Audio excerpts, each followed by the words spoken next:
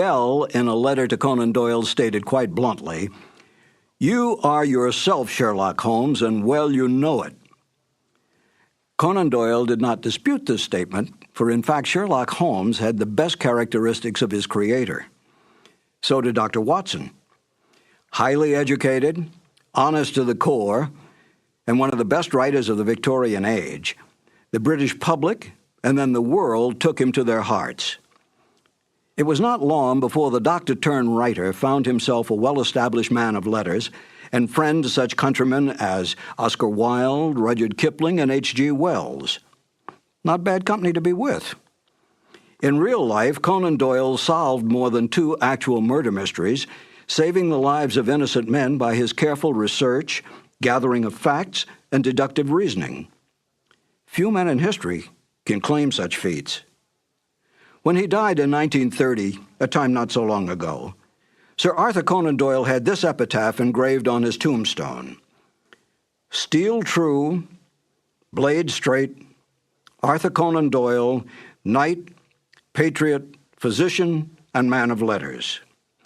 Fitting words for such a giant of a man. And now, Basil Rathbone and Nigel Bruce in The Adventure of the 00. This episode from the life of Sherlock Holmes will be transmitted to our men and women overseas by shortwave and through the worldwide facilities of the Armed Forces Radio Service. Petri Wine brings you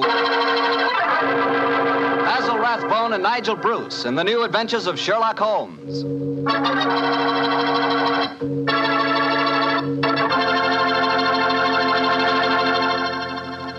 The Petri family, the family that took time to bring you good wine, invites you to spend the next half hour listening to Dr. Watson tell us another exciting adventure he shared with his old friend, that master detective, Sherlock Holmes. And say, let me tell you something I found out just the other day. Steaks are really back again. Good, thick, juicy porterhouse steaks. That's for me. A thick, tender steak on the rare side, together with a glass of Petri California Burgundy. You know, Petri Burgundy is a perfect mealtime wine. And with meat or any meat dish, it's the very last word in good eating. Honestly, when you taste the wonderful flavor of that rich red Petri Burgundy, you're tasting one swell example of the art of winemaking. It's full-flavored and just about the most delicious wine that ever poured from a bottle. Try it the next time you have steak or chops, or the next time you have hamburger or pot roast. Believe me, Petri Burgundy is the best friend a good meal ever had.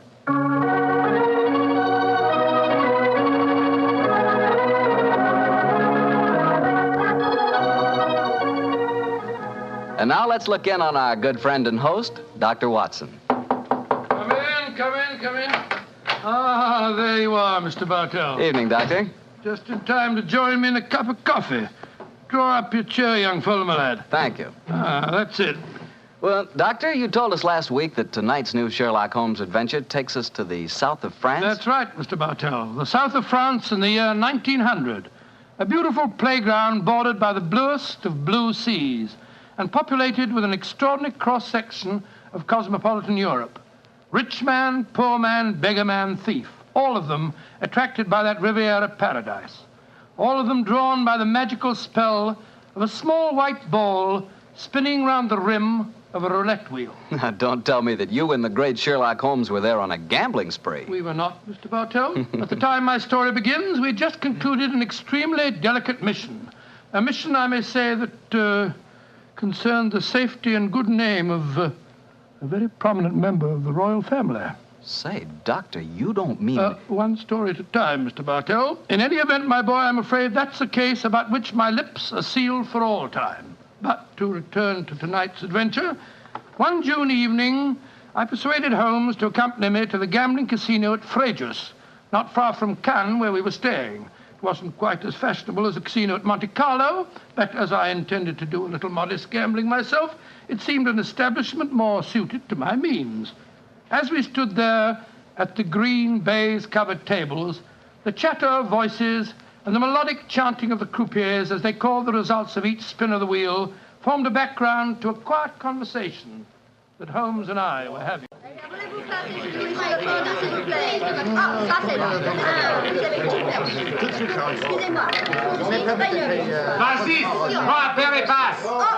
Lost again, Watson. Oh, confounded. That number 10 must come up soon. Oh, why not cut your losses, old fellow, and come for a stroll with me on the waterfront? Well, just let me make a couple more bets, Holmes. I have a feeling that 10 is bound to come up in a minute.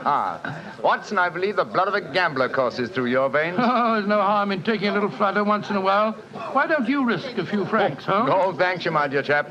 The law of averages convinces me that my money is safer in my pocket. In any case, I'm a little dubious as to the integrity of this particular casino. Well, what makes you say that? Well, you will observe that this roulette wheel has a double zero. Most continental wheels have only a single one. It would indicate that this house is extremely concerned with its percentage. Mesdames et messieurs, faites vos jeux. Oh, just 2 more turns of the wheel, Holmes, and I'll take that walk with you. Oh, you müssen sich hier spielen. Why do you not play from the other side of the table? Why must you always stand next to me? Hello. What's the trouble up there? I've placed my bet, so let's go and see. I ask you, sir, why do you play here beside me? I'm afraid I don't see any reason why I can't play wherever I swish. You've broken my luck. Ever since you come to the table, I've done nothing but lose. Please to move away. Well, move away yourself if you don't like my company. Heinrich, why do you not stop now? You've already lost more than we can afford. One more throw, Elsa. I can win it all back if only this young man will move away. Why should my husband move? He's had a bad run of luck, too. Rien ne va plus. Neuf. Rouge, impériment. Ah, you've lost again, Watson. Heinrich, you must stop now. I must stop, Elsa, because I've lost everything. I hope you're satisfied, Mr. American. You've broken my luck and ruined me. I hope that you and your turn will be ruined too. Heinrich, wait for me. I never heard such rubbish in my life. Were you listening to him, sir? I heard his last few remarks, Mr. Gilbert. Roger Gilbert. And this is my wife, Helen. How do you do? My name is Holmes, and this is my friend, Dr. Watson. How do you do? How do you do? Didn't you think his remarks were a little out of place, Doctor? I certainly did, Mrs. Gilbert. I don't see how he can possibly blame your husband for his run of bad luck. I didn't like the look on his face as he left the table, though. Have you any idea who he is? His name is Schneemann. He's staying at the same hotel as we are. I've never spoken to him, but I've heard him being paged there. Well, he shouldn't gamble unless he can afford to lose. Well, I'm losing, darling, and I can't afford it. Oh, but I can let you have more money. You know that. Oh, no, Helen, I may have married an heiress, but I'm not going to use her fortune to gamble with. Oh. I'll lose my own money, and then I'll quit. Mesdames et messieurs, faites vos jeux. Your last bet, Watson? Yes, Holmes, this time I know that number 10 is going to come up. It's got to.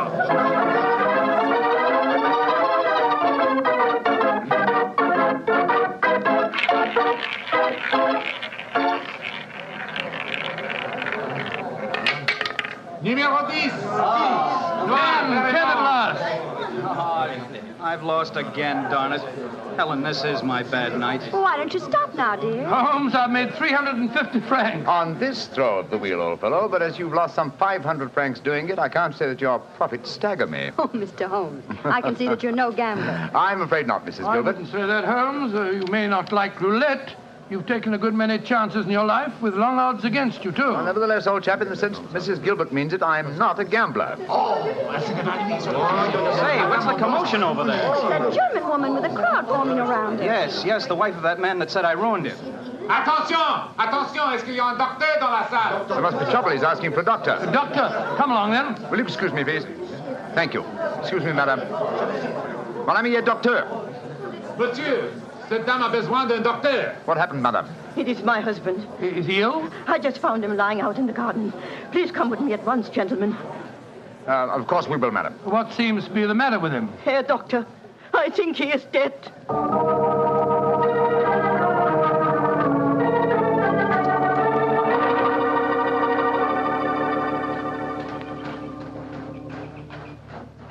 He's lying by that tree, Doctor. Please see if you can help him. Somebody else seems to be on the scene before us. Who are you, sir? I am Monsieur Chevray, director of the casino. Do any of you know this poor man? I am his wife.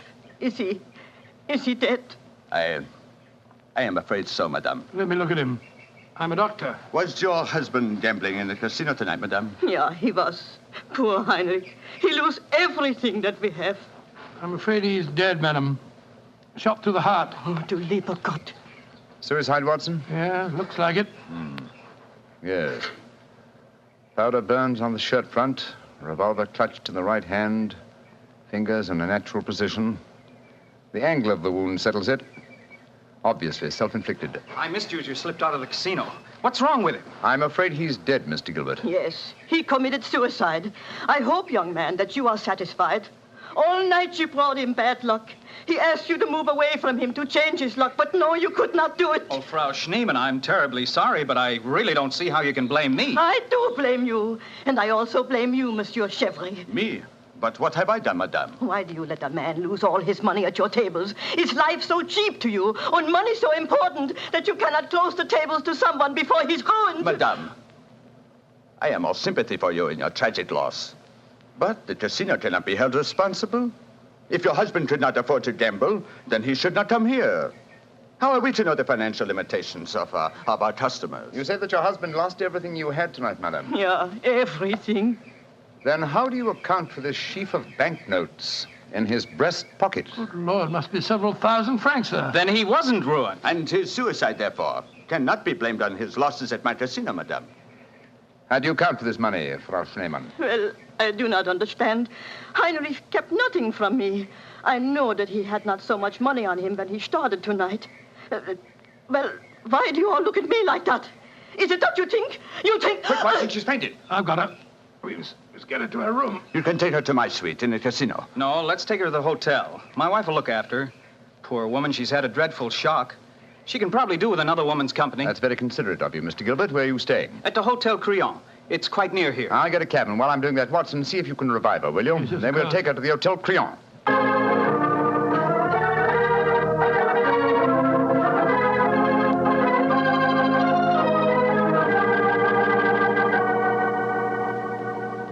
Very kind of you, Mrs. Gilbert, to let us bring the poor lady into your suite. Well, it's the least I can do, in spite of what she said about Roger bringing her husband bad luck. I'm sure she'll need your help when she wakes up, Helen. Yes, I think you'll find that she'll sleep for some hours. I gave her a strong sedative. Well, we were just about to have a drink, gentlemen. Do you care to join us? Oh, thank you, sir. Well, that'd be very nice, Mr. Gilbert. Roger was just telling me that quite a large sum of money was found on Herr Shaman's body, Mr. Holmes. Yes, Mrs. Gilbert. Several thousand francs. It's very puzzling, Holmes. Why should a man commit suicide with so much money on him? I think the answer is obvious. He didn't. What on earth do you mean? Well, the money was placed there after he had shot himself.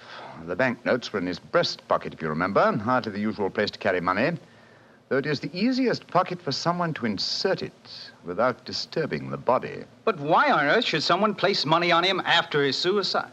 To prevent the casino from getting a bad name. I've heard of it being done on several similar occasions. Gives the impression that the unfortunate victim had other motives than gambling losses to account for his suicide. Great Scott, you mean that one of the casino employees found the body lying there and slipped the money in his breast pocket before we arrived on the scene? As you know, my dear Watson, I'm not a gambling man, but I'll lay you 100 to 1. That is what happened. Well, that's a new one.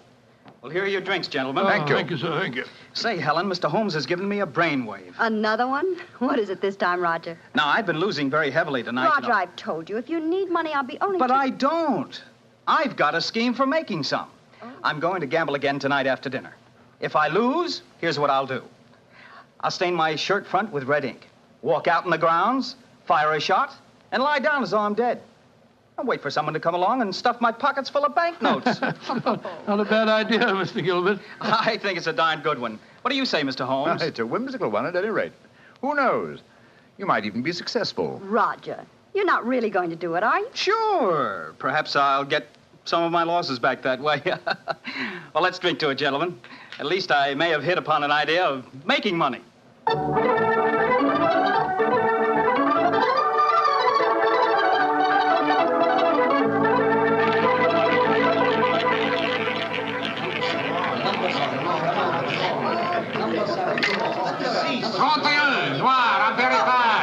My dear Watson, you'll have to work hard at your practice when you get back to England. Your infallible system appears to be extremely fallible. And yet the fellow who told me about it said it couldn't miss. It's just a matter of doubling the stakes each time you lose, and then... my dear fellow, I've been studying your system, but I can tell you a really infallible way of making money at roulette. You can? What is it? Well, own the gambling house and operate the tables yourself. The odds would be all in your favor. Oh, what a brilliant suggestion. The gambling house will not able to... Not gambling for tonight, Watson? It's nearly 11 o'clock. Yeah, I think so. Let's take a stroll round the other table, shall we? By the way, old fellow, the young American, Mr. Gilbert, was losing heavily again tonight. He was? I wonder if he'll try that trick that he threatened, the one with the red ink and the shot in the night. I shouldn't be at all surprised. As a matter of interest, I saw him leave the tables about half an hour ago. Here comes his wife, on the arm of Monsieur Chevry, the director of the casino. Good evening, Mrs. Gilbert. Monsieur? Bonsoir, monsieur. Hello, Mr. Holmes, Dr. Watson. Monsieur Chevry is giving me a personally conducted tour of the casino. It's quite fascinating. And it is quite fascinating for me to have so beautiful a woman on my arm, mademoiselle. I know that I am the envy of all the men in the room. Oh, stop flattering me so much. I'm not used to it. Mrs. Gilbert, how is Frau Schneemann? She seems much better. She wakened an hour ago and insisted on going back to her own room. I wanted her to spend the night with us in our suite, but she wouldn't hear of it. I think I should drop in and see her before I go to bed. Oh, you have finished the gambling for tonight, perhaps, Doctor? No, perhaps about it, Monsieur Chevry. I've had a bad run at the tables. Oh, I am so sorry. Has anyone seen Roger? He left the tables about half an hour ago, Mrs. Gilbert. After doing as I did and losing quite heavily. So he lost again, did he? I wonder if he'll try that new system he was talking about. We were just discussing that possibility ourselves, Mrs. Gilbert. Mrs. Gilbert! Mrs. Gilbert! Frau Schneemann, you shouldn't have left your hotel, you know. It is too late to worry for me, Herr Doctor. It is for Mrs. Gilbert now that you should worry. What do you mean, madame? Well, I went back just now to where poor Heinrich died. And there, lying in the grass, I saw another body. I was too shocked to go too close. But I am quite sure that I recognize your husband, Mrs. Gilbert. Oh, Dr. Watson, she's ruined Roger's trick. And he'll have taken fright and bolted by the time we get there. Possibly. Let's go at once and find out, shall we?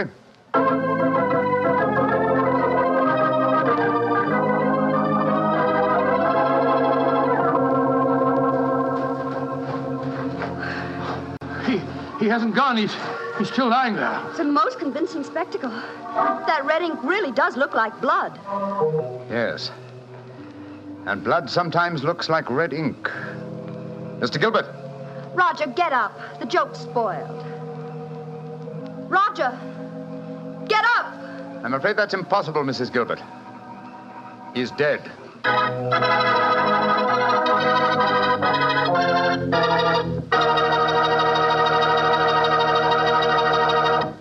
Dr. Watson's story will be continued in just a second, which is all the time I need to tell you that the easiest way I know to transform a simple meal into a feast is to serve that meal together with Petri California Sauterne.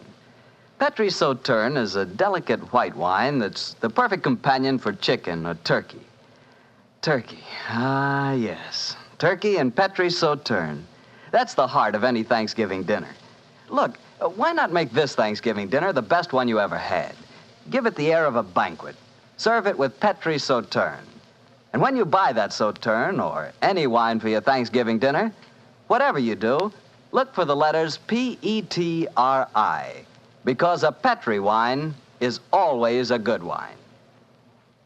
Well, Doctor, so the young American's joke turned out to be another tragedy. Yes, Mr. Bartell. The poor fellow was lying there dead with a bullet wound in the heart and a great splash of blood staining the whiteness of his shirt front. What happened next? Monsieur Chevry, director of the casino, took the distraught widow away from the scene while Holmes and I examined the body closely. Within a few minutes, we were joined by Inspector Ganivet of the French police.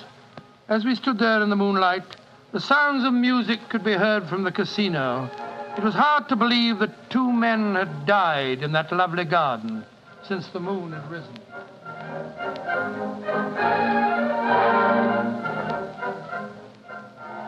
Monsieur Holmes, you and Dr. Watson have concluded your examination? Yes, Inspector Ganivet. Will you favor me with your observations? You say that you are certain that this is not another suicide? I'm sure of it, Inspector. Look at the wound. The bullet entered the body at a direct right angle, whereas a self-inflicted shot is always fired obliquely. Yes, that is so. Then you suggest that this man was shot from above as he lay on the ground pretending to be dead? I'm convinced of it. Why, Monsieur Holmes? Well, for two reasons. Though it's impossible to be sure without a laboratory test, I'm certain that beneath those blood stains are stains of red ink. Look for yourself, Inspector. Mm-hmm. Yes, indeed, it does look like it. What is your other reason for being certain that this man was shot as he lay here pretending dead? Show him the banknotes, Watson. Here you are, Inspector. We found them stuffed in his breast pocket. So, banknotes with a bullet hole through the middle of them. Very illuminating. Tell me, gentlemen, how many people knew of this This little plot you have told me about, this plan of the dead man's to pretend to be shot. Just 3 people, Inspector. Dr. Watson, myself, and Mrs. Gilbert. Alors, then the answer is obvious. You and your friend are innocent. It must be the wife who killed him. No one else knew of the plot. I'm not so sure of that. Frau Schneemann, the dead German's widow, was in the next room when Gilbert told us about his plan. She might have heard, though I could swear that she was asleep.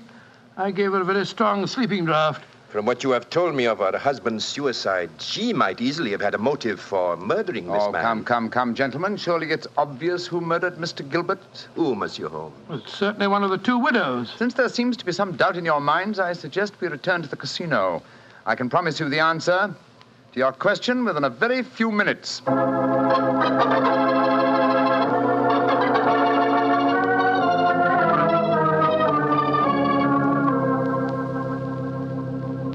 Well, Monsieur Chevrolet, now that we're all assembled in your office, I shall sit down quietly and let Inspector Ganivet conduct his examination. No, Monsieur Holmes. No, you have handled the case so far. Please to continue it to the end. Yes, Mr. Holmes. I should appreciate it. On behalf of the casino. Very well, gentlemen. It won't take me long. Frau Schneemann. Ja, Herr Holmes. What time did you leave your hotel tonight? Well, I do not know what time it was. Well, what made you leave it? I could not sleep. I knew that they had taken poor Heinrich's body away, but I felt that I must walk back there. It was the last place I saw him alive. How close did you come to Mr. Gilbert's body when you saw it lying there? Oh, close enough to see who it was. Then I ran into the casino to tell his wife. I knew what had happened. How did you know? You say you didn't come close to the body. I could tell by every line of the body as it lay there. I could tell because I knew that poor Heinrich's death would not be avenged. Thank you, Frau Schneemann. That will be all. You may go. Monsieur Holmes, she has no alibi. Surely you should stop her. Ganivet, if I'm to conduct this investigation, I must do it my own way. Pardon, Monsieur Holmes. Please continue. You may go, Frau Schneemann. Mrs. Gilbert? Yes, Mr. Holmes. Where were you prior to our meeting in the casino tonight, just before we discovered your husband's body? After I left the hotel, I walked over here along the seafront. Can anyone verify that statement? I suppose not. I didn't meet anyone that I knew. And what did you do when you arrived at the casino? I played a little chemin de fer. A few moments later, Monsieur Chevrolet came over to the table and asked if he might escort me over the club. 10 minutes after that, we walked into you and Dr. Watson. That is quite true, Monsieur Holmes. I can swear to it. Thank you, Mrs. Gilbert. I'm sorry to distress you with these questions. You may go. I'll wait outside, Mr. Holmes. I must know what happened. Wait for me there, madame. I shall join you in a few minutes and escort you home. Well, another suspect with a poor alibi, eh, Ganivet? I must say, Monsieur Holmes, your methods puzzle me. It seems to me that both those women should be watched. Yes, I agree with the Inspector, Holmes. Please don't worry, Inspector. I've asked 2 of your plainclothes men to keep an eye on the ladies. And now, Monsieur Chevrolet, I'd like to ask you a few questions. Ask me any questions you wish, Monsieur Holmes. Thank you. You will agree that it is the custom of the casino to put money on the bodies of suicides after their death, to give the impression that gambling losses were not responsible for the tragedy. Well, I do not think... Oh, come now, Chevrolet. I know that is a fact as well as you do. Exactly. Now, on those rather gruesome occasions, whose responsibility is it to secrete the money? Yours? Or do you entrust the matter to an underling? I do it myself. I see. Did you place the money on Herr Schneemann tonight? Yes, monsieur, I did. And did you also perform the same service on the body of Mr. Gilbert? No. I knew nothing of that death until a German lady, Frau Schneemann, come running into the casino. Excuse me interrupting, Monsieur Holmes. Of course, Inspector. What is it? I think that you are wasting time. It is obvious that Madame Gilbert committed the crime. She knew of her husband's plot, she had no alibi, and she had the motive. For is not marriage itself the greatest of all motives for murder? Oh, my dear Inspector. How very cynical. Madame Gilbert did not kill her husband. I know it. And what is your opinion, Watson? Well, it's that German woman. She had no alibi either. And remember, she was half mad with grief. Monsieur Chevrolet, you say that you know Mrs. Gilbert is not guilty. How do you know? I was with her myself at the time the murder was committed. Oh, indeed. How very interesting. And what time was the murder committed? Well, it was... Our investigations have never established what time the murder was committed, Monsieur Chevrolet. I'm afraid you've walked into my trap. You've given yourself away. Great Scott, Chevrolet, it was you. Chevrolet, I've known you a good many years, and this is going to be a hard thing to do. I am going to arrest you. Oh, no, you're not, Ganivet. Put down that revolver, sir. Do not be frightened, Doctor. I am not going to shoot you. Chevrolet, why did you murder Roger Gilbert tonight? Surely you know that too, Monsieur Holmes. Because I am in love with his wife. She's young, beautiful, and rich.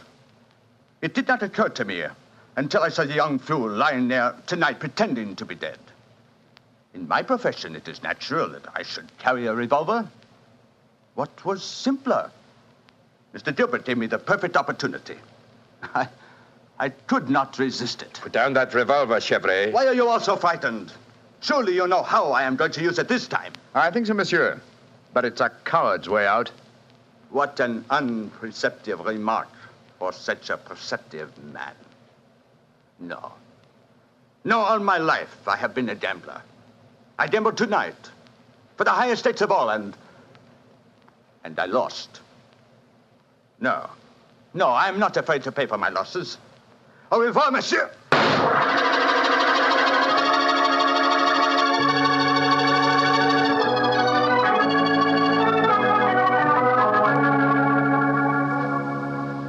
What an extraordinary case, Holmes. I never suspected Chevrolet. And I, old chap, suspected him from the beginning. Well, I wasn't the only one who was stupid anyway. Inspector Ganivet thought it was the wife. True. Very puzzling conclusion for a detective inspector to arrive at. Well, it seemed logical enough to me at the time. No, my dear Watson. Cold logic should have told you otherwise. Roger Gilbert had been losing heavily and had planned this hoax. He obviously had no money on him. Therefore, the money was planted in his pocket by Chevrolet. After he shot him? No, my dear fellow. Before. Before? The bullet hole through the banknotes provided that. Now, had the money been put there innocently, Gilbert would have, come back to life as soon as the person placing it there had left. He would not have remained lying on the ground for a murderer to find him. Then Chevrolet must have bent over him as he lay there, placed the money in his breast pocket, and then fired. Precisely, Watson. Well, Holmes, I must say you solved it very neatly. You've told Inspector Ganivet that you wanted no credit in the case. Naturally, publicity would be unfavorable. If you remember, no one is supposed to know that we're in the south of France. I'm certain that the inspector learned a few tips about detection tonight. Possibly, old fellow. And I hope that you have learned a few things about gambling. How do you mean, Holmes? Well, you're backing the wrong color. A gambler is usually superstitious, and superstition... Well, I should have told you what color to follow tonight. I still don't understand you, Holmes. I was playing number 10. Exactly. Number 10 is black. You should have followed a red color tonight, old fellow. The color of red ink. Red ink. And blood.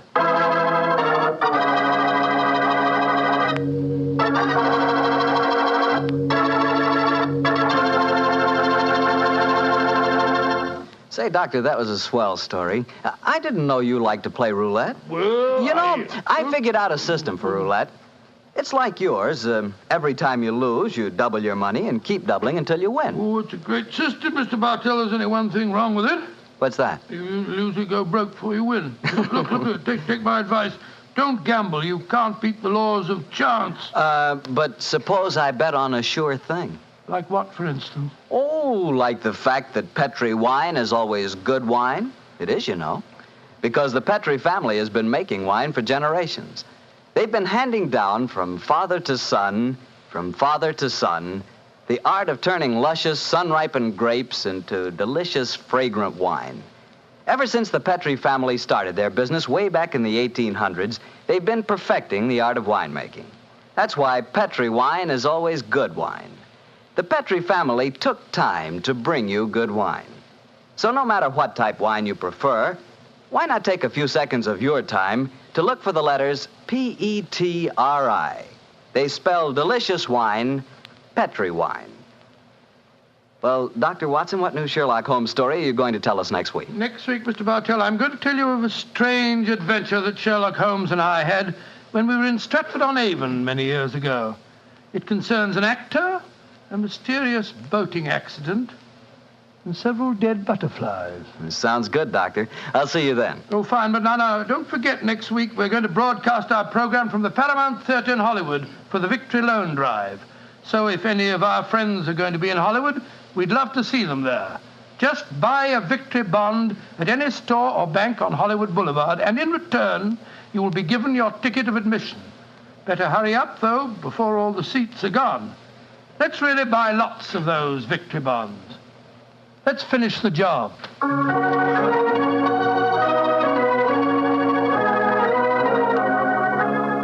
Tonight's Sherlock Holmes adventure is written by Dennis Green and Anthony Boucher and was suggested by an incident in the Sir Arthur Conan Doyle story, A Study in Scarlet. Music is by Dean Fossler.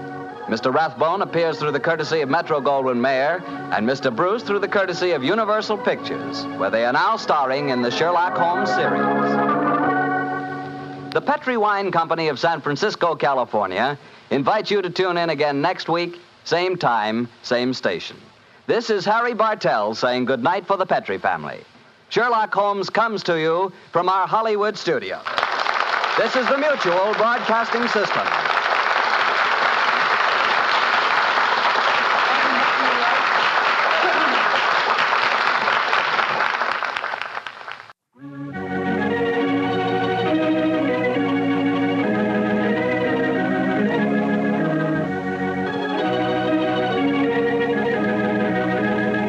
The two episodes you've just heard, the original The Adventure of Thor Bridge and The Double Zero, are part of the New Adventures of Sherlock Holmes starring Basil Rathbone and Nigel Bruce, and are a 1989 copyrighted production of 221A Baker Street Associates. The Sherlock Holmes stories and the characters of Sherlock Holmes and Dr. John H. Watson were created by Sir Arthur Conan Doyle and are used with the kind permission of Dame Jean Conan Doyle. This is Harry Bartell. Won't you join me again on another cassette when I present Murder in Wax and The Man with the Twisted Lip? Thank you for listening.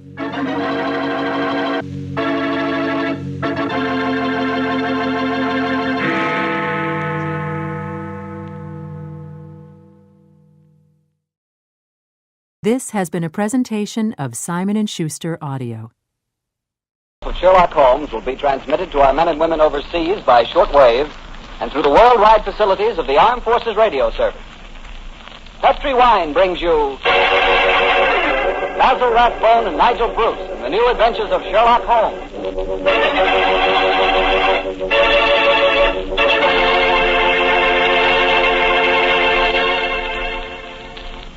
The Petri family, the family that took time to bring you good wine, invite you to listen to Dr. Watson tell us another exciting adventure he shared with his old friend, that master detective, Sherlock Holmes. Well, right about now, you're probably taking a little breather in your last-minute rush to get everything ready for the big day tomorrow.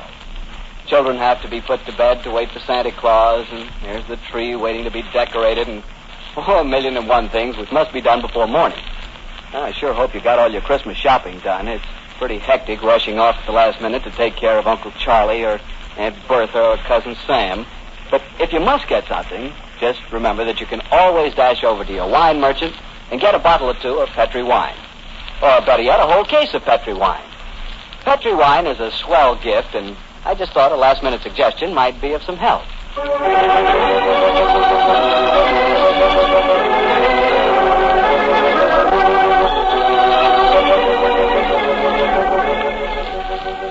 And now I'm sure our good friend Dr. Watson's waiting for us, so let's go in and join him.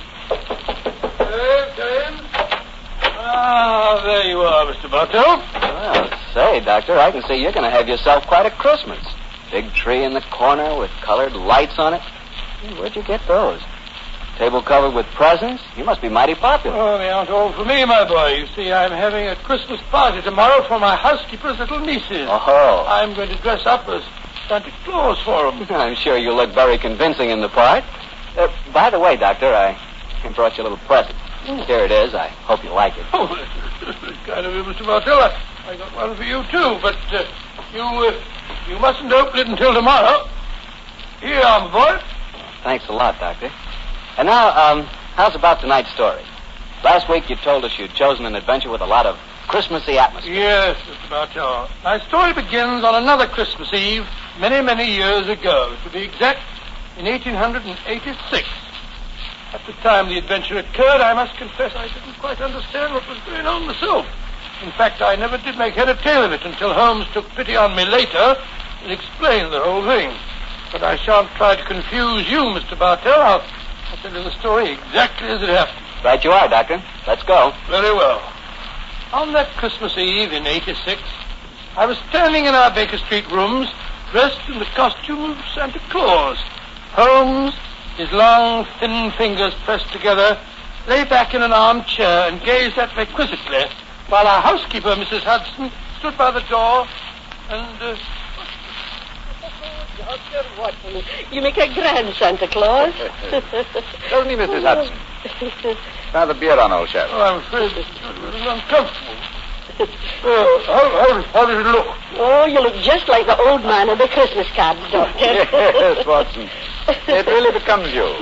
The cheery twinkle of the eyes, the ruddy complexion, and the appropriate girth. Oh, a shame we can't obtain some snow and a sleigh and reindeer for you.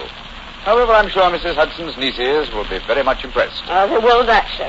And it's very kind of you, Doctor, to offer to come over to that house with me. With her father in the hospital and my sister at his bedside, it would have been a very miserable Christmas without you. I should enjoy myself, but I think I'll take this beer off till we get there. That's it.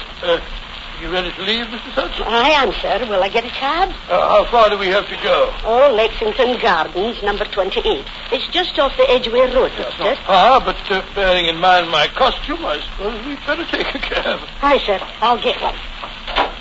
Holmes, what are you going to do with yourself? I hate leaving you alone on Christmas Eve. Oh, don't worry, old chap. I shall spend a profitable evening writing on my new monograph. What's this one about? An analysis of teeth marks on pipe stems, with particular regard to indicated character. Gracious me, how exciting. Well, I must be going. Don't forget your sack of presents, Watson. No. And when you come to distribute them, you will find that I took the liberty of adding a few trinkets on my own behalf. That's very thoughtful of you, Holmes. Excuse me, Mr. Holmes, but there's a gentleman to see you. Says he's an old friend of yours. Here's his card, sir. Oh, thank you, Mrs. Hudson. Why, it's Lord Whitcomb. Splendid.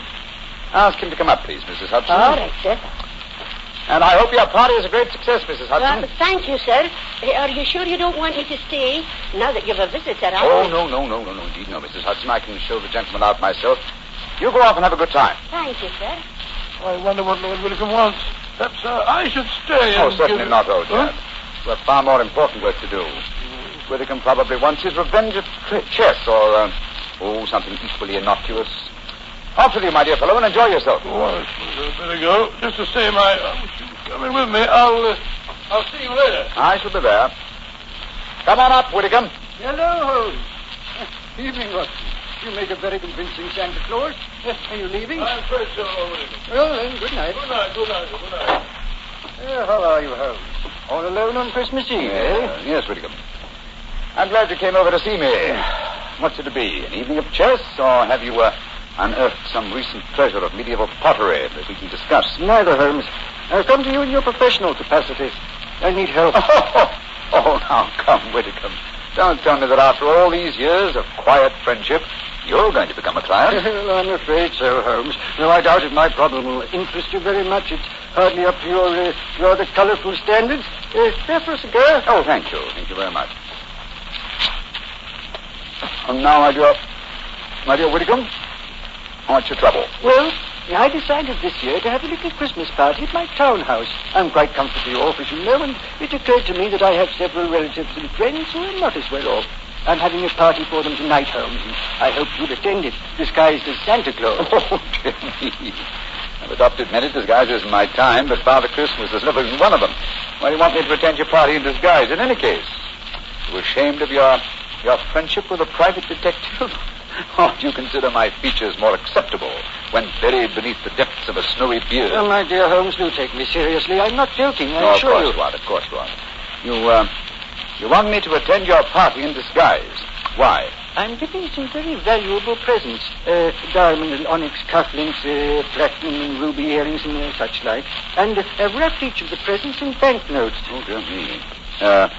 Where are these presents now? In a sack, in the charge of my butler.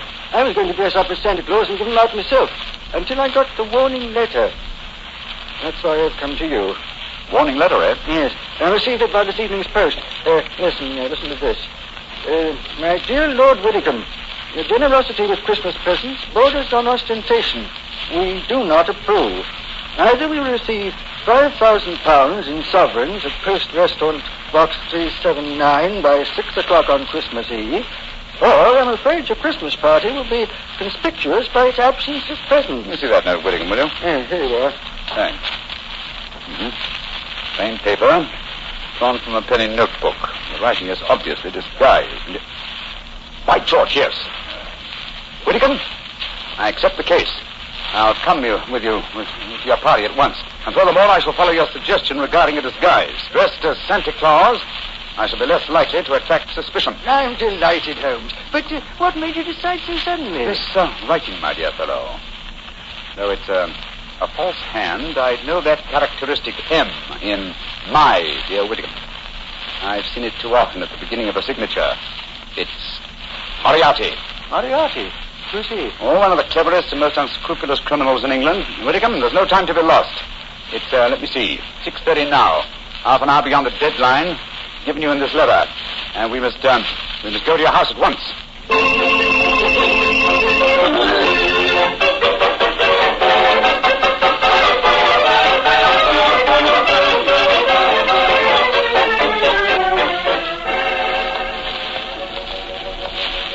This is as far as the cab can take us, Doctor. Here you are, cabby. Here's 5 shillings for you, and a Merry Christmas to you. Oh, bless you, Governor. And a Merry Christmas to you, too. You said you wanted to get into the house through the back wing so that you could surprise the children. Yes, I thought I'd pretend to come down the kitchen chimney. Oh, you can get to the back of the house by going up the alley here. I'll go in the front door. Splendid. Which is the house, Miss Hudson? Number 28. It's the third one down the alley, Doctor. I'll have the back window open in no time, and you can slip in without any of the bearing seal. Oh, very well. Gloomy little street, I must say. Hello? Where's the music coming from? Oh, it's from that temple across the street, Doctor. The disciples of the Octagonal Square, they call themselves. Oh, what on earth do you suppose that means?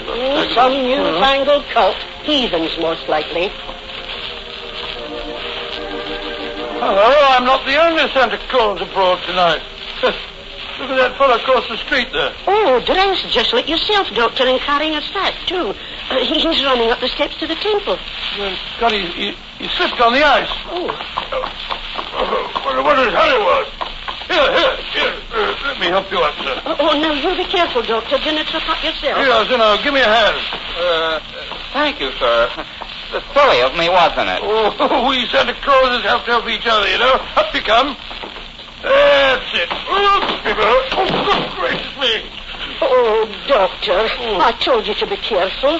Now you've fallen too. Oh, it's this confounded red coat of mine. It tripped me up. Oh, did you hurt yourself? Oh, I'm all right. How about you, sir? Oh, I'm all right, thanks. It's silly of me to run, wasn't it? Here's your sack, sir. Thank you. Good night, and Merry Christmas. Same to you, sir. Oh, he went into the temple. Must be a disciple of the Octagonal Square. Are you sure you're no hurt, Doctor? No, of course not. Thank you, Miss Hudson. Here, give me my sack, please. Thank you. Your sister's house is the third one down this alleyway, you say? Aye, and I'll hurry and open the back window. I'll be waiting for you, Mrs. Hudson. It's going to be rather fun. What a shame Holmes isn't with us.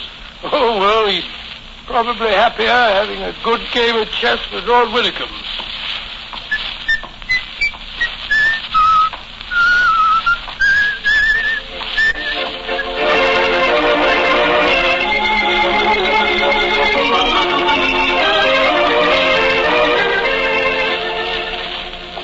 This is my house, Holmes. Number 39. 39 Branston Square, eh?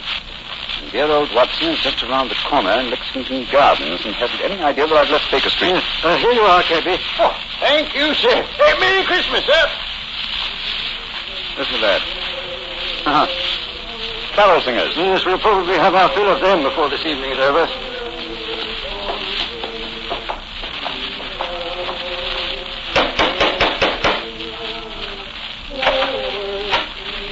Good evening, my lord. Have the guests arrived, Hargreave? Most of them, sir. They're in the library. You brought another Santa Claus with you, I see, my lord. Another Santa Claus? What do you mean? A gentleman arrived 3/4 of an hour ago, sir, dressed as Santa Claus. I took him to your study, my lord, and showed him the sack of presents. Confound it! You got here before us. Where is this study? This way. I hope I didn't do wrong, my lord. You told me that a gentleman dressed as Santa Claus would be coming here. Dear me, the gentleman appears to have gone. Yes, and the sack containing the presents with him. But he can't have left the house, my lord. I've been watching the front door. Yes, and while you were doing that, he stepped out through the window here. The catch is undone. Hargreaves, describe this man. I can't tell you much about his appearance, I'm afraid, sir. He was dressed as Santa Claus, just like yourself. But I did notice one thing about him, sir. Oh, what was that? He lisped, sir. It was quite pronounced. Of course. Lou, the Lisper. Who on earth is Lou the Lisper? One of Moriarty's most trusted accomplices. Fortunately, though, I've had news of him lately through my underworld grapevine. You know where he lives? He's reputed to have some connections with a new cult that call themselves the Disciples of the Octagonal Square. Their headquarters are just round the corner from here. Then let's go there at once. Of course, and Hargreaves. Yes, sir. Get a message to Scotland Yard as fast as you can. Ask for Inspector Lestrade. Tell him to join me at the Temple of the Octagonal Square in Lexington Gardens as soon as possible.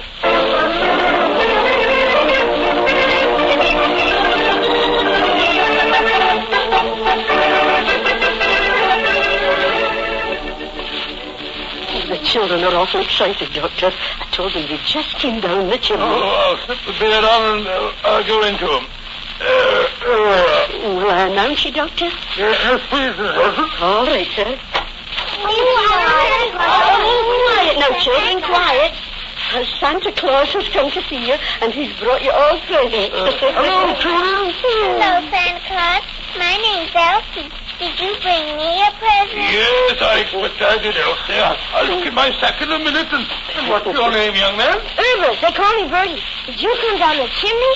Yes, Bertie. I bet you didn't laugh all the time doing it. You're so fine. Oh, don't be rude, Bertie, or Santa Claus won't give me your presents. Well, children, gather around me and I'll see what presents I have for you all. That's Bertie. The first present is for...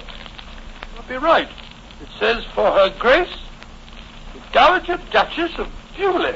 Do you suppose Mr. Holmes has been playing a practical joke on you, Doctor? I suppose so, though I can't see the point, but he did say that he'd added a few trinkets of his own. I want my present. Then supposing you take this one, Elsie.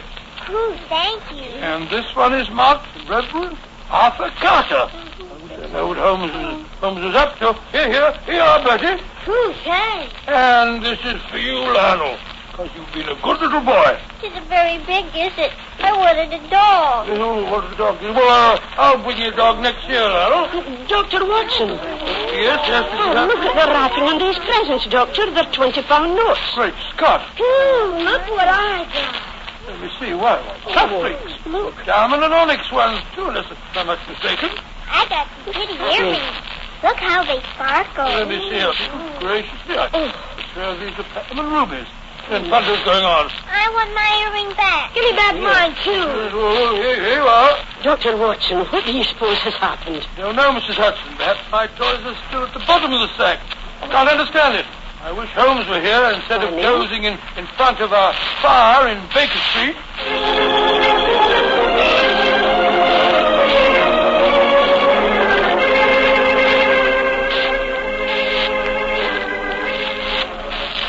Where are you, Holmes?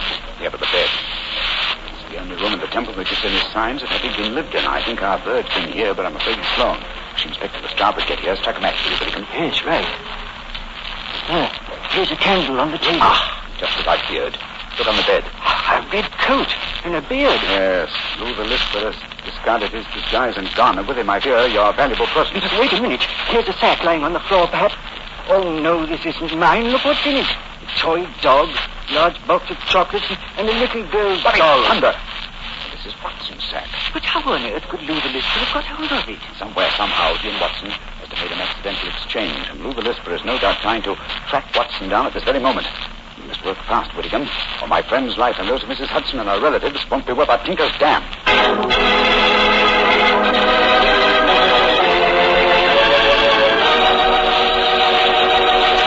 Oh, now, Doctor, you can't break off your story there. Oh, yes, I can, my boy. Before I go on, I thought we'd have a glass of port just to freshen us up. Oh, well, that's something different. Cool. Instead of talking about port, as I sometimes do, it'll be nice to drink some, please. There you are, my boy, and a Merry Christmas to you. The same to you. And now, what happened next, Doctor? We left you at the children's Christmas party, and Sherlock Holmes and Lord Whitcomb around the corner at the Temple of the Octagonal Square. Yes, Mr. Bartell. Although at the time, of course, I had no idea what was going on. There I was, cheerfully handing out gifts worth, well, if not a king's, at least a baronet's ransom. While outside the Temple of the Octagonal Square, Holmes and Lord Whitcomb were talking to Inspector Lestrade of Scotland Yard. That's the case in a nutshell, Lestrade. Yeah, seems to me, Lord Whitcomb, it would have been wiser to get in touch with Scotland Yard when you first got the warning note. You could have nabbed him when he came to your house and pinched the sack of presents. Lestrade, this is no time for postmortems. We've got to reach Lou the Lisper before he finds Dr. Watson. Do you suppose you can do that, Holmes? It wouldn't be difficult. Lou the Lisper is nearly as clever as his master, Professor Moriarty. The chances are that you were followed when you came to Baker Street tonight, Whitcomb, and it's equally likely that Watson and Mrs. Hudson were followed as they left it. Moriarty seldom leaves anything to chance. Well, where did Dr. Watson go tonight? 28 Lexington Gardens is just around the corner from here. Well, then let's go there at once. Right now, quarry away? No, Lestrade. It seems a little Saturday. Now, Lou the Lisper wishes to recover that sack of presents from Watson. How would he invade the party with the least trouble? By dressing up as Santa Claus again. No, I think he's overplayed that role for one evening. Well, then how would he try to get in? Come now, Lestrade, come on. Our group of people can enter any house on Christmas Eve without invitation and without creating suspicion. The carols. Exactly, my dear fellow. Wouldn't be at all surprised if at this very moment Lou the Lisper and some of his gang are singing carols outside 28 Lexington Gardens. Well, then what are we going to do? Form a rival choral society. How many men did you bring with you? 3. A sergeant and 2 constables. They're wearing greatcoats, of course. Yes, Mr. Holmes. Good. Why? Then hide their helmets and pretend to be singers. Come on there. Let's go over and while we're walking, we'll rehearse our carols. We must appear reasonably convincing. Sound your A, Lestrade. Sound your A.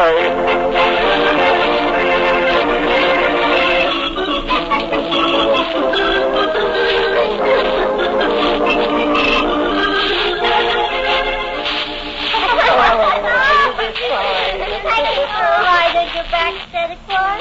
No, you mustn't make Santa Claus too tired. So, Mrs. Hudson. Now, hop on, Lionel, hop on. There we go. Can't they come inside and sing for our Santa Claus? Yes, of course they can. Ask them to come in, Mrs. Hudson, will you? Come on, let me get on your back. No, take it easy. I want to see your reindeer, Santa.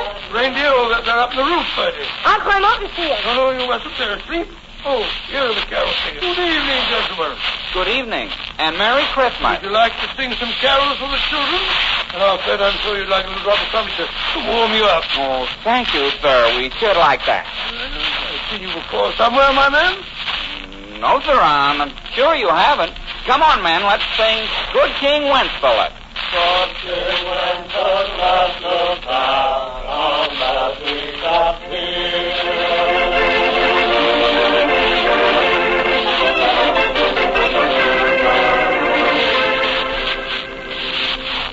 Well, here we are outside the house, Mr. Holmes. Now what? Listen.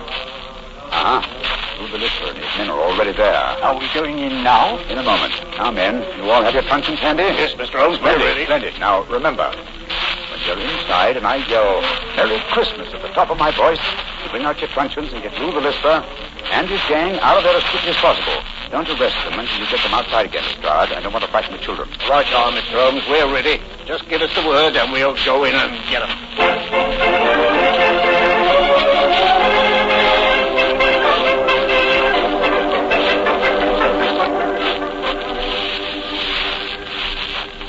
That was very nice singing. And now, how about something to warm you up? That won't be necessary, Dr. Watson. See to the door, Sammy. Now all of you stay right where you are. Who are you? What do you think you're up to? Please don't be difficult, Doctor. All I want is the jewels out of my sack that you stole from me tonight. If you try and stop me, I shall have to hurt you. Why do you talk so funny? Have you got a cold like me? Shut up. Now, Doctor, where are the jewels? Clip it. There are some more carol singers outside. What time to go, what do you do?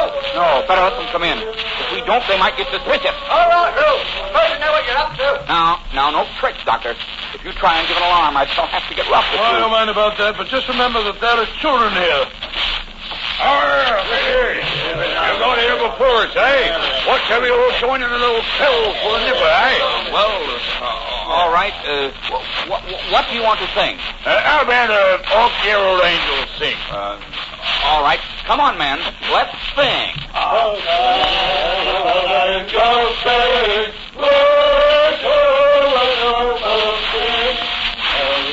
Merry Christmas!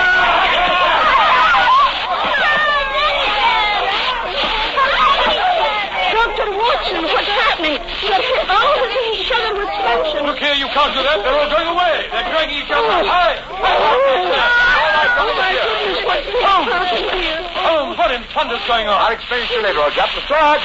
Take them to Scotland Yard and prefer charges. I'll be over in a little while and give evidence. Right, you are, sir. Too bad he didn't get Professor Moriarty, too. Well, at least we have some of his cohorts. I'll see you later, Lestrade. I wish I knew what was going on here. Is Moriarty fixed up in this business?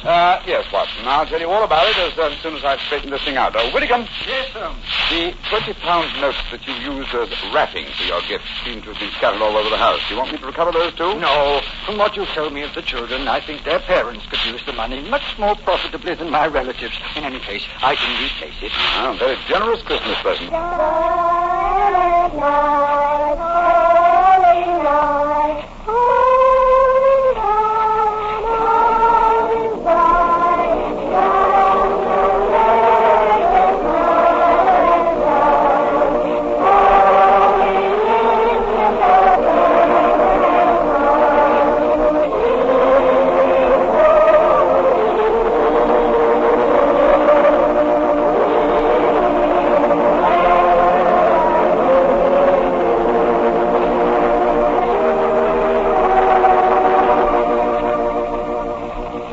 Doctor, that was a swell story.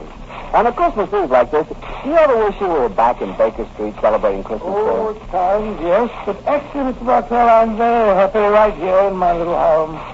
And what with the troubles of the world on their way to being settled, it looks as if this is the brightest Christmas that I've ever had. That's how I feel about it, too, Doctor. Well, I hope that all our friends listening is just as happy this Christmas Eve as we are. And speaking not only for myself, but I know for all of us, and for the Petrie family, too, we wish every one of you a happy Christmas from the bottom of our hearts. God rest ye merry, gentlemen.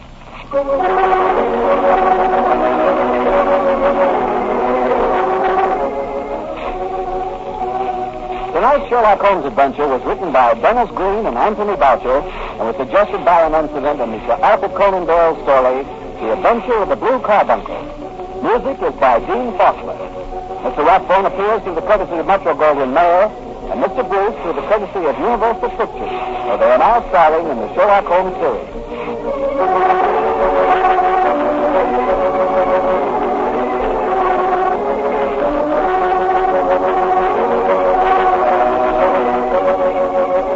The Petrie Wine Company of San Francisco, California, invites you to tune in again next week, same time, same station. Sherlock Holmes comes to you from our Hollywood studio.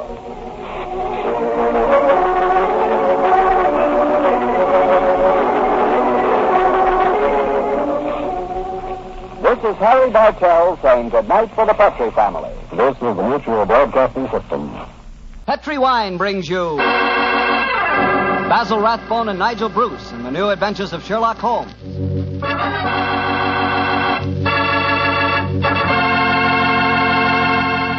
The Petrie family, the family that took time to bring you good wine, invites you to listen to Dr. Watson tell another exciting adventure he shared with his old friend, that master detective, Sherlock Holmes.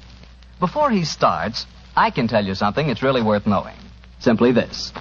The best beginning a good meal ever had is a glass of Petrie California Sherry. Petrie Sherry is the perfect before-dinner wine. While you're waiting for dinner to be put on the table, pour yourself a glass of that clear, amber-colored Petrie Sherry. Now, just sit back and sip it slowly. Take your time so you can thoroughly enjoy every single drop of that wonderful Petrie flavor. And what a flavor that sherry has. It comes right from the sun-ripened heart of wonderful California grapes. You may be a real wine expert and know all about sherry wine, but believe me, until you've tried a Petrie Sherry, you're really missing something. Serve Petri sherry alone, or serve it with canapes or appetizers. And by all means, serve it proudly. You can because the letters P-E-T-R-I spell the proudest name in the history of American wines. Petri.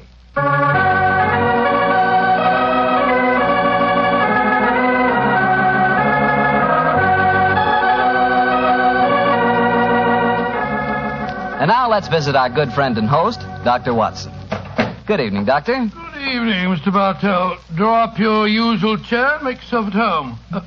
How about a glass of sherry? That'd be very nice. All ready for tonight's story, Doctor? Yes, my boy. Here's your sherry. Thank you, sir. My story begins on a June night in 1889. My wife and I had spent a quiet evening at home, I remember. It was just about the hour that a man gives his first yawn and glances at the clock, when the tranquility of the scene was broken by the discordant jangling of our front doorbell. An emergency call for you, I suppose, Doctor. Not exactly, Mr. Bartell. It turned out to be a certain Mrs. Isa Whitney, an old friend of my wife's who'd come to us in trouble. Her husband, she told us, had been missing for 48 hours, and, knowing him to be the victim of the shocking habit of taking opium, she was convinced that he was lying drugged and stupefied in some foul den amid the London waterfronts. And I suppose you went out to try to find him? Yes, Mr. Bartell, I did. She told me that her husband had mentioned frequenting a place called the Bar of Gold in Upper Swandam Lane, so naturally that's where I began my search. I quickly located it, and after ordering my cab to wait, I entered the place. A strange sight met my eyes. Through the smoke-ridden gloom, I could catch a glimpse of bodies lying in strange, fantastic poses as they smoked the pipes of death. Most of the unhappy creatures lay silently, but some muttered to themselves and others talked together in strange, low, monotonous voices, their conversation coming in gushes and then trailing off into silence, each mumbling his own thoughts and paying little attention or heed to the words of his neighbor. As I entered, an attendant hurried up to me with an opium pipe and a supply of the drug and beckoned me to an empty berth. Master may lie here. I haven't come to stay here, my good man. I'm looking for a friend, Mr. Isa Whitney. No one by that name here, Master. Well, I'm going to search this place just the same. Please not to make trouble, Master. Watson. Is that you, Watson? Whitney. Thank heavens I've found you, man. What time is it? It's nearly 11. Of what day? What day? Friday, June the 19th. Oh, good Lord, I thought it was Wednesday. It is Wednesday. You're trying to confuse me. I tell you it's Friday. Your wife has been waiting 2 days for you. You're mixed up in your dates, Watson. I've only been here a few hours. 3 pipes, 4 pipes. I forget how many. I'll go home with you. Here, I'll give you a hand. That's it. I have a cab waiting. I must owe some money. Will you settle up for me, Watson? Yes, of course. Here, wait here for me. Stop pulling at my sleeve, my good fellow. Who are you and what do you want? A word in your ear, please, sir. Oh, very well. What is it? Get rid of your friend and join me outside. Holmes, what on earth are you doing here in this den? Your cab waiting? Yes?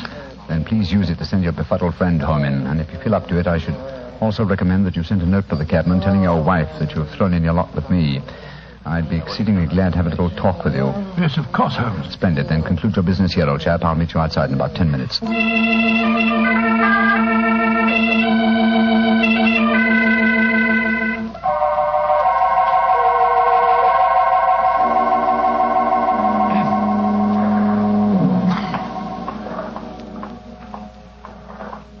on earth is he? It's nearly... Is that you, Holmes?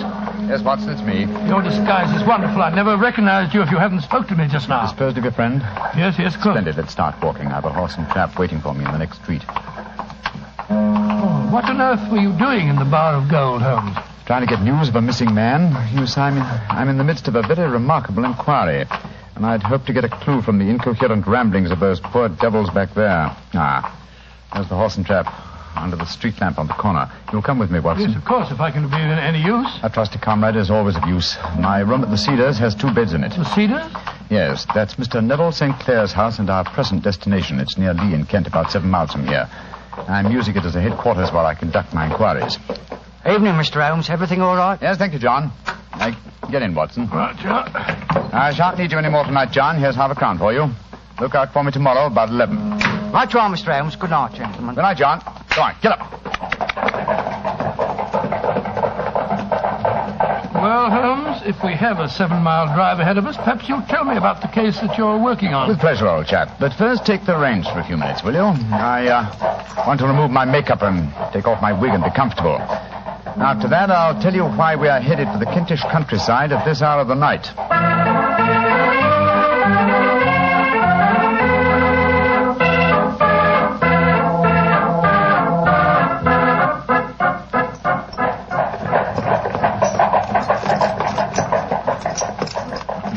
Watson, you have a grand gift of silence. It makes you invaluable as a companion. We've driven 4 miles and you haven't uttered a word. It wasn't easy, Holmes. I've been dying to question you, but I could see that you were preoccupied. Then I shall reward you with a clear and concise statement of my problem. Mr. Neville St. Clair, aged 37, the father of 2 children and an affectionate husband, is missing.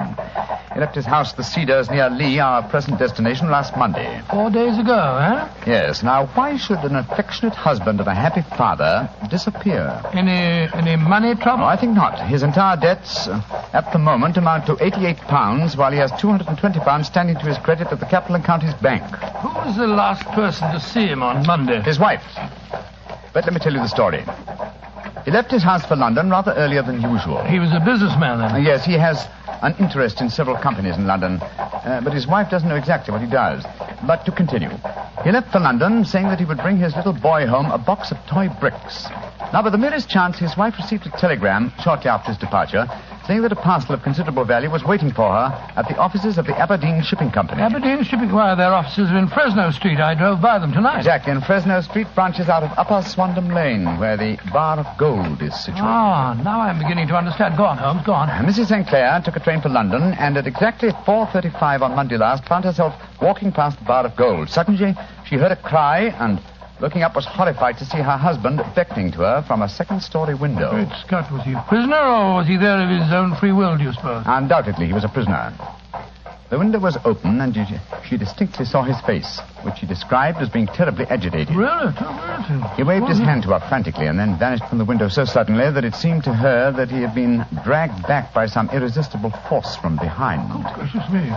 One singular point which struck her quick feminine eye was that although he wore the coat he had left for London in, he wore neither collar nor tie. Oh, what did she do? Rushed down the steps into the Bar of Gold and attempted to go up the staircase leading to the second floor. I suppose that Oriental fellow that I talked to tonight stopped her. Exactly.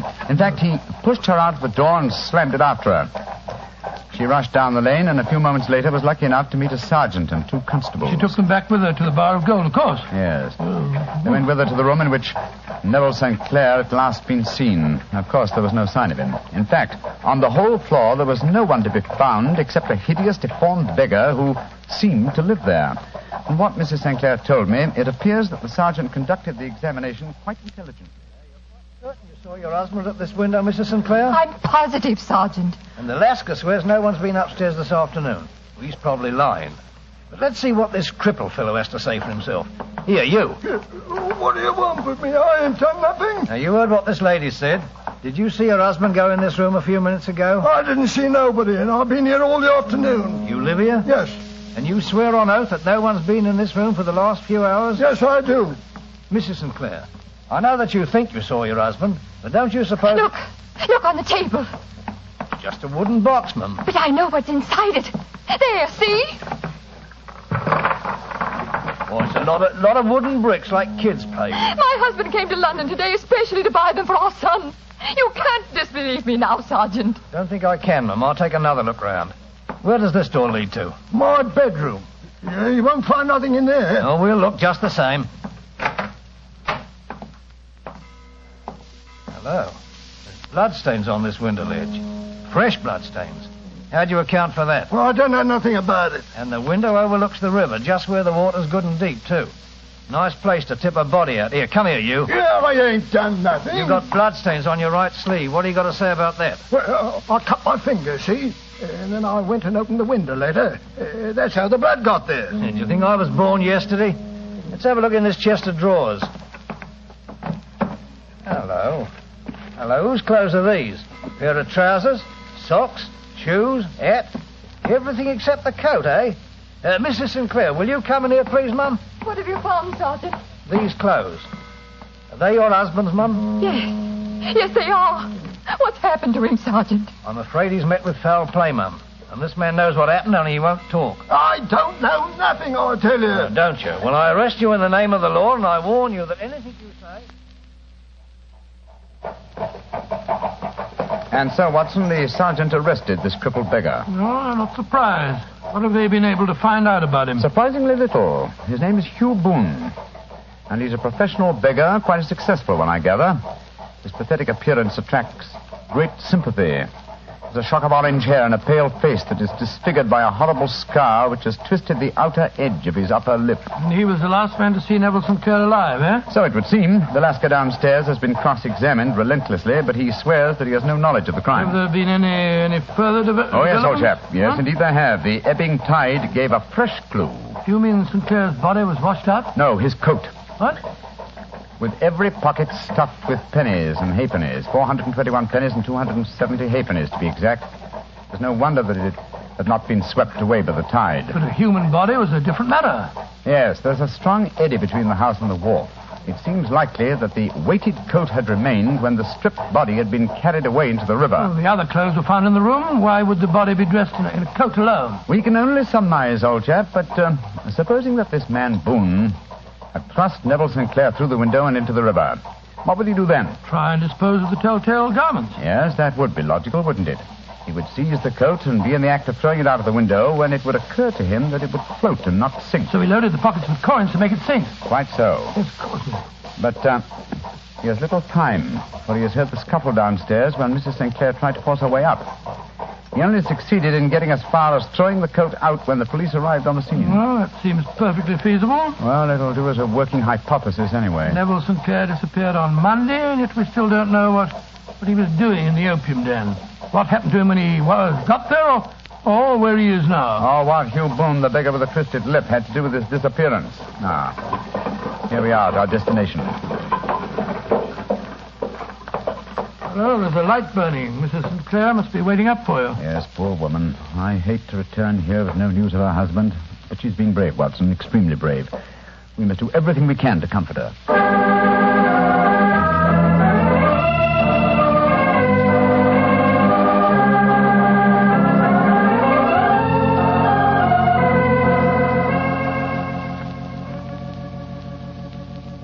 Dr. Watson, I'm so grateful that you were able to come down and help your friend. Oh, I only hope that I can be of some help, Mrs. Sinclair. I see that you have no good news for me, Mr. Holmes. I'm afraid not.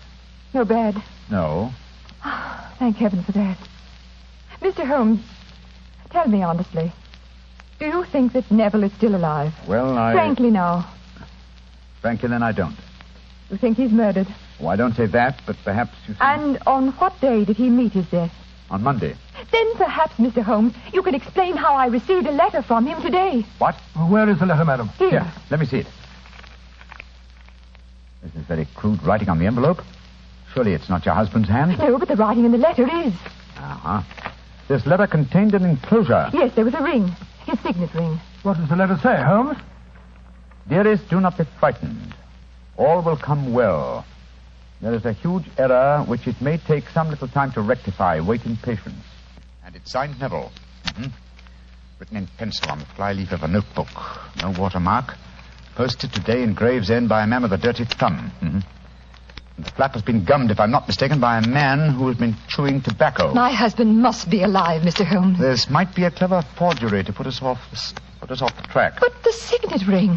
Yes, it may have been taken from him. But the handwriting, and then the postmark. Might have been written on Monday and only posted today. I won't be discouraged, Mrs. Mr. Holmes. Sinclair, I have no wish to discourage you. I'm just trying to be practical. If your husband is alive and able to write letters, why should he remain away from you? I can't imagine. He made no special remarks before leaving on Monday? No, none. Except to say that he was going to buy the wooden blocks. When you saw him at the Bar of Gold in Swandam Lane, was the window open? Yes. Then he might have called you. He might. As I understand it, he gave an inarticulate cry, a call for help, you thought. Yes, he waved his hands. But it might have been a cry of surprise. Astonishment at the unexpected sight of you might have caused him to throw up his hands. I suppose so. And you thought that he was pulled back from the window. Yes, because he disappeared so abruptly. He might have leaped back, mightn't he? He might have, though I can't think why. One last question.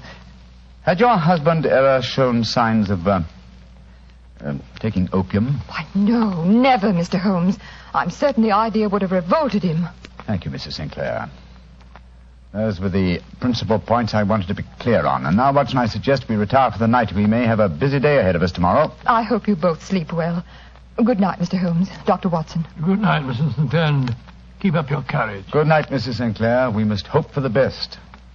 The clouds seem lighter, though I should not venture to say that danger is over.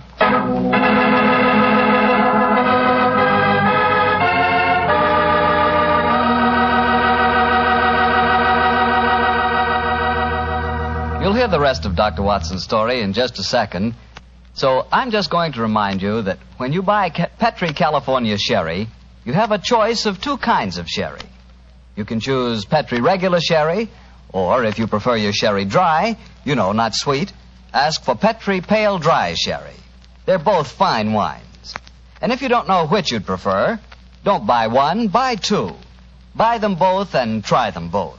And remember this. Petri sherry is the perfect all-round, all-occasion wine.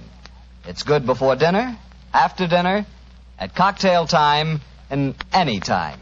Just be sure you get Petri sherry. Well, Dr. Watson, you and the great Sherlock Holmes certainly deserved a good night's rest. Did you get it? I did, Mr. Bartell, but Holmes made no attempt to sleep. As soon as we retired upstairs, he donned a blue silk dressing gown and then wandered about the room collecting pillows from his bed and cushions from the sofa and the armchairs.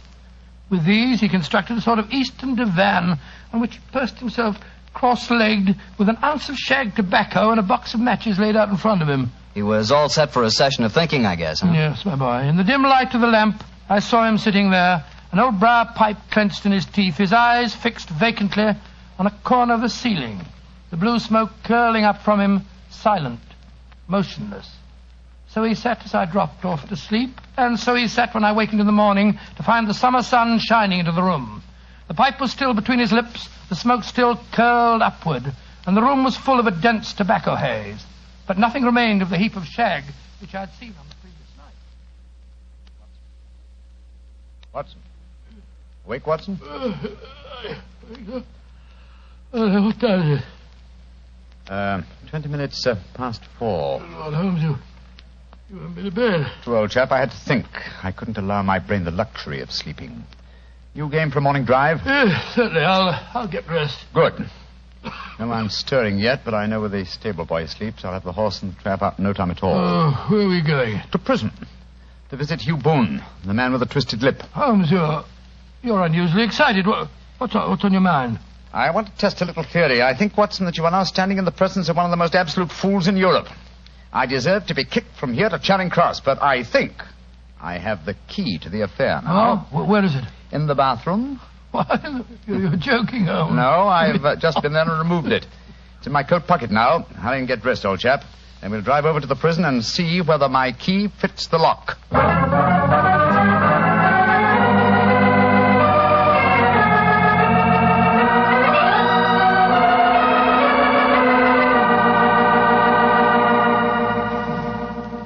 Well, good morning, Mr. Holmes. Dr. Watson. Good morning, officer. Good morning. Well, you're a couple of early birds, and no mistake. Yes, Constable. We're searching for the proverbial worm. Who's on duty? Inspector Bradstreet, sir.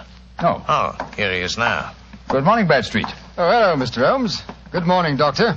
Good morning, Inspector. What can I do for you, gentlemen? We called about Hugh Boone, the beggar man who is charged with being concerned in the disappearance of Mr. Neville St. Clair. You have him here? Yes, Mr. Holmes. He's in the cells. I'll take you to him. Follow me, will you, gentlemen? Thank you.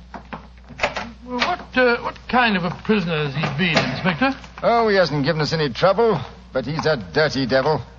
It's as much as we can do to make him wash his hands. His face is as black as a tinker's. So he has an aversion to washing, has he? Yes, Mr. Holmes. Well, once his case has been settled, he'll have a regular prison bath, and when you see him, I think you'll agree with me that he needs it. Well, here we are. This is his cell. He's still asleep.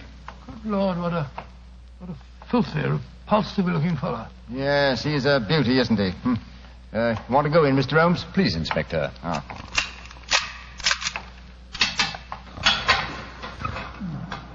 Well, he certainly needs a wash. Yes, I had an idea that he might. That's why I brought this sponge along in my Oh, pocket. so that was the key that you found in the bathroom. Oh, you're a funny one, Mr. Holmes, and no mistake. What did you bring a sponge along for? I'll show you. Is there any water in this cell? Hey, in the jug on the table there. Yes. I soak the sponge in the water so, and then apply it to the prisoner's face, so. Great Scott, his complexion's 3 shades lighter underneath, and the scar on his lip has disappeared. What are you doing to me? Now a tug on this mop of red hair, and I think we'll find it's a wig. Yes, come on. That's right. Let me introduce you to Mr. Neville St. Clair of Lee in the county of Kent. Good Lord, Mr. Holmes, it's the missing man, all right. I recognize him from the photographs. All right. I'm Neville Sinclair. What am I charged with? With making away with Mr. Neville St. Oh, no, you can't be charged with that unless we make a case of attempted suicide of it. Well, since I'm the missing man, then it's obvious that no crime has been committed, and therefore I'm illegally detained. No crime, but a very great error has been committed. You would have done better to have trusted your wife. It wasn't only my wife, it was the children. I couldn't bear to have them know that their father was a common beggar. Now you've exposed me. What can I do? Well, if you leave it to a court of law to clear this matter up, sir, you can hardly avoid newspaper publicity. But if you're perfectly honest with us now, I'm sure that the inspector and Mr. Holmes won't be too hard on you. No, Mr. St. Clair. Inspector Bradstreet will, I'm sure, make notes on the information that you give us and submit them to the proper authorities. But now, sir, your story, please. Why have you been posing as Hugh Boone, a crippled beggar with a twisted lip? Well, it's a simple enough story. Some years ago, I was a newspaper reporter. One day, my editor wanted an article on begging in the London metropolis. I suppose you thought the best way to get your facts was to disguise yourself as a beggar. Yes, I'd been an actor in my youth, and it wasn't hard for me to adopt a convincing disguise. But that was the point where all my troubles started. On that first day I sat in the London streets, I found to my amazement that I received no less than 26 shillings and 4 pence. Almost as much as your weekly salary as a reporter, I imagine. Yes, Mr. Holmes. Well, you can imagine how hard it was to settle down to arduous work at £2 a week when I knew that I could earn as much in a couple of days by smearing my face with paint, laying my cap on the ground, and sitting still. Only one man knew my secret. The Lascar at the Bar of Gold in Upper Swandam Lane, eh? Yes, Mr. Holmes. Mm-hmm. Every morning I would emerge from there dressed as a beggar, and in the evenings I'd return and transform myself into a well-dressed man about town. The fellow was well paid for his rooms, and well, I knew that my secret was safe in his possession. And when you got married, you couldn't bring yourself to confide in your wife, I suppose. No, I couldn't. My wife knew that I had a business in the city. She little knew what. When you saw your wife from the window last Monday, you quickly changed back into the character of the beggar, I suppose. Yes, Mr. Holmes. Of course. And then weighted my coat and threw it into the river. Mm-hmm. Well, I don't think there's anything else I need explain, is there, gentlemen? One point. The signet ring that you sent your wife. Well, I knew that she'd be worrying. So I gave it to the Lascar at a moment when no constable was watching me, together with a hastily scribbled note. That note only reached her last night, Mr. Sinclair. Last night? Oh, poor Catherine. What a dreadful week she must have spent. The police have been watching that Lascar. He probably found it difficult to post the letter for you without being spotted. Yes, I would surmise he gave it to a sailor customer of his to post. A sailor who chewed tobacco and had a dirty thumb. Yes, I think all the ends are tied off very neatly now. One last question, Mr. Sinclair. Have you ever been prosecuted for begging? Oh, many times, but what was a fine to me? It's got to stop here and now, Mr. Sinclair. If the police had asked this thing up, there must be no more of you, Boone, the beggar. I swear it. And you must tell your wife the truth at once. If you'd done that a long time ago, you'd have saved both of yourselves a very great deal of misery, sir. I shall tell her everything. Well, Mr. Holmes, we're very much obliged to you for having cleared this matter up. I wish I knew how you reached your results, though. Well, in this case, my dear Inspector, I reached them by sitting upon 5 pillows and consuming an ounce of shag tobacco. I only wish that all my problems might be solved so comfortably.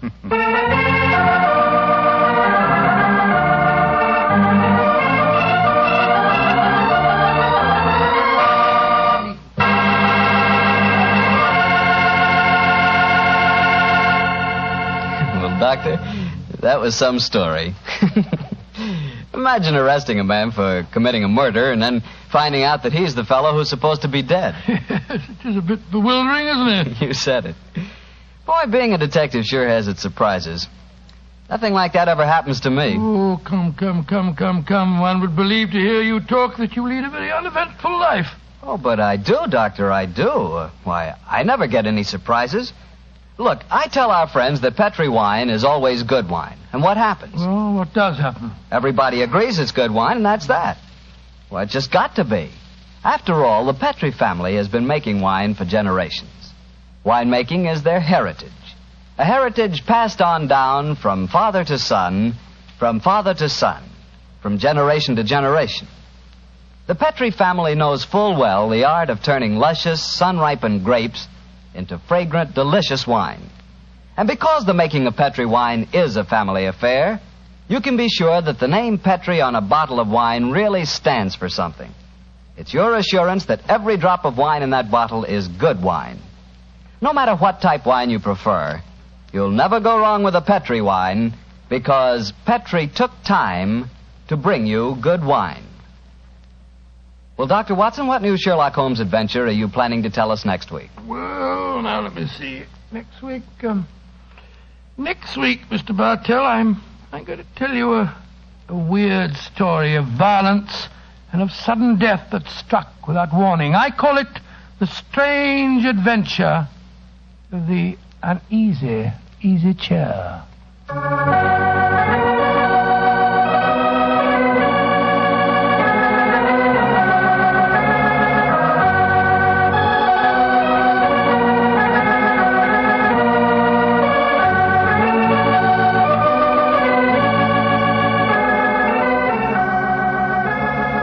Tonight's Sherlock Holmes adventure was adapted by Dennis Green and Anthony Boucher from Sir Arthur Conan Doyle's story, The Man with the Twisted Lip. Music is by Dean Fossler. Mr. Rathbone appears through the courtesy of Metro-Goldwyn-Mayer, and Mr. Bruce through the courtesy of Universal Pictures, where they are now starring in the Sherlock Holmes series.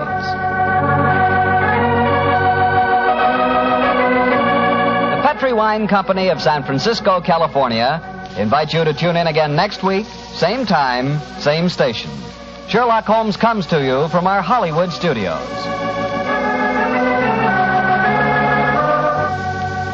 This is Harry Bartell saying goodnight for the Petri. Petri Wine brings you Basil Rathbone and Nigel Bruce in the new adventures of Sherlock Holmes.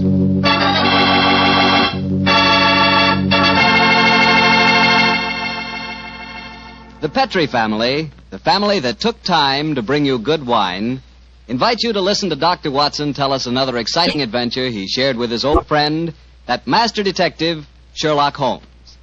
And I'd like to ask you a short, simple question. Have you ever tried a glass of sherry before dinner? If you haven't, you'll never know what you're missing till you do. And make that sherry Petri California sherry. Because Petri sherry is the best beginning a good meal ever had. Just hold a glass of Petri sherry to the light. Look at its wonderful, clear amber color. Now just get a whiff of that aroma. Bouquet, the experts call it. I'm telling you, you can just smell those big, luscious grapes. Now, best of all, taste your Petri sherry. Sip it. Sip it slowly so you don't miss one single drop of this truly delicious wine. Yes, without a doubt, Petri sherry is good wine. Oh, and incidentally, Petri makes two kinds of sherry. Regular sherry and Petri pale dry. Both are fine. And if you're not sure which you might like best, do what I do. Don't buy one, buy two. Try them both. And serve them proudly because the name Petri is the proudest name in the history of American wines.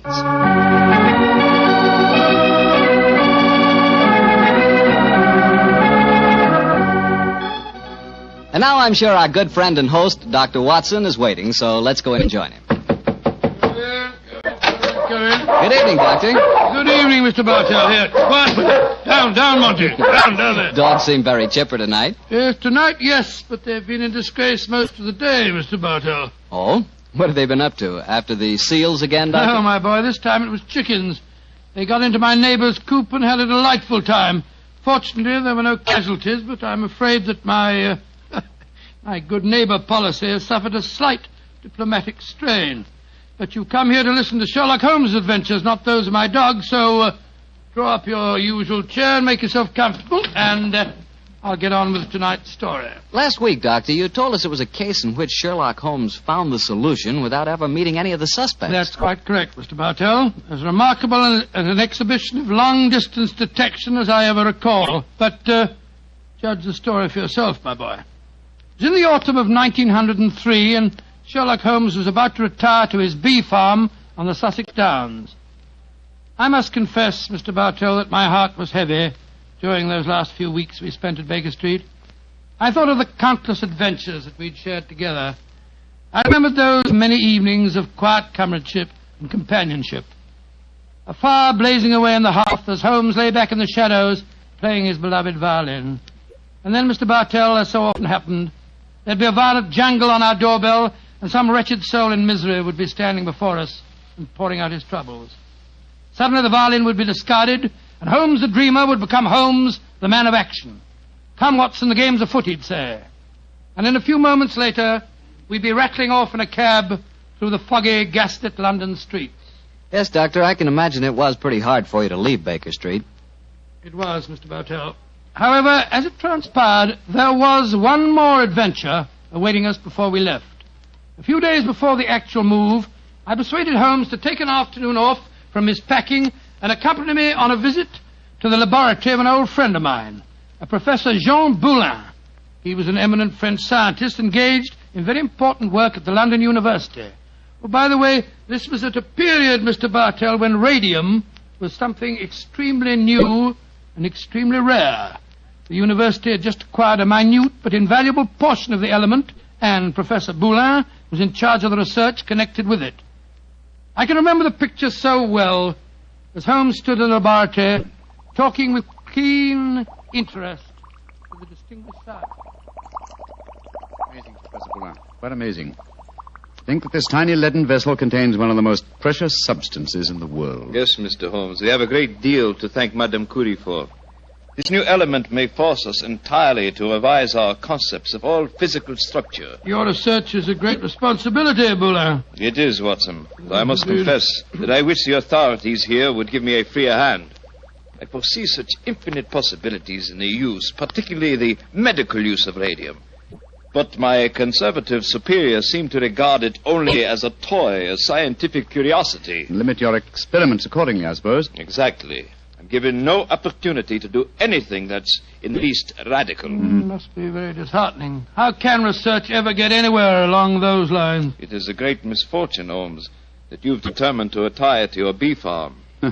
This project we could use such an analytical mind as yours. You flatter me, Professor. How many assistants do you have working with you, Boulin?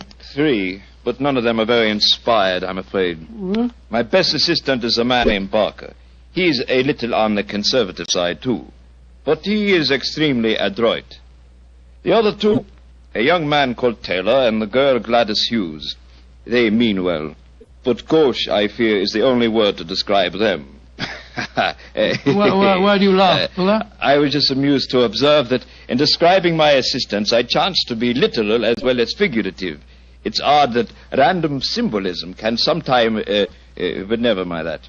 You would like to see the rest of the laboratory? Yes, indeed we would. Thank you very much. I have some extraordinarily interesting photographic plates that record the emanations of radium. They're over here.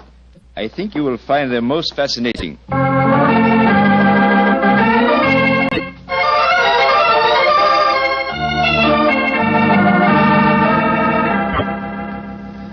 Baker Street, particularly when our rooms are full of packing cases, seems rather drab after the scientific stimulations of Professor Boulin's laboratory. Doesn't it, old chap? Yes, it seemed drab even if we hadn't been to see him.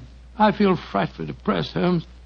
I just don't know what I'm going to do without you. Oh, you're still a young man, Watson, and a susceptible one.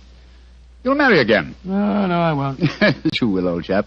And you'll end up by being glad that your old roommate, your difficult, rather unsociable old roommate, is living in retirement on the Sussex Downs. Rubbish. I shan't feel anything of the kind. In any case, I don't think you will be able to stay in retirement for long. Your mind is much too alert to be satisfied by being a sort of midwife to a bunch of beastly bees. Oh, dear Watson. I feel that you'll never eat honey again. Yes, you can laugh, Holmes, but I could see how excited you were when Boulin suggested that you might help him with his radium experiments. Flattering suggestion, I must admit, my dear fellow. Just the same, Oh, now, who the devil's that? From the urgency of the tug on the bell pull, I'd say that it was a client. And go and head him off, will you, old chap? Yes, I'll do my best. Oh, Watson, explain that I'm no longer in practice. Too late, Holmes. He's brushed past Mrs. Hudson. Here he comes rushing up the stairs. Oh, confound it. I beg your pardon, sir, You but... Mr. Sherlock Holmes?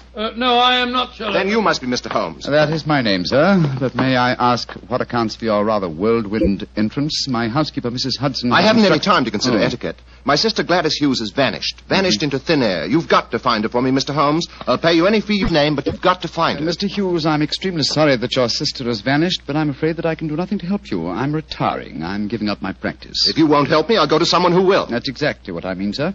I suggest that you go to the police, or if you insist on a private investigator, I can strongly recommend Mr. Martin Hewitt. Yes. His address is 39 Pont Street, Knightsbridge. Good day to you. Good day, Mr. Hughes. 36 Pont Street, Knightsbridge. Mr. Martin. Yes, I can understand his concern, but his manners leave a great deal to be desired. Holmes. Gladys Hughes, his missing sister. That was the name of one of Professor Boulin's assistants, wasn't it? True, old fellow, but it's probably only a coincidence. What? Both Christian and surnames are extremely common ones. Well, I have a feeling that it may not be a coincidence. Oh, come now, my dear fellow. Don't you try and embroil me in a fresh adventure. I've retired and I'm leaving for Sussex in a few days. And if any more clients come wrenching at my doorbell, I shall ignore them.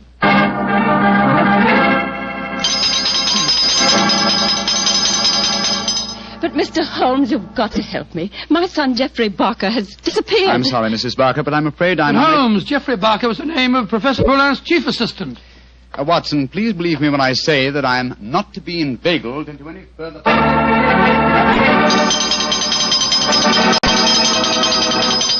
Mrs. Taylor, I'm sorry, but I can't help you. Oh, but Mr. Holmes, it's my husband. He's disappeared. We've only been married 3 months, and now... Oh, it's terrible.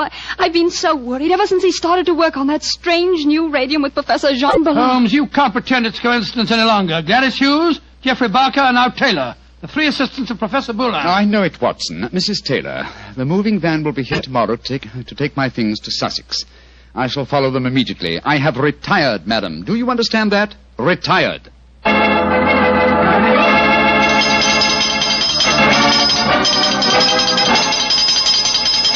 Yes, another telegram for you, Holmes. That'll be the 4th today. Why won't Scotland Yard leave me alone? Oh, it's a pretty strange business. 3 people engaged in research of this new element radium have all disappeared within 48 hours. Scotland Yard needs your help. Let them earn their salaries, my dear Watson. I've helped them for the last time. Well, let's see how they've couched their latest effusion.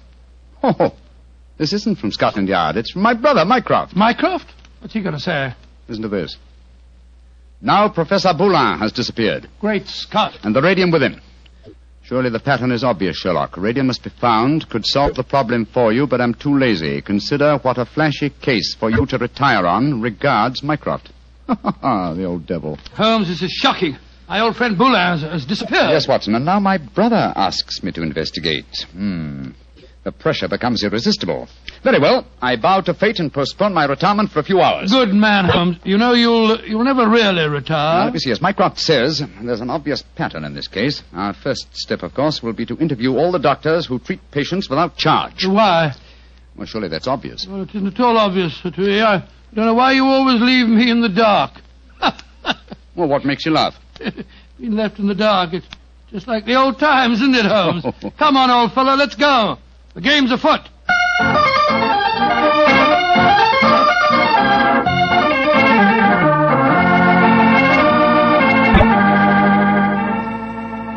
Dr. MacDonald, this is Mr. Sherlock Holmes. Mr. Sherlock Holmes. I'm very glad to meet you. And are you, Dr. MacDonald? I swear that I've never been in as many doctors' offices as I have today. But Mr. Holmes is in search of some information. Perhaps, Doctor, you can help him. I'll do my best. What do you want to know, Mr. Holmes? Whether you have any charity patients with skin eruptions or growths of any kind. I mean, patients that have not kept their appointments recently, perhaps. Now, let me see. Why, yes, I do. Old Mrs. Pendle. She has a very bad case of lupus. She was due for a treatment here yesterday, and I've seen nothing of her. Splendid. Can you give me her address? Why, certainly. It's in my book here. Well, I hope this isn't a false trail, Holmes. You can only explore it and see, dear chap. Here we are. Mrs. Pendle, 36 Elm Gardens, Clapham. Mrs. Pendle, 36 Elm Gardens, Clapham. Thank you, Doctor. I'm greatly obliged to you.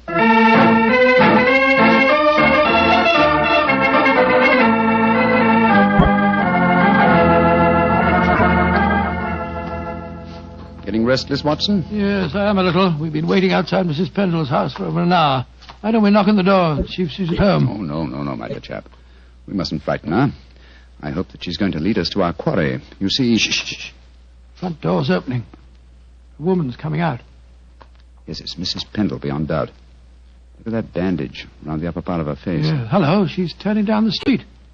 We're going to follow her, I suppose. Naturally, but let's give her a start, shall we? We don't want her to spot us. Well, while we're waiting, perhaps you'll clear up 1 or 2 points for me. I'm still very much in the dark. With pleasure, old chap. What puzzles you? Well, one of the things that Come on. What? We've given her enough of a start. Let's follow her. Oh, very well. But look here. You asked me what I didn't understand. 2 things puzzle me. What did Mycroft mean by the pattern of the case? Why are we following a poor sick old lady through the London streets? I'll answer the first question, and I think the answer to the second will be self-apparent. The pattern of the case is clear. Professor Boulin and his 3 assistants have vanished together with the radium, but their disappearances were not simultaneous. Had they been so, it would have been a transparent case of theft.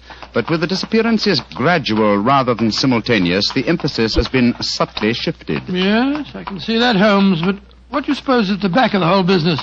Can't be a simple case of theft. Radium is enormously valuable, but it'd be hard stuff to sell again. Not to an unscrupulous criminal with a knowledge of medicine, Watson. My own theory, and I admit at the moment that it's purely a theory, is that Professor Boulin was worried because he was so hampered in his research. You'll remember that he stressed his great faith in the medical values of the new element, radium. Yes, he did. It's more than possible that he places the rights of science above the rights of property, that he's determined that he and his group will carry on their invaluable research unhampered by the conservative restraints of the university. I see what you mean, Holmes, but how does Mrs. Pendle, the poor woman that we're following, enter the picture? Because one of the chief lines of radium research on the continent so far has been with her sort of trouble.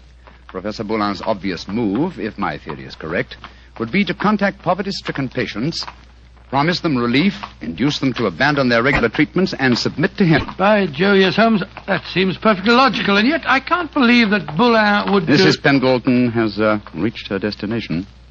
She's turned down a driveway. Yes, she's walking up to what looks like a deserted warehouse. Hurry, old chap. Don't let her out of our sight.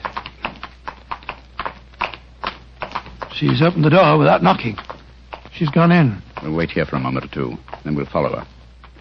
I have a feeling that your old friend, Professor Boulin, is not far away, Watson. Yes, you're probably right. But I hope we can do something to protect him from the consequences of what he's done.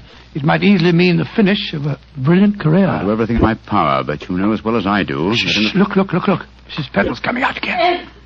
Yes, and she's in trouble. Come on. Mrs. Pendle, what's wrong? I don't know how you know my name or who you be, but you ask me what's wrong. They tell me to come here to this address, and I find a doctor who'd help my face. I comes here, and what do I find? What did you find, madam? A corpse, sir. That's what I find. A dead man lying there in a great pool of his own blood.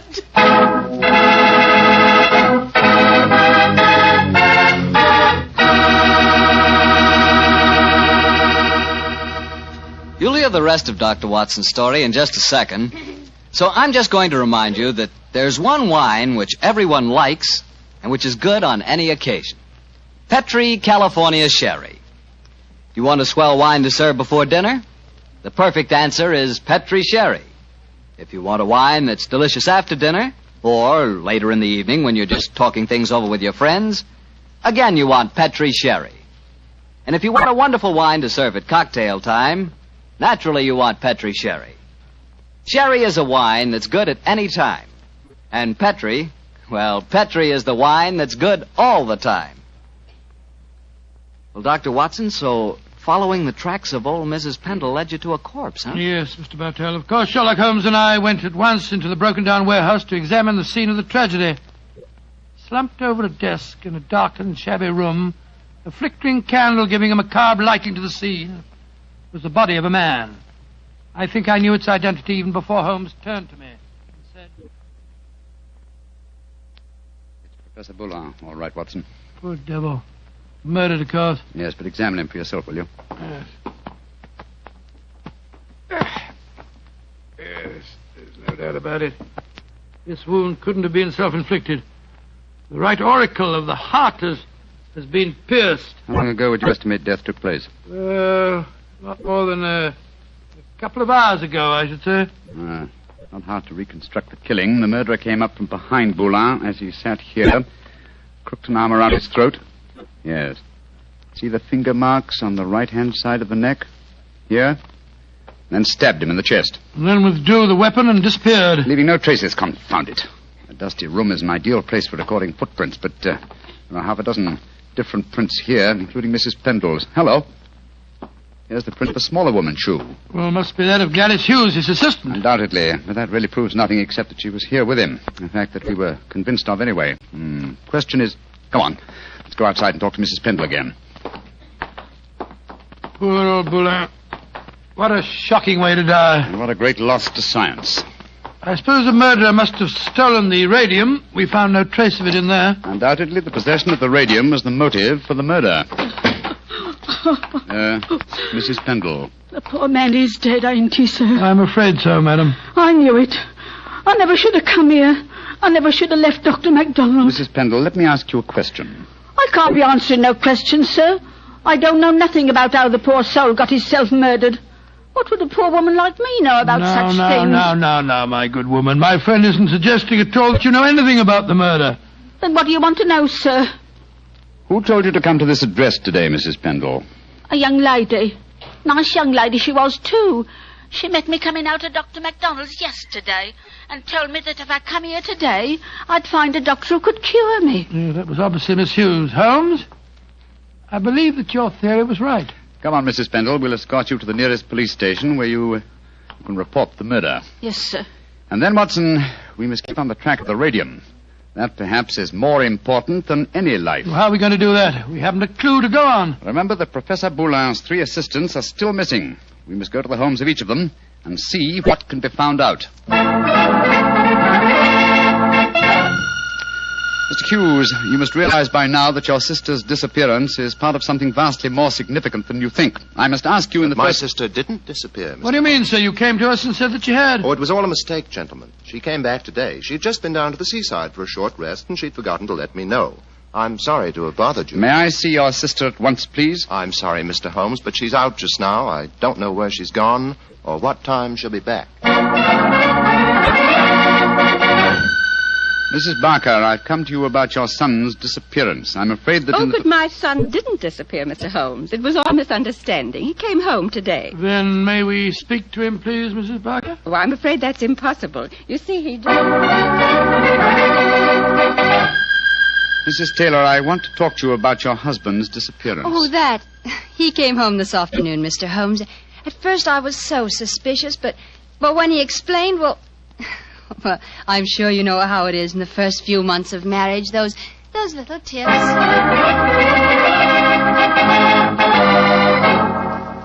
Confound it, Watson. We are no nearer the solution. And meanwhile, here we are back in Baker Street to find that the moving van has taken all your things off to Sussex. Perhaps you should give up the case, Holmes, and follow them. Close my career on a note of failure? No, my dear fellow. I shall not leave London until this problem is solved. Oh, in that case, I'll sit down. Looks to me as if it may prove a lengthy wait. I've rarely felt more frustrated, Watson. All 3 vanished technicians home safely with plausible stories, or at least plausible alibis. And poor Boulin murdered, the radium stolen. Well, I must say it makes no sense to me. Why, it must make sense. The pattern was well enough to find in the beginning. It's just a question of finding the right key. In a way, it's clear enough what's happened. One of the 3 assistants, placing the financial value of radium above its value to science, murdered Boulin to obtain the prize. The other 2, fearing that their complicity in the original plot would involve them as accomplices in murder, ran home and established an alibi. And the murderer did the same thing, for it's obvious one of the 3 must be the killer and the thief. Yes, the question is, which one of the 3 is the culprit? If only poor Boulin were alive, he could help us. My dear chap, If Boulin were alive, there would be no murderer. Oh, of course it wouldn't. Now, let's see. Boulin gave us a few bare facts about his 3 assistants. I wonder... But of course, Watson! I have the answer. The case is solved. What do you mean, Holmes? How can it be solved? You haven't done enough investigation. If it comes to that, you haven't even seen any of your 3 suspects. That isn't necessary. Oh, you know who did it? Yes, Watson, and so should you. But we know nothing to set them apart from each other, except that one of them's a girl. We know more than that, my dear fellow. Think hard. Well, Boulin told us that Geoffrey Barker was an excellent technician, while the other 2 were somewhat clumsy. We know even more than that. Well, I'm just if I know what, Holmes. I shan't even need to stay in London and follow the case through to its logical conclusion. A telegraph to Mycroft and another to Scotland Yard to take care of it, yes. And I can be in Sussex before the moving van, after all. Oh, you mean you're going now, before the case is solved? But it is solved, my dear fellow. All that remains to be done is some purely routine work. What's the time? Look, it's just 3 o'clock. Splendid. If we hurry, we can catch the 3:45 express from Waterloo. We? Yes, I was counting on you spending a few days down there with me, old chap. I hope you can spare the time. I should hate to make so drastic a change without my good old friend Watson at my side. Oh, of course, I'll be delighted, but what, my dear boy? The case of the disappearing scientists. Wait until we get to Sussex, shall we? As soon as I get an answer to my telegrams, I'll explain the whole thing to you. And now let's hurry, shall we? Our train leaves in 40 minutes.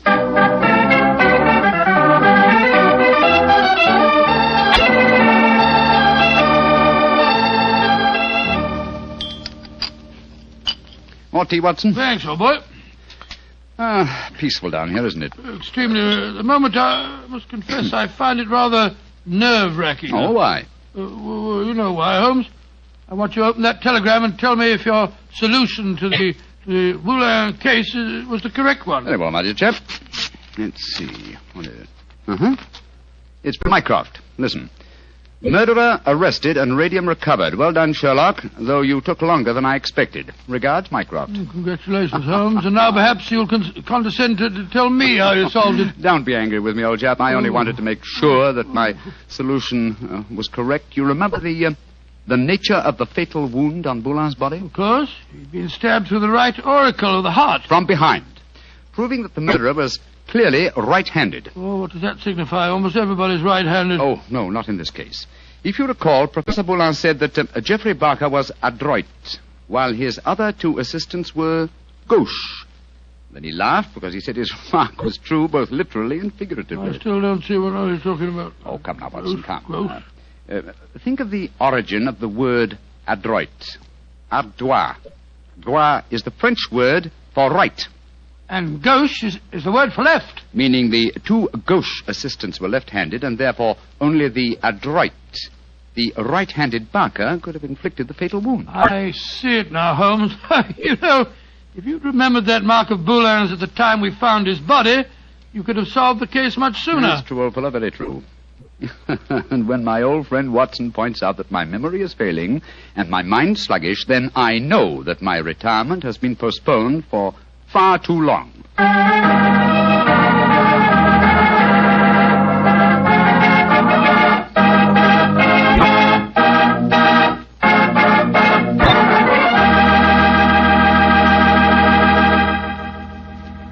Well, so Holmes really went through with his idea of becoming a bee farmer. Yes, of course. It became one of his favorite hobbies. Do you know anything about the raising of bees? Oh, nothing at all. The only connection I've ever had with bees was very remote. Once I had the hives. Once you had the...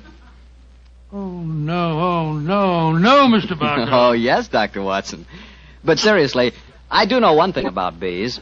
Even when you know all about them, you're apt to get stung. That's true enough. So I'll make my hobby Petri wine. You know, you can't miss when you buy Petri wine, because Petri wine is always good wine. The Petri family has been making fine wine for generations. In fact, they started way back in the 1800s. And they've handed on down from father to son, the knowledge and experience absolutely essential to the making of truly fine wine. And since the making of Petri wine is a family affair, you can be sure that the name Petri means something on a bottle of wine. Those letters Petri are more than a trademark. They're the personal assurance of the Petri family that every drop of Petri wine is good wine. So when you buy wine of any type, you can put your faith in the Petri label, because Petri took time to bring you good wine. Well, Dr. Watson, what new Sherlock Holmes story are you going to tell us next week? Well, now, let me see. Next week, Mr. Bartell, I'm going to tell you about one of the weirdest adventures that Holmes and I ever had. It concerns a haunted chapel in the wilds of Cornwall, strange organ music that played at midnight, and the headless ghost of a murdered monk.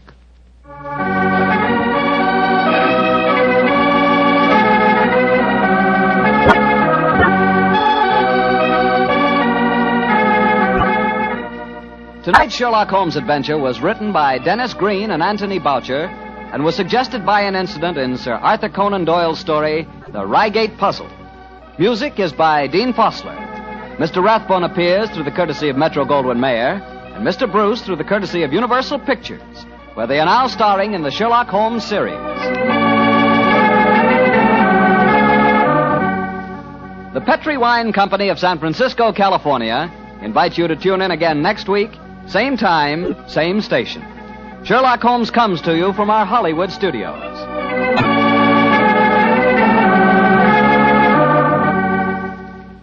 This is Harry Bartell saying good night for the Petri. In The Eyes of Mr. Layton, the story fairly drips with atmosphere, especially with Dr. Watson's vivid descriptions of the foul alleyways and dark and dangerous smoke-filled opium dens of Limehouse. It is some of the best of dramatic radio's way with the listener's imagination. Basil Rathbone has always been underestimated as a fine character actor. Although he was more than happy to be a leading man in films and on the stage, it is such disguised characters as those he portrays in The Eyes of Mr. Layton that gave people a chance to see his true range as an actor.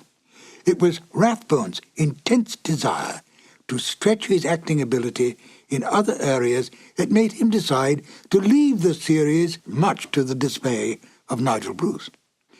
Nigel Bruce was extremely easygoing and a great fun-loving prankster, quite beloved by all who knew him.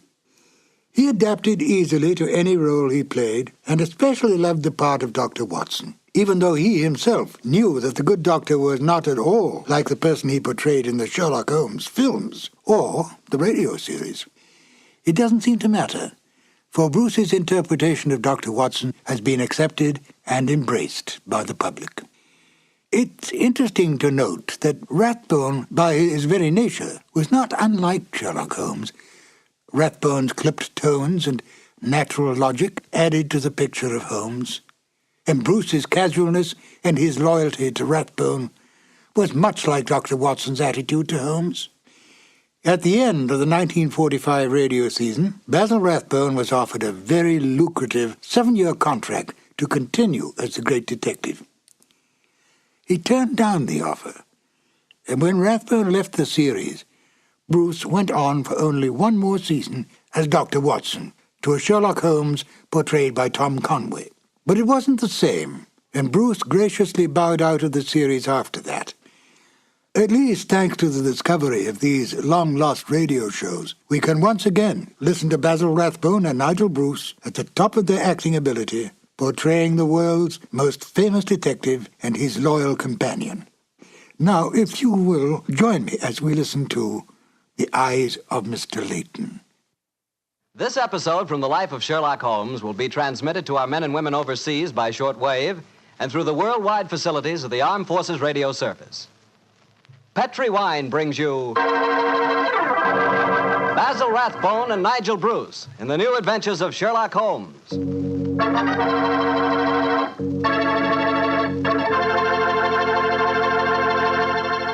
The Petri family, the family that took time to bring you good wine, invites you to listen to Dr. Watson tell us another exciting story about his good friend, that master detective, Sherlock Holmes. And I'd like to tell you something that maybe you already know. The fact that America's favorite wine is port wine. Did you know that? If you didn't, you'll know why port is the way out front favorite if you'll just sample some Petri California port. You just look at that Petri port and you know it's good. That wonderful, deep, rich red color. And Petri port is so clear, Just hold it to the light and you can sort of see right through the glass. But what you want to know really about a wine is how does it taste? And I'll tell you something. I've never yet been able to find the adjective that'll do Petri Port justice. It's wonderful, honest. You've just got to taste it for yourself and find out for yourself. You'll love that Petri Port in the evening after dinner when you're sitting around listening to the radio. And it's perfect to serve your friends when they come over. You can show them that Petri label, too. In fact, you can show it proudly, because the name Petri is the proudest name in the history of American wines.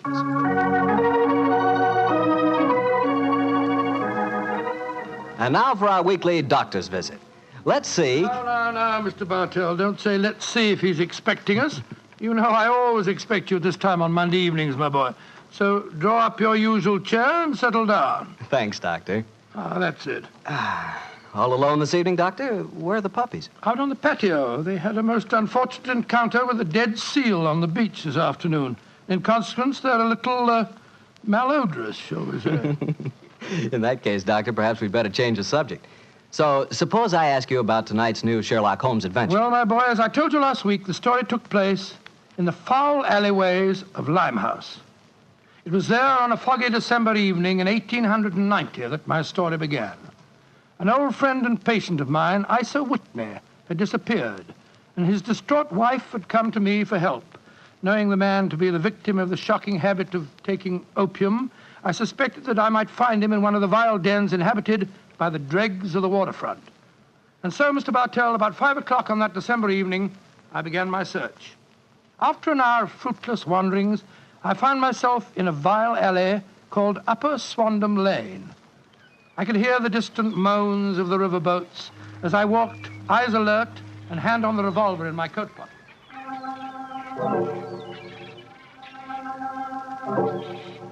Suddenly, I saw a steep flight of steps leading down to a black gap, like the mouth of a cave.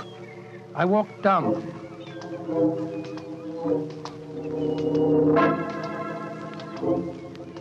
The steps were worn hollow in the center by the ceaseless tread of stumbling feet. I reached the bottom. A door faced me, and above it, a flickering oil lamp winked warnings at me. I found the latch and lifted it. The door squeaked open protestingly. And I entered.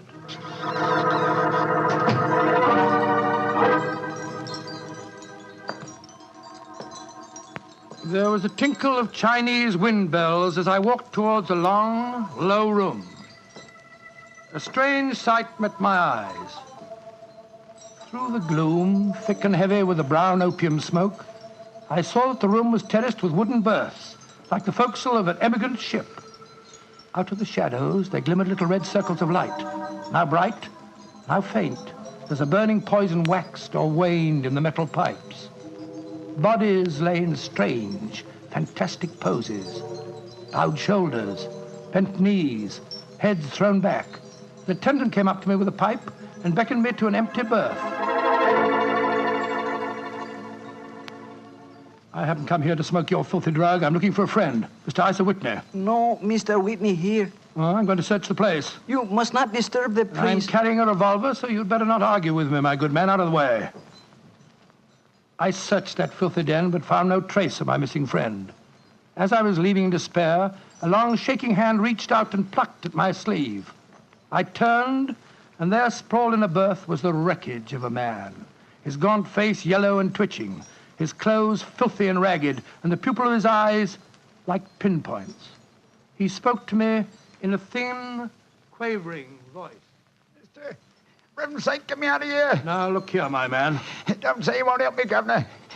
Ain't you got an heart? Please help me, Governor. Take me out of here. Strike me pink, I'm going to bar me, I tell you. Oh, what must you expect if you indulge in this filthy habit? Take me out of here, Governor. I'll go straight this time. Cross me out, I will. Oh, very well. Come along with me. I suppose it's my duty to help you. Ah, bless you, Governor. Here you are. Here, now, give me your arm. You cannot take him away. He owe me money. That's a bleeding lie. I paid him when I come in, I did. He cannot go with you, mister. You remember what I said about my revolver, you blackguard? If I have any more trouble with you, I'll fetch the police. Come along. He owe me money. He owe me money. Infernal scoundrel, owe me money. Tell him all proper, Governor. I'd hope you didn't.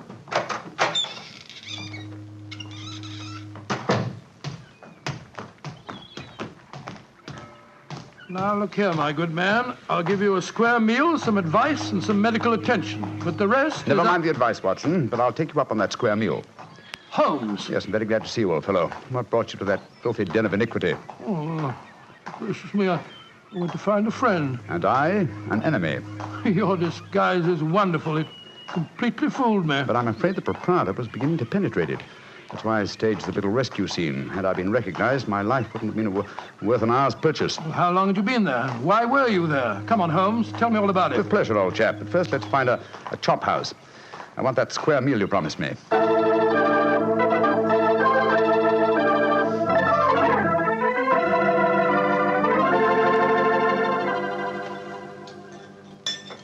An excellent meal, Watson. Yes, they're surprisingly good for such a shoddy-looking place. Well, Holmes, now perhaps you'll tell me what you were doing in that opium den.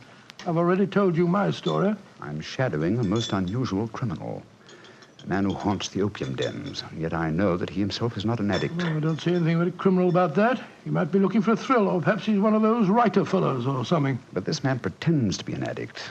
I've watched him closely. He fakes his smoking, and grease paint has enabled him to simulate the characteristic pallor of a drug victim.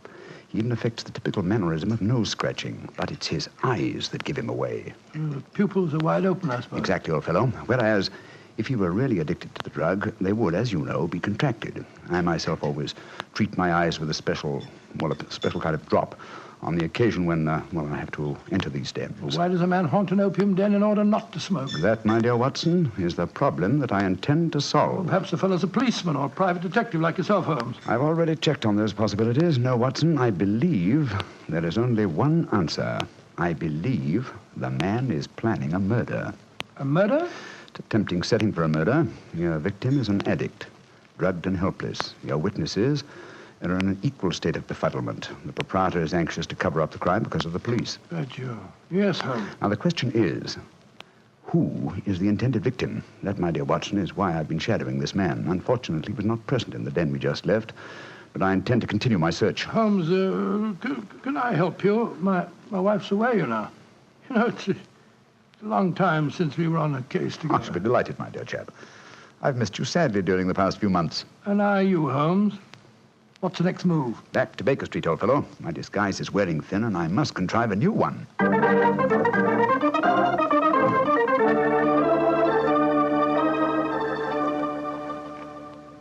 New disguise, eh?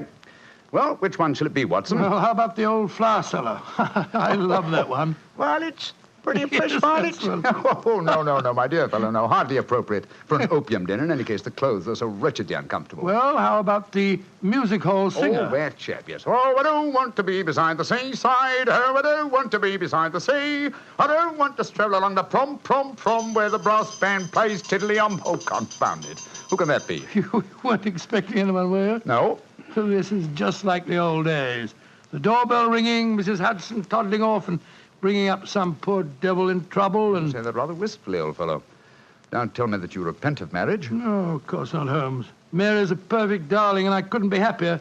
Just the same, it is rather fun to be back here again. Come in. Yes, Mrs. Hudson? It's a gentleman, sir. He gave me this card. Says he's very anxious to see you. Wayne J. Layton, President, Layton Corporation, Chicago, United States. Ask him to come up, will you, Mrs. Hudson? Aye, sir. Well, it's quite like old times to see you back here, Dr. Watson. That's just what I was saying myself, Mrs. Hudson. Mr. Layton has scribbled a message on the back of this card. If £1,000 for a week's work interests you, you'll see me. £1,000? Big fish, Watson. Very big fish. This way, sir. Thank you. Oh. How do you do, Mr. Layton? I guess you're Sherlock Holmes. You guessed correctly, sir. Excuse me.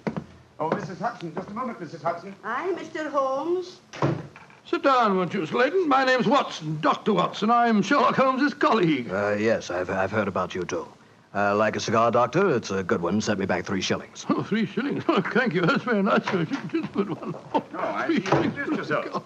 Splendid. And now, Mr. Layton, may I ask what brings you here? I'll talk fast and to the point. I'm a businessman. I like to do things in a business way. I have a chance to control the guano deposits of the Republic of San Pedro. Their minister will be in London tomorrow, and if it weren't for one thing, I know that I could swing the deal and get the concession. And what is that one thing, Mr. Layton? The deal is secret, see? I thought no one knew about it, but when I got here, I found out that my biggest business rival has gotten wind of what's going on. He's an Englishman. I've never met him, but he's right here in London. Now, I'm not going to tell you his name, not until you give me your word that you'll work for me. Just what you wish me to do, Mr. Leighton. Get this rival of mine and keep him out of circulation for a week. I don't care how you do it, and I won't ask. In a week's time, I'll give you the other half of this 500 pounds I brought with me. Oh, good Scott, what kind of Watson, detective give Mr. Leighton his hat and gloves. That's it. Thanks, old fellow. Goodbye, sir. What are you doing, throwing me out? I can't think where you gathered the impression that I indulged in kidnapping. Once again, goodbye, sir. And here, sir, you can take back your cigar. Well, if you don't want some easy money, I'll soon find someone else that does. This is the last you'll see of me, Mr. Holmes. Life is full of little consolations. Some people seem to think that money can Watson, the game's afoot. Mr. Leighton is the man I've been seeking. The man who pretends to be an opium smoker. Why in blazes you let him get away? Here, I'll go after him. No. Don't worry. I've already arranged for that. Oh, how? When I left the room just now to talk to Mrs. Hudson, I was intending to tell her to summon some of my band of street urchins. You know, the Baker Street irregulars. When she informed me that half a dozen of them were in the kitchen at this very moment, partaking of one of her incomparable steak and kidney pies. The rest should be obvious. You left instructions for one of them to shadow Mr. Leighton when he left here. Elementary, my dear Watson. Oh, don't tell me that Leighton back again. No, I think not. I should say that at the moment he's just about to walk out of the front door. No, I think we shall have another visitor. And judging by the commotion, the incoming and the outgoing visitors know each other and are not on the best of terms. Well, it sounds to me as if they're having a fight. Here comes Mrs. Hudson to tell us about it. Come in. Oh, Mr. Holmes, you've got another visitor. So I gathered. Mrs. Hudson, you gave my instructions to one of the boys? I did that, sir. Young Wiggins was going to follow the gentleman. Mrs. Hudson, what was all that commotion about downstairs just now? Oh, it was the two gentlemen shouting at each other. Him that was leaving and the one that was waiting on the doorstep. And who is our new visitor, Mrs. Hudson? Here's his card, sir. Oh, thank you. Linton Chumley, 9 Belgrave Square. Well, ask him to come up, will you, Mrs. Hudson? Very well, Mr. Holmes. Oh, one thing more. Yes, sir. Please instruct another of the Baker Street irregulars to follow this Linton Chumley when he leaves here and report to me. All right, sir. You're taking no chances, Holmes, eh? You're having this fellow shadowed, too. Leighton is a potential murderer. Of that I'm convinced. This Mr. Chumley might possibly be his intended victim. While we're talking to him, Watson, old fellow, I want you to be sure to look at the condition of his eyes. Yeah, I certainly will. Come in. Oh, good evening, Mr. Chumley. Are you Mr. Sherlock Holmes? I am. This is my colleague, Dr. Watson. How do you do, sir? That was Wayne Leighton that was just left here, wasn't it? Won't you sit down, sir? Thank you. I don't want to sit down. All right, you needn't answer my question, but I know it was Leighton. I've never met him, but I've seen his picture in the newspapers. Oh, very well then, sir. It was Wayne Leighton. I know why he came to you. He's trying to have me put out of the way while he closes that deal on the San Pedro and Guana concession. Now, look here, Holmes. You've got to be on my side. Whatever fee he offered you to dispose of me, I'll double it if you'll take care of him for a few days. Oh, dear me, this is becoming monotonous. Watson? The hat and gloves? Thank you, old chap. That's right. Good night, Mr. Chumley. Look here, Holmes. I'll treble his fee. I'll quadruple it. My dear Mr. Chumley, I have accepted no fee from Mr. Leighton. I don't propose to accept one from you. Your hat and gloves, sir? That man is out to kill me, Holmes.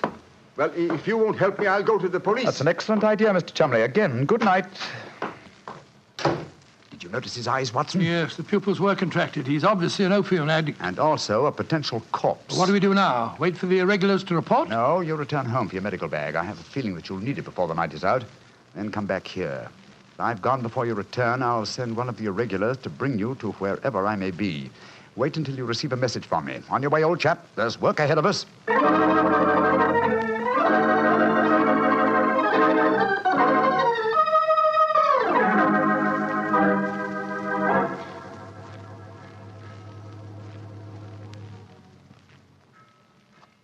Wiggins, you're certain that this is the place that Mr. Holmes told you to bring me to? Oh, yes, Dr. Watson. The corner of Swanham Line and Brixell Street, Mr. Holmes said. Yeah, well, this is the spot, all right.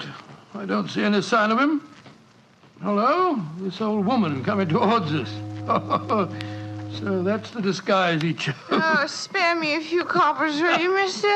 My feet hurt something awful, and I ain't had a bite of food all day. No, you don't, Holmes. You can't fool me this time. As a matter of fact, your makeup isn't very convincing. You hardly look like a woman, and nobody's nose could be quite as red as that. Don't look like a woman, don't I? My nose is too red, is it? I'll take that. No, steady, look Making here. fun of the poor old woman whose plight I made her. I'm sorry, madam. I didn't mean to insult you. Well, matey, she gave you a bit of what for, all right, didn't she? Box your ears. No mistake about it. You mind your own business. And anyhow, why aren't you aboard your ship at this time of night? Because I'm not a sailor, Watson. It's Mr. Holmes. Great heavens, Holmes. I wish you wouldn't confuse me like this. I'd never have recognized you. My dear Watson, when you're able to recognize me, it will indeed be the beginning of the end. When your eagle eye penetrates my disguise, I shall realize that my retirement is imminent. But enough of this. See that house opposite? You mean the ramshackle place with the broken tiled roof? Yes, I gave the irregulars instructions to let me know at once if our two quarries ever enter the same house at the one time. They're inside there now, and I'm going in after them. Be careful, Holmes. I better come along with you. Can't I come too, Mr. Holmes? No, certainly not. Both keep watch outside. If I need any help, I'll smash one of the windows, and then you can come in after me. Wait here for me. I don't expect I'll be very long. I'll be here, Holmes. Don't worry about me. Just take good care of yourself.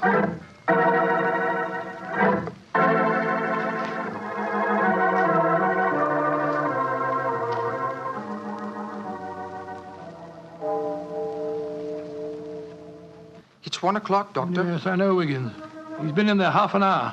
I'm beginning to get worried. Start going after him, sir. No, Wiggins. You know Mr. Holmes. When he gives orders, he likes them. There's a signal for help. Keep watching the house, Wiggins. I'll be out in 5 minutes. Go for the police. Right you are, sir. All right, Holmes, all right. I'm coming.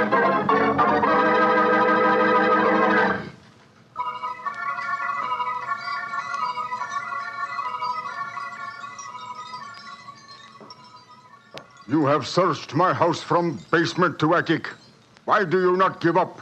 I tell you again, there has been no one here tonight. But my friend came in here half an hour ago. I saw him, and before that, 2 other men are known to have come in here. If that is so, then where are they? 3 men cannot vanish. That's just the point, you scoundrel. Out of the way. I'm going to search this hovel again.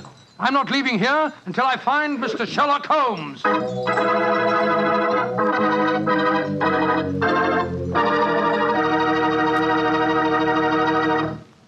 You'll hear the rest of Dr. Watson's story in just a second. And if you don't mind, I'll take that second to say just one word to the ladies. And that word is muscatel. Petri California Muscatel.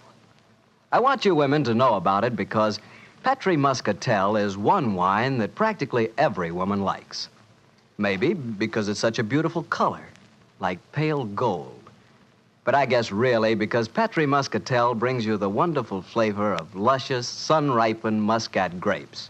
And that's a flavor.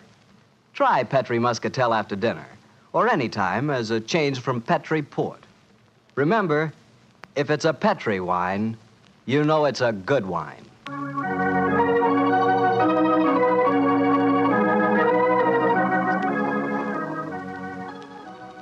And now back to Dr. Watson and tonight's story, The Eyes of Mr. Layton.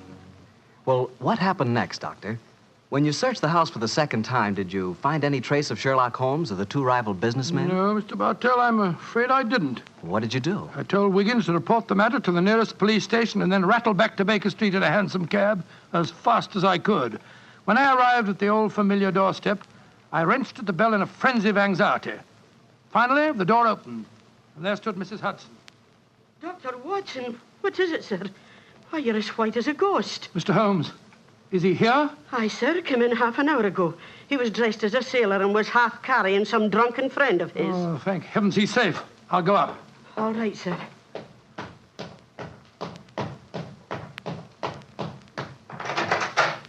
Now, Watson, old chap.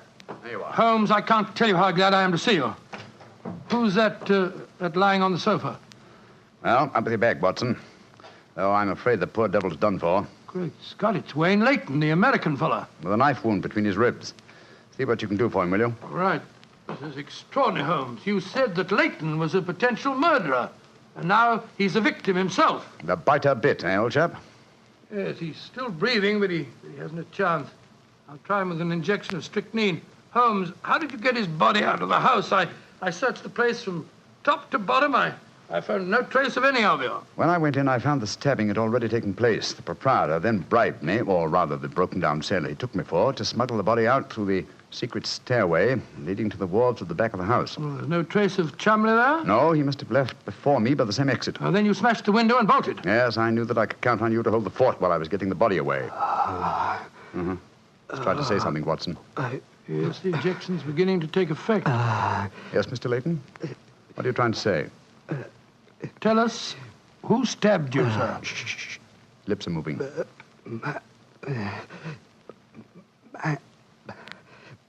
Mandalay.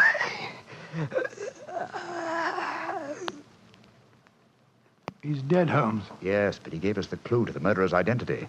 How? And the word he mumbled just before he died. Sounded to me as if he said Mandalay. Precisely, old fellow. Never did a corpse give us a clearer instruction as to our next and final move. And that is? Back to Limehouse, Watson. Back to Limehouse.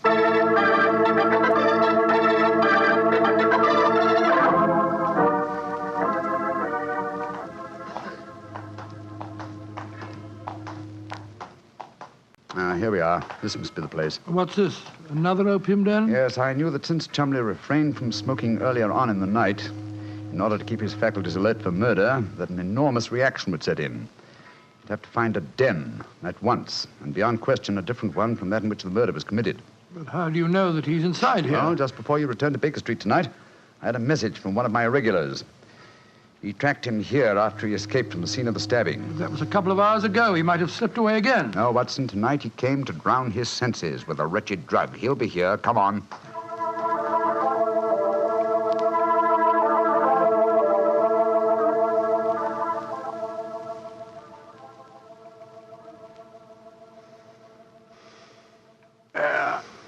That second injection of caffeine should bring him round. He's heavily drugged, but I think it'll work. Surprising what a £5 note will do, isn't it? Yes, the proprietor let us bring Chumley into this private room, and Look, he's coming too. Who are you?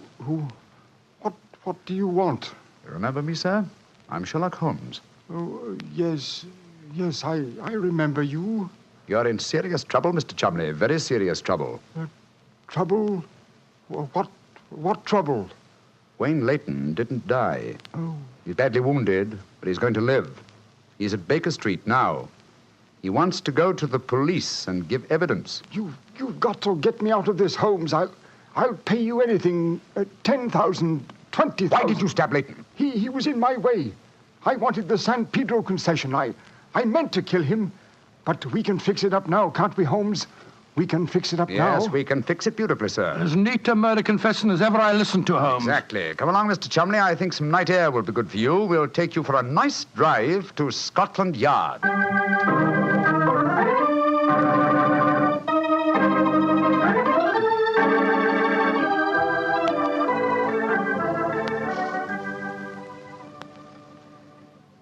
I brought you some kippers, gentlemen. You've both been up all night, and I'm sure you can do it. That's very thoughtful of you, Mrs. Hudson. Yes, indeed it is. What is Mrs. Watson going to say when she finds you've been out all night? Oh, don't you worry about that, Mrs. Hudson. She's very understanding. It's lucky for you that she is. Well, I'll go and leave you to your breakfast. Holmes. Yes, dear fellow? There's only one thing that puzzles me about this case. Oh, what's that? When Layton was dying, he muttered the word Mandalay.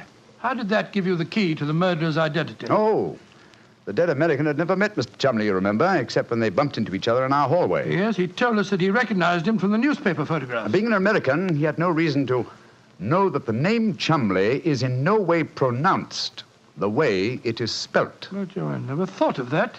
Chumley. That name's spelt C-H-O-L, Chol, M-O-N, Mon, D-E-D, L-E-Y. Chol Mondele. Mondele. Precisely, old fellow. What you thought to be Mandalay was really Chol Mondele, the name of the murderer.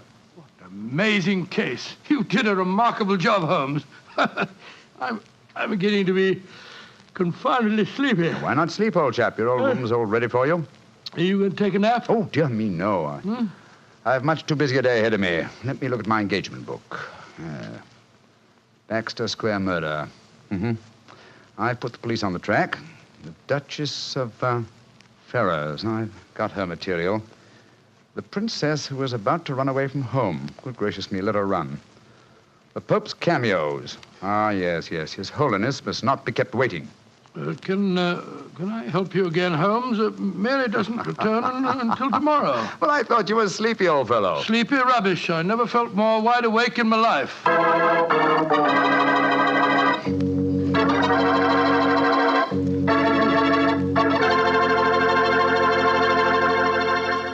That was a swell story, Doctor. I'm glad you enjoyed it. And it was really funny when you mistook that old lady for Holmes and she slapped your face. It wasn't very funny at all. Sure it was. Come on, admit it, Doctor. Well, she did look like Holmes in disguise, you know, and you would have made the same mistake that I did. Okay. Her nose was ridiculously red, and she did look like a man. Look, Doctor, forget I ever said anything. I won't say another word. I'll keep my mouth closed forever. Oh, come on, I wouldn't do that. Mr. Bartell? Mr. Bartell? Won't you even open your mouth to finish your wine? Your Petri wine? Okay, you win. You know I'll open my mouth for Petri wine anytime. That Petri wine is always good wine. And for good reason, too. The Petri family has always owned and operated the Petri business. They've been making fine wines for 3 generations, since way back in the 1800s. That adds up to a lot of experience. Experience handed on down from father to son, from father to son. The Petri family really knows how to turn luscious California grapes into fragrant, delicious wine. And that's why, no matter what kind of wine you want, I'm sure you'll like it better if it's a Petri wine. Because Petri took time to bring you good wine. And now, Dr. Watson, what story are you going to tell us next week? Well, now, next week, Mr. Bartell, I'm going to tell you a most unusual adventure that Holmes and I had in the heart of the English countryside. It concerns a corpse, a missing revolver, and a beautiful girl who was frightened of her own shadow.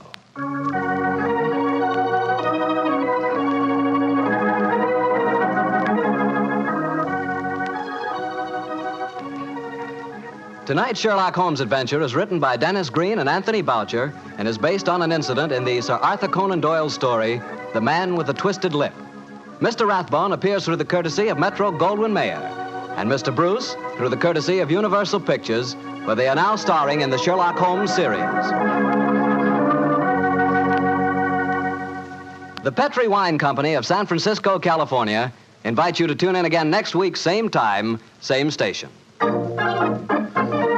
The Petri family took the time to bring you such good wine. So when you eat and when you cook, remember Petri wine. To make good food taste better, remember... Petri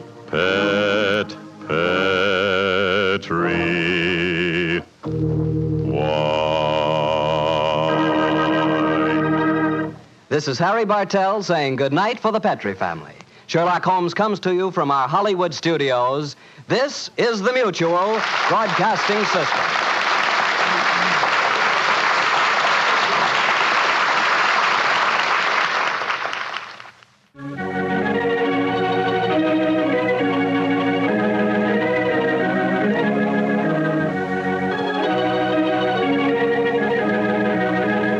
The 2 episodes you have just heard, In Flanders Fields and The Eyes of Mr. Layton, are part of the New Adventures of Sherlock Holmes, starring Basil Rathbone and Nigel Bruce, and are a 1988 copyrighted production of 221A Baker Street Associates.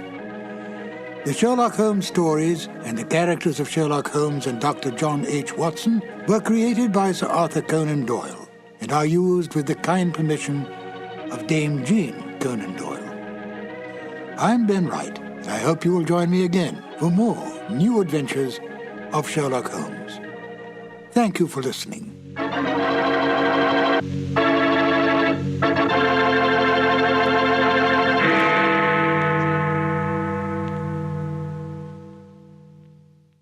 Petri Wine brings you Basil Rathbone and the New Adventures of Sherlock Holmes.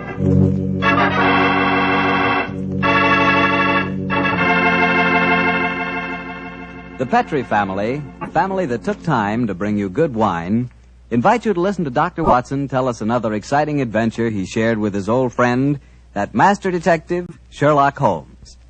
And say, if you'd like to try a new adventure in good eating, will you just make sure that your dinner tomorrow night includes a bottle of Petri California Burgundy. Petri Burgundy is the ideal wine with any kind of meat or meat dish. That Petri Burgundy is a hearty red wine, just as rich in flavor as it is in color. It's the perfect companion to a thick, juicy steak or a piping hot pot roast or a good hamburger. You know, that Petri Burgundy has a happy faculty of turning a simple meal, like, say, a hamburger sandwich, into a feast. Believe me, here is a wine that's clear, fragrant, and delicious. A wine that you can serve to your friends proudly. Petri Burgundy. Remember, the name Petri is the proudest name in the history of America's wines.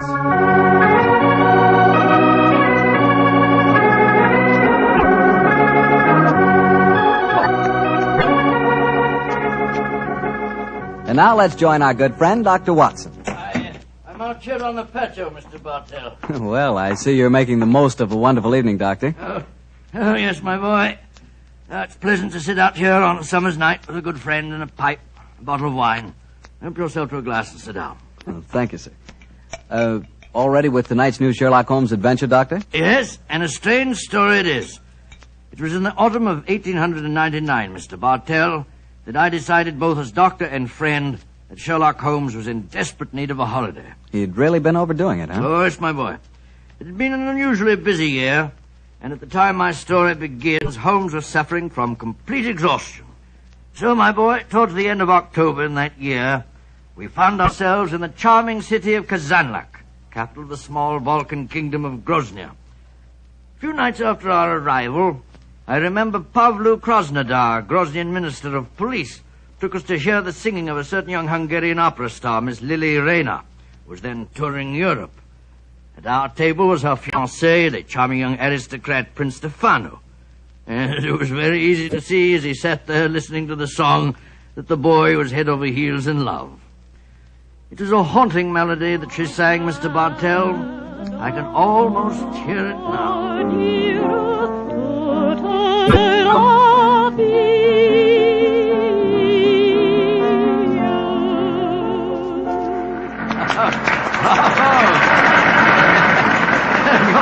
You're a very lucky man, Prince Stefano. Your fiancée's voice matches her beauty. Oh, yes, Dr. Watson. I consider myself the most fortunate man in Grozny. She has a magnificent voice, the finest singing I can recall since... Since when, Mr. Holmes? I was thinking of a prima donna of the Warsaw Opera who attained considerable success in London. Miss Irene Adler. Oh, by George, yes. She was a criminal, one of the few that outwitted you, Holmes. Oh, that was a case that would have interested you, Mr. Krasnodar. I'm familiar with it, my dear doctor. You are unusually solemn tonight, Krasnodar. Have a glass of wine, and I will bring Lily to our table, and we will toast our happiness. I'm afraid I cannot drink to that toast, Prince Stefano. Why not? Oh, I know why. You, the notorious lady killer of Grozny, are jealous. You're in love with Lily yourself. Prince Stefano, I have sad news for you. I have come here tonight, but for one purpose. To arrest your fiancée. What? You're joking. It is far from a joke. At my ministry, we have evidence, conclusive evidence, that Miss Lily Rayner is a spy. Spy? Good Lord. And the penalty for spying in Grozny?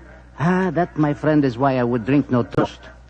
In Grozny, the penalty for espionage is death.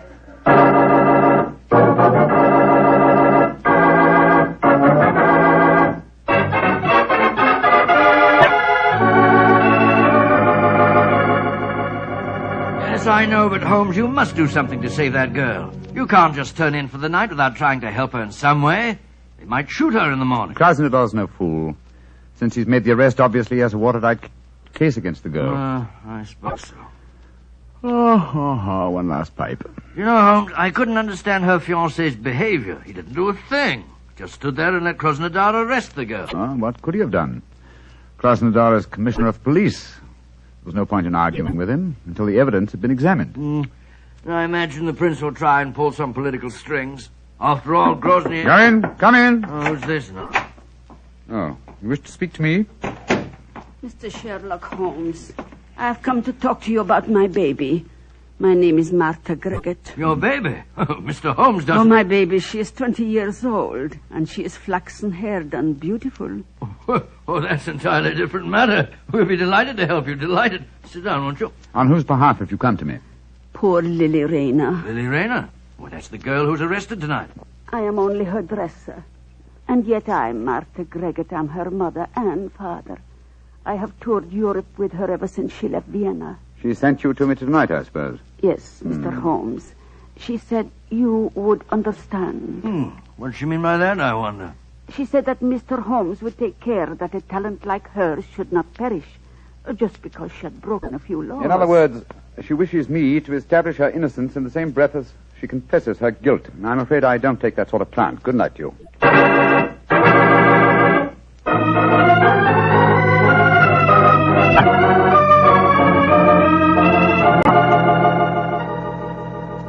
Mr. Holmes, Dr. Watson. I am glad that you came to my office this morning. I can show you the proof of Miss Lily Rayner's guilt. As distinguished foreigners, I should like you to know that though the penalty for political crimes is swift and severe, we are most careful that the incriminating evidence is beyond question. You see these letters? Yeah. We found them sewed into the bodies of her gown. Oh, good gracious me. They're a series of highly dangerous letters from Joseph, the leader of the Revolutionary Party with whom she is obviously hand in glove. Here, you may examine them if you wish. Say, it looks like Greek to me. My knowledge of the Grosnian language is far from perfect, but these letters certainly seem to incriminate their owner beyond doubt. You will observe that the letters have followed her to each of the cities in which she has been singing. All of them ask questions as to the military garrisons and the chances of a successful revolution. She has been a dangerous spy. Yes, I can see that, sir, but even so, isn't the death penalty excessively severe, particularly for a woman? Dr. Watson, the Balkan states are a hotbed of European intrigue. Our penalties must be severe, and we cannot make concessions to the sex of a culprit. This man Joseph, the writer of these letters, have you been able to find any trace of him? None. If only we could. But we have never even seen the man. However, we are fortunate to trap his assistant and apparently the lady of his choice. Lady of his choice? But she was engaged to Prince Stefano. Undoubtedly a blind. In her home, we found an unsigned love letter in English. It was in the same handwriting as these letters from Joseph. Are you satisfied, Watson? Well, I suppose. Obviously, she's guilty. Well, there's no place for me in this affair, particularly when you consider that she made a virtual confession in sending her dresser to me last night. I suppose you're right, but just the same, if you want to trap this man Josip, I should think you'd be wiser to hold the girl as a hostage. It might bring him on the scene if he's afraid she'll talk. If you hang her, you'll never find him. Dr. Watson, in my country we found that prompt justice gets the best results. And for your edification, we do not hang in Groznia. No? The death penalty is exacted at the hands of a firing squad. And when is the execution to take place? You have timed your visit well, my friends. Please to step onto the balcony. Oh, dear.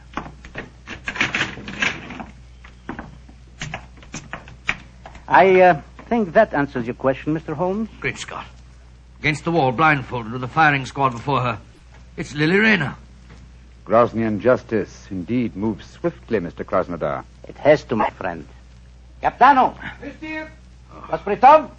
Great heavens, I can't watch this. I don't care what she's done. I don't want to see it. Up! Two! First! Up! She's crumbled to the ground. Poor little thing. What an artist. Hard to see a woman executed even if she is a spy. May all traitors to Groznia die as swiftly. But what a loss. Her beautiful voice. Yes, her beautiful voice. Shall we go in, gentlemen?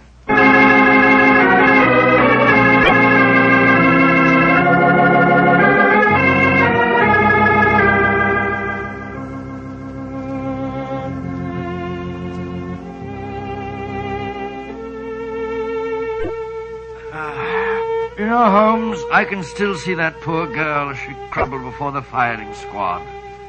So can I, old chap. That's her song you're playing, isn't it? Yes. The melody still haunts me.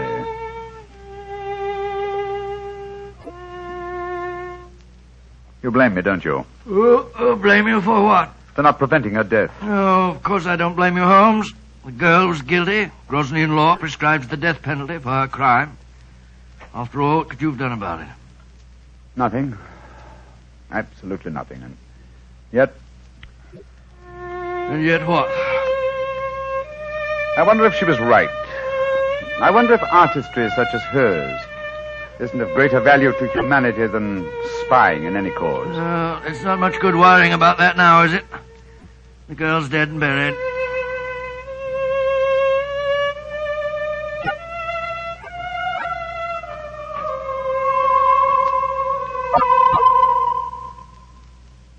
Watson. What's the matter, Holmes? Did you hear that? I hear what? I can swear that I heard the dead girl's voice. She was singing a song to my accompaniment. Oh, dear me. Your nerves must be in a very bad state, Holmes. Hearing voices indeed. You'd better turn in for the night. Perhaps.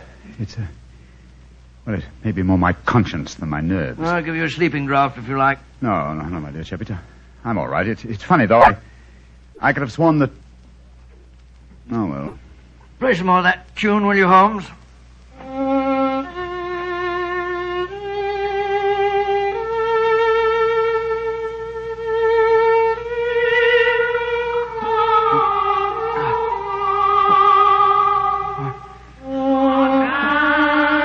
Great heavens!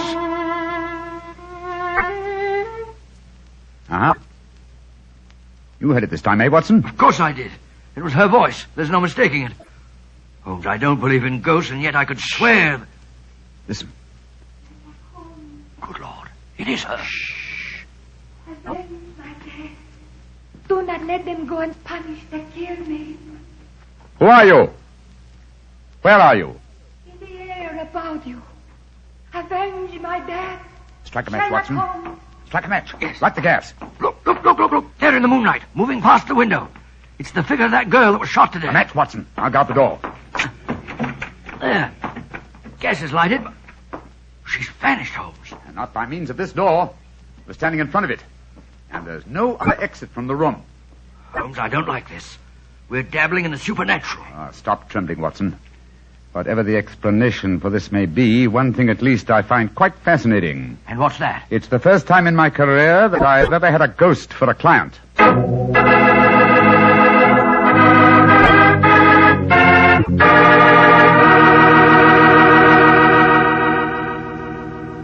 Dr. Watson will tell us the rest of his story in just a second, so I'm just going to tell you about a wine that adds the perfect finishing touch to a good meal.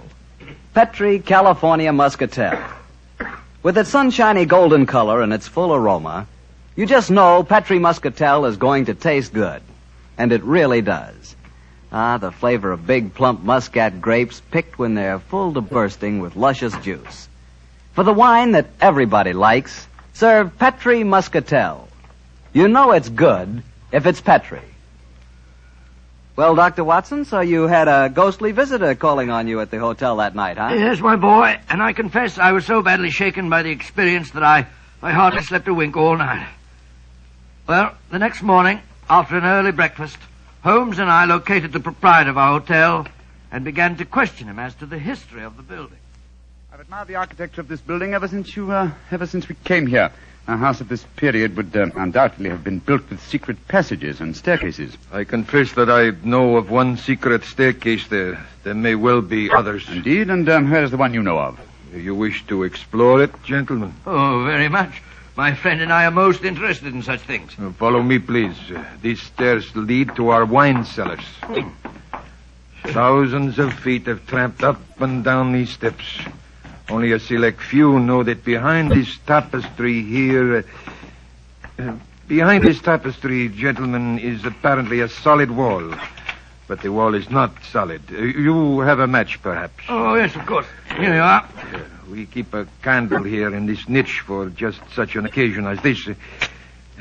So, please hold back tapestry, sir. Oh, I've got it. Thank you. Now, let me see. 1, 2, 3, 4. The fourth brick up from the stair. I press it so, and... Look, Holmes.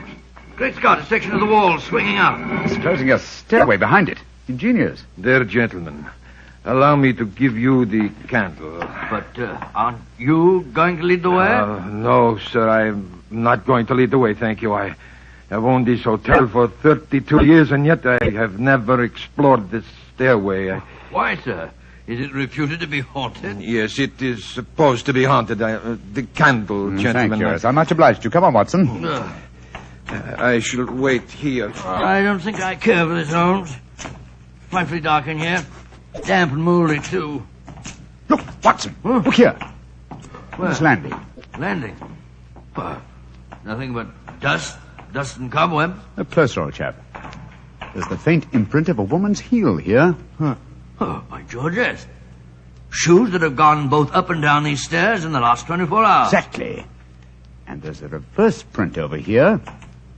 This, my dear chap, I think accounts for the appearance and disappearance of our visitor last night. Yes, but Holmes, it was the singer, Lily Rayner. Yet we saw her shot yesterday morning. Rubbish, Watson, rubbish. What have we to do with walking corpses? Come on, old fellow. Let's see where this stairway leads us to. No, but then what did we see if we didn't see a ghost last night? That, my dear chap, is what we have to find out. Wait a minute. Staircase ends here. That's strange. Yes, and against a blank wall. That doesn't make sense. And yet the entrance to this stairway was an apparent blank wall, too, remember? Let's see if the same formula will do the same trick here. What was it? Oh, yes. 1, 2, 3, 4.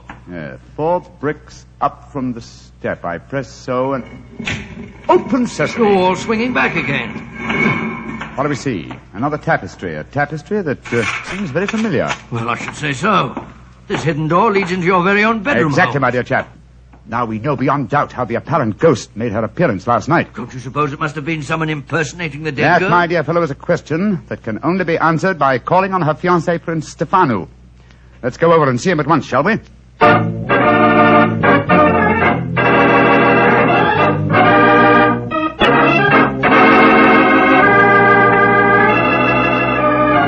Prince Stefano, I dislike to intrude upon your personal tragedy, but I must ask you a few questions.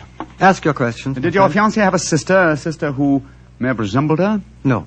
She had no living relatives at all, Mr. Holmes. Well, tell me this. Who inherits her estate, sir? Her dresser. A faithful old woman by the name of Arthur Gregor, who looked after her for some years. I see. Did Miss Rayner have an understudy? As a singer, she could have no understudy. She was irreplaceable. You say as a singer. Was she also an actress? Oh, but yes, Mr. Holmes. Oh, really? How very unusual for an opera singer. Quiet, Watson, please. The first time I saw her was in Tosca. She was not another Berna, but her performance was a very promising one, considering her age. In my country, of course, she was not able to appear in anything but opera because she could not speak Rosnian. She didn't speak Rosnian? Now I have the answer. The answer? Yes, to what? To this entire story, from the arrest of your fiancée to certain strange visitations at my hotel last night. What do you mean, Mr. Holmes? If you come to my hotel room tonight, my dear Prince, I can safely promise to make the whole matter clear to you. And I dare go a little further. I think that I can even help you to find consolation in your bereavement.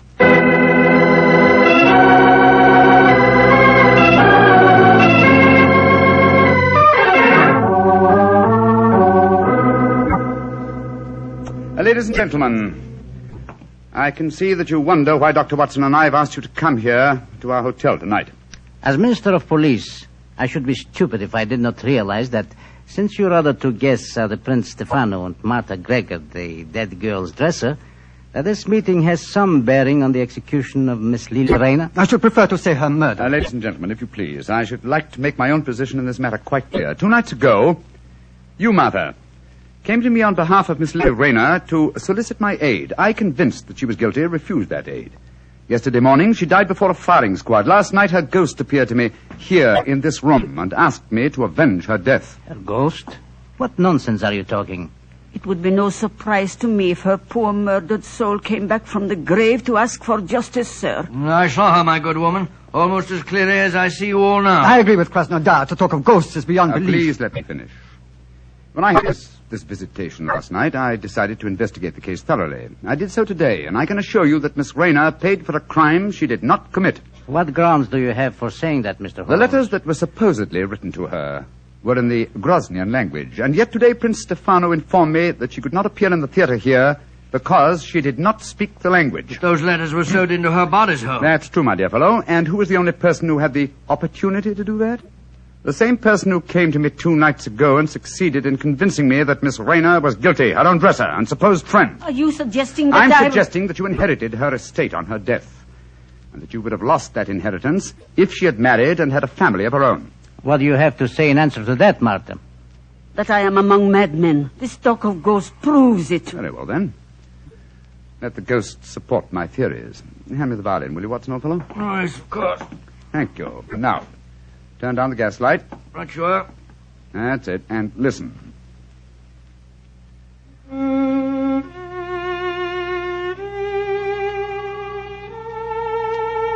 Yes. Yes. That's her voice. And that's her figure standing there in the moonlight, even though she's dead. Now, what do you say, Mother? Aren't you responsible for her death? If a ghost can sing, I'm sure it can also talk. I did do it. The letters belong to me. I sacrificed my own baby for gold. May heaven have mercy on my soul. A confession in front of 4 witnesses. Why not take her away, Krasnodar? We'll testify later. I will. Come with me, Martha. I killed my own baby. I deserve to die.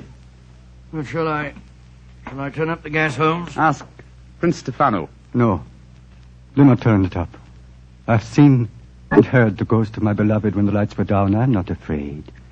Please play her melody again, Mr. Holmes.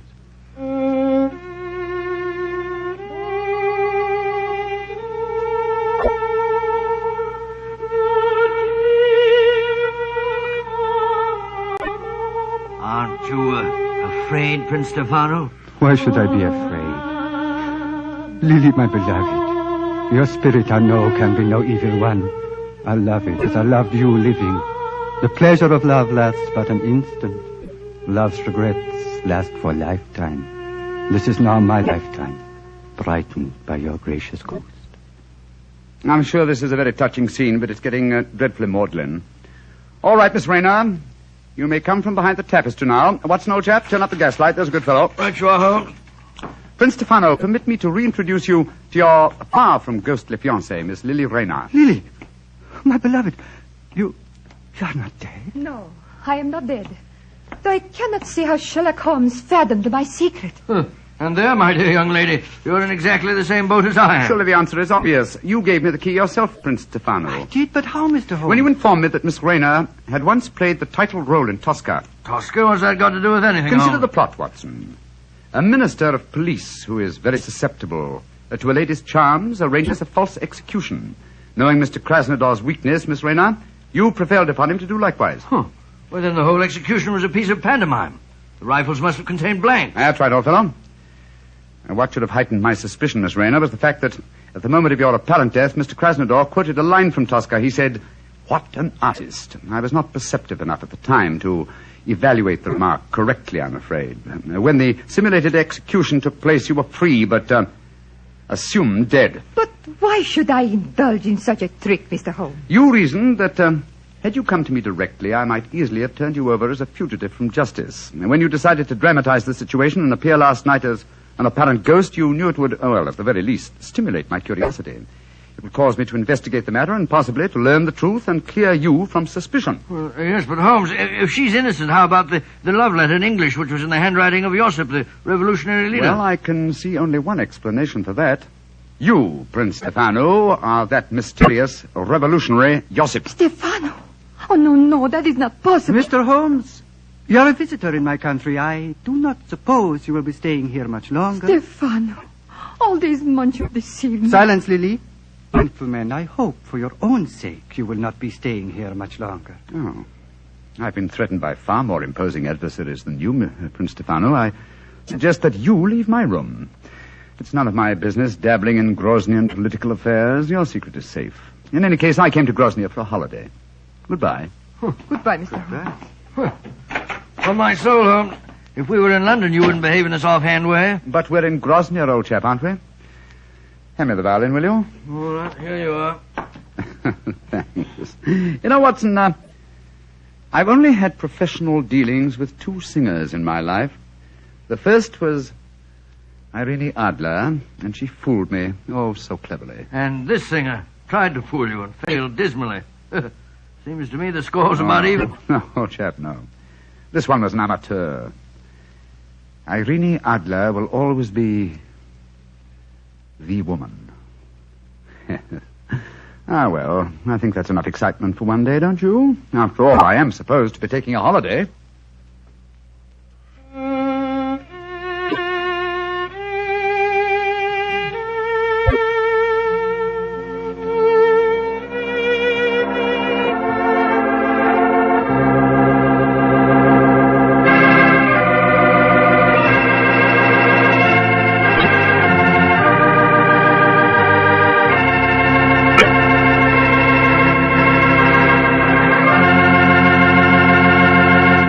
Doctor, that was a swell story. And I'll bet that you were a lot more interested in the beautiful Lily than your story tonight would have us believe. Well, of course I'm interested in a beautiful woman. But then what man isn't? Check. But don't worry about me, Mr. Bartell. You know, being a family man, I just naturally associate a beautiful woman and home. And that makes me think of hospitality. Well, what do you mean by that? Well, according to you, I'm interested in home life. You're primarily interested in wine. Put us together, and we're interested in... Wine in the home. Isn't that an important part of hospitality? That I admit. But remember, my interest in wine is entirely an interest in good wine. In Petri wine, to be exact. Because I know all about Petri wine. I know that the Petri family has been making wine for generations. With the Petri family, the growing of perfect sun-ripened grapes and the art of turning those grapes into fragrant, delicious wine is a heritage. It's a heritage handed down from father to son, from father to son. The skills of those generations of winemaking are evident in every drop of Petri wine. The name Petri on a bottle of wine is more than a trademark. It's the personal assurance of the Petri family that Petri wine is always good wine. But you'll discover that for yourself.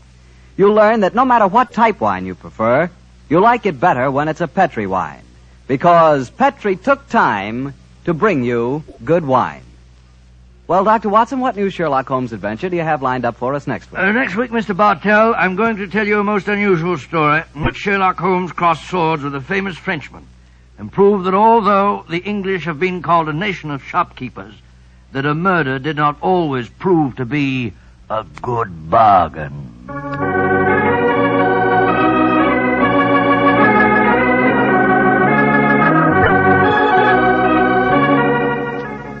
Tonight's Sherlock Holmes adventure was written by Dennis Green and Anthony Boucher and was suggested by an incident in the Sir Arthur Conan Doyle story, The Sussex Vampire. Music is by Dean Fossler. Mr. Rathbone appears through the courtesy of Metro-Goldwyn-Mayer, and tonight Dr. Watson was played by Mr. Joe Kearns, who substituted for Mr. Nigel Bruce. Mr. Bruce is scheduled to return to the program next week.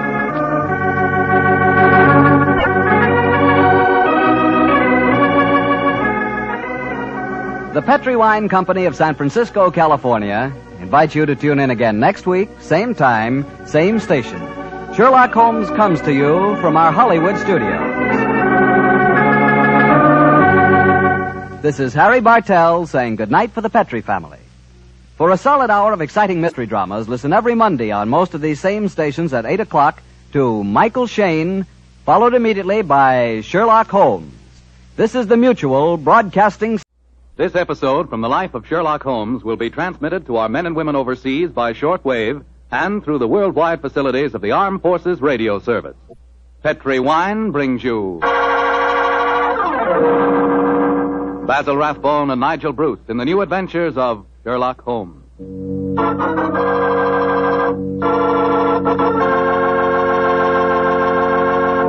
The Petri family, the family that took time to bring you good wine, invite you to listen to Dr. Watson tell us about another exciting adventure he shared with his old friend, that master detective, Sherlock Holmes. Say, and I've got a little something to tell you myself.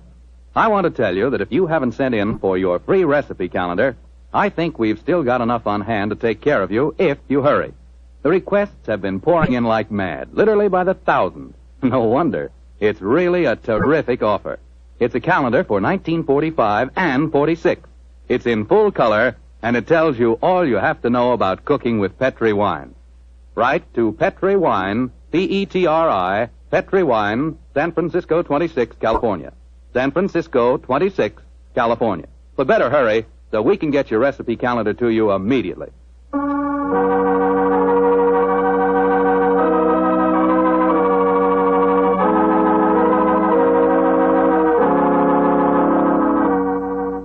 And now let's drop in on our good friend, Dr. Watson. Good evening, Doctor. Good evening, Mr. Foreman. Where are the puppies tonight? Well, I found them playing with a dead seagull, so they've been sent up to bed in disgrace. You certainly look comfortable yourself, Doctor. What's that small blue book you're reading, the latest bestseller? No, indeed not.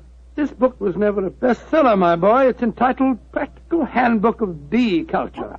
with some observations on the segregation of the Queen. Quite a catchy title. Who's the author? A fellow by the name of Sherlock Holmes. He was engaged in writing it when the adventure I'm going to tell you about took place. Well, you told us last week, Doctor, that a pair of canaries played an important part in the story. That's quite right, Mr. Foreman. It was in the summer of 1908, I remember, and I'd persuaded Holmes to leave his Sussex bee farm for a few weeks and to join me in a holiday at the little fishing village of Kingsgate in Kent. We were staying at a charming little inn called the Fisherman's Arms, and for the first few days, our holiday was a delightful one.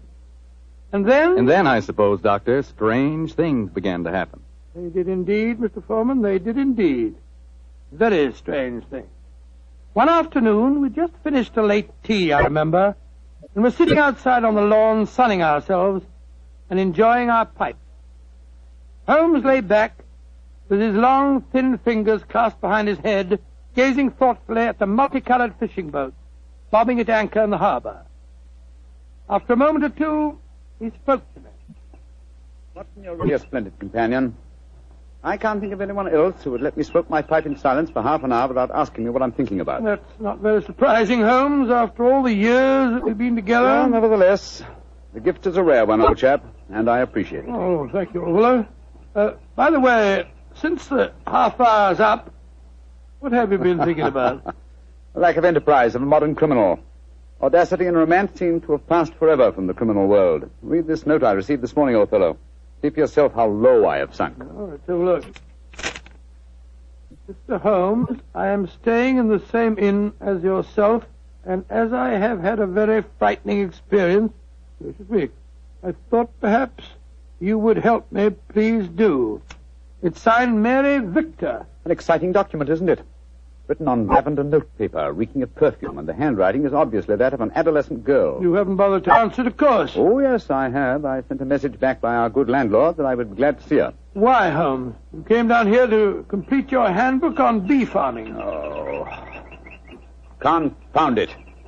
Those two wretched canaries are getting their sunbath on the windowsill above us. Oh, I think it's rather jolly to hear those fellows chirping away up there. Oh, I find the sound most distracting. Let's go inside. You know, Holmes, those birds are owned by a charming couple, Mr. and Mrs. Wainwright. I was chatting with them on the stairs this morning. I'm afraid their charm will escape me as long as their pets continue to tweet in that irritating manner. You've spoken of the peace and quiet of the country inn, Watson, and yet I find that... Come in. Ah, Miss Mary Victor, I presume. Yes, Mr. Holmes. Please come in and close the door, won't you? Thank you. This is my old friend, Dr. Watson. You may speak quite freely in front of him. How do you do, Miss Victor? How do you do, Doctor? Now, sit down, young lady, and tell me what's troubling you. Mr. Holmes, I came down here from London to get away from someone, but I've been followed. I've been afraid to leave the inn. Until last night I felt I couldn't stand being cooped up any longer. So I went for a walk on the seashore. Someone followed me, Mr. Holmes. I ran back here as fast as I could, but now he knows where I live, and I'm frightened. Please help me. My dear Miss Victor, I'm afraid you must be much more specific before I can help you. Who has followed you down here, and why are you afraid of him? I'll tell you the whole story. It'll sound strange to you, but I swear it. Oh, there he is again down by the gate.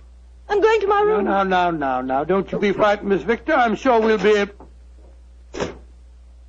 Oh, that's all. Extraordinary thing. I don't see anyone outside who might have frightened her. There are 2 or 3 fishermen loitering about. Wait a minute. Here's a young fellow walking up the path. Come on, Watson. Out through the French windows again. Oh, gracious me. Here we go again. I think we'll take the liberty of accosting him. Excuse me, sir. Yes? Are you looking for Miss Mary Victor? Is she young and pretty? Yes, sir. She is. Extremely so. Then I'm looking for her. Where can I find her? I can see you're being facetious, sir. Well, there's no harm in that, is there? By the way, who are you gentlemen, may I ask? My name is Holmes, and this is my friend Dr. Watson. I'm Basil Carter.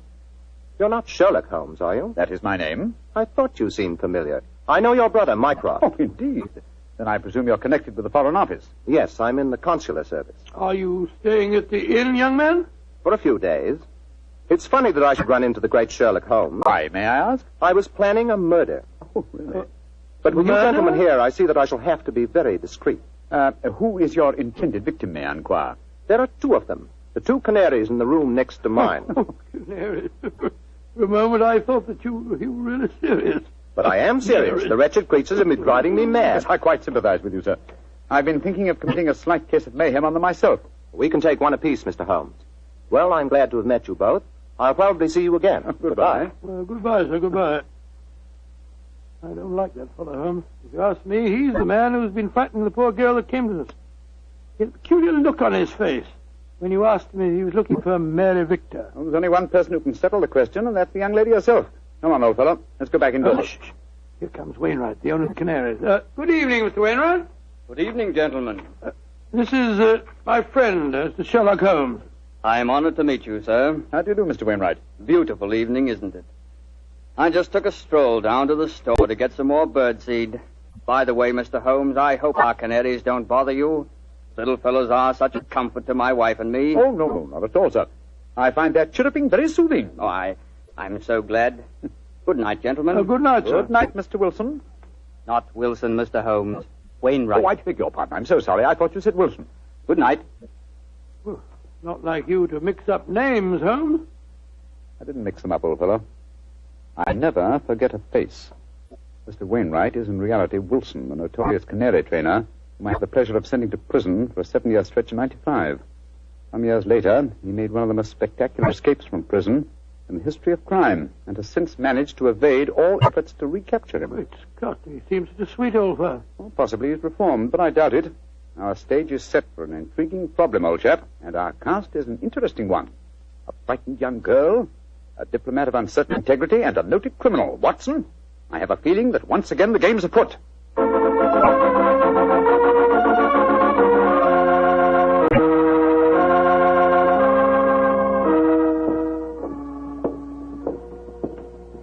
Holmes, why are we strolling along the pier instead of staying at the inn? I thought you said that you were expecting trouble. I am, old chap, and I'm sure it'll find us out. You know, Holmes, I'm still completely mystified by the behavior of that girl, Mary Victor. I knocked at her door last evening, again this morning.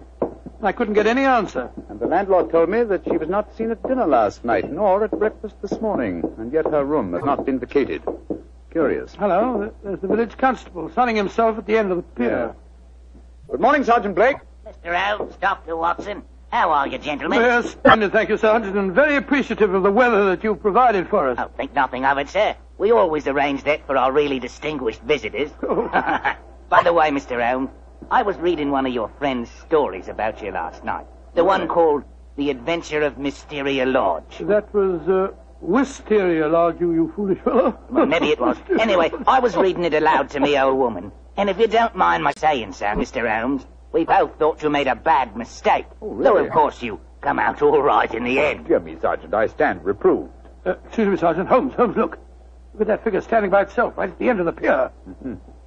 Our friend Wilson, the canary trainer. He's got a revolver. Here, we don't want any of these goings-on in Kingsgate. Come on. Here, you. What are you doing waving that revolver about? Keep back, the three of you. I'm the law here. Don't you tell me what to do. Keep back, I say. I'm not afraid to fire. What to do as he says, Sergeant. You don't want to trifle with. Just exactly what are you up to, Wilson? You've caught up with me once again, Sherlock Holmes. But this time you're not going to send me back to a prison again, and maybe the gallows. If I can't escape you, then I'll take my own way out with this revolver. Wilson, what in thunder are you talking about? The murder at the inn last night. I did it. Murder? I'm confessing in front of the three of you. Oh, you leave my wife alone. She didn't know anything about it. Now, I hope you're satisfied, Mr. Sherlock Holmes. He's pointing the revolver as he heads. Wilson, you fool, stop it! Strike me pink. He done it. Over the pier and into the sea. Get help, Sergeant. It's possible he isn't dead. Right, sir. Come on, Watson. We're going back to the inn, I suppose. Of course we are. We've just heard a murder confession, but we don't know who has been murdered.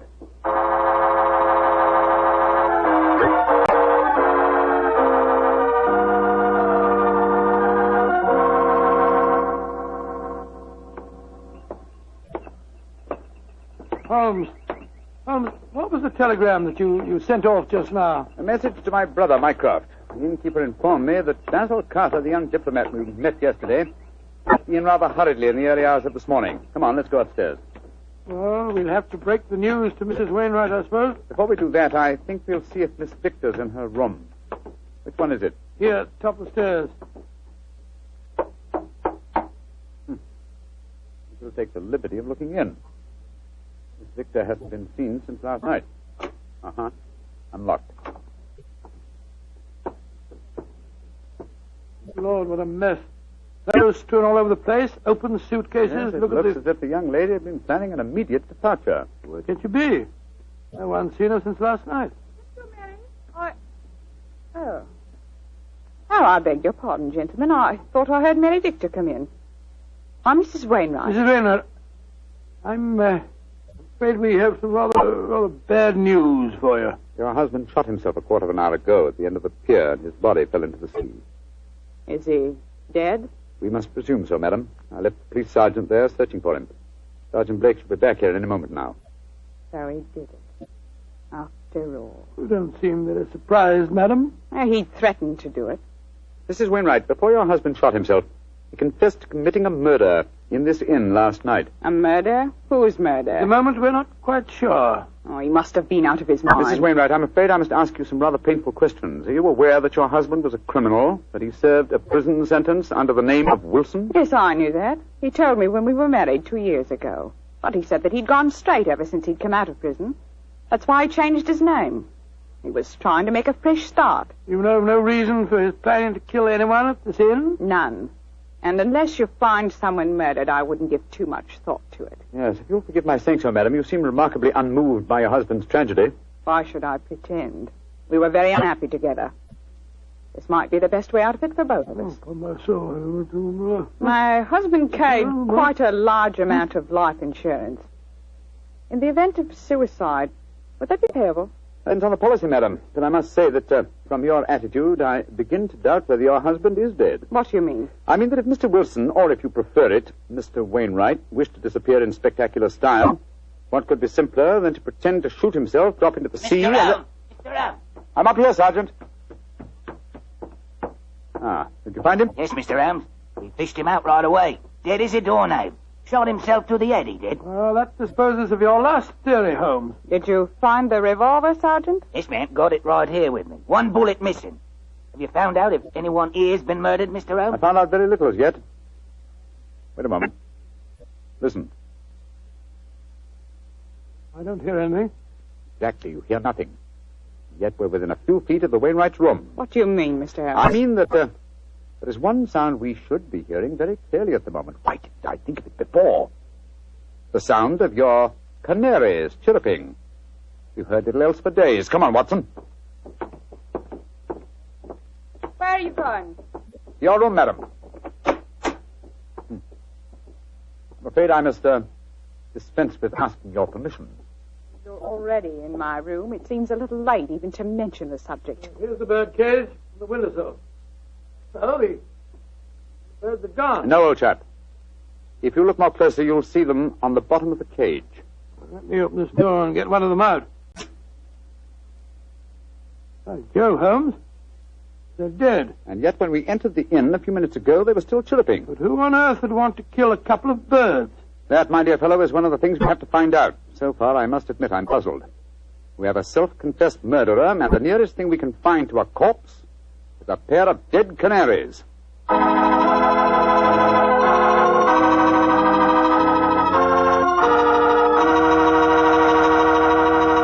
We'll bring you the rest of Dr. Watson's story in just a second.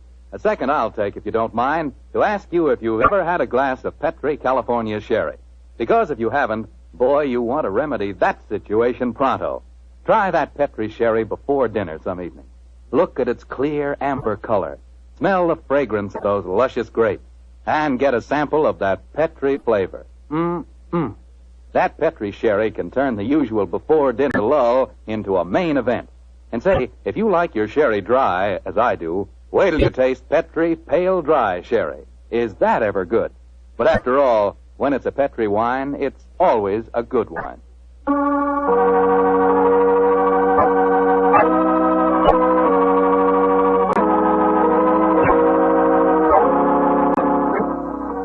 And now, back to tonight's new Sherlock Holmes adventure.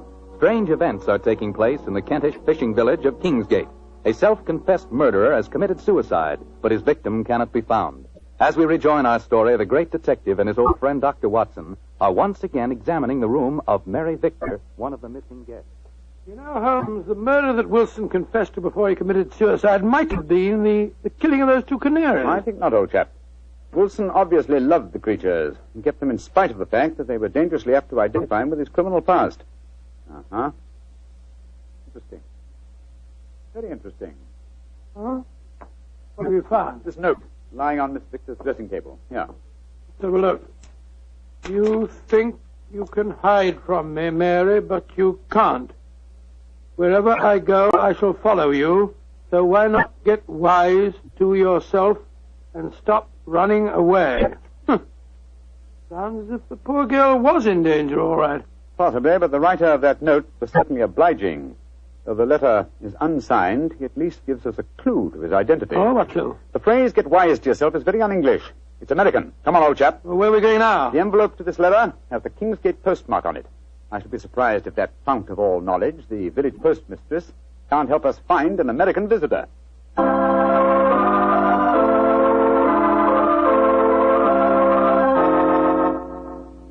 Yes, I know the young man you must be looking for, gentlemen. His name's Walter C. Bunker. He's been in here to send telegrams, and his accent's so strong you could cut it with a knife. Just like one of the Red Indian fellows you read about, you know. Can you tell me where he lives, madam? That I can, sir. He's been rooming at Mrs. Bell's house. 15 Laburnum Grove, down behind the gas works. 15 Laburnum Grove, Mrs. Bell. Thank you. Thank you very much. I'm very much obliged to you. You,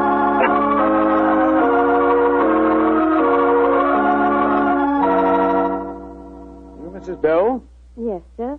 What can I do for you, gentlemen? Well, we understand that Mr. Walter Bunker has been staying with you, madam. That he has.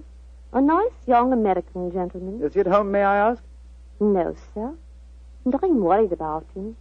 This morning, when he goes out, he asks me what the nearest cemetery is. Cemetery? Oh, gracious me. Huh? I tell him, and then he gives a queer kind of laugh. I'm not sure I'll see you anymore, he says. And then he walks off, and I haven't seen him since. I tell you, I'm worried about him, gentlemen. And where is the nearest cemetery, Mrs. Bell, the one you directed him to? About 3 miles from here. Mm-hmm. Just this side of Branson Woods. Thank you, madam. Come on, Watson.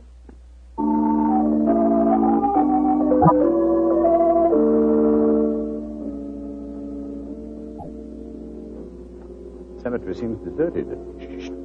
There's music coming from the church. Good Lord, it's a funeral. Or a wedding. Come on.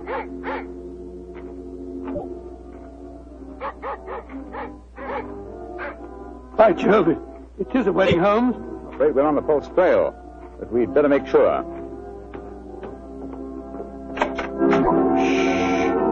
Quiet, gentlemen, please. The ceremony is just ending. Just one question. Can you tell me the names of the couple who've just been married? Miss Mary Victor from the inn, and a young American by the name of Bunker. Thank you. Yes, we have been following a false trail, confound it. The frightened young lady was merely frightened by her persistent American fiancé. The threatening letter that he sent her. Ambiguously worded, when you come to think of it.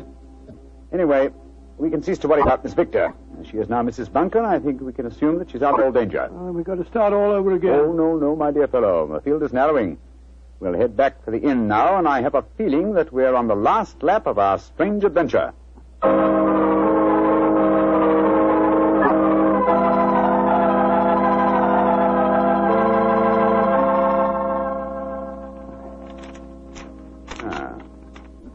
Yes, here's another suspect eliminated. This telegram is from my brother Mycroft. I telegraphed him earlier on today to check on the movements of Basil Carter, the young man who left the inn so mysteriously in the early hours of this morning. His answer informs me that the gentleman in question was recalled to the Foreign Office suddenly and arrived quite safely a few hours ago. Well, now I'm completely puzzled. And I, old fellow, at last see daylight. Wish I did, Mr. Holmes. Sergeant, go upstairs and get that man's widow and bring her to my room, please. And then I think I can give you the solution to this problem.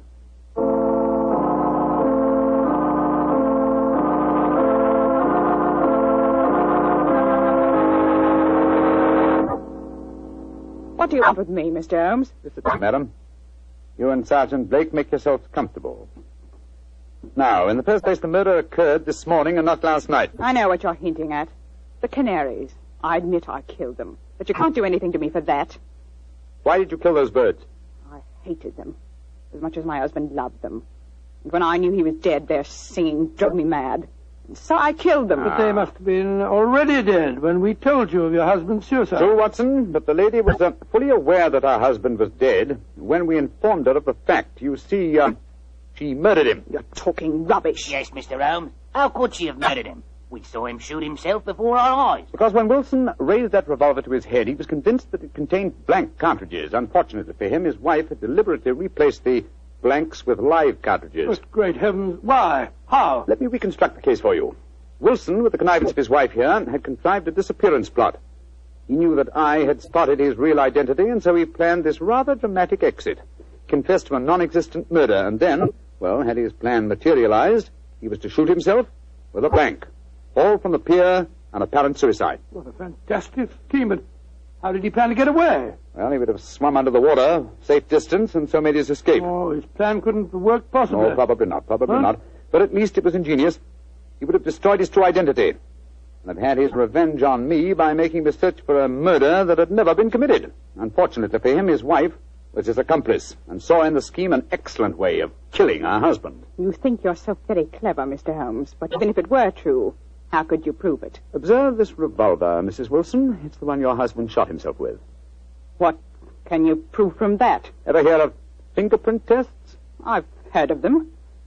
But that revolver's been underwater. True, quite true. But thanks to the researches of my excellent friend, Dr. John Thorndyke, an infallible test has been discovered for recording fingerprints even after immersion in seawater. What? I applied the test to the prints on the revolver and the bullets and compared them with some that we found on the water glass in your room. They are the same, Mrs. Wilson. Now, does a man let his wife load his suicide weapon? Sergeant Blake, I think it's obvious that the time has come for you to take over the case. All right, so I did change the bullets. I hated him. I'm glad he's dead. And what's more, I'd do it again.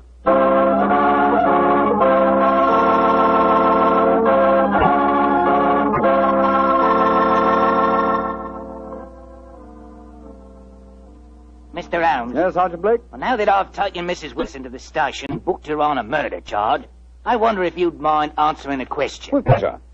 This fingerprint test. I'd like to know about that. I never heard of being able to take prints after a revolver has been handled 2 or 3 times and soaked in salt water. Yes, Holmes, and I'd like to know when you performed the test and took the prints off the glass in her room. I thought that I was with you all the time. You were, my dear fellow. Well, then, I can give you the answer in one word. Bluff. What? There is no such test, my dear Watson. It would be almost impossible to expect clear prints after so much handling, and totally impossible after submersion. Fortunately for us, though, Mrs. Wilson was gullible enough to believe me and give me a confession. And there's no such person as Dr. John Thorndyke? Oh, yes, indeed there is. He had great success last year in the case of the red thumb mark. You didn't tell me about that case, Holmes? No, I didn't. It was deliberate, old chap. With your taste for writing sensational stories, I was afraid you might publish the affair. Oh? Would it have mattered if I had? Oh, yes, it would. Hmm? You would have given away, what shall I say, professional secrets. You would have provided the public, and in particular the criminal public, with a complete education on fingerprints. And when that happens, my dear Watson, we shall have no tricks left. That will be a sad day for detectives.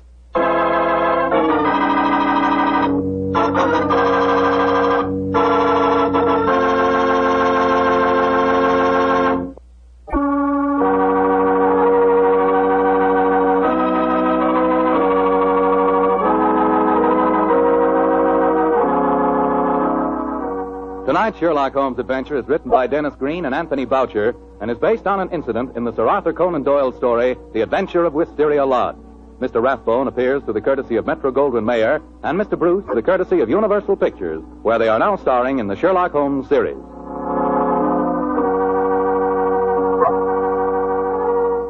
The Petri Wine Company of San Francisco, California, invites you to tune in again next week, same time, same station. This is Bill Foreman saying goodnight for the Petri family. Sherlock Holmes comes to you from our Hollywood studios. This is the Mutual Broadcasting System.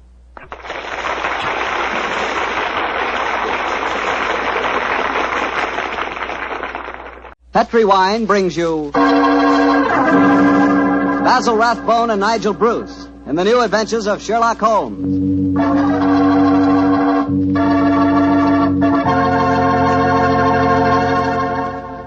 The Petri family, the family that took time to bring you good wine, invites you to listen to Dr. Watson tell about an exciting adventure he shared with his old friend, that master detective, Sherlock Holmes. And I've got something to talk about, too. Now that the poultry shortage is over and you can get chicken again, you ought to treat yourself to the best meal in the world. Fried chicken, Southern style, accompanied by a chilled glass of Petri California Sauterne. Me, oh my, is that something. You know, Petri Sauterne is a wonderful mealtime wine. It's a white wine, the color of pale, pale gold. And Petri Sauterne is delicate in flavor, sort of subtle and kind of intriguing. Well, just wait till you taste it. You'll really love it with that fried chicken. Oh, and I'll tell you something else. It's wonderful with fish. If you haven't tried fish or any kind of seafood, together with Petri Sauterne, well, I hate to say this, but you don't know, folks. You just don't know. So how about finding out? Just pick up a bottle of Petri Sauterne on your way home tomorrow. It's a Petri wine, so you know it's good.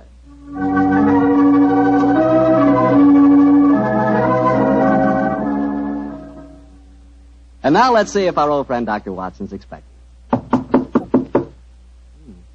He's out on the patio. Dr. Watson?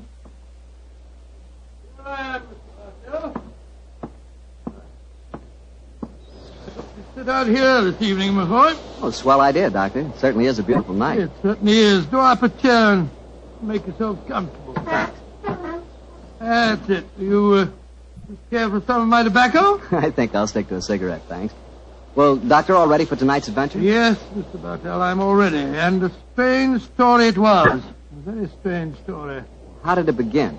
Stormy December night in 1900 with the rain pelting against the Baker Street windows? Or perhaps with you and the great Sherlock Holmes rattling along in a cab beside the foggy waterfront chasing some desperate criminal? You make quite a good storyteller yourself, Mr. Bartell. No. The adventure I'm going to tell you took place many, many thousands of miles afield from our Baker Street headquarters. To be exact, in the Indian city of Parbutipur, about 200 miles north of Calcutta. It must have been a mighty important case that made you both travel that far. It certainly was, my boy, yes. It was announced in the summer of 1894, I remember, that Holmes received an urgent summons from the Maharaja of Parbutipur. After 5 weeks at sea, we reached Calcutta, and a few days later found ourselves on the veranda of our hotel in Parbutipur. As we sat there talking to the Maharaja's brother, Rabat Singh, we could hear the faint throb of native drums and the haunting wail of an Indian lute coming from the bazaar. And so, gentlemen, I thought that before I took you over to my brother's palace, I would tell you something of the problems that beset him. An excellent idea, Mr. Singh. Yes, indeed, sir, particularly as you've just told us your brother, the Maharaja, is not in the best of health. Just so, Dr. Watson. Interviews tire him, and in any case, his command of the English language is not so extensive as mine. And now, sir, the problem, if you please. As to the exact problem, Mr. Holmes, I am not completely informed. My dear brother has not seen fit to confide his entire troubles, even to me. In fact, until your arrival yesterday, I did not even know that you had been sent for. But I can tell you that his worries are centered on the safety of the white elephant of Parbutipur. White elephant? Excuse me. Well, possibly you are not aware that white elephants actually do exist. Oh, yes, though I understand that they're extremely rare. Oh, extremely, Mr. Am I right in thinking that in the East a white elephant is considered sacred? Quite right. Pray continue, sir. Well, in 1750, the first white elephant was presented to my great-great-grandfather, and with it came a legend. The legend that the Maharaja's rule would be happy, healthy, and successful only as long as the elephant flourished. If the animal were to die, then the reign would come to an end, and the Maharaja was doomed to a sudden death. Mr. Singh, who was responsible for the origin of this legend? Oh, a good and wise man who traveled from the mountains beyond Nepal. He it was who brought the first elephant to my great-great-grandfather. And how has the legend worked out in actual practice, sir? Its prophecies have come frighteningly true, Dr. Watson. Oh? The first elephant was killed by his mahout, his own keeper, after my illustrious ancestor had dismissed the man for incompetent. A week later, my great-great-grandfather was himself killed in a native uprising. And so it has gone on, gentlemen, since then. Amazing, amazing. When the elephants have died, and they have always died, the Maharaja of Parbutipur has died a violent death soon after. And as each new Maharaja has succeeded to the title, the wise man from the beyond the mountains has appeared, and with him, a new sacred white elephant. He last appeared 4 years ago when my brother inherited the title. But it can't still be the same man, sir. Why not, Doctor? Well, I mean to say, that'd make him a couple of 100 years old. A trifle less, I fancy, Doctor. Oh, really, my dear sir? Seems to me your story's the wrong way round. Men don't live to such an age, whereas elephants are noted for their length of life. That's true, Watson, but apparently not the sacred white ones of Pabadipur. Mr. Singh, in the event that your brother's death, who would become the Maharaja? I should, Mr. Holmes. Oh, I can see what you are thinking, sir. The next in line to succeed to the title would have an excellent motive for wishing animal death. Well, the logic is inescapable.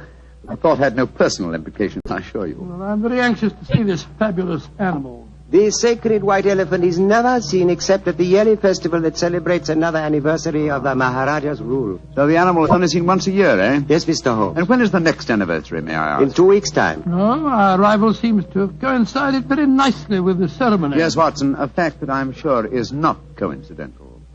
Well, Mr. Singh, I'm very glad that you told us the legend of the sacred white elephant, and now I suggest that you take us to the palace. I'm most anxious to make the Maharaja's acquaintance.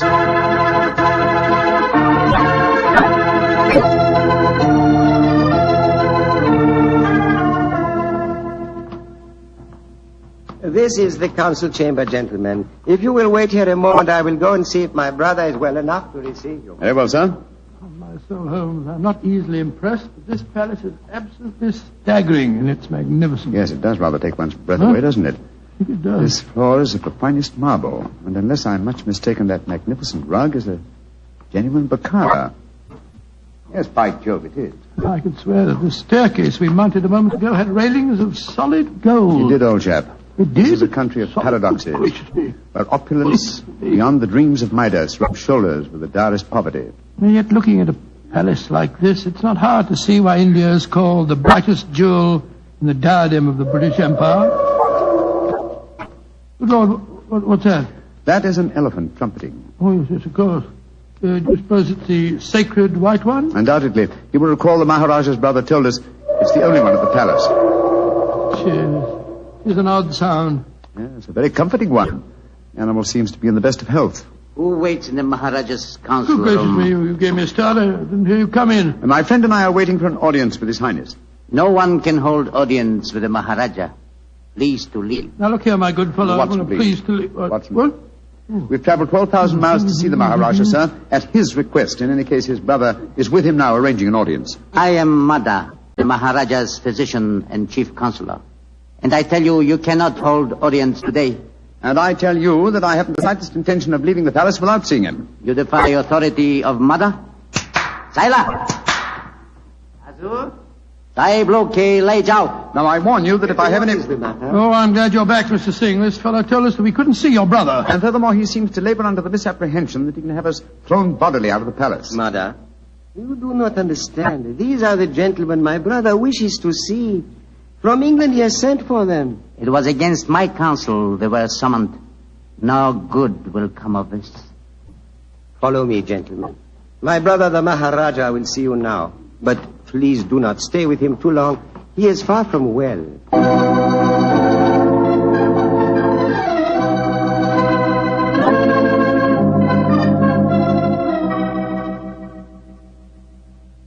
Mr. Sherlock Holmes, Dr. Watson, I'm so happy you have arrived here safely.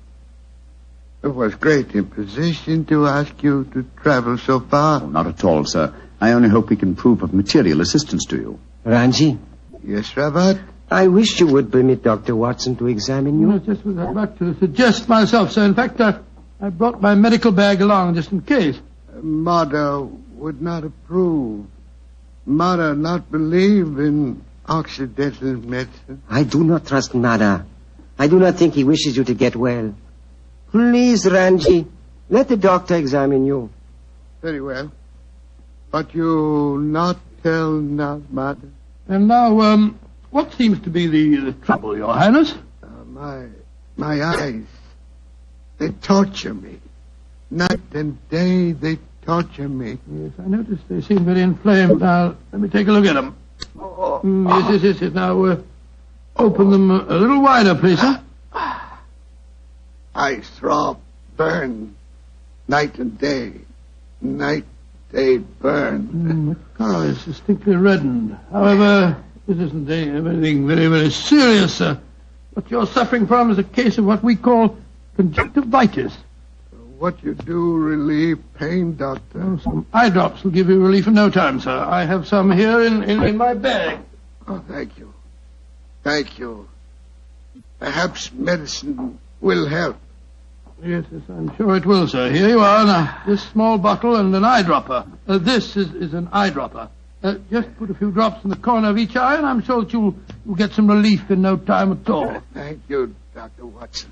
You think there is nothing seriously wrong, Doctor?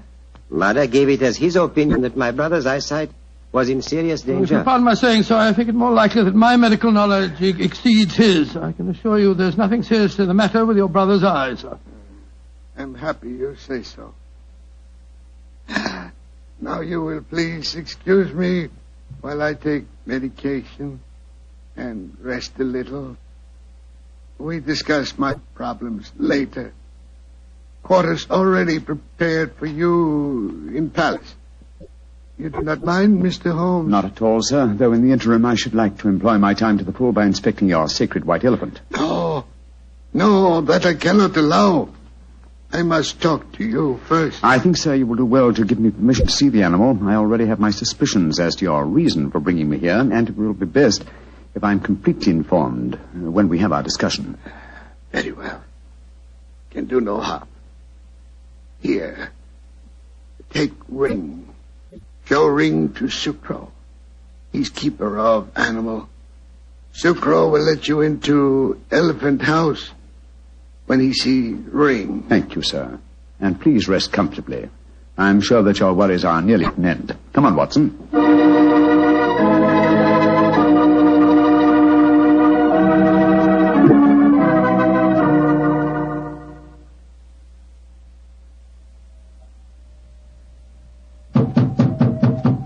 Well, they told us this was the Elephant House. Why in thunder doesn't the keeper open the door? I imagine because his mind is preoccupied with music. Knock again, old fellow, will you? Uh-huh. He heard us that time. Yeah, about time. He must have been knocking here for 5 or 6 minutes.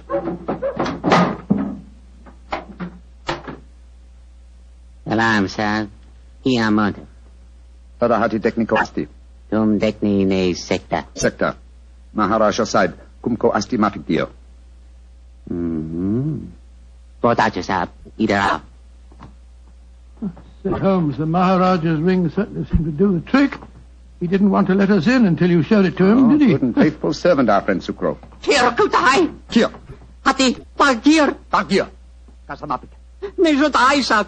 What's happened, Holmes? The white elephant has disappeared, Watson. Disappeared? That's ridiculous. Elephants don't just disappear. Sir. Maharaja sahib kibolo. Kali umkabolo. Potato sahib, potato. Where's he going? I told him to go to the Maharaja and give him the news.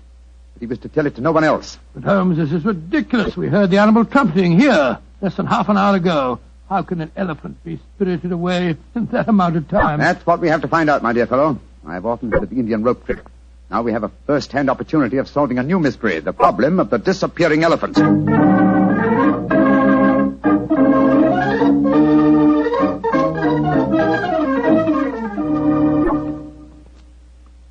Holmes, this is farcical. We spent half an hour searching this elephant house.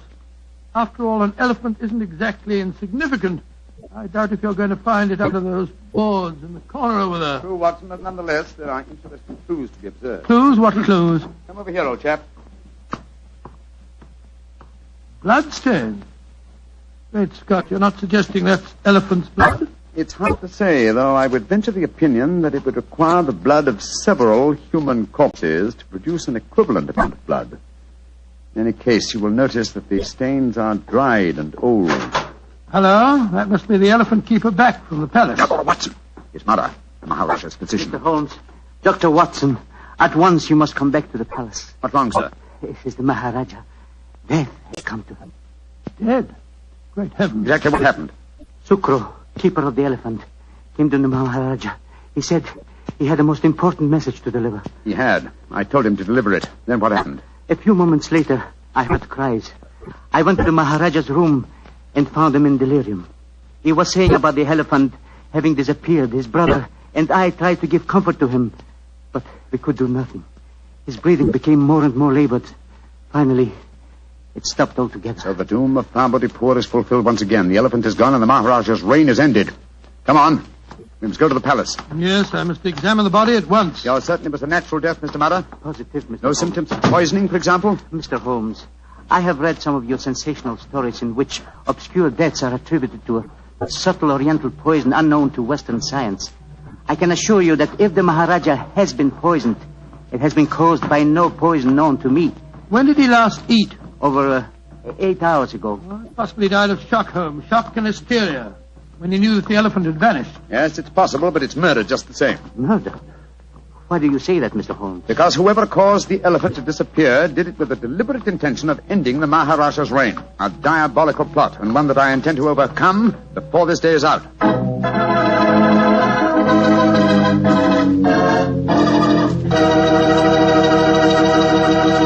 Dr. Watson's story will continue in just a second, so all I'm going to say is, if you like a swell red wine with your dinner, well, then you should know about Petri California Burgundy. Petri Burgundy is a rich, hearty red wine that's just wonderful with hamburger and beef stew and pot roast and chops and just about any meat or meat dish you can think of. And, of course, if you can get hold of a steak or a prime rib, well, then you've just got to serve that with Petri Burgundy. Petri Burgundy is a swell mealtime wine. The best friend a good meal ever had. No kidding.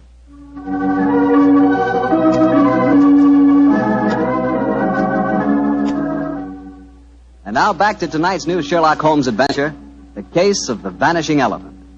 Tell me, Doctor, did you examine the Maharaja's body? Yes, of course I did, Mr. Bartell. Holmes was convinced that the Maharaja had been murdered, but I could find no trace of foul play. After my examination, I joined Holmes in our quarters, and I gave him my opinion. Found out anything? Looks like natural death to me, Holmes. No traces of poison? None that I could see. Of course, it's hard to be certain without an autopsy. Did you suggest one? Yes, but the new Maharaja won't hear of it. It's against their religion, apparently. Yes, I was afraid of that. Meantime, I've been conducting a cross-examination of some of the palace servants. Oh? What do you find out? Principally that all of them heard the elephant trumpeting this morning. Did any of them suggest how the animal might have been smuggled out to the palace grounds? They insisted that such a feat would be impossible without their knowledge. Well, what's our next move, Holmes?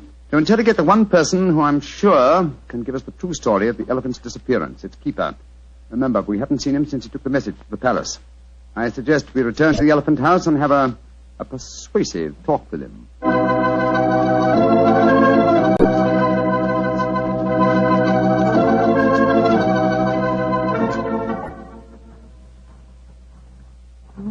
This must be the house, the only one that's near the elephant pen. Ramshackle-looking place, isn't it? Extremely. Sucro! Sucro! Don't tell me that he's vanished, too. This is beginning to get on my nerves. Oh, no. Sucro! I think under the circumstances, we'll take the liberty of entering. Sucro! Look, Holmes. Look on the floor. We're too late. Good Lord. What a horrible sight. His throat's been cut. Obviously another murder. He knew the secret of the vanishing elephant. Let's have a look around. The fellow was quite a musician. Look at this weird assortment of instruments. Native lute. We heard him playing that today as we approached the elephant house. What's this? Looks like a sort of giant megaphone. A musical instrument of some kind. Observe the mouthpiece here. Let's see what kind of noise it makes. Great Scott. The instrument sounds exactly like an elephant trumpeting. Of course. Come, Scarrow, why didn't I do this before? Come on, Watson, back to the palace as fast as your legs can carry you. The mystery is solved.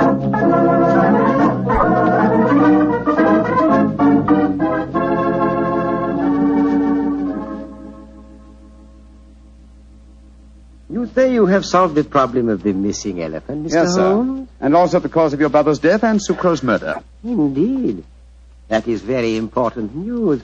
Won't you both sit down, please? Thank you, sir. Please proceed, Mr. Holmes. Thank you. First, the elephant did not vanish today. The beast must have died a natural death months ago. All that happened today was that I discovered its absence. Are you suggesting that my brother knew the beast was dead? I am, sir. But he was afraid to publish the news. He knew that his rule would fall into a state of chaos if the fact were known. You yourself, sir, have told us how strong is the native belief in this legend. Oh, how did he dispose of the elephant? Unobtrusively, over a period of time. The bloodstains in the elephant house would indicate that the animal had been cut up into disposable fragments, which could be removed by the faithful Sucro without attracting suspicion. All this time, though, the elephant horn was blown at suitable intervals to indicate that the sacred animal was still alive. But if the Maharaja knew the beast was dead, why did he die of shock when he received the news? I think the answer to that question, Dr. Watson, would be that my brother died of shame when he knew that his imposture had been discovered. Little far-fetched, sir, if you don't mind my saying so. Now, I'm certain the reason your brother brought me to your country was to reveal that imposture to me. He knew the day was coming soon when he must show the elephant to his people. The festival would have been held in 2 weeks' time, I think you told us, sir. I imagine that he wanted me to devise a method of smuggling a new white elephant into the palace grounds before that time. Tell me, Mr. Sherlock Holmes, why did my brother die today? Because he was murdered. Just as Sucro was murdered later. Murdered? How? Oh, very ingeniously. By poison, but not, as you might expect, by any subtle Eastern poison. No, one of the most recent of Western poisons was used. A poison unknown to Oriental science. Delirium, followed by a strangulated breathing, is highly typical of the newly discovered poison hyoscyamine. But he hadn't eaten for 8 hours. True, Watson, but you see, this hyoscyamine was administered to an eyedropper. Good heavens, an eyedropper. The poison penetrates with unusual ease through the membranes of the eyes, if you will recall. Yes, you're right, by Joe, it does. Must have been that physician fellow, Mardo, whatever his name is. No, my dear chap. This has been a case of confusions. Let's do a little clear thinking now, shall we? You see, we were deceived by the apparent sequence of events. We discovered the elephant missing and thought that fact had caused the Maharaja's death. Whereas his murder was quite a separate matter. The poison must have been placed in the eye drops while we were in the elephant house. Precisely, dear chap. And when the murderer saw how the problem of the missing elephant confused us, he killed its unfortunate keeper to prevent us from learning the truth. Yes, you're strangely silent, Mr. Singh. Am I, Mr. Holmes? I am fascinated by your flow of unassailable logic. Of course, you realize that I am now the Maharaja, the King of Kings, an absolute ruler with all power, including that of the police. Do you care to denounce the murderer to me? Oh, come, sir. It's time the buttons came off our foils. I'm well aware that you studied medicine at the University of Edinburgh. You have the motive, the opportunity, and the knowledge to kill your brother. The murder of Sucro was probably performed by an underling. Great Scott, what a shocking You are disgrace. a clever man, Mr. Holmes. A very clever man. Clever enough to realize that an absolute ruler, a ruler with all powers, including that of the police, is not apt to denounce himself. Again, your logic is unassailable. Goodbye, gentlemen. I trust your voyage home will be a pleasant one. I warn you, sir, that I shall make a full report of my findings in this case to the British Commissioner of this state. Why should he prove more effectual than the great Sherlock Holmes? Goodbye, gentlemen, and bon voyage. Filthy murderer. Makes my blood boil to think that he can't be brought to justice. He can, and he will be. Civilized laws of the Occident cannot be enforced here, then we must fight him with his own weapons. What do you mean, Holmes? That we have a farewell talk with Mr. Madder, the dead Maharaja's physician, friend, and counselor.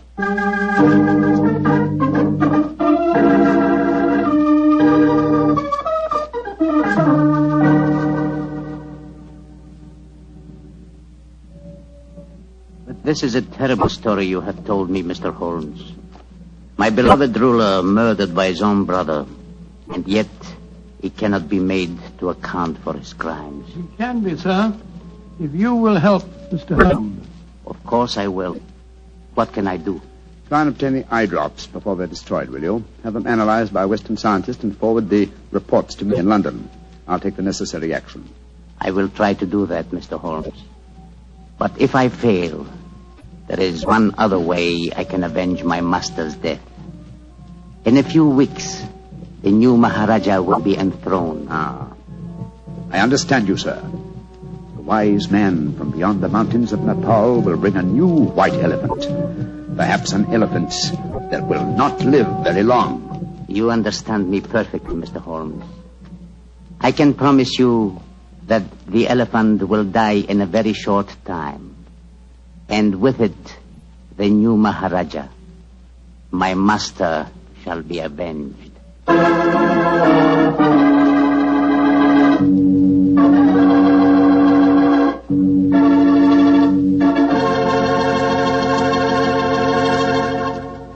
That was quite a story, Doctor. Quite a story. And tell me, what did happen to the next white elephant of Parvati Port? By an extraordinary coincidence, it died the day after the new Maharaja's enthronement.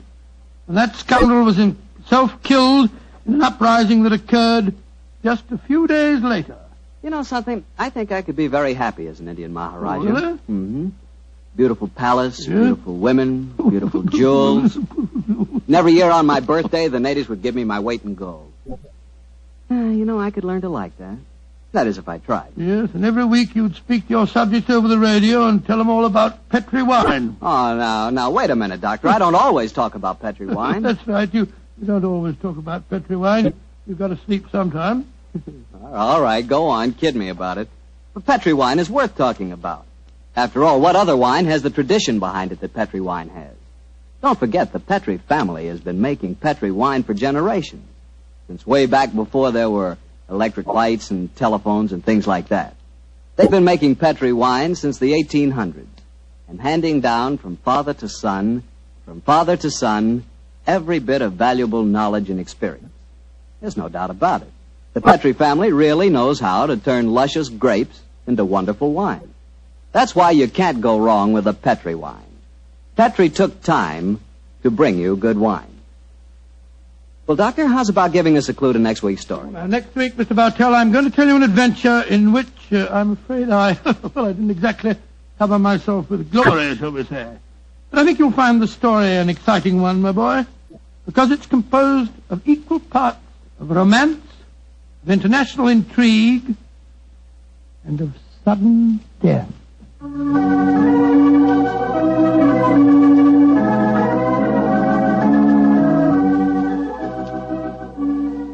Tonight's Sherlock Holmes adventure is written by Dennis Green and Anthony Boucher and is based on an incident in the Sir Arthur Conan Doyle story, The Engineer's Thumb.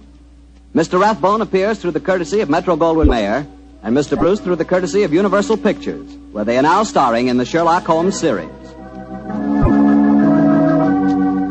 The Petri Wine Company of San Francisco, California, invites you to tune in again next week, same time, same station. This is Harry Bartell saying goodnight for the Petri family. Sherlock Holmes comes to you from our Hollywood studios. This is the Mutual Broadcasting System.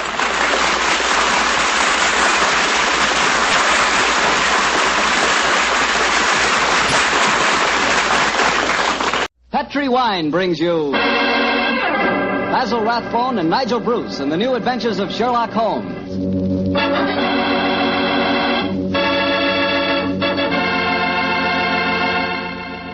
The Petri family, the family that took time to bring you good wine, invite you to listen to Dr. Watson tell us another exciting adventure he shared with his old friend, that master detective, Sherlock Holmes.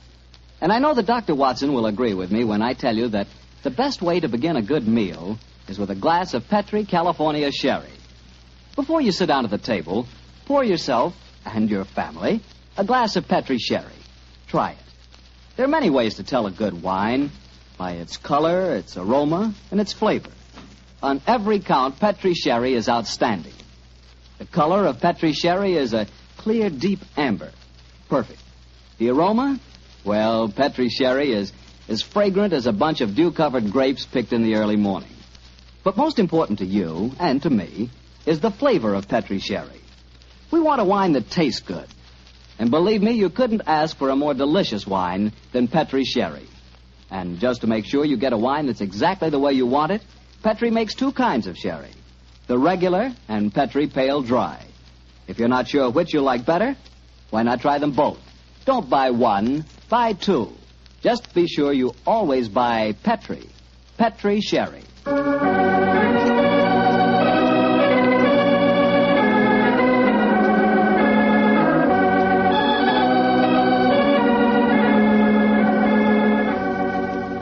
And now I'm sure our good friend Dr. Watson's ready for us. Let's go in and join him. Good evening, Dr. Watson. Good evening, Mr. Bartell. Quiet minute. I don't want it. Dogs seem very chipper tonight, Doctor. Have they been getting into any more trouble lately? Oh, no, my boy. It's been a relatively quiet week for them. One meeting with a dead seal, 2 visits to my neighbor's chickens, and a losing battle today with a cross-eyed Siamese cat. You call that a quiet week, huh? Oh, it is for them, but never mind about the dogs. Draw up your usual chair and make yourself comfortable. You're just in time to join me in a glass of sherry. That'd be very nice, Doctor. Oh, I see you have the old dispatch box out again. Yes, my boy. As the story I'm going to tell you tonight took place in 1887, I thought I'd better refresh my memory on some of the details of the case. Shortly after my marriage, and as I had bought a practice in the Paddington district, I saw very little of my old friend Sherlock Holmes. How was doctoring in those early days? A struggle, my boy, a distinct struggle. Dr. Farquhar, from whom I had bought the practice, had at one time an excellent clientele, but his age, combined with an unfortunate affliction, the that resembles St. Vitus's dance, had very much thinned it. I had confidence, however, in my youth and in my energy, and I was convinced that in a very few years the practice would be as flourishing as ever. But, as I said, I saw very little of Holmes in those days. I guess you were too busy to visit Baker Street, huh, Doctor? Yeah, you guessed quite correctly, Mr. Bartell, quite correctly. Holmes seldom went anywhere himself save on professional business. You can imagine my surprise, therefore, when one day on coming home from a heavy day's work, I found that Holmes had decided to pay us a visit. My wife persuaded him to stay to dinner, and as the 3 of us sat at the table, the flickering candlelight dancing strange patterns on the walls, felt quite like old times. Holmes was in an unusually gay mood, and I can remember the twinkle in his eye as he turned to my wife and said, "You're a brave woman, Mrs. Watson, to feed an unexpected guest on the maiden night out. I'm extremely grateful. Mrs. Hudson's cooking, though excellent of its kind, lacks variety. Your dinner has been quite a treat." That's a very gracious little speech, Mr. Holmes. Yes, I've never known you to be so observant about food, Holmes. Perhaps the lack of your company, my dear chap, and the consequent lonely meals have made me conscious of Mrs. Hudson's culinary shortcomings. I suppose you're taking John out with you tonight on one of your cases. No, Mrs. Watson. Though I can understand your suspicions, my visit was purely social. Yeah, let's go into the other room and have a pipe, shall we? Well, don't you think you'd be more comfortable at the club? Miss Old Mary, I believe you want to get rid of us. Oh, no, dear, it's not that. It's just that... your visitor is due at any moment, and you had counted on the house being empty by now. Why, how on earth did you know that, Mr. Holmes? Past half hour, you've been glancing at the clock with mounting anxiety. I feel sure that... If it had not been for my unexpected visit, your good husband would already have been walking towards his club. Yeah, it is my custom to go to the club on Thursdays, but how'd you know? I know your habits, my dear chap, as well, if not better than you do. It's a good thing I'm a bachelor, isn't it, Mrs. Watson? Yes, indeed. A wife could keep no secrets from you, Mr. Holmes, I'm sure. Well, Mary dear, who is your visitor, and what is the secret that you've been hiding? Oh, it's innocent enough, John. As Thursdays is the maid's night out, and you've been going to the club, I've been letting Alicia Wentworth meet her young man here. With me as chaperone, of course. Oh, so that's the mystery. Well, Watson, young love is on the wing, and I'm sure we're dreadfully in the way. Let's stroll to Baker Street, shall we? Yes, of course, I'll get my coat. Why didn't you tell me, Mary? Well, I was afraid you might be angry, John. Angry, of course, ma'am. Alicia's such a sweet girl. And Harry Prendergast is a very charming young man. He comes from an excellent family, has a commission in the infantry, and the children are tremendously in love. But her beastly guardian forbids them to meet. Oh, there she is now. Well, we can pretend that we were just leaving anyway. Yes, I'll get my coat. Hello, Alicia, dear. Oh, Mrs. Watson, I'm so glad to see you. Come, dear. Alicia, this is my husband and Mr. Sherlock Holmes. How do you do, my dear? It's a shame that we have to go now, but my friend and I have some very important business to attend to. You're Mr. Sherlock Holmes, the detective, aren't you? Yes, Miss Whitworth. Please don't go, Mr. Holmes. Please don't. I need help so badly. Why, Alicia, what's wrong? You're as white as a ghost. Let's go into the drawing room, shall we? What's troubling you, Miss Wentworth? It's Harry, Captain Prendergast. I don't know exactly what's the matter, but something dreadful has happened to him. Oh, now sit down here beside me, dear. That's it. Miss Wentworth, what reason do you have to suppose that Captain Prendergast is in trouble? I've seen friends of his today. They spoke of him almost as if he were dead, and yet they wouldn't tell me why. And just now I went to his club, and they told me that Captain Prendergast was not a member. But he is a member. He's been a member for years. Oh, what's happened to it? What has happened to it? There, dear. Mr. Holmes will help you. Now, don't you cry. Have you been to the police, Miss Wentworth? No, Doctor. You see, I went to my guardian, but he wouldn't let me go to the police. He said there'd be a scandal. But then he hates her. The Prendergasts are a fine family. Why does your guardian object to him so strongly? I don't think he would approve of anyone I choose. He doesn't want me to get married. Oh, sounds like a positive ogre to me. Who is your guardian, my dear? Colonel Moran. Colonel Sebastian Moran. Indeed. He's a man who has many entries against him in my ledgers, but a man that I've never met.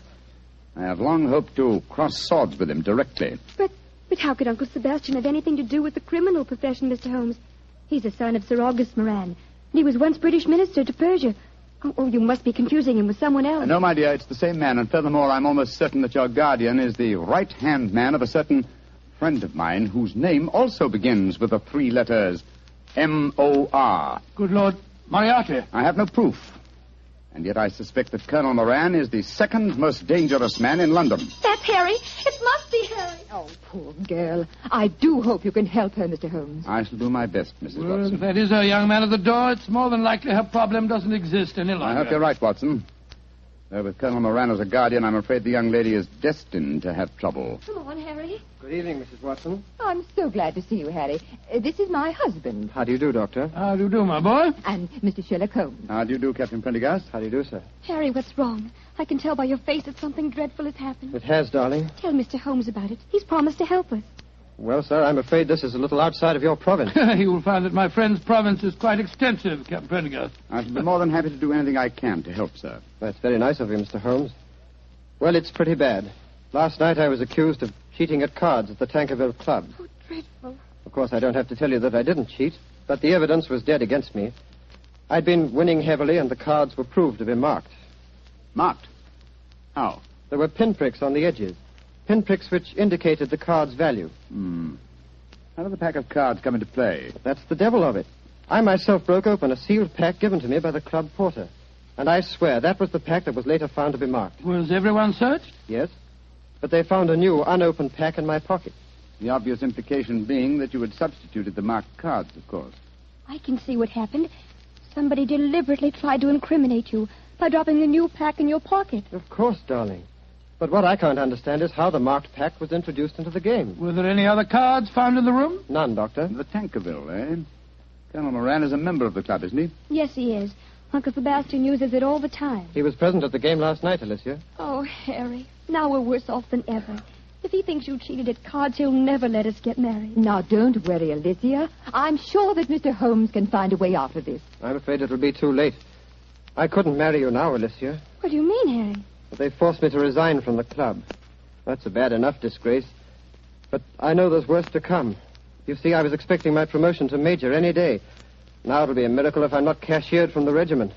What kind of a life can I offer you? Harry, you're talking absolute nonsense. I think, Captain Prendergast, the next step is obvious. We must remove this apparent stain on your character. But how? Miss Wentworth can stay here with Mrs. Watson. The doctor and I will drive over in a cab with you to the club and see what can be done.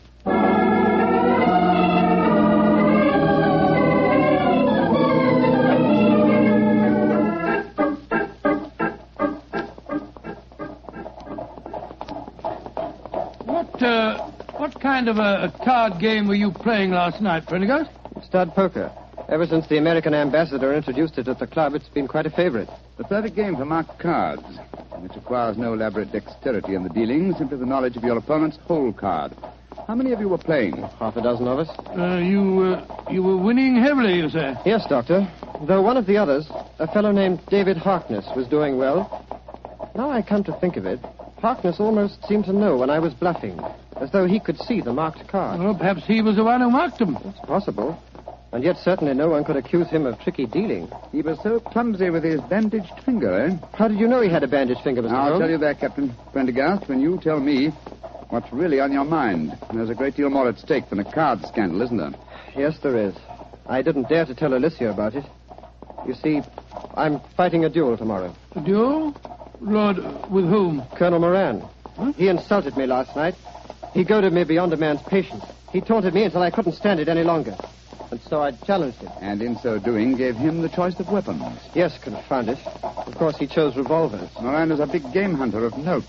He was reputed to be the best shot in England. And I'm probably the worst in London. If only I could shoot as well as I can box.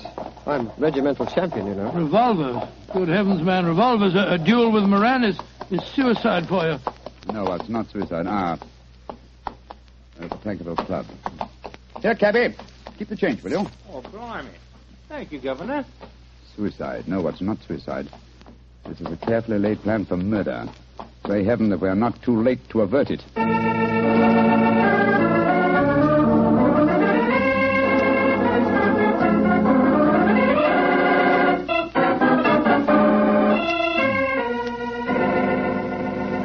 Mr. Harkness that you're wanting, sir? Yes, he went to his room half an hour ago. Number 108. Up the main stairs and down the corridor, sir. Thank you. I want you to follow us in precisely 1 minute and bring a sealed pack of the club's playing cards to Mr. Harkness's room. Do you understand? Oh, yes, sir. And thank you.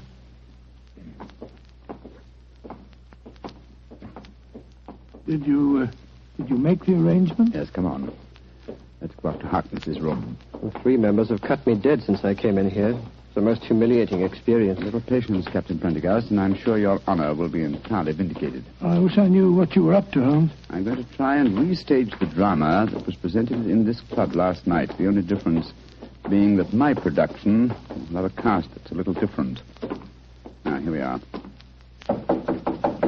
Now, let me do the talking. Yes? Did you want something? Prendergast, I don't want you in my rooms. I don't know why they allowed you inside the club. Let us in, Mr. Harkness, please. No, I won't. Take your foot out of the door, confound it. Mr. Harkness, there are 3 of us. I think you'd better let us in. You're going to let us in, Harkness. Oh, all right. Come in. Thank you for your hospitality, sir. Now perhaps you fellows will tell me what the devil you think you're up to. With pleasure. As you very well know, Mr. Harkness, this is probably Captain Prendergast's last day on Earth. He has one request to make of you, that you join him in a farewell game of poker with us, to show you bear no grudges. Oh, it's fantastic. You're all insane. Oh, by the way, Mr. Harkness, I'm delighted to notice that your sore finger seems to have healed with great rapidity. By an odd coincidence, you'll observe that I seem to have injured mine. Mr. Holmes, when did you do that? Oh, in the carriage just now, a mere scratch. Fortunately, I had some first aid materials in my greatcoat. Come in. Yes, Taylor, what is it? Begging your pardon, Mr. Harkness, but the gentleman asked me to bring this sealed pack of cards here. Put them on the table, Taylor. Very good, sir. Well, what's the game? Stud poker, Mr. Harkness. A game with which you're quite familiar, I understand. And the stakes? A man's honor. Possibly another man's freedom. Open the pack, Mr. Harkness, and deal us all a hand. I should think this might be a very unusual game.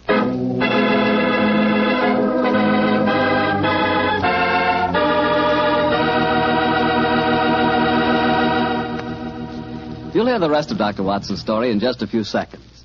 Time for me to explain that Petri California Sherry is not only an ideal wine to serve before dinner, but it's also the perfect wine for almost any occasion. Petri Sherry is fine after dinner, when you're listening to the radio or just sitting around talking.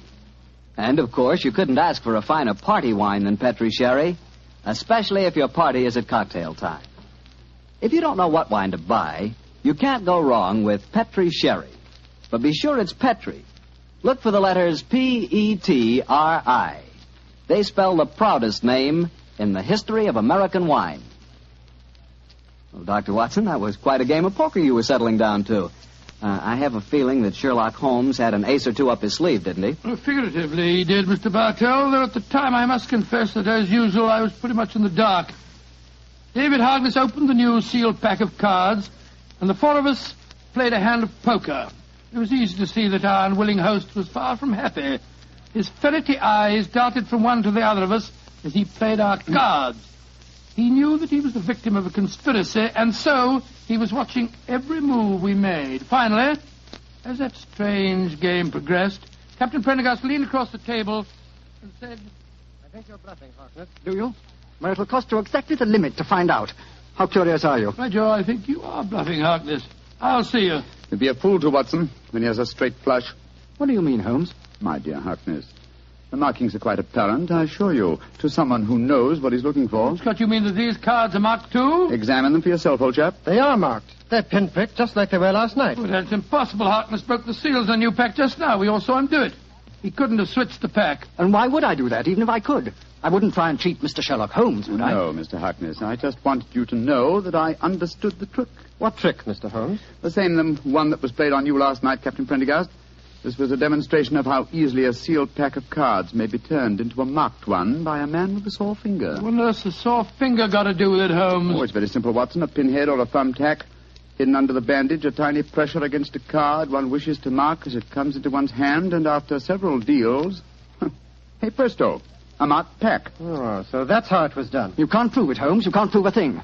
You weren't here last night. No, unfortunately, I wasn't, Mr. Harkness. Otherwise, I should have had the great pleasure of exposing your trick at the time. As it is, I shall have to rely on a public confession.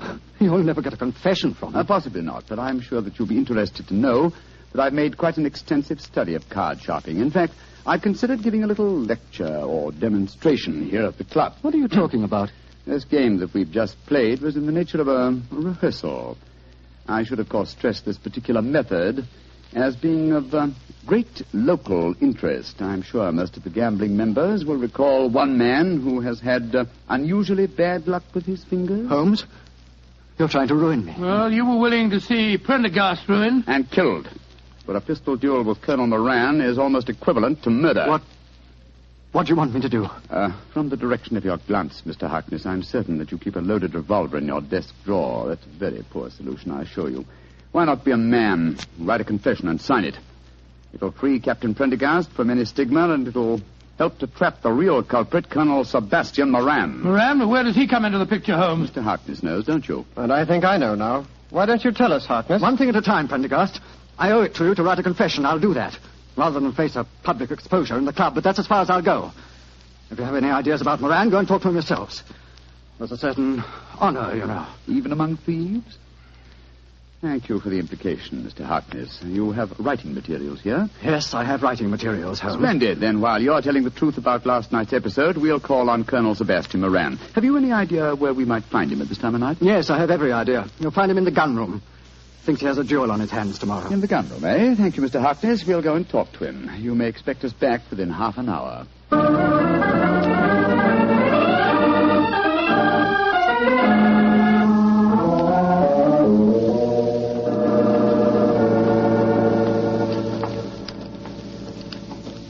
Who are you fellows? Turn the gas up, can't you? Colonel Moran, this is Mr. Sherlock Holmes and Dr. Watson. How do you do? Colonel Moran, I've been wanting to meet you for a very long time. Sherlock Holmes, I've heard a lot about you. And I have you, Colonel. Harry, what are you doing inside the club? Mr. Holmes brought me back. We've just left David Harkness's room. He's writing a confession that he engineered the swindle last night, that he deliberately tried to involve me. So, in that case, I suppose I need oil this revolver no longer. Harkness is a cheat. Dear me, how shocking. Aren't you glad that my name will be cleared in this business? Of course I am. I'm delighted. And you'll apologize for the things that you said last night? Yes, Harry, I'll apologize. But you must realize that this revelation makes no difference to my feelings about your marriage to Alicia. Upon my soul, Colonel Moran, it seems to me that one Dr. Watson, I think the name is. Watson, yes, my name's Watson. Dr. Watson, I would suggest that the happiness of my ward is a matter that cannot possibly concern you. Now, look here, sir, I don't want to go... Will you, old chap? Oh, sorry. Colonel Moran, I think I may be able to change your mind on the question of your ward's marriage. How very interesting. And what makes you labor under that delusion? Would you care to have it known at the club that you had deliberately planned Captain Prendergast's murder? What in thunder are you talking about? You know, sir, that a revolver duel with you is no duel. It's a cold-blooded killing. Rubbish. I was challenged. Therefore, I had the choice of weapons. Naturally, I chose the weapon with which I was most familiar. And you had the choice for a very good reason, Colonel Moran. You forced Prendergast into a duel because it was the only way you could be certain that he'd never marry your ward. Alicia? What do you know about her? More than you think, sir. She's at my wife's house this very minute. She suspects you of jealousy. I think it's far more likely that the financial aspect of guardianship is involved here. A financial accounting is due upon her marriage, isn't it? That's none of your business. An accounting is due, Mr. Holmes. Alicia told me that herself. Exactly, and the accounts were in no state to undergo scrutiny. The answer is obvious. David Harkness, a card sharp, was in need of money. You induced him to practice his cheating last night in order that you could trap Captain Prendergast into a duel. Harkness, what the devil do you want? Put that revolver down, you fool. I don't care about my own disgrace, but you're going to pay for your share in it, Moran. Drop that revolver, Harkness. Don't you see that you're... Moran, you shot him. You saw that it was in self-defense, gentlemen. He was waving a loaded revolver at me. It's most unfortunate, but it was in self-defense. Yes, self-defense that removed the one dangerous witness who could have testified against you. He's dead, Watson, isn't he? Yes. Shot right through the heart. Moran, you're a cold-blooded, murdering devil. I demand satisfaction for that insult. These gentlemen are my witnesses. I apologize for the misunderstanding last night, but this is a different matter. You've insulted me, Harry. The duel will take place, Colonel Moran, and Dr. Watson and myself will act as seconds for Captain Prendergast. Let's make the necessary arrangements, shall we?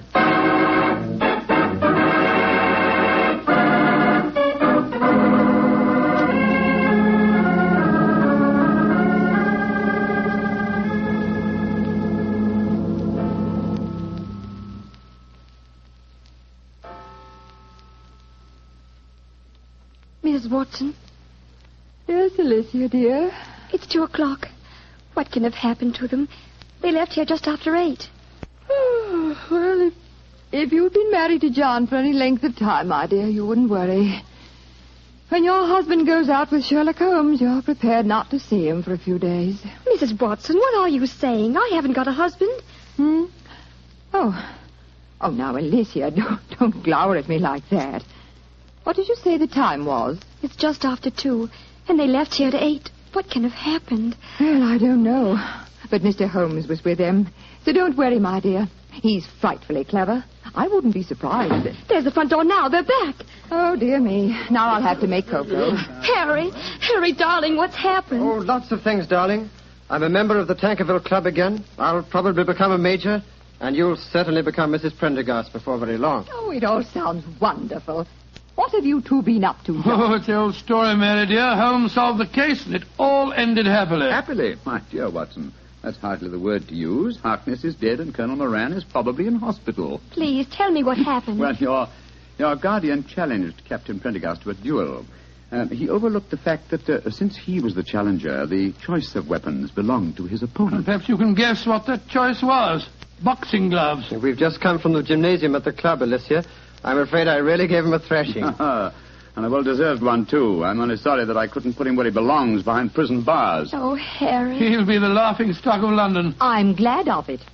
But that means that he'll never consent to our being married. I disagree, Miss Wentworth. If we keep his secret, and we've hinted that we might, I'm quite certain that he'll withdraw his objections to the marriage, and somehow he'll make up his deficiencies in his guardianship account. Probably by borrowing money from Professor Moriarty.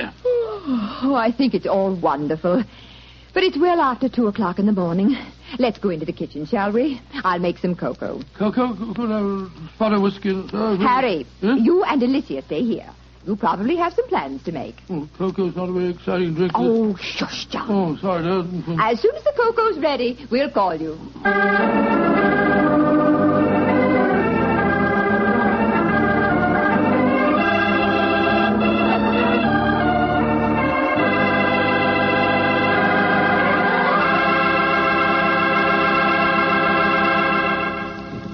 Well, Doctor, that was some story. You know, I'm glad the age of dueling is over. I'd hate to have someone challenge me to a duel. What's the matter, Mr. Bartell? Are you afraid of being hurt? Afraid of being hurt? Of course not. If someone challenges me to a duel, I have the right to choose the weapons, don't I? Yes, and what weapons would you choose? Cream puffs at 30 paces. Nobody's going to hurt me. see that. Although, come to think of it, instead of cream puffs, I'd rather have a piece of cake. Oh, why a piece of cake? Because it tastes so good with a glass of Petri sherry.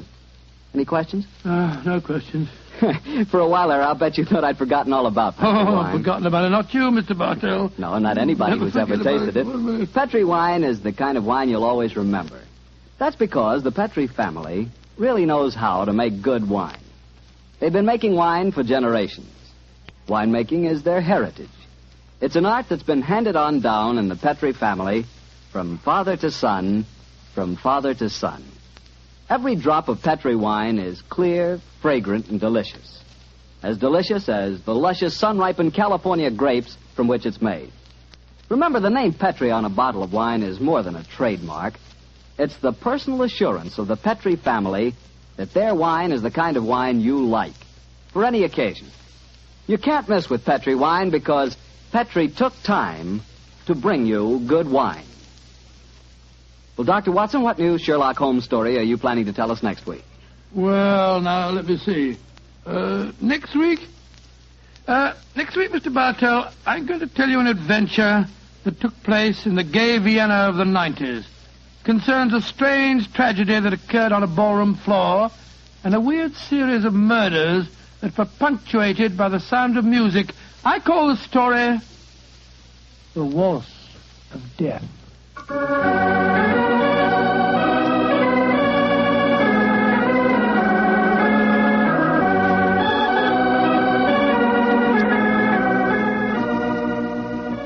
Tonight's Sherlock Holmes adventure was written by Dennis Green and Anthony Boucher and was suggested by an incident in Sir Arthur Conan Doyle's story, The 5 Orange Pips.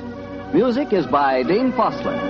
Mr. Rathbone appears through the courtesy of Metro-Goldwyn-Mayer, and Mr. Bruce through the courtesy of Universal Pictures, where they are now starring in the Sherlock Holmes series.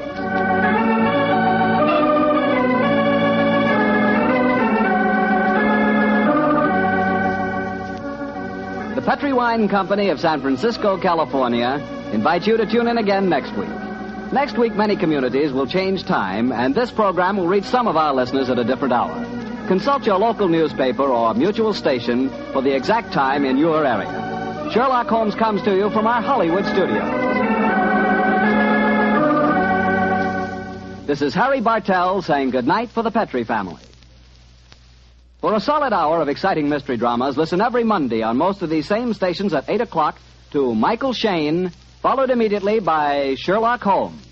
This is the Mutual broadcast. This episode from the life of Sherlock Holmes will be transmitted to our men and women overseas by shortwave and through the worldwide facilities of the Armed Forces Radio Service. Petri Wine brings you Basil Rathbone and Nigel Bruce in the new adventures of Sherlock Holmes.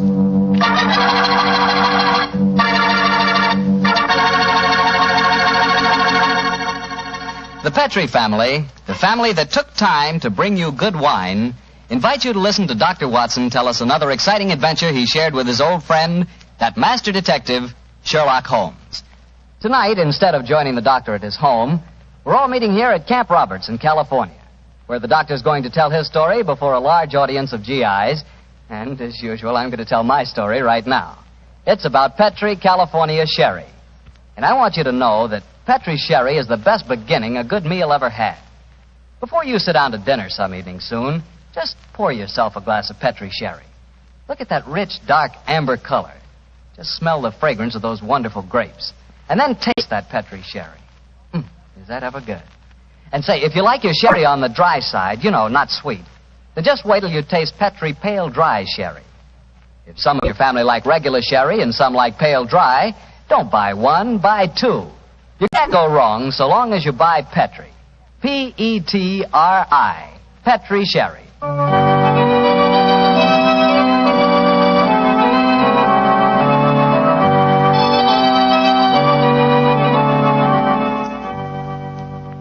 And now let's join Dr. Watson and get on with our story. Good evening, Mr. Bartell. Well, Doctor, your study seems a little bigger than usual this week. Yes, my boy.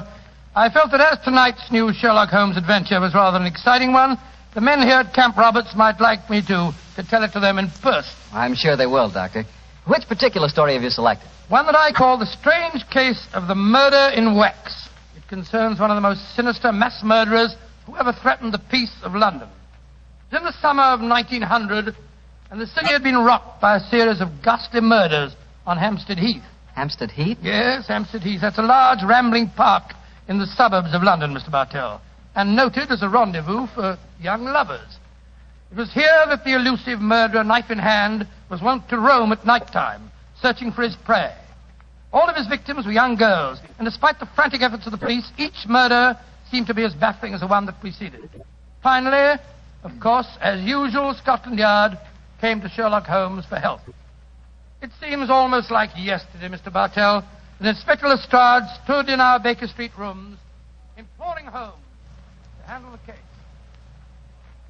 Mr. Holmes, You've got to help us. I don't mind telling you the yard's at the end of its rope. I sympathize with you, Lestrade, but I don't see that there's much that I can do. Only the police can handle the widespread, detailed work necessary to this case. The private detective is helpless. Yes, perhaps if you'd come to Mr. Holmes in the first place, Lestrade, he might have helped you. But the murderer hasn't finished yet. There'll be more killings if we don't catch him, you mark my words. Mr. Holmes, please help us, won't you? Before I commit myself, Lestrade, give me the exact chronology of events, will you? All my information on the murders has been derived from the London newspapers, notoriously inaccurate in matters of fact. I can give you all the particulars, sir. I've been on the case right from the beginning. All the murders have taken place on Hampstead Heath at night time, and all the victims have been young women. Who was the first one? A girl by the name of Oakley, Bessie Oakley. She was a shop girl who worked at Derry and Tom's in Kensington High Street. 3 weeks ago, she was out on the heath with a young fella by the name of Alfred Smith. From what he told me, it was a moonlight night that night as they sat there out on the heath. Come on, Bessie, give us a kiss. Oh, go on, Fred. Don't be so soppy. I ain't sloppy. Come on, Bess. Hello. Who's this coming towards us? Bloomin' prowler. Here, you, what you want? Can't you say something? Look how Bessie's got a knife. No, you don't. Devil, you hit my Fred. Keep away from me. Keep away from me, you.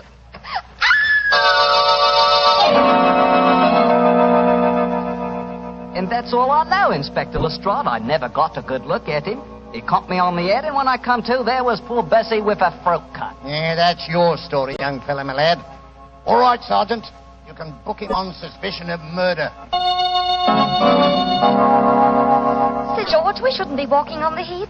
Didn't you read about the murder here 2 days ago? It's a fine thing. I take you out in the moonlight, and you talk of murders.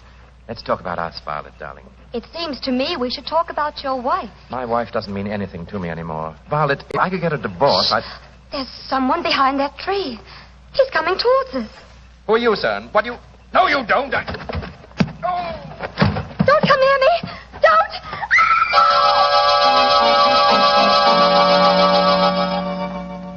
Inspector Lestrade, she's dead, poor girl, I know, but a scandal can't bring her back. If there's any way to keep my name out of the papers, Yeah, I'm afraid you'll have to take your chances, Sir George. Oh, and Sergeant... Yes, Inspector? You can turn that boy loose, Weevil, for questioning. The man who did this is obviously the same killer. I'm afraid we're going to hear a lot more from him. Light edition evening paper. Hampstead Heath murderess strikes for 5th time. 9 girls murdered on Hampstead Heath. Light edition evening paper here. Now, look here, miss. You can't go walking by yourself on the heath. It ain't safe. Thank you, Constable, but I'm not frightened. I want to be by myself, and I want to think. Well, I can't stop you by law, I suppose, but you shouldn't do it. Yeah. I don't know how to handle these modern young things, and that's a fact. Inspector Lestrade, he must have killed her the moment she got out of my sight. I searched the old ruddy heath, but I couldn't find the murderer. But it did startle him. He left his knife in the body. Good, Jackson. The body's not been identified yet, eh? No, Inspector. We'll print her photograph in all the papers. We've got to find out who she is.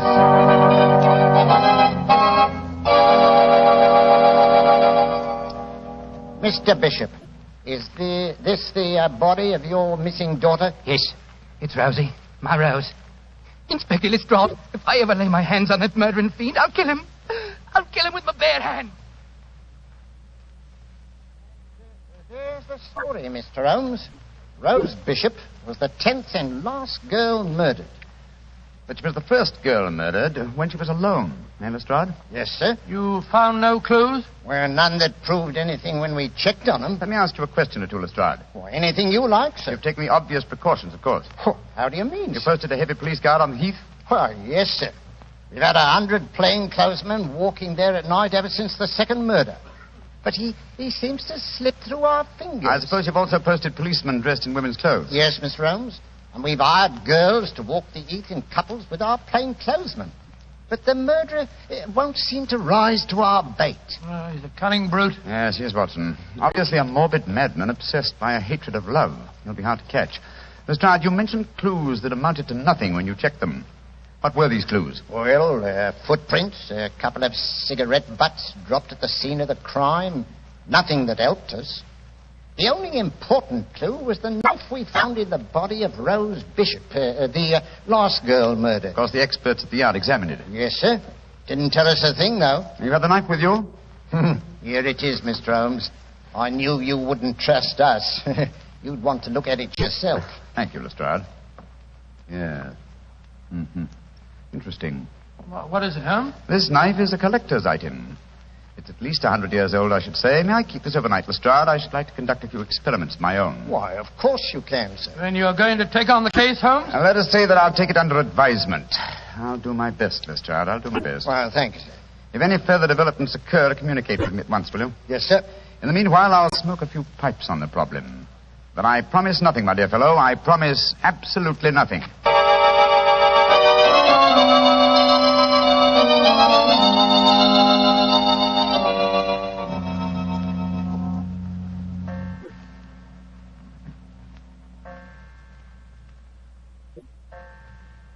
3 o'clock in the morning, Holmes. You're still peering through your microscope at that knife Lestrade left with you. That's true, old chap. That's quite true. I must be a very dull companion. Why don't you go to bed? Oh, because I'm afraid I may miss something, confound it. Have you discovered anything? Yes, I think so. Oh, what? The handle of this knife is corrugated. On the underside, I observed a slight diffusion in the markings. Under the penetrating eye of the microscope, I found a minute deposit which had caused the diffusion. I have just analyzed that deposit. It's wax, colored wax. Colored wax? Well, what does that signify? Oh, by itself, very little. But when you combine it with a knife that definitely belongs to another century, it does suggest a certain origin. I got an idea. Perhaps it came from the theater. An 18th century dagger could belong in a period play. And the colored wax might easily be part of an actor's makeup. An excellent deduction, Watson. Oh, thanks very much. However, my own theory would be that this dagger came from a waxworks exhibition. Oh, wrong again.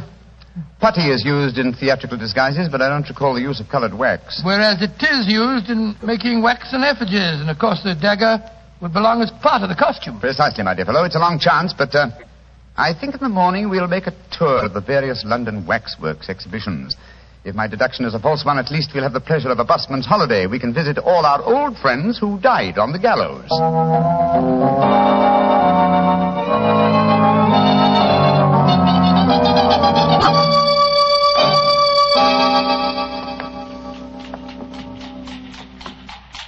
Getting tired, old chap? I must say I'm a little weary. This is the 4th waxworks exhibition that we've been to.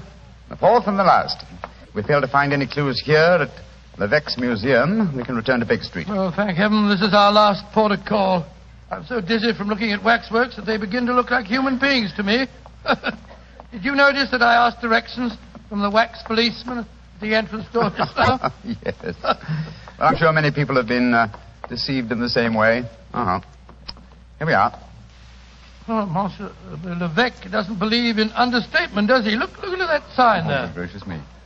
The Chamber of Horrors. Come in and see the pageant of murder. All the great killers of history reenacting their famous crimes. Well, let's go in, Watson. We should feel thoroughly at home. Creepy in here, isn't it? I've heard that Monsieur Levesque will pay £100 to anyone who will spend all night alone in the Chamber of Horrors. Yes, I've heard of that challenge, too. Are you thinking of accepting the bet? Great Scott, now I wouldn't spend a night here for 1,000. A very comprehensive collection of killers, aren't they? Let's see. Williams, Wainwright. Marchioness de Brinvilliers. By George, yes. She was an attractive woman, wasn't she? As trim a pair of ankles as ever I've seen. Yes, but you wouldn't have liked her cooking, Watson. She used the most lethal condiments of almost any woman in history. Hello. What is it? Look over there. I was wondering when we'd come to one of your cases. Dr. Grimsby Rylott and the murder at Stoke Moran. Or the case of the speckled band. By Jove, Holmes, the tableau's extraordinarily realistic, isn't it? Yes. One other old friends of mine are represented here. I should rather like to renew acquaintance with Ricoletti of the Clubfoot and his abominable wife. Ricoletti? I don't remember him, Holmes. Oh, one of my earlier cases, old fellow. I must tell you that story sometime. I wish you would. I've off... Holmes, look, that veiled figure over there. Read the placard in front of it. The Hampstead Heath murderer. Well... how very interesting. The face is covered with a black veil. Is this pure showmanship, I wonder, or does Monsieur Levesque know more than Scotland Yard and I? Good day to you, gentlemen. Great Scott, you startled me, sir. Are you admiring my collection of murderers? Monsieur Levesque? Yes, sir. And haven't I the distinction of addressing Mr. Sherlock Holmes? That is my name, and this is my friend Dr. Watson. How do you do? How do you do, Doctor? I am greatly honored to meet you both. What do you think of my Chamber of Horrors? Oh, it's very impressive. We're particularly interested in this veiled figure of the Hampstead Heath murderer. Yes, indeed we are, sir. Is there a face beneath that veil? I'll let you in on a trade secret, gentlemen. There are no recognizable features behind that veil. This is purely for publicity purposes. The public always expects to see the latest horrors here. And I thought I'd titillate their morbid palates by having a mysterious figure representing the killer. Of course, if he is captured, I shall add his effigy to my collection. You think he will be captured, then? One can only speculate. He's a clever man, Mr. Holmes. By the way, Monsieur Levesque, does your offer of £100 to anyone who will spend a night in the Chamber of Horrors still hold good? Oh, yes. Are you thinking of accepting the bet, Mr. Holmes? No, but Dr. Watson would like to. What? I don't recommend the experience, Doctor. It's an ordeal that calls for nerves of steel. However, I shall be glad to arrange for it. I haven't the slightest intention of... Backing down now? Of course you haven't, old fellow. What time shall my friend return, sir? About 11:30 tonight. I'll be waiting for him at the main entrance. Splendid. Come on, Watson. Oh, Holmes, I told Good day, Monsieur Levesque. Good day, gentlemen. I shall be waiting for you tonight, Doctor. Holmes, what the blazes do you think you're doing? I haven't the slightest intention of keeping that appointment tonight. Well, of course you haven't. I shall keep it. Disguised as you. You keep it? For heaven's sake, tell me what you're up to, Holmes. You didn't even mention that missing dagger to Levesque. No, because he knows something about the murderer. I'm convinced of it. Well, why'd you say that? As we were standing there talking to him, a breath of air from the open window blew back a corner of the veil. I'll swear that there are clearly defined features beneath it. And so you're going back there tonight to find out? That's right, old fellow. The superstitious used to believe they could use a waxen image to kill a man. Tonight, Watson, we shall prove that a waxen image can be used to trap a killer.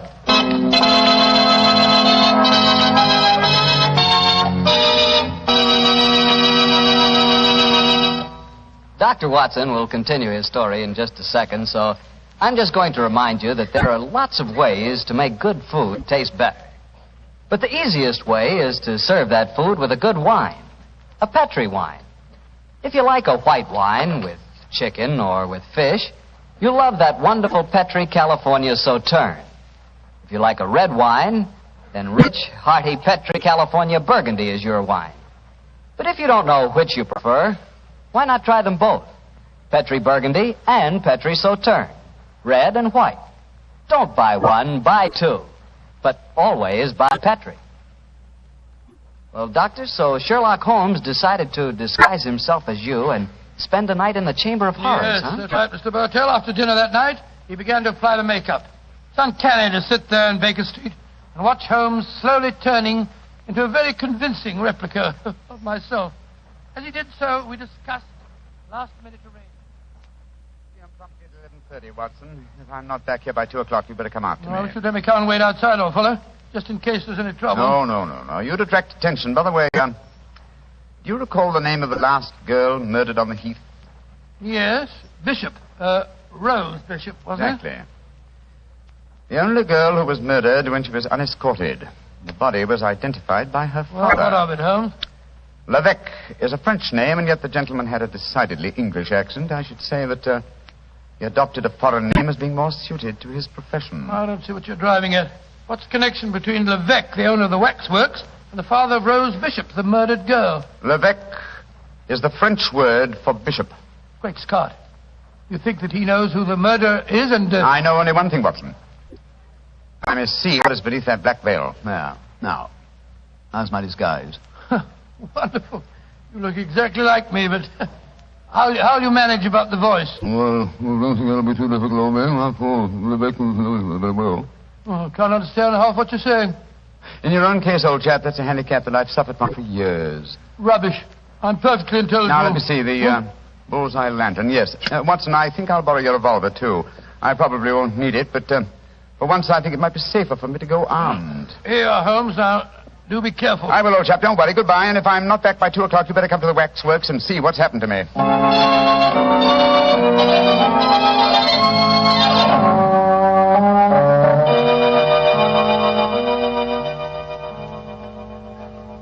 Dr. Watson, you don't mind if I search you? Oh, gracious, no. No, of course not. And no lantern, please.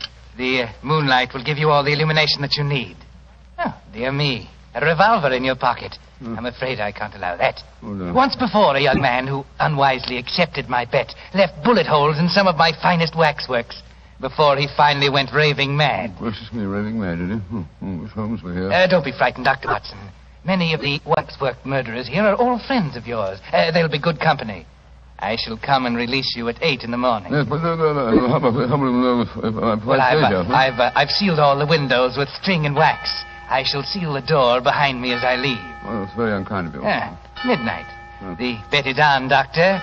You still wish to go through with it? I suppose so. Very well, then. I shall leave you now. Good night, Dr. Watson. Good night. Pleasant dreams. Pleasant dreams.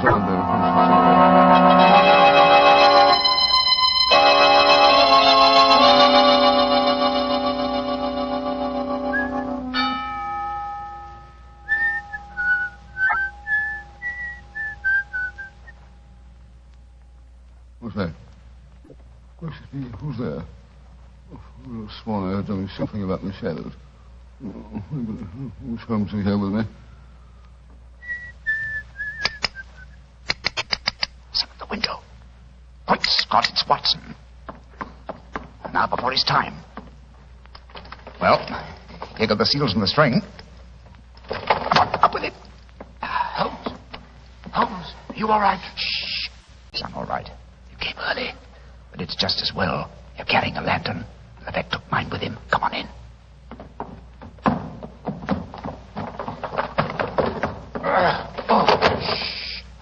There we are. Go on over, quiet. I'm glad to see you, Watson.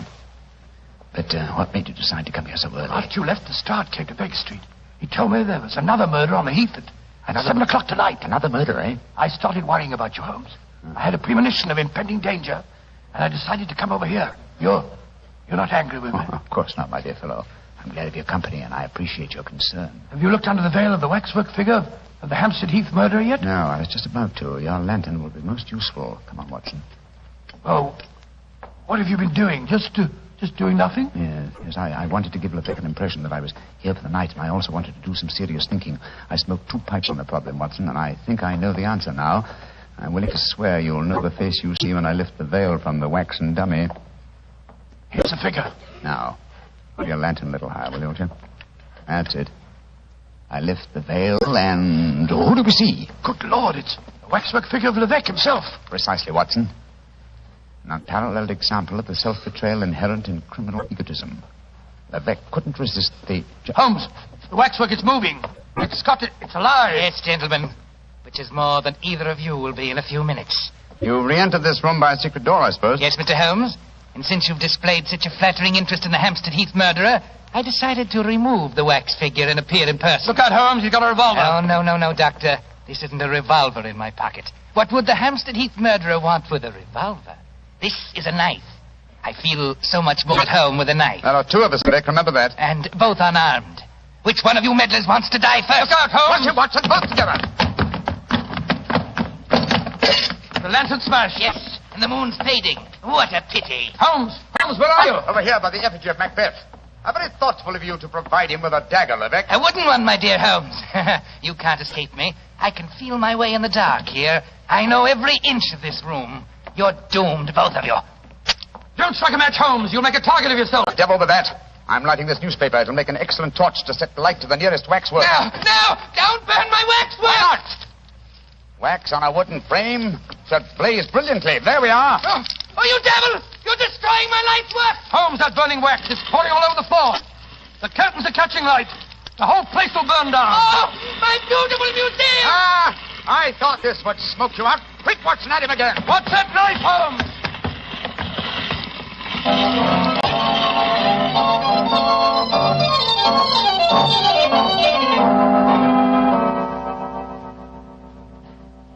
Well, Mr. Holmes, you've done it again. You've solved the case in a blaze of glory. Get the point, sir. A blaze of glory. Yes, Lestrade, I get the point. Thank you very much. Pass that marmalade, will you, Watson? Holmes, is that the morning paper you brought with you, Lestrade? Yes, Doctor. Want me to read you the headlines? Yes, please do. Yeah. Hampstead Heath murderer captured in fire that destroys waxwork exhibition. You know, Mr. Holmes, you and the doctor were lucky you weren't burned to death. Never mind the chance you ran of having your throat cut by that maniac. It was fortunate that the police and firemen were on the scene as quickly as they were. Lebec had the strength of 10 men. Yes, the strength of a madman. He'll never stand trial, of course. No, Doctor. He'll end up in an asylum where he belongs. Mr. Holmes, what made you suspect Lebec? You first gave me the clue yourself, Lestrade. You told me that all the murdered girls were accompanied by men when they were attacked. All of them save one, Rose Bishop. Therefore, if the murderer was venting a hatred of love, he had to be someone very close to Rose Bishop to know that she was a suitable victim. That point alone, which I was shockingly slow in observing, should have told us to focus our attention on the father, Mr. Bishop, alias Lebec. Well, your theory was certainly right, Mr. Holmes. You should have heard his ravings after the arrest. He swore his daughter had been ruined, and so he'd killed her, too. Holmes, the waxwork figure of the killer, the one with the veil over its face, the features underneath were those of Lebec himself, weren't they? I'm certain of it, old fellow. You see, he had two great prides. The first, his natural pride as a fine craftsman in wax. The second, his perverted pride as a prominent and successful murderer. These two prides combined suggested to his crazed mind that he make a waxwork figure of himself and range it with the other great killers of history.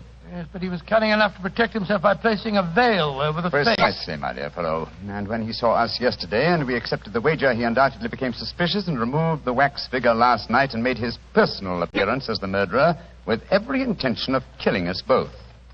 Yes, we were very lucky, old chap. Yeah, if you ask me, Mr. Holmes, you've been very smart. No, I quite agree, Lestrade. I think you solved the case brilliantly, Holmes. No. I've been very sluggish. I solved by circumstance and melodrama what should have been a purely intellectual problem. I'm not pleased with myself. Lestrade, I hope that my name has not been used in that newspaper report. No, it hasn't, sir. Excellent. I want no credit in this case. Oh, do you mean to say that you're going to let Scotland Yard get the praise for catching him, Holmes? Why not? Well, that's very generous of you, Mr. Holmes. It'll make things a lot easier for me. Yes, it certainly will. Holmes, I can't see why you reproach yourself. Because, my dear Watson, like the Hampstead Heath murderer, I, too, have my pride as a craftsman. This case had a clearly defined pattern, and I was unable to recognize it. If you should have occasion to chronicle this story, Watson, and I should prefer that you didn't, I would like you to entitle it The Education of an Idiot. Oh, come now, Holmes. The education of an idiot? That's absurd. I know. But if you do tell this story, it'll probably end up as The Strange Case of the Murderer in Wax.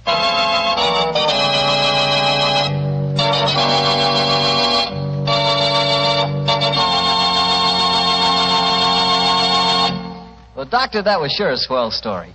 You know, that's the kind of story I like. Lots of action. Well, that's the kind of story I like to tell. You know, Mr. Bartell, although our broadcasts were heard overseas every week through Armed Forces Radio, this is one of the few occasions that I've had the privilege of really telling my story directly to the boys. And it's been a great pleasure for me to be here at Camp Roberts. Well, that not only goes for you, but for me too, Doctor, and for the Petrie family. There are no words to describe how much our country owes our servicemen. And to all of you, the Petrie family wants to say, just as every American wants to say, thanks for a swell job. Well, Dr. Watson, what story are you planning to tell us next week? Next week, Mr. Bartell, I'm going to tell you one of the strangest adventures that ever happened to Sherlock Holmes. It takes place in a monastery high in the mountains of Tibet and concerns itself with an avalanche, an execution, and a murder.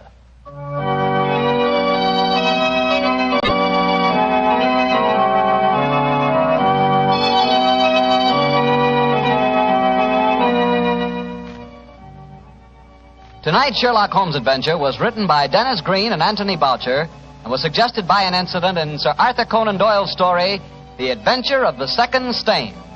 Music is by Dean Fossler. Mr. Rathbone appears through the courtesy of Metro-Goldwyn-Mayer, and Mr. Bruce through the courtesy of Universal Pictures, where they are now starring in the Sherlock Holmes series.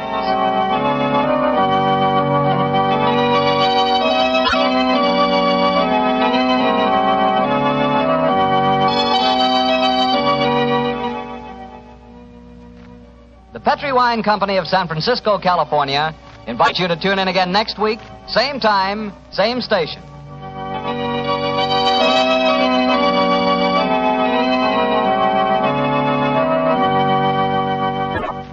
This is Harry Bartell saying goodnight for the Petri family.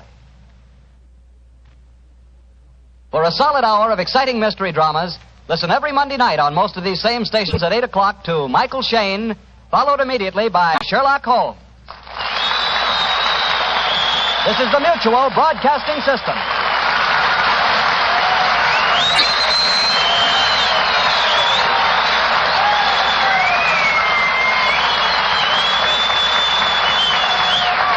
Petri Wine brings you Basil Rathbone and Nigel Bruce in the new adventures of Sherlock Holmes.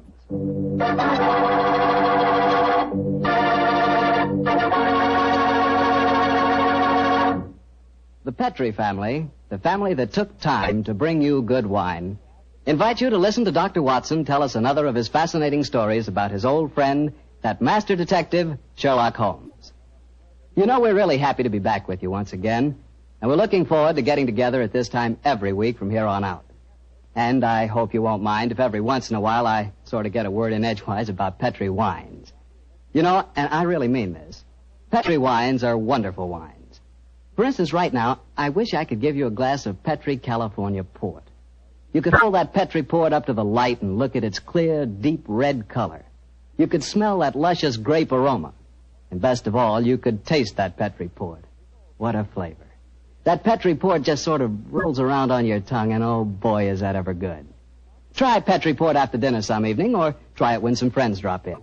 You can serve it proudly because, after all, the name Petri is the proudest name in the history of American wines.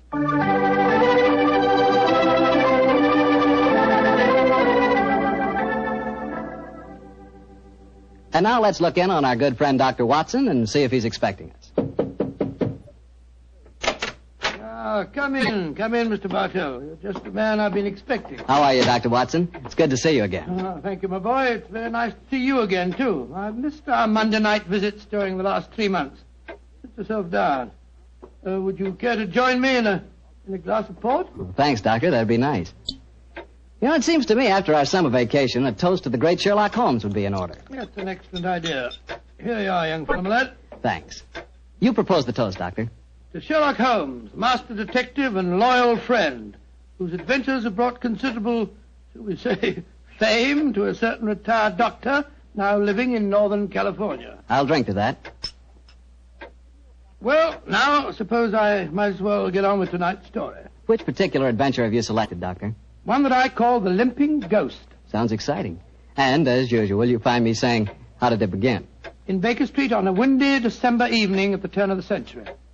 A young, white-faced boy sat in front of our blazing fire. And as he told us his strange story, the flickering firelight danced weird patterns on the walls. The young man was Alexander McMorris, the 7th Earl of Lochnair. The Earl of Lochnair? Say, didn't I read in the papers the other day that the 8th Earl of Lochnair had been killed in an airplane accident? Quite right, my boy. Even in this day and age, the tragic history of violent death seems to dog the footsteps of the Lochnair family. But to return to my story. On that December night in 1900, we heard the whole history of the limping ghost of Lochnair. The first Earl had lost a foot at the Battle of Flodden Field in 1513. In spite of this terrible handicap, he fought on valiantly until he died on the battlefield from loss of blood. From then on, right until the time this story begins, the limping ghost, clad in a suit of armor, always appeared at Lochnair Castle before and after the death of the current Earl. Yes, Mr. Bartell, it was a strange story that Sherlock Holmes and I listened to that night. A story of death and horror over the centuries, punctuated by the limping clank of ghostly armor.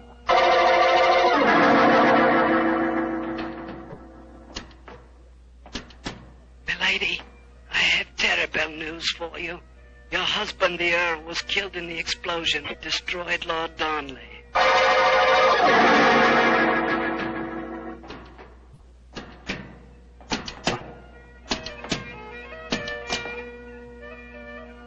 Milady, the Guy Fawkes plan to blow up the Houses of Parliament has failed.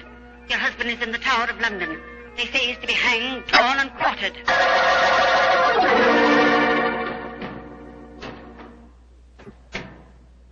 Madam, I regret to inform you that your husband, on my instructions, has been arrested for murder. I have no doubt that he will hang.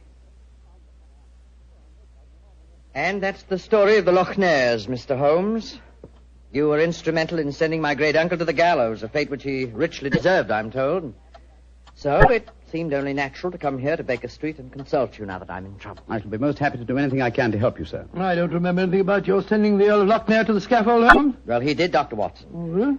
And the servants have always sworn the ghost really did walk at midnight on the day that he was hanged. Indeed. Now, sir, I suggest that you tell us what problem brought you here. The ghost is walking again, Mr. Holmes. You know what that means. According to the legend, that the present Earl will die. Exactly. And as I'm the present Earl, you can see why I'm rather worried. Am I to understand that you've actually seen this ghost yourself? Yes, Mr. Holmes. The night before last, Betty, well, that is, Miss Nolan and I, were sitting in the dining hall in front of the fire when we heard a strange sound up in the musicians' gallery.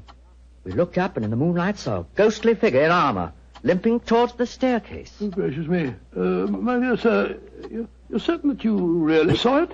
Moonlight can play strange tricks, you know. There wasn't any doubt about it, Doctor. We both saw and heard it. What did you do? I started to go towards the stairs, but as I did so, Betty screamed and then tumbled to the floor in a heap. Fainted, I suppose. Yes. While I was reviving her, the ghost disappeared. Who's staying with you at Loch Ness Castle at the moment? Well, there's Betty Nolan. She's the sister of James Nolan. He looks after my estate. Betty and I are engaged to be married. Oh, Thank you. Yes, indeed. Anyone else staying with you? Yes, a distant cousin of mine, Jeremy K. McMorris, an American. He turned up in England a couple of months ago with his son Walter. They're both with me at the present. A distant cousin? That's right, Mr. Holmes. Actually, they're descendants of a more than usually black sheep branch of the family. I don't know how long the old man's going to be with us, though. If you ask me, he's a dying man. How do you say that, sir? As far as I can gather, he's been wasting away for years. It's only a question of time before his strength fails him entirely. I was hoping perhaps you could take a look at him, Dr. Watson. That is, if I could persuade you and Mr. Holmes to come and stay at the castle for a few days. Well, what about it, Holmes? It's an intriguing problem, Watson. The current Earl of Loch Ness would seem to be in danger. A cousin of his is dying of an obscure disease, and the ghost of Loch Ness Castle is walking again. Yes, it's an irresistible invitation. I see no reason why we can't leave on the Scotch Express tonight.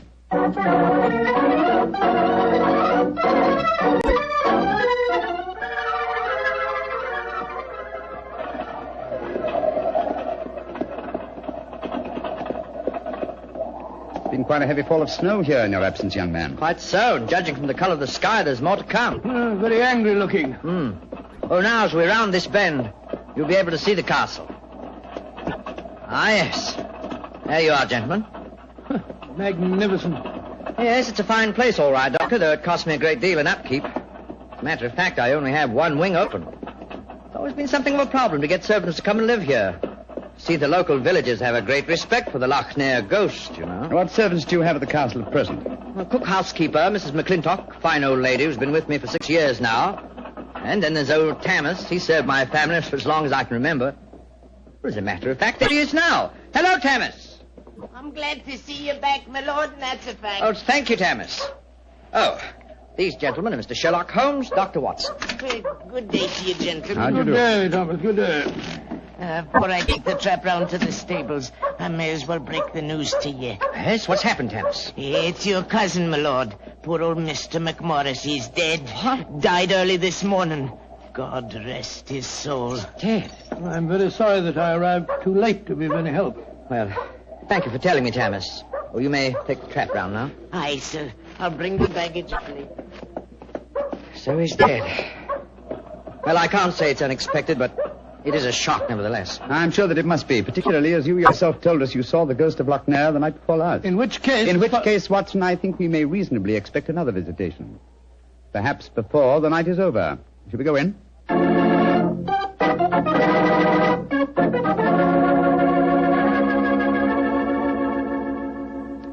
This is Miss Nolan, my fiancée, Mr. Sherlock Holmes, and Dr. Watson. I'm very glad to meet you. How do you do, Miss Nolan? And this is her brother, James Nolan, the manager of my estate. How do you do, sir?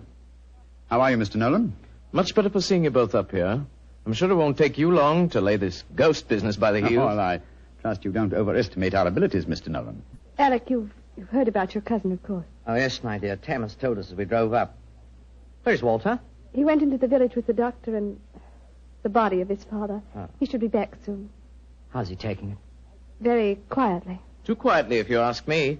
Those Americans are pretty demonstrative people, you know, and Walter's been no exception. But he behaved very strangely this morning. When the doctor told him his father was dead, he just said, now things will start to happen, and then shut up like an oyster. I can't make head or tail of the fellow. Yes, quite so, quite so. Mr. Holmes, I expect you and Dr. Watson would like to go to your room. Yes, I must go. I think first I'd like to take a look at the musicians' gallery, if you don't mind.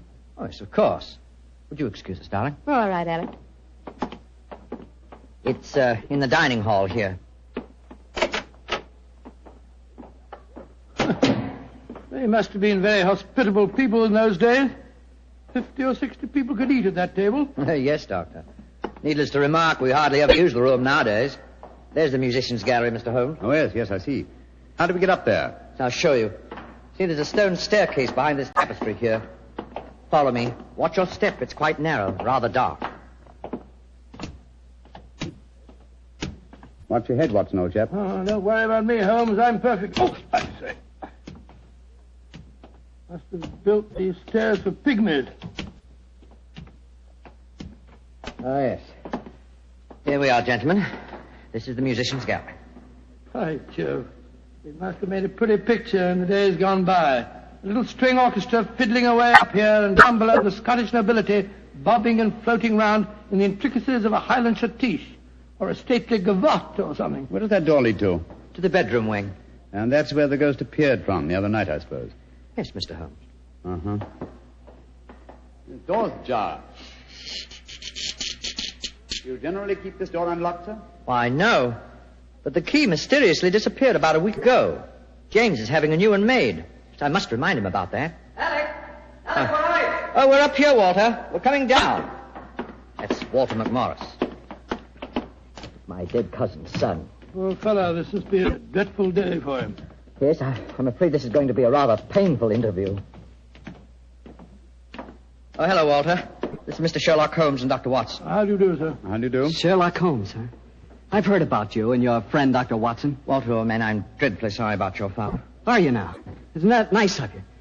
Well, you'll be sorry enough when you hear that I'm going to take you to court and prove that I'm the real Earl of Lochmere. Why, Walter, you're out of your mind. Am I? No. Father was out of his because he kept quiet all these years. But I'm going to have my rights. I've looked up the records. I've had genealogists working for months. And I've got all the facts that prove you're an imposter. Oh, man, what are you talking about? You know well enough. When Sherlock Holmes here sent your great-uncle to the gallows 20 years ago, the title and estate should have come to my father. When I leave here tomorrow, I'm going straight to the finest lawyer in London. Man, if you believe this, why have you said nothing about it till now? Because I'm smart. I found out a thing or two since I've been staying here. And one of the things I found out is that your precious fiancée and her brother wouldn't look twice at you if it weren't for your money and the title. Shut up. You'll find out. She's a smart little filly, and she knows what kind of a track she's running on. You got it! My compliments, sir. A very professional uppercut. Yes, and a very well-deserved one. Offensive scoundrel. Sorry about this. Please don't say anything in front of Betty. It'd only upset her. I quite understand. Come along, Watson. Let's go and find our rooms.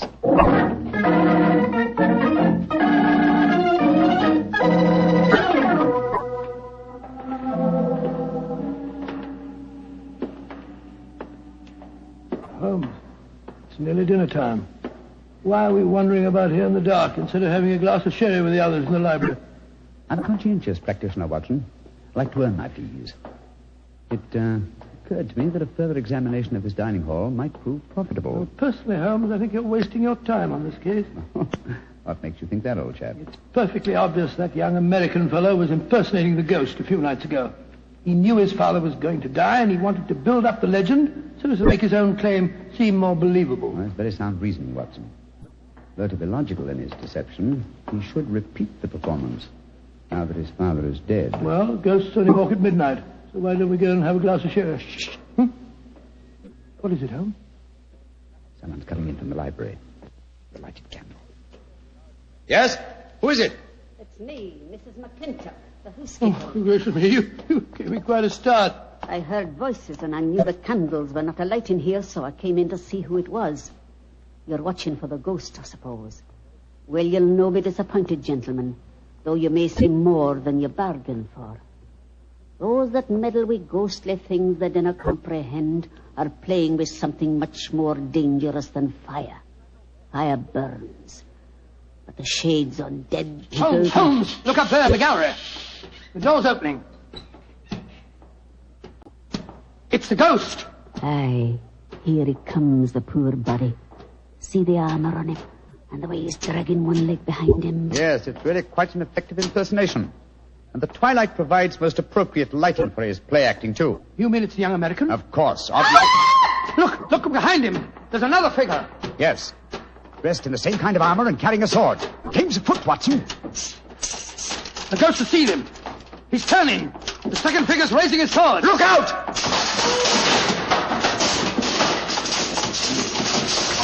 Great heavens. He's knocked him through the railings. That must be a 20-foot fall. Come on, old fellow. Help me open his visor. Just a minute. Yes. It's Walter McMorris, the American. Though from the angle of his head, I would suggest that it might be the late Walter McMorris, eh, Watson? He's dead, all right, Holmes. Neck broken. Meanwhile, the second figure has been able to slip back through that wall and escape us. Come on, he was dressed in armor. He can't go very fast. Perhaps we can overtake him.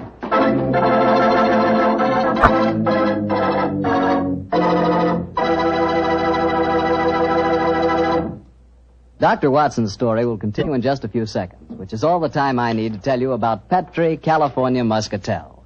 Ever try Petri Muscatel? It's a wine that looks like sheer gold, and it's made from big, plump, juicy muscat grapes. Boy, pop one of those muscat grapes into your mouth, and you know you've got something delicious. You know that. And you get the same flavor in Petri Muscatel. It's a perfect wine to serve a lady. Women love it. And that best time to serve it is after dinner or on a Sunday afternoon, you know, times like that. But just make sure it's Petri Muscatel, because that's the way to make sure it's going to be good. Remember, Petri.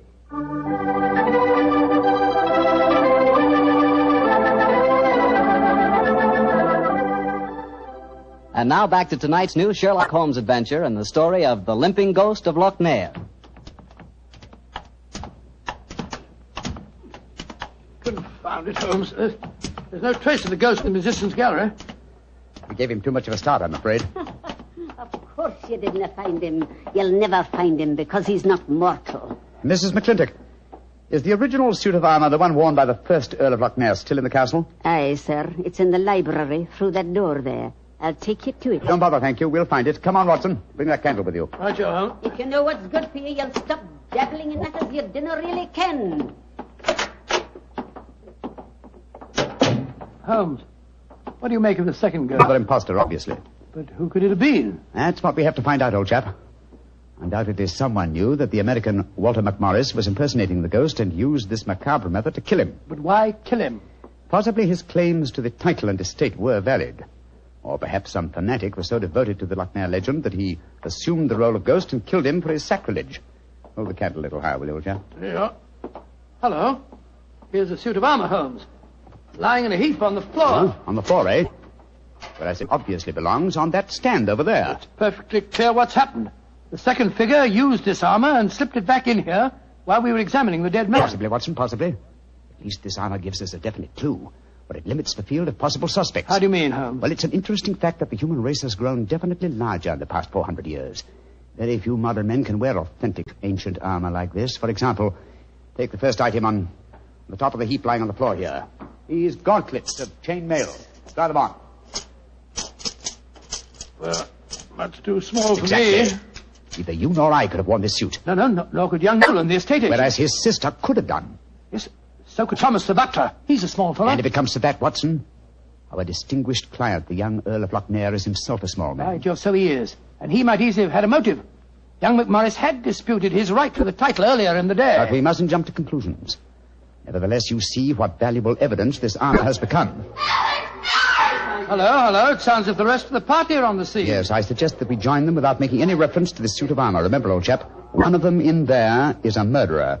And we may have to set a trap to catch him.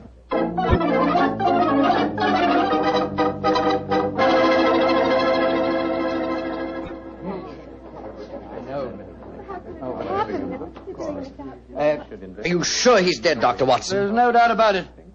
His neck was broken instantly by the fall. It's dreadful. Father and son both dying on the same day. And you say the real ghost came up behind him, Mr. Holmes, and struck him so they crashed through the railing up there. I said another figure dressed in armor killed him, Mr. Nolan. 'Twas a real ghost. I saw him with my own 2 eyes. He killed that man for trying to bring shame on the name of Lochnair. Shouldn't we get into touch with the police? How can I get a message to them tonight? Have you looked outside? We're almost completely snowed in. Snowed in. Oh, Alec, I'm frightened. Hush, darling. There's nothing to be afraid of anymore.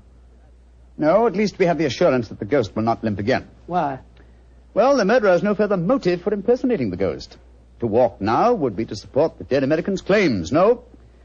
We shall spend a quiet night, and tomorrow I shall communicate with the proper authorities as to my quite definite notions regarding the murderer's identity. But if the ghost should walk again, Mr. Holmes? Well, then, sir, I shall know that at last I've encountered a truly supernatural crime and shall retire from the practice of detection.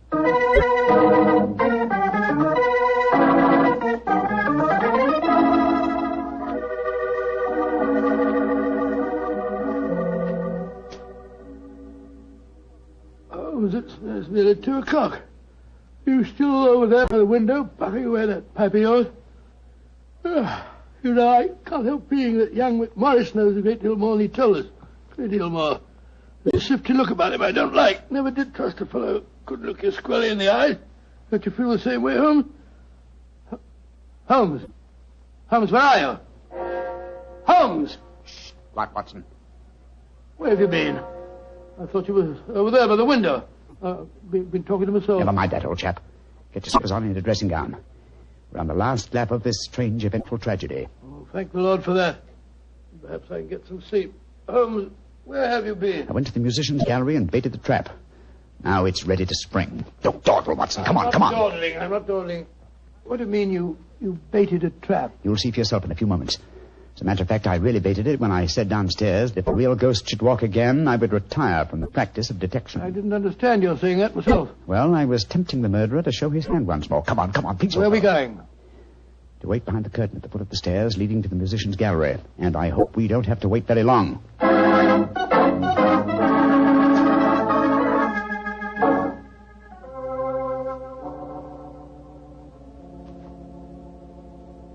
Holmes, I'm getting a crick in my neck trying to peer through this wretched curtain. How much longer do we have to wait? Until our murderer arrives. You certain he'll come? Not certain, but hopeful. Extremely hopeful. You know who it is, don't you? Yes. But my proof is too thin for a court of law. I must catch him in the act. Here he comes. Splendid. Let's go up and grab him. No. They walk into my trap. He's coming towards the head of the stairs. Oh! Great Scott! Exactly. A simple piece of wire stretched across the gallery is remarkably effective, even with ghosts. Come on, Watson. Help me off with this visor. There we are. Good Lord, it's James Nolan. Exactly. What happened? You walked into a simple trap, my friend. I'm afraid the next trap will be more lethal, for it will undoubtedly prove to be the one beneath the gallows.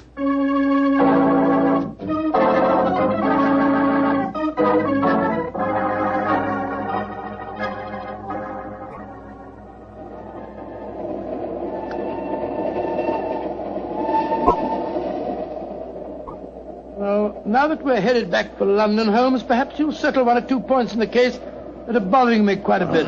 Oh, with pleasure, my dear chap. What are they? I still don't see what Nolan's motive was in murdering the American. Oh, that should be obvious. He wanted to ensure that his sister's fiancé would enjoy undisputed title to the name and estates. Well, how did you know it was Nolan? When I examined the authentic suit of armor, you see, it was obvious it had never been worn. But I still don't quite understand. Oh, come now, old chap. The suit of armor was in a heap on the floor. Yeah? And if it had been hastily discarded, and yet, the gauntlets were on top of the pile, you remember? Well, that's right, they were. If the suit had really been worn, the gauntlets would have been the first things to have been taken off, and so would have been underneath the pile. Obviously, therefore, the armor had been disarranged in order to make people believe the real ghost had walked. Yeah.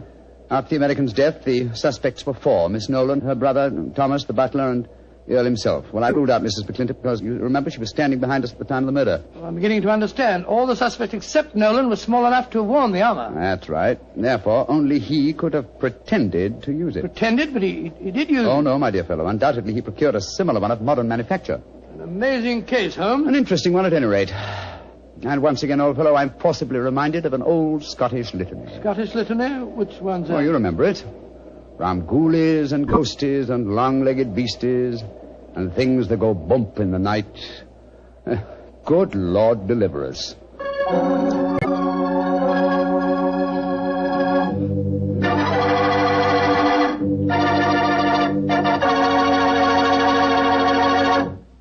Well, Doctor, that was really a swell story. You know, for a while there, I was beginning to believe in ghosts. Well, I'm ashamed to admit it, but at the time, so was I. You know, this sounds silly, but I bet it would be fun to be one of those legendary English ghosts. You know, go around sticking your nose into everybody's business and playing practical jokes like mad and nobody able to figure out who did it. That would really be fun in a way. Well, you can go around scaring people all you want to, but not for me. I think a ghost leads a terrible life herself. For instance, a ghost can't have the pleasure of eating a nice, juicy steak. Yeah, or drinking a glass of really good wine. Ah, now you're talking, young fellow, my lad. Petri wine. Yeah, still talking, young You fellow. see, when I say good wine, I always mean Petri wine because you can depend on Petri. I know. Why, the Petri family has been making wine for generations, handing on down from father to son, all their skill and knowledge and experience. When you realize they started the Petri business way back in the 1800s, well, common sense tells you the Petri family knows practically all there is to know about the fine art of turning luscious grapes into clear, fragrant wine. Yep, whether you're looking for a swell wine to serve before dinner or with dinner or after dinner, for any occasion, you just can't go wrong with a Petri wine because Petri took time to bring you good wine. Now, Doctor, what story are you going to tell us next week? Well, now, next week, Mr. Bartell, I'm going to tell you a strange adventure that Holmes and I had in the English countryside. It concerns the apparent madness of a certain Colonel Warburton and the puzzling mystery of 2 dead dogs.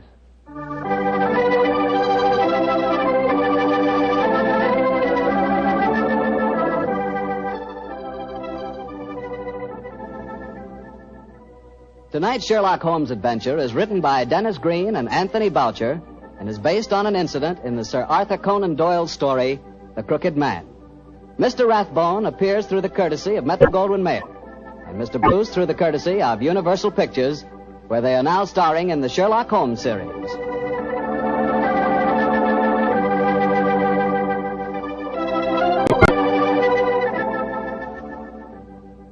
The Petri Wine Company of San Francisco, California, invites you to tune in again next week, same time, same station. Oh, the Petri family took the time to bring you such good wine. So when you eat and when you cook, remember Petri wine. To make good food taste better, remember... Petri wine.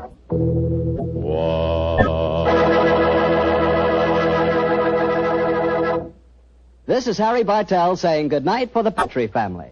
Sherlock Holmes comes to you from our Hollywood studios. This is the Mutual Broadcasting System.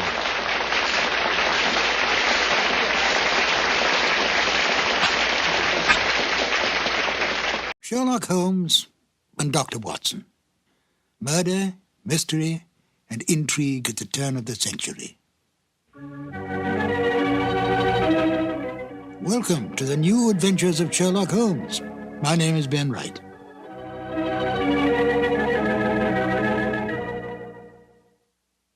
Sherlock Holmes, the most brilliant mind in crime detection, is without peer. He has more than stood the test of time. He has become an institution, a myth, the best of the best. But he was deeply human. He seemed a man possessed, focusing all his energies on crime detection.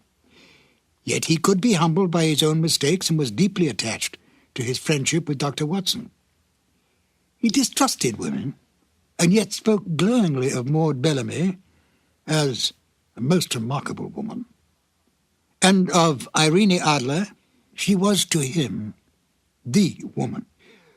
A man of almost manic depressive nature, he could be brilliant beyond belief, and yet turn quickly to cocaine when his depression reached deeply into his inner being. With an almost photographic memory, he could recall some small detail in a long-forgotten unsolved case, and then use it to solve one on which he was presently working. Although he lived and worked in the bustling city of London, Holmes loved nature. Witness a remark he made in the story The Naval Treaty. Our highest assurance of the goodness of Providence seems to me to rest in the flowers. Could this be the foreshadowing upon retiring of his desire to become a beekeeper on a small farm in the Sussex Downs? Although Holmes did not cultivate friendships, with the major exception of Watson, he did have some friends. At least Dennis Green and Anthony Boucher, the writers of The Out-of-Date Murder, would like us to think so. They enjoyed embellishing the original Holmes stories and adding information to the canon that Sir Arthur Conan Doyle never touched upon. Listen carefully to the end of this exciting adventure, where the story reveals the exact kind of payment Holmes accepts for solving this case. It's a delightful addition to the canon, totally imagined by Dennis Green and Anthony Boucher. And here they are now, Basil Rathbone as Sherlock Holmes and Nigel Bruce as Dr. Watson in The Out-of-Date Murder. This episode from the life of Sherlock Holmes will be transmitted to our men and women overseas by shortwave and through the worldwide facilities of the Armed Forces Radio Service. Petri Wine brings you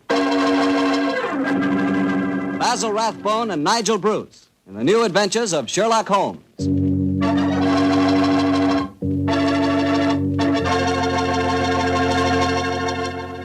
The Petri family, the family that took time to bring you good wine, invite you to listen to Dr. Watson tell us another exciting story about his old friend, that master detective, Sherlock Holmes.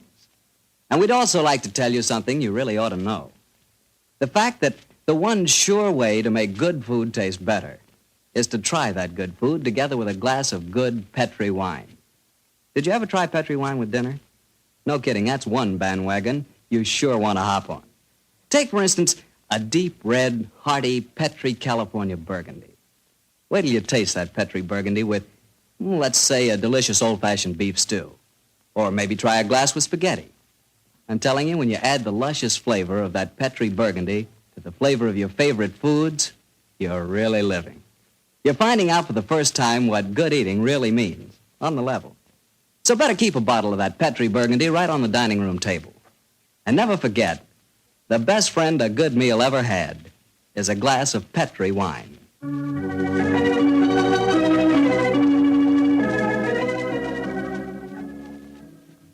And now for our weekly visit with the good Dr. Watson. May I come in, Doctor? No, Mr. Bartell. You know me better than that. Of course you can come in. I'm expecting you. I always look forward to these Monday evenings together, you know. Me too, Doctor. In fact, I always say this is the one doctor's appointment that never scares me. Oh, that's very nice of you, my boy. Draw up your chair and make yourself comfortable. Thanks. And what prescription do you have in mind for us tonight, Doctor? Well, now, let me see. Take one measure of subterranean peril, one of aristocratic lady in distress, a sprinkling of assorted villains, a corpse or two, and a little more than a dash of Sherlock Holmes and Dr. Watson. Shake the mixture well, and you have the case of the out-of-date murder. Well, how did the adventure begin, Doctor? Exactly enough. It was in September of 1900. I remember that Holmes and I went to Eastbourne for a much-needed rest. First couple of days we spent in soothing idleness. On the morning of the third day, Holmes, a dash of colour back in his cheek and a hint of the old sparkle in his eye, suggested that we should go and call on his good friend Evan Whitnell, curator of a nearby museum. And so, just after lunch on that September day, found the two of us talking to Professor Evan Whitnell in his private office at the museum. It only seems yesterday. Holmes was saying... Professor Whitnell, your recent discoveries in this part of England have made you world famous instead of just nationally famous. My congratulations. Professor, I do wish you'd tell me about your discoveries. Oh, with pleasure, Dr. Watson. Less than 2 months ago, I was excavating on the downlands in this neighborhood when I was fortunate enough to discover a number of underground caves. Caves saturated with a heavy deposit of lime that gave clear evidence of having the property of rapidly mummifying any flesh, human or animal, deposited in them. Good gracious me, it's interesting. And what treasures have you unearthed, Professor? Well, a number of mummified specimens of animals clearly belonging to bygone eras. My prize specimen is the body of a large wolfhound. The inscription on its collar identified the animal as having belonged to some local squire in the year 1748. Amazing. I didn't know that limestone had such qualities of preservation. Come in. Yes, Alan? What is it? It's Lady Clavering, Professor. She asked me to tell you that she was in the museum. Oh, yes. Show her up here, will you, Alan? Very good, sir. Yes, I'm most anxious for you both to meet her. And she, in turn, is even more anxious to meet you. Now, I dined with her last night, and when I told her that you were coming here today, she insisted on meeting you. Oh, Whitnall, you scoundrel, there's a twinkle in your eye. I suspect that Lady Clavering is here to consult me in my professional capacity, and that you engineer the meeting. Well, perhaps I might have dropped a hint. No, I warn you, Professor, Holmes can't become involved with another case. He's completely run down. Well, don't worry, Doctor. All that Lady Clavering requires is a little advice. Advice? Oh, well, that's a different matter altogether. Yes, I knew you wouldn't mind, Holmes. Helena, my dear, there you are. Come along in. Thank you, Alan. Allow me to introduce Lady Clavering, Mr. Sherlock Holmes and Dr. Watson. How do you do, How are you, gentlemen? Now, here you are, my dear. Sit down here. I may as well tell you, Helena, that our little plot has already been discovered. Oh, dear. And I was just getting ready to exert all my feminine wiles in an attempt to persuade you to help me, Mr. Holmes. Oh, I'm certain that he found you utterly irresistible, my dear Lady Clavering. You flatter me, Doctor. No, I mean it. The professor tells me that you're in need of a little advice, Lady Clavering. Yes, Mr. Holmes. I'll put my question simply. 5 years ago, my husband, Sir George Clavering, left me. Left you? Gracious me, how stupid of him. I haven't seen or heard tell of him since. I now wish to remarry. But of course I couldn't do that without having my husband declared legally dead. My dear Lady Clavering, I can't help feeling that a lawyer is the proper man to consult, not a detective. Perhaps you're suggesting that there was foul play in connection with your husband's disappearance. Oh, no, Dr. Watson. The Claverings are a strange family, self-willed and headstrong. George and I were not happy together. I think he disappeared deliberately. You reported his disappearance to the police, of course. Oh, yes, Mr. Holmes. But they've never been able to trace him. This kind of thing has happened in the family before, Holmes. Tell them about Sir Nigel, Helena. Well, he was one of my husband's ancestors. He walked out one day in 1777 and was never seen again. Extraordinary family, always disappearing. George knew of the legend. He often threatened to do the same thing himself. But your problem, Lady Clavering, is not that of your husband's fate, but rather of your own freedom. Yes, Mr. Holmes. Well, I'm afraid my advice can be of little consolation to you. The law has specified a number of years that must elapse before anyone disappearing can be declared legally dead. I would suggest that you possess your soul in patience until that period has elapsed. Oh, dear. And I was hoping you'd be able to think of some terribly clever way of getting round the law, Mr. Holmes. Lady Clavering, sometimes perhaps my methods may be unorthodox, but I assure you that getting around the law, as you put it, is a procedure I do not indulge in. Oh, dear me, now I've offended you, Mr. Holmes. And it's the last thing on earth I meant to do, I assure you. My friend's a little touchy about matters concerning his professional honor, you know, Lady Clavering. Oh, nonsense, my dear Watson. I'm not touchy and I'm not offended. And now, may I suggest we all examine the professor's latest treasures, and after that, perhaps he'll take us for a stroll on the downs. I'm most anxious to examine those lime pits of his.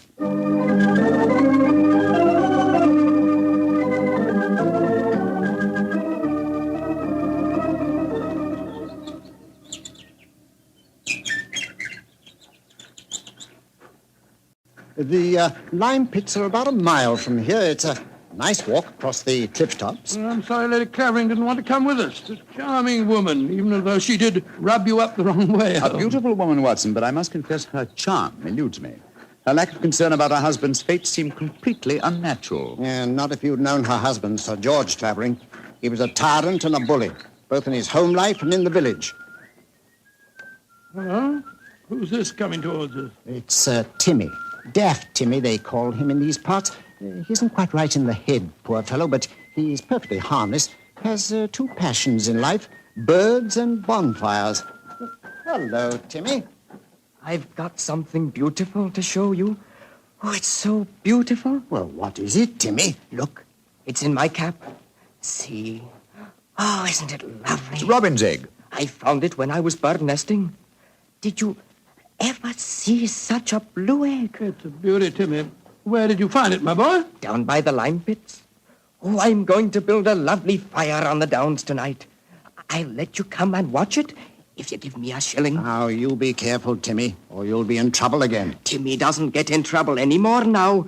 Not since he had Sir George carried away. Sir George Clavering used to whip Timmy when he found him on the land. Timmy, tell me, how did you have Sir George, as you put it, carried away? I told my birds about him. I told them how he used to beat poor Timmy, and they said they'd carry him off and drop him over the cliffs. and that's what they did, because he never came back again.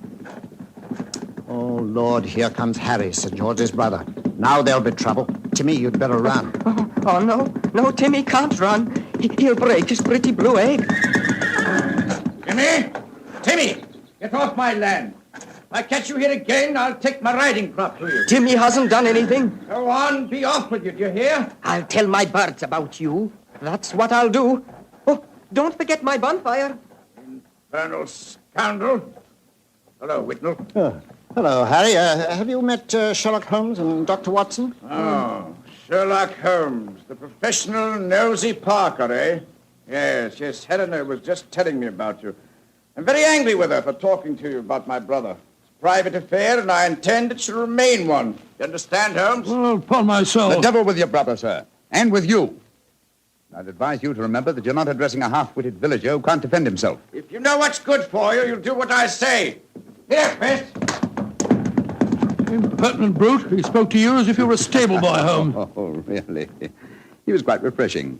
I'm reminded of an apposite quotation of my young friend James Elroy Flecker. Thine impudence have a monstrous beauty, like unto the hindquarters of an elephant. Yeah, he's almost as much disliked as his brother before him. Tell me, does he succeed to the title when his brother is declared legally dead? Oh, yes, and what's more, he's Helena's unofficial fiancé, worse luck.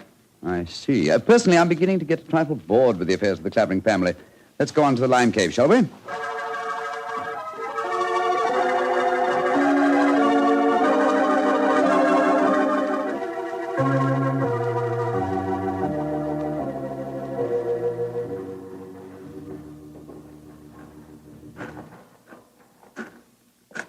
These caves are amazing. We must be 50 feet below the level of the ground, aren't we, Whitnell? Well, more than that, I should say. Rock formation is most unusual, a series of caves connected by a veritable honeycomb of tunneling. Yes. I think I'll light the lantern now. It's getting darker in here, and I haven't explored this particular cave before. Yes, I've had a wall cave in on me a couple of times, so you'd better watch where you're walking. There. Now we can see better. Let's go deeper, shall we? But do watch your step. It's eerie down here, isn't it? Hello, what's this in the crevice here?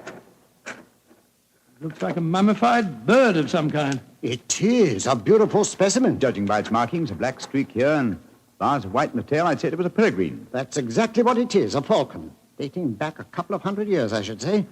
And in a perfect state of preservation. Oh, this is a treasure. Come on, let's explore deeper. Seems to be another cave over here. If you'll hold the lantern up a little, I'll... Oh, I say.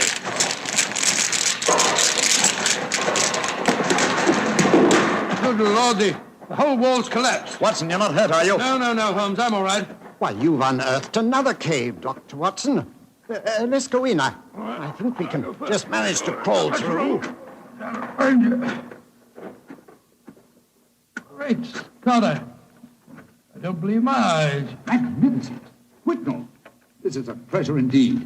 A perfectly preserved body dressed in 18th century costume, powdered wig and all. Yes, and there's no mistaking who it is. Look at that typical beak profile. It's a Clavering, and it isn't hard to identify which one. By George, you mean the one that Lady Helena told us about this afternoon? Exactly. Without doubt, this is the body of Sir Nigel Clavering, who disappeared in 1777. Let's search his pockets. We might find some identification. Here's a snuff box of the period and some coins. Yes, the inscription of George III is still visible on them. Hello, here's his diary. This is unbelievable. What are you up to, Holmes? I was examining the body, Watson. This man was murdered. Murdered? With this wound just above the heart. Obviously inflicted with a sharp instrument, probably a dagger. This is interesting. An entirely new experience for me. The opportunity of solving an unsuspected murder committed well over 100 years ago. Glance through that diary, Watson, will you, old chap? Let's see if the poor devil suspected his fate. Rather hard to read. All the S's look like F's. Peculiarity of the 18th century writing. They are saying, I suppose that means saying, they are saying in the coffee houses that my brother Harry hath been coveting my wife. This is amazing, Holmes. See how history repeats itself. It's an exact parallel of the situation existing today. Harry is coveting his brother's wife, Helena, and Sir George has not been seen for 5 years. What an extraordinary coincidence. If it were one. As it is, it's one of the most ingenious frauds I've ever seen. The clothing appears authentic, so do the coins and the faded ink, the paper of the diary, and due to the peculiar mummification of the body, it would be almost impossible to say how long it's been here. Nevertheless, I am convinced that this is a recent corpse, and undoubtedly that of Sir George Clavering. Well, what makes you so sure, Holmes? Writing in the diary. 18th century used an S that looked like an F, it is true, but never at the end of a word. You will recall, Watson, that you were reading H-A-F, half, for H-A-S, has. That's perfectly true, I was. Well, that would be incorrect in genuine 18th century writing. No, obviously, this is an extremely clever attempt to disguise the comparatively recent murder of Sir George Clavering. It's incredible, Holmes. And yet I believe you're right. I'm sure of it. Well, what are you going to do about it? Do? You and I, old chap, will mount guard over the body. You, my dear Whitnall, if you don't mind, will be good enough to go and fetch the police.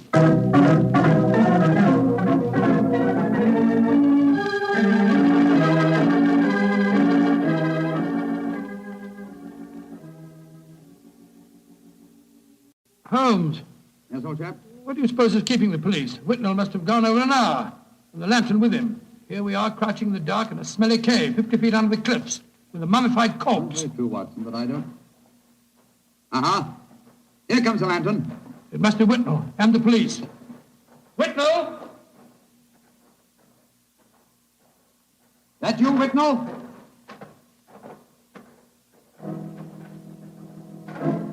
That lantern's blinding me. Is that you, Whitnall? Answer, can't you? Look out, Watson!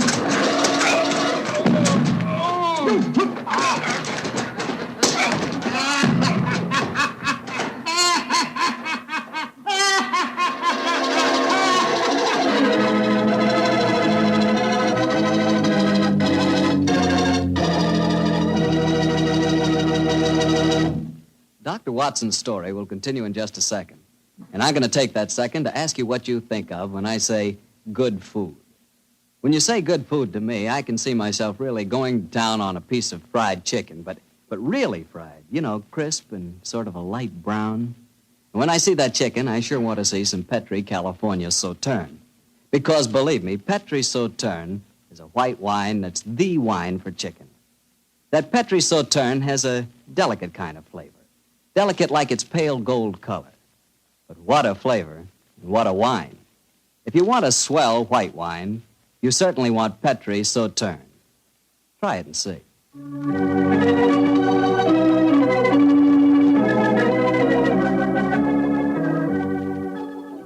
And now back to Dr. Watson and tonight's story, The Case of the Out-of-Date Murder. Well, Doctor, you certainly had me on the edge of my chair during the first part of the story. Oh, I'm glad of that, my boy. Say, what happened when Sherlock Holmes yelled out at you in the cave? I was struck from behind with a spade and knocked out. A second later, the same thing happened to Holmes. You see, we were blinded by the lantern and couldn't protect ourselves. When we came to, we found we were at the bottom of a pit. The walls were narrow and vertical, and I saw no earthly way of our getting out of the trap. But as usual, Holmes had something up his sleeve.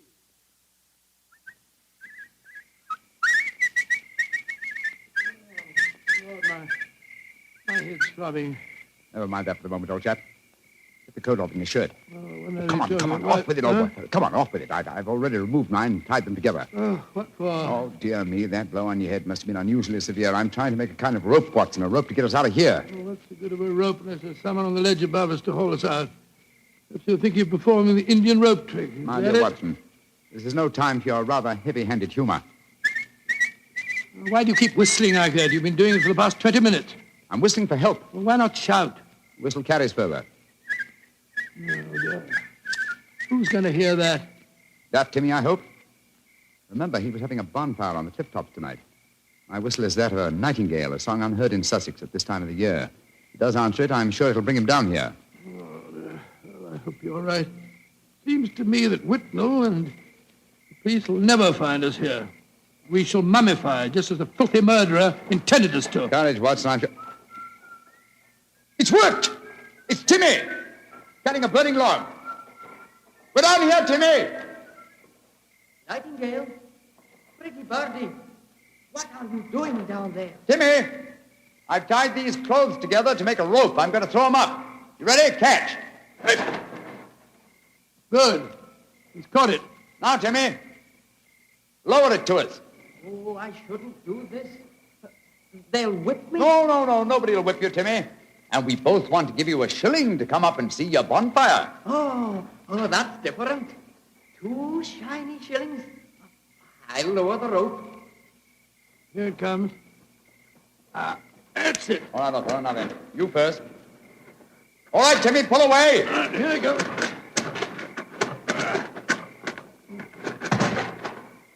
Splendid.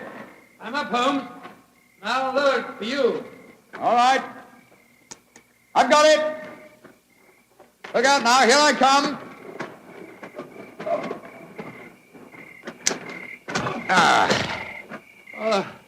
Thank goodness we got out of that place all right. I don't see the nightingale. Oh, you must have him inside your coat.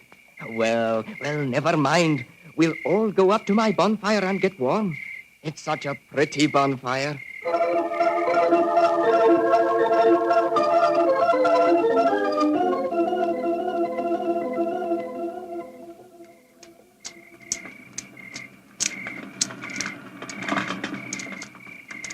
Did you ever see a finer bonfire? Never, Timmy. It's lovely. It's the most comforting sight I've seen for the last couple of hours. Oh, just one thing's bad, though. Somebody tried to burn a book in my lovely fire. It must have been when I was off getting more wood.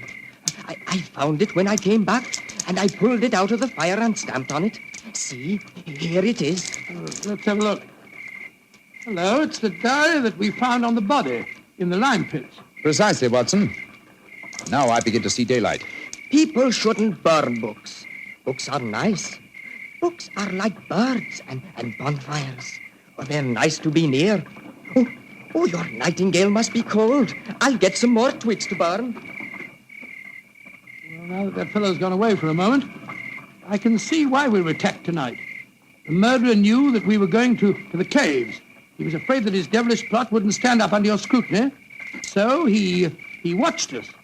When we discovered the body and sent Whitnell off for the police, he knew that he'd got to get rid of us. And who do you think that somebody is, old fellow? Well, that's easy. There's only one person strong enough to have knocked us both out and shifted our bodies.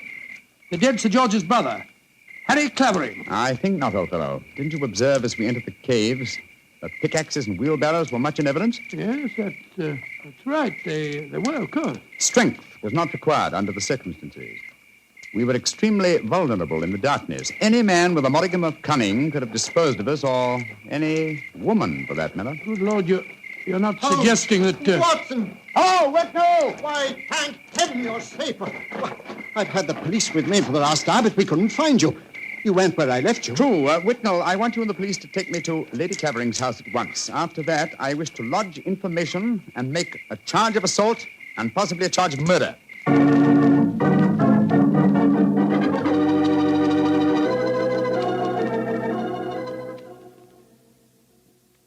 And that, Lady Clavering, is the story of how we found your husband's body.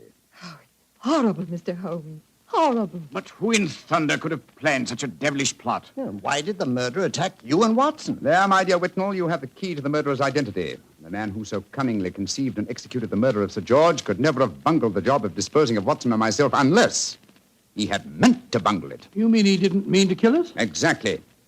He merely wished us out of the way while the incriminating evidence was removed. You mean the diary? Of course I do. You will recall we found it partially burnt in Timmy's bonfire. Then it was Timmy who... No, my dear fellow. Surely it's obvious one person and only one knew that the diary was the key to the murderer's identity. The man who was present when we discovered it and detected the fraud. Great Scott, Professor Whitnell. Whitnell, you murdered my brother. Evan, you? Oh, no. I did it because I love you, Helena. All these years has been nothing in my life that meant anything but you. How could you? I thought that if George were out of the way, I could make you care for me.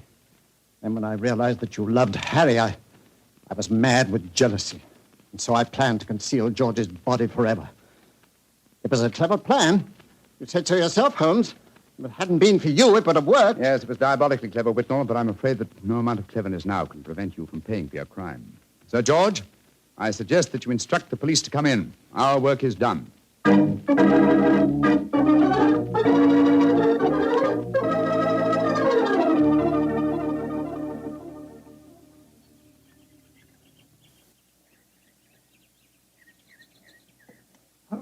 Holmes, look there on the point.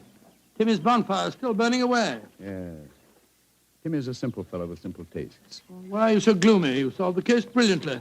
My dear fellow, my faith in human nature has been sadly shaken, old chap. Evan Whitnall was a good friend and an old one. Hard to be instrumental in sending him to the gallows. Well, he richly deserved it. Yes, I know he did. That's quite true, but it's depressing just the same. Come on. Let's continue our walk home across the downs. I heard Sir Harry offering you a fee. Did you take it? No, I didn't, but I did accept his offer of an acre of land on the downs over there near the Abbey ruins. You can see them silhouetted against the sky. An acre of land? What on earth would you do with that? Well, when I retire, and I shall retire soon, I've often thought of bee farming. This would be a heavenly spot for such a venture. Well, I can't imagine you as a beekeeper. Oh, why not? After a life spent unraveling the tangled affairs of human beings, it would be soothing in the twilight of one's days to study the exact and predictable behavior of bees. Singing masons, building roofs of gold. Ah, well. One day, perhaps. One day.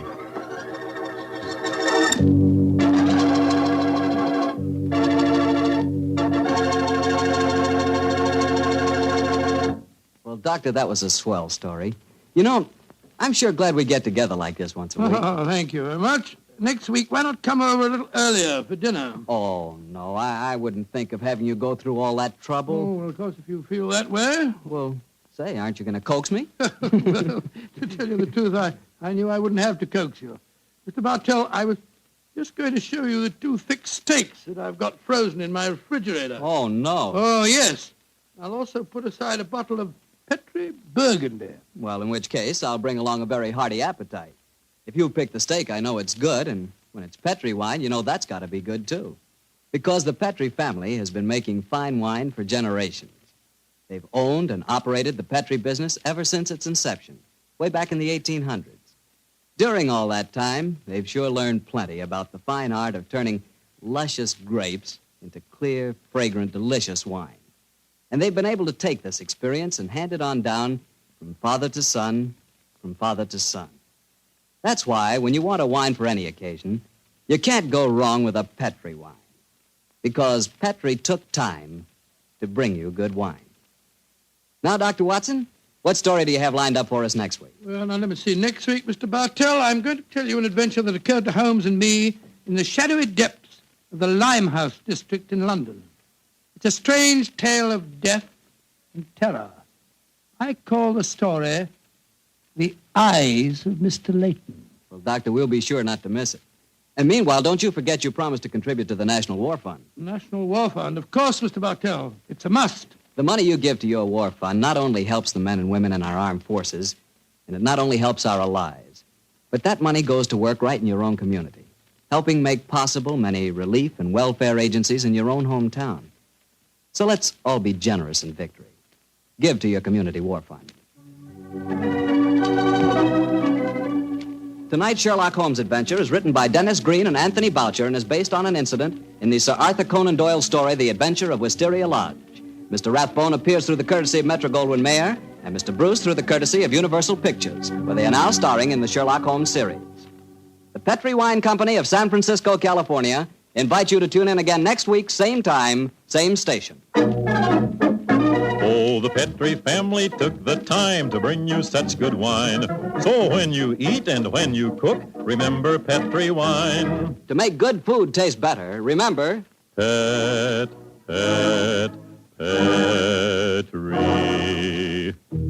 wine. This is Harry Bartell saying goodnight for the Petrie family. Sherlock Holmes comes to you from our Hollywood studios. This is the Mutual Broadcasting System.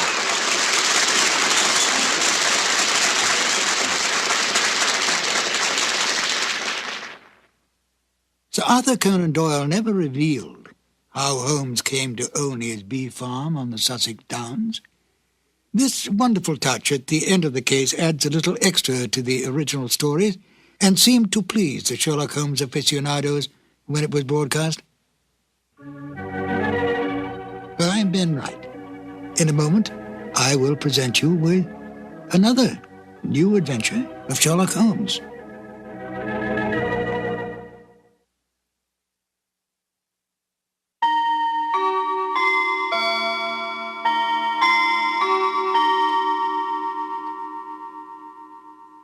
Petrie Wine brings you Basil Rathbone and Nigel Bruce in the new adventures of Sherlock Holmes.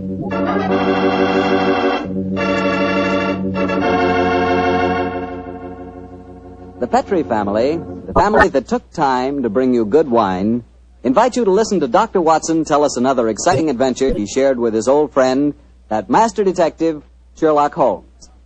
And as for me, well, I'd like to talk about those few minutes you have while you're waiting for dinner every evening. That's the perfect time for a glass of Petrie California Sherry. Petrie Sherry is the best beginning a good meal ever had. You really feel like you're enjoying the good things of life when you take time for a glass of Petrie Sherry. Hold that glass of sherry to the light. Look at it. It's a beautiful dark amber.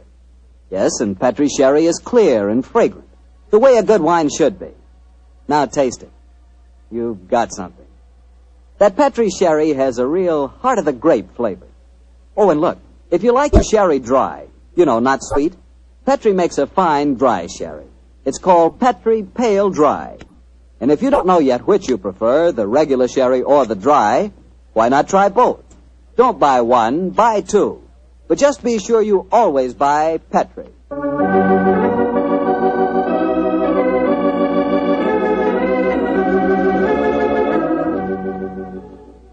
And now let's look in on our old friend, Dr. Watson. I'm sure he's expecting us. Good evening, Doctor. Good evening, Mr. Bartell. Draw up your usual chair. I'll get on with tonight's new Sherlock Holmes adventure. Well, how did the story begin, Doctor? It was one day in the autumn of 1887, I remember. Holmes and I were seated on either side of the fire in our Baker Street lodgings. The great man, his eyes half closed, his long, thin fingers pressed together, lay back in his chair, filling the room with large blue clouds of tobacco smoke, and discoursing on one of his favorite subjects, Professor Moriarty.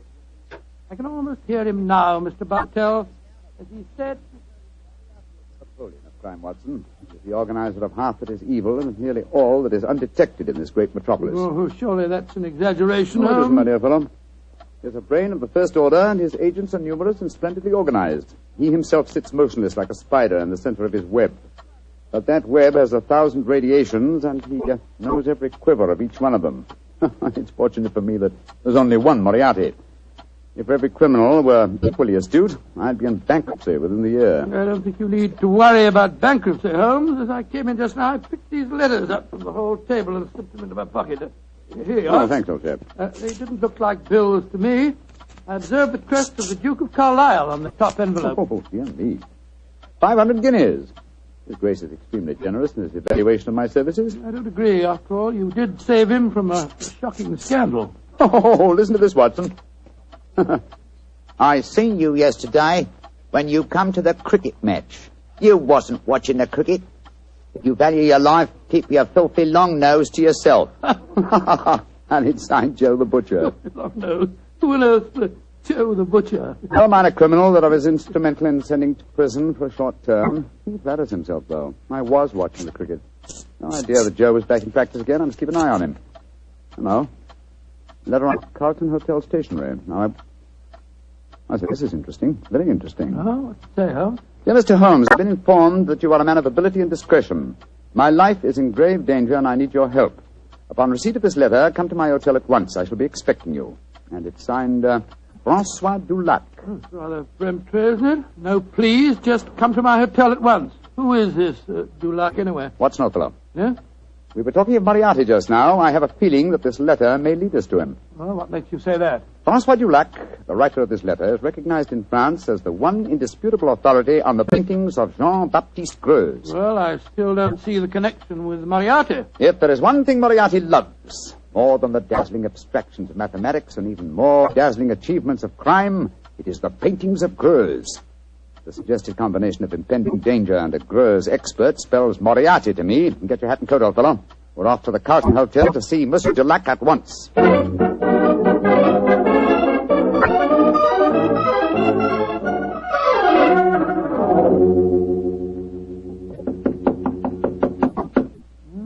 is room 212, all right, but there's no answer.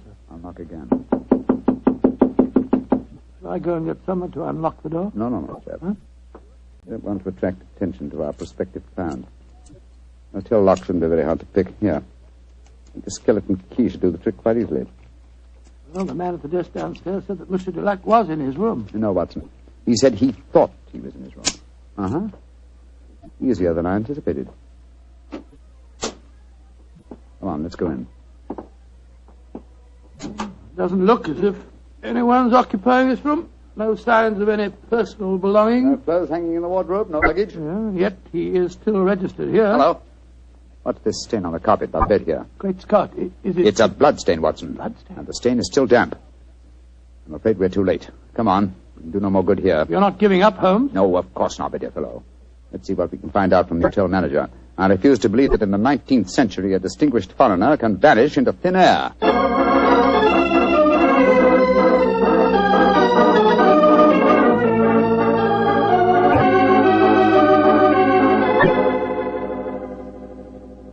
Yes, Monsieur Dulac did have a visitor early on today, Mr. Holmes. You remember his name? I think it was Perkins or Parsons, but I'm not sure. Mm-hmm. Can you describe his appearance?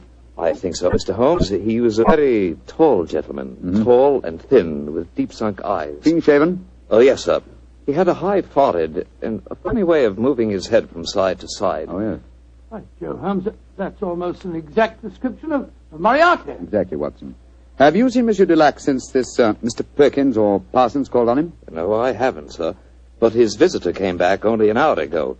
He had some men with him. They carried some large packages out of the hotel. Packages? But not luggage, eh? No, packages, Mr. Holmes. Has Monsieur Dulac received any other visitors since he arrived here? None that have been here to see him, sir. But I understand that Sir Henry Davenant has been most anxious to get in touch with him. Sir Henry Davenant?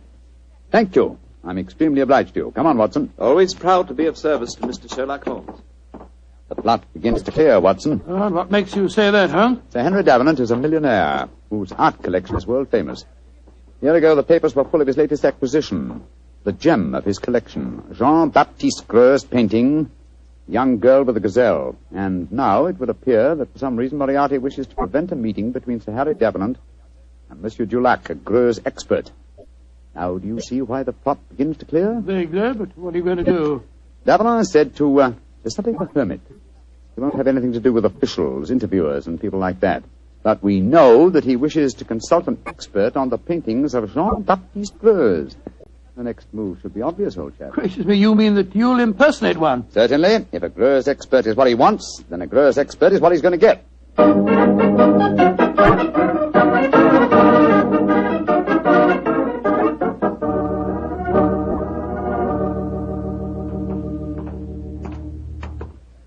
Holmes, I must say your disguise is amazingly effective. Monsieur, you do me the great honor.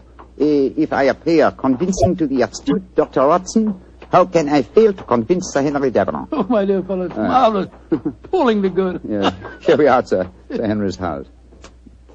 Well, let's hope for the best, old fellow. I don't know exactly what a French art expert looks like, but I could certainly believe that you were one. I only hope that I can be equally convincing in the role of a patron of the arts. You certainly look your part, old chap. Good afternoon. Can I help you? My name is Vernet. André Vernet. I am most anxious to make the acquaintance of Sir Henry Davenant. I'm afraid that Sir Henry is extremely difficult to see, sir. I can tell him you're here, but he very rarely gives interviews. That is a great disappointment to me. Perhaps you would just go and tell him I am a pupil and a disciple of the great Francois Dulac. I will do what I can, sir. Come in, won't you, gentlemen? If you'll wait here for a moment, I'll take your message. What was the name again, Vernet, Andre Vernet, and this gentleman is Mr. Watson. Very good, sir. Well, we got into the house. Now let's hope that you can impress the master of it. Not as easy a task, I fear, Opera. I've had to match opinions on the paintings of Greuze with an expert. My knowledge of the subject is somewhat sketchy, I'm afraid. Yes, and mine is absolutely nil. Greuze was a naturalistic painter who flourished at the close of the 18th century, and though his paintings command a fabulous fee in this day and age, he himself died in great poverty. Someone's coming. Monsieur Vernet, will you and Mr. Watson come with me, please? Sir Henry is most anxious to meet you. Merci, mademoiselle. My name is Violet Jackson. I look after Sir Henry's art collection. Indeed, a very pleasurable job, I'm sure, my dear. From what I hear, he has a magnificent gallery. He has one of the finest in the world. Yes. His latest acquisition is the famous young girl with the gazelle by Greuze. Oh, but I'm sure you know all about that, Monsieur Vernet. I think you said in your message you were a student of the great Dulac. I have that inestimable privilege, mademoiselle. Oh, this is Sir Henry's study.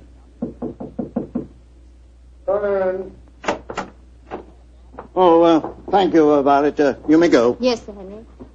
You're Vernet, I'm sure, and this is Mr. Watson? That's right, Sir Henry. Mr. Vernet is staying with me. I see. Well, sit down, won't you? Look, Vernet, you're a friend of Dulac's, aren't you?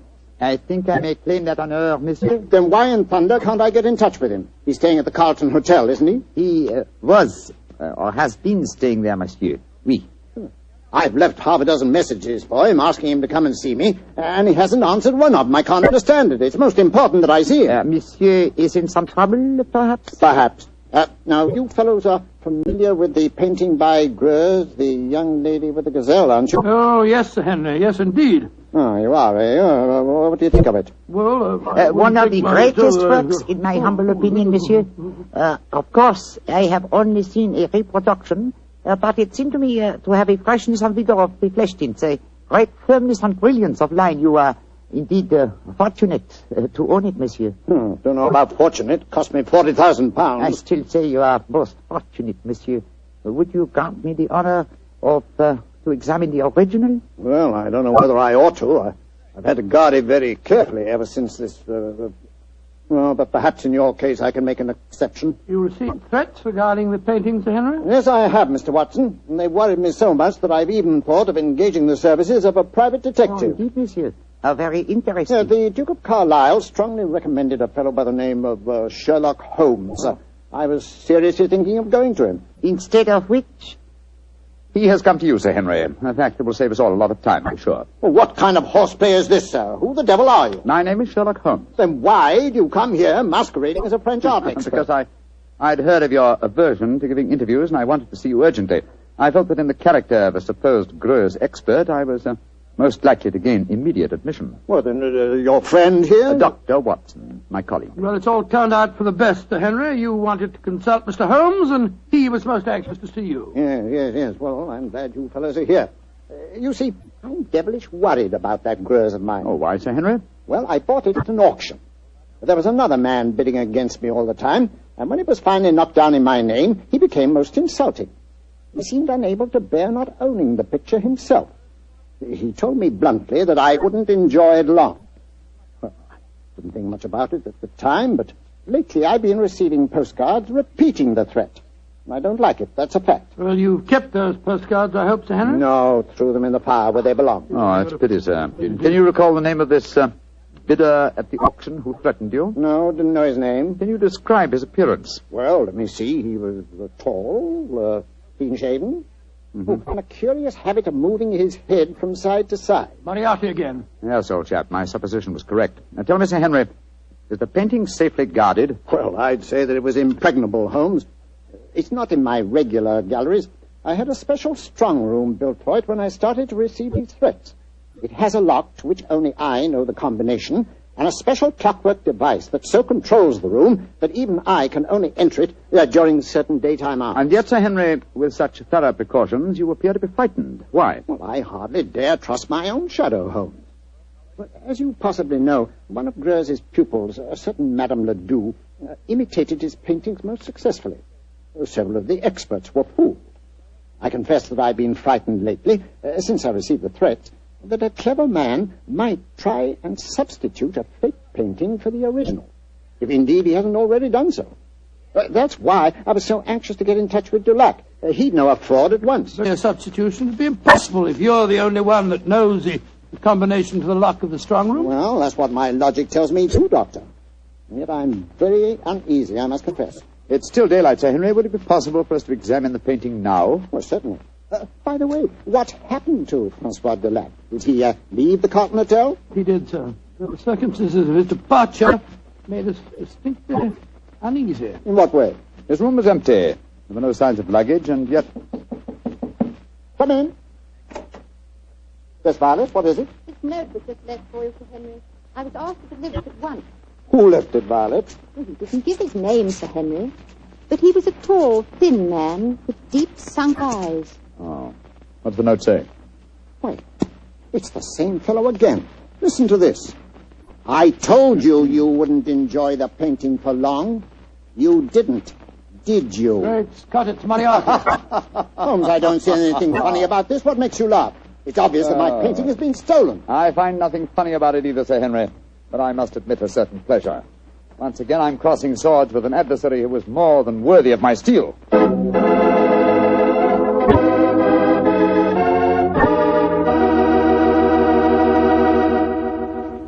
You'll hear the rest of Dr. Watson's story in just a second, so I'm just going to remind you that Petri Sherry could really be called the all-round, all-American wine. That's right, Petri California Sherry. Now, the reason I say that is because Petri Sherry is not only a swell before dinner wine, but it's a perfect wine for almost any occasion. When company drops in, serve Petri Sherry. After dinner, when you're just sitting around chatting, Petri Sherry again is just right. Believe me, you couldn't ask for a better all-round wine than Sherry.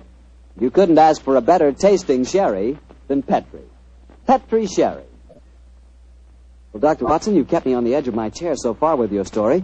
What happened next? Did Sir Henry Davenant take you to see his famous painting? He did, Mr. Bartell. Together with Miss Violet Jackson, we descended countless flights of stairs.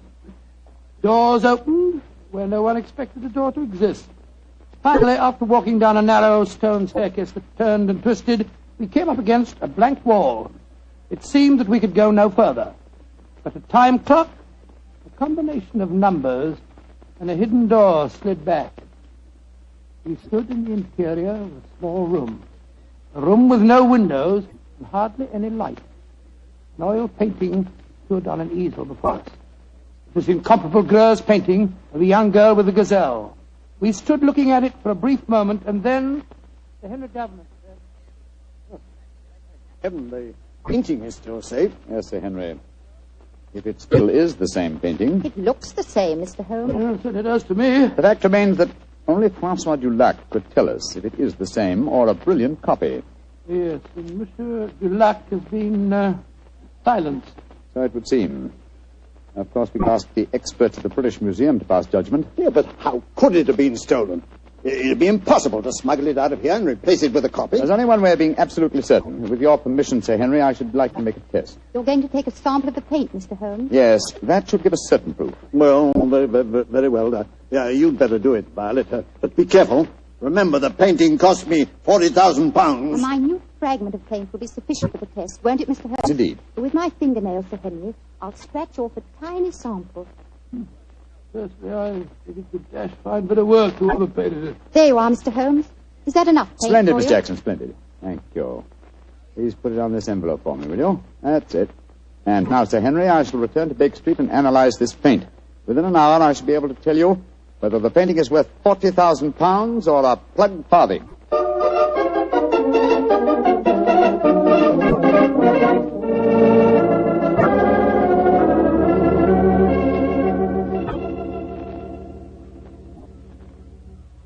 Well, Holmes, did you make the test? I did, Sir Henry. And? I'm afraid there's no doubt that your painting is a fraud. Oh, fraud. The sample of paint that I examined was manufactured not more than 25 years ago, and Greuze died in 1805. Well, I still say that it's a fine painting, whoever did it. I wouldn't mind having it myself. I agree, Dr. Watson. In fact, I'd be glad to buy it. It's a brilliant copy, and more than likely it was done by Madame Ledoux. You're remarkably quiet, Sir Henry. £40,000. 40,000 pounds! No, sir. Put that knife down. Holmes, help me grab him. Don't worry, gentlemen. I'm not about to commit suicide in despair, if that's what you're thinking. Now, why are you grasping that knife, sir? Because I have work to do in my strong room. I'm going to use this knife to slash that lying canvas into 40,000 pieces.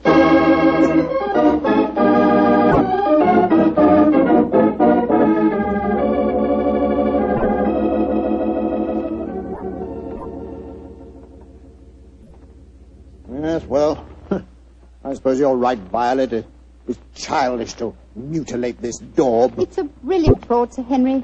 I'd like to have it. I'll buy it from you gladly. Buy it from me? You can have it. Go and make arrangements to have the wretched thing taken away at once.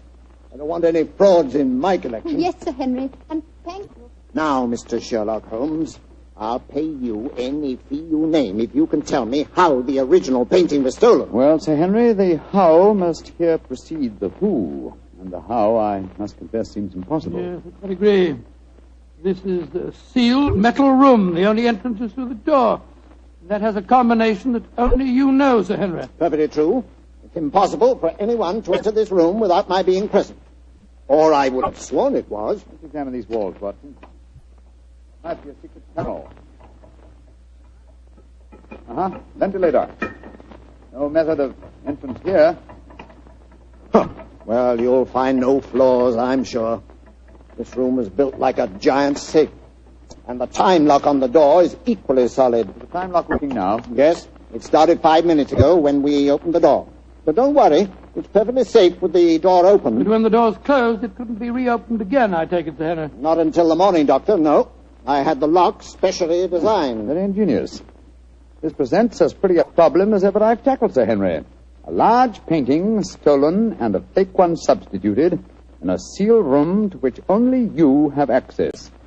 I must confess the how seems utterly impossible. Remember what you always say, Holmes. Throw out the impossible, and whatever remains, no matter how improbable, must be the possible. Let's consider the who for a moment. Is your butler absolutely reliable? Absolutely. How about Miss Jackson? Oh, completely trustworthy. Brought letters of recommendation from most of the leading art galleries in London.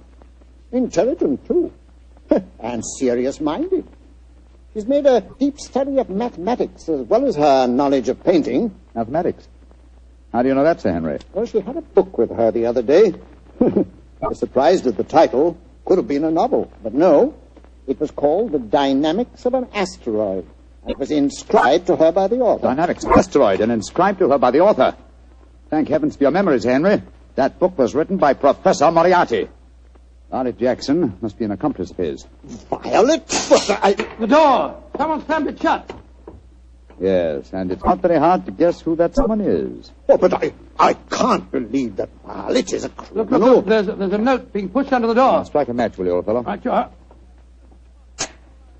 What's it say, Holmes? Forgive my unladylike eavesdropping, but with Mr. Sherlock Holmes as near the truth as he is, I'm afraid it would be unwise for me to remain here any longer. On the other hand, you are in no danger of smothering in the strong room, but your imprisonment should delay my pursuit till morning. Violet Jackson. She's escaped us, Holmes. Don't worry, Watson. Miss Jackson's failure to procure the painting for Moriarty will land her in a far worse dilemma than anything we could subject her to. Moriarty has never tolerated failure on the part of his minions. A brilliant plot, old fellow, a brilliant plot. Moriarty is at the zenith of his powers. How fortunate that we were able to foil him. What do you mean, foil him? My painting's been stolen. Your painting, Sir Henry? Oh, no. It's here in this room. What on earth are you talking about, Holmes? You reminded me of my own dictum, Watson. I discarded the impossible. It was impossible that the picture had been stolen, therefore it had not been stolen. You mean that this painting is the original, Groves? Yes, of course, sir. Surely the whole plot is crystal clear now. Just about as clear as porridge to me. Well, then let me explain. The whole episode of Francois Dulac, the note to me, the empty hotel room, and the significant bloodstains and the apparent disappearance of Dulac were all part of Moriarty's plot. The real Dulac never left France. Moriarty created him in England to lure me into the case. Why in thunder should he want to do that, Holmes? Yes. I should think you're the last person he'd want on the scene. Oh, on the contrary, sir. He knew that I'd grab at his bait, the apparent murder of a Greuze expert who would make it seem likely that your painting A substitute, Sir Henry. He wanted me to test the painting, which I did. I fell into his trap very neatly. The paint, Holmes. You said that it was no more than 20 years old. Yes, my dear fellow, the answer should be obvious. I see it. Violet was his accomplice, had prepared the painting beforehand, and carefully scraped off a piece of modern paint. Exactly, Sir Henry. And Moriarty had assumed, quite correctly as it turned out, that as soon as you thought your painting was a fraud, you'd want to get rid of it. And that girl was going to take it out of this house with your full approval. And, of course, turn it over to Moriarty. What a fantastic scheme. A devilishly clever one, old chap. If it hadn't been for your chance remark about the book on mathematics, Sir Henry, I'm very much afraid the young lady with the gazelle might even now be on her way out of your house. Holmes, I can't tell you how grateful I am. And I'm going to express that gratitude in a very material manner, I assure you. Thank you, Sir Henry, but I wouldn't dream of accepting a fee for this case. I've been shockingly obtuse. I might easily have let them walk away with your treasure right under our noses. We locked in here for the night, sir? I'm very much afraid so, Dr. Watson. Oh, I shouldn't be surprised if the butler notices our disappearance and comes looking for us. But he won't be able to open the door. It'll need a professional locksmith to get us out of here. Well, really, it looks as if we'll spend a very cheerful evening. Don't be gloomy, my dear fellow. Oh, gloomy is not a word. You're locked in with one of the loveliest girls in history, and she's genuine at that. Strike another match, old chap, shall we? What? Let's look at her once again.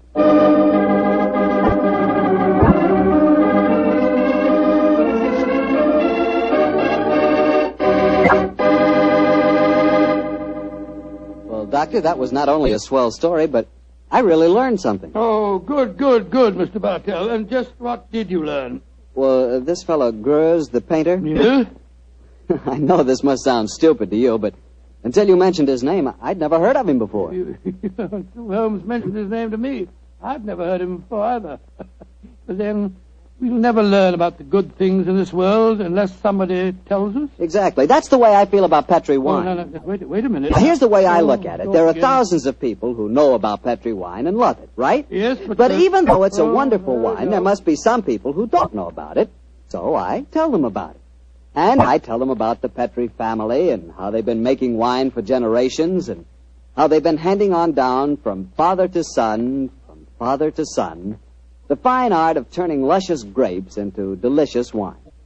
Yes, and when I tell them that the name Petri on a bottle of wine is the personal assurance of the Petri family that every drop of wine in that bottle is good wine, well, that's all you have to know. So it adds up to this. If you want a fine wine for any occasion, you want a Petri wine, because Petri took time to bring you good wine.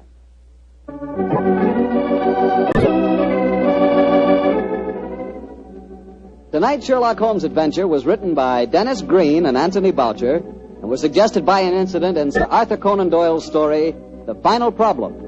Music is by Dean Fosler. Mr. Rathbone appears through the courtesy of Metro-Goldwyn-Mayer and Mr. Bruce through the courtesy of Universal Pictures, where they are now starring in the Sherlock Holmes series. The Petri Wine Company of San Francisco, California, invite you to tune in again next week, same time, same station. Sherlock Holmes comes to you from our Hollywood studios.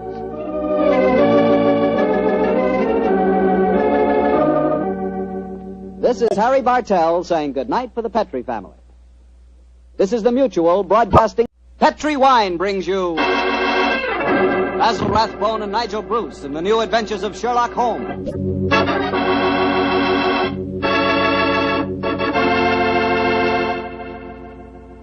The Petri family, the family that took time to bring you good wine, invites you to listen to Dr. Watson tell us another exciting adventure he shared with his old friend, that master detective, Sherlock Holmes.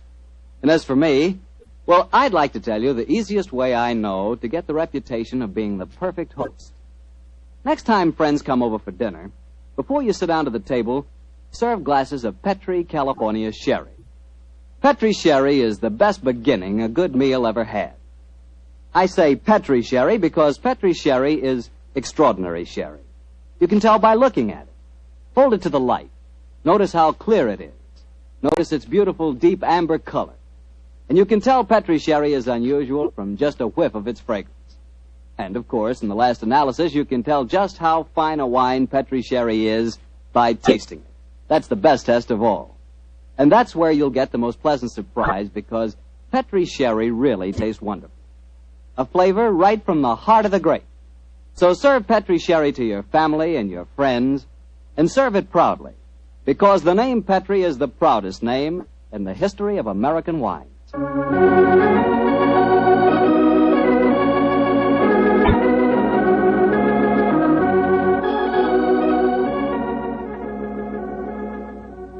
And now I'm sure our good friend Dr. Watson's expecting us. Let's not keep him waiting. Come in. Good evening, Doctor. Good evening, Mr. Bartell. You'll forgive me if I don't get up, won't you, my boy? Of course, Doctor. What's the matter, a touch of rheumatism? No, I've played 18 holes of golf today. I hope that when I'm your age, Doctor, I can be half as sprightly. Oh, it's very nice of you, but if you don't mind, we won't discuss the question of my age. So draw up your chair, make yourself comfortable. I'll get on with tonight's new Sherlock Holmes adventure. Well, from the hints you gave us last week, it sounded like quite a spooky story. It was, Mr. Bartell. It certainly was. Towards the end of November in the year 1895, a dense yellow fog had settled down over London. For 4 or 5 days, it was impossible from our rooms in Baker Street to see the outline of the houses opposite. A real London pea souper, huh, Doctor? Yes, my boy, and it became most depressing. The first day, Holmes had spent in cross-indexing his huge book of criminal references. The second and third had been patiently occupied with a subject which he had recently made his hobby, the music of the Middle Ages. But when on the fourth day, after pushing back our chairs after breakfast, we saw the greasy, heavy brown swirl still drifting past us and condensing in oily drops upon the window panes, Sherlock Holmes' impatient and active nature could endure this drab existence no longer. He paced restlessly about our sitting room, chafing against the inaction. After several minutes of these perambulations, he turned to me and spoke. Anything of interest in the paper, Watson? There's news of a revolution, of possible war, and of an impending change in the government. Nothing to interest you, though. No crimes of any importance. The London criminal is certainly a dull and unenterprising fellow these days. Look out of the window, Watson. See how the figures loom up, are dimly seen and then blend once more into the foggy depths. What a day for a thief or a murderer. He could roam London as the tiger does the jungle, unseen until he pounces, and then evident only to his victim. That's a cheerful thought, I must say. Hello. I wonder who that is. Probably a visitor for Mrs. Hudson, or perhaps the local plumber has finally condescended to pay some attention to the faulty gas jet in our hallway. I don't think you're right on either count. I can hear Mrs. Hudson's footsteps on the stairs. Come in. Come in. Yes, Mrs. Hudson, what is it? Oh, excuse me, Mr. Holmes, but there's a gentleman to see you. Says it's most important, and he asked me to give you this card. Oh, thank you. Oh, Mortimer Harley, eh? Show him up, please, Mrs. Hudson. Very good. Mortimer Harley, and who's he? I've not had the pleasure of meeting him personally, but I'm quite familiar with his scientific reputation. Scientific? In what does he specialize? Oh, I suppose one might refer to him as one of the greatest authorities on all matters connected with the occult. You mean the fellow dabbles in supernatural stuff and all that sort of thing? I mean, my dear Watson, that Mortimer Harley is an extremely intelligent man with a thoroughly comprehensive and scholarly knowledge of his field and an intense belief in the existence of the supernatural force. Now, here he is to speak for himself. Oh, come in, Harley. Thank you, Mrs. Hudson. You're Mr. Sherlock Holmes? Yes, sir. This is my colleague, Dr. Watson. How do you do, Mr. Harley? How do you do, Doctor? Won't you sit down, sir? Thank you. Well, you fellas are probably wondering who I am and what's brought me here. Well, we're not wondering who you are, Mr. Harley. My friend Holmes was just telling me of your scientific eminence. I'm flattered that you know of me, Holmes. Just the same, you're wondering why I'm here. Naturally, sir. Well, since you know I'm a student of the occult, I'll get right down to my problem. Mr. Holmes, have you ever heard of the headless monk of Trevennis Chapel? Oh, yes, indeed, Mr. Harley. An apparition to be counted among our more intangible national treasures, I should say. I'm sorry to appear stupid, but I have never heard of the headless monk of whatever it is, Chapel. Well, then, let me tell you about it, Doctor. Yes, I wish you would. Trevennis Manor in Cornwall was once an abbey. It was expropriated during the reign of Henry VIII, and several of the monks were killed in some of the minor difficulties attendant on such an act. But one of the murdered monks, a certain Brother Hugh, the chapel organist, was persistent. He still haunts the chapel today. He still plays the organ, and since he was beheaded, he always appears headless. Charming little legend, Mr. Harley, but you don't expect us to believe it's anything but a legend, surely. Skeptic, eh? How about you, Mr. Holmes? I'm extremely curious to know why you've come to see me, Mr. Harley. I'll tell you why. I have a rare opportunity to investigate the phenomena. You see, the son of an old friend of mine, a young fellow by the name of Leonard Miles, is secretary to the owner of Venice Manor. He asked me to stay there, and I find the invitation irresistible, particularly since the phenomena have curiously increased of late, Mr. Holmes, almost as though some more mortal agency were motivating them. Oh.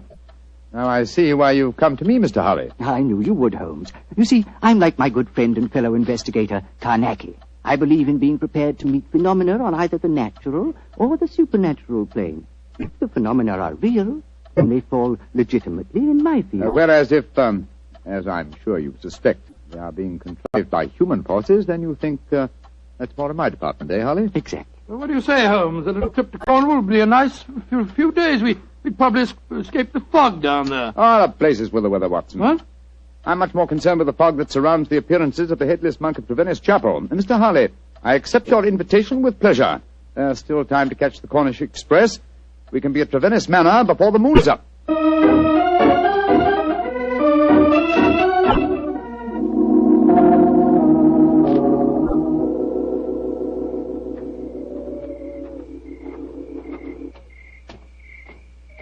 Hello? Who's this funny-looking fellow coming down the steps towards us? If I didn't hear the sound of his footsteps, I'd believe it was a psychic manifestation. He certainly looks as if he came from beyond the grave.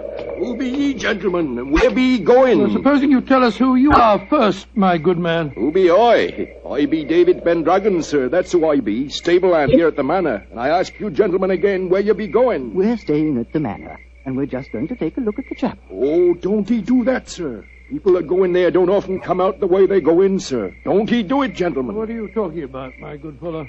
I be talking about the ghoulies and the ghosties and the organ music that comes out of the nowheres. You heard it? Of course I heard it, sir. Just like I seen the poor monk walking around without his head on. Take us into the chapel, will you? And show us where you saw the figure. Aye, that I will not, sir. Not for all the gold in Port Call will I go back and chance seeing the poor lost soul wandering about without his head on. If you gentlemen know what's good for ye, you'll not go in there either. Mark my words. Don't ye go in that chapel. Extraordinary chap. Seems really frightened of the place. Yes, but it's more than blind superstition that accounts for his reluctance. Let's go in, shall we? Well, I suppose it's all right.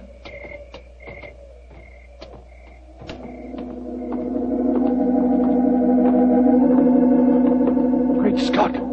Listen to that. The organ. The ghost's playing it. We're extremely fortunate. A psychic manifestation as soon as we enter. Remarkable. Psychic manifestation. Rubbish. Look who's sitting at the keyboard. It's Holmes. Holmes! What's the matter, Watson? What's the matter? You frightened us to death, didn't you, Harley? Oh, speaking for myself, Doctor, it disappointed me. I thought it was a genuine phenomenon. What do you think you're doing, Holmes? I thought you were still behind us. I'm sorry if I frightened you, Watson. I was curious about this organ. I slipped in by the side door ahead of you and tested the instrument. It's in astonishingly good condition for a disused chapel, don't you think, Harley? Yes, I do, Holmes. One might reasonably presume that someone tends it with great care. In fact, I would go further and say... What are you doing in here? We are guests at the manor house, and we decided to pay a visit to the chapel before we paid our respects to our host. Oh, my father is your host. I'm Dorothy Brownlee. How do you do, Dorothy? My name is Holmes, and these gentlemen are Dr. Watson and Mr. Harley. How do you do, Dr. Watson? Mr. Harley. I heard the organ music, and I was terribly frightened. You've heard of the legend, I suppose. You mean about the headless monk and the ghostly organ and music, Miss Brownlee? Yes, Doctor. And it's more than a legend, I assure you. That's why I rushed over here as soon as I heard it. It must have frightened all the servants within hearing distance. Why were you playing the organ? I was curious to see whether it's in good repair. Obviously it is, Mr. Holmes. Well, my father and his secretary, Mr. Miles, are expecting you, I know. Let's walk over to the house, shall we? I'm sure you've seen enough of the chapel for tonight.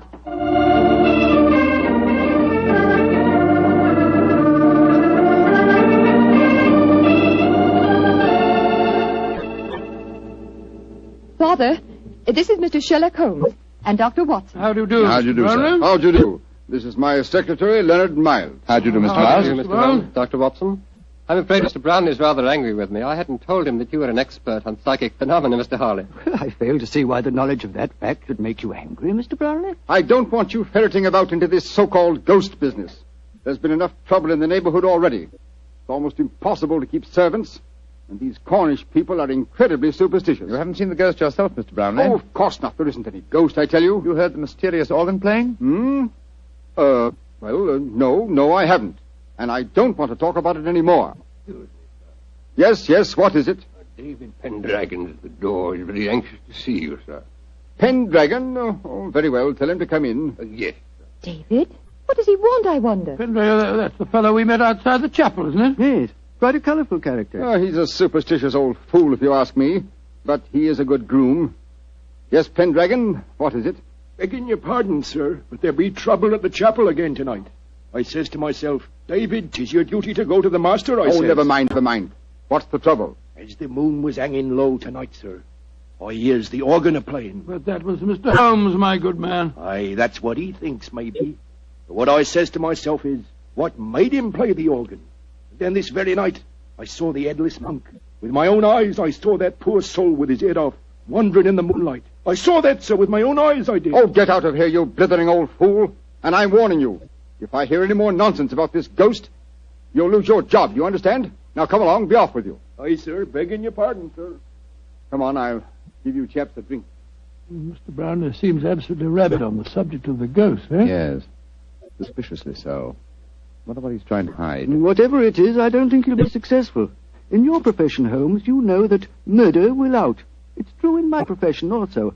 Try to suppress them as you may, gentlemen. Ghosts will out.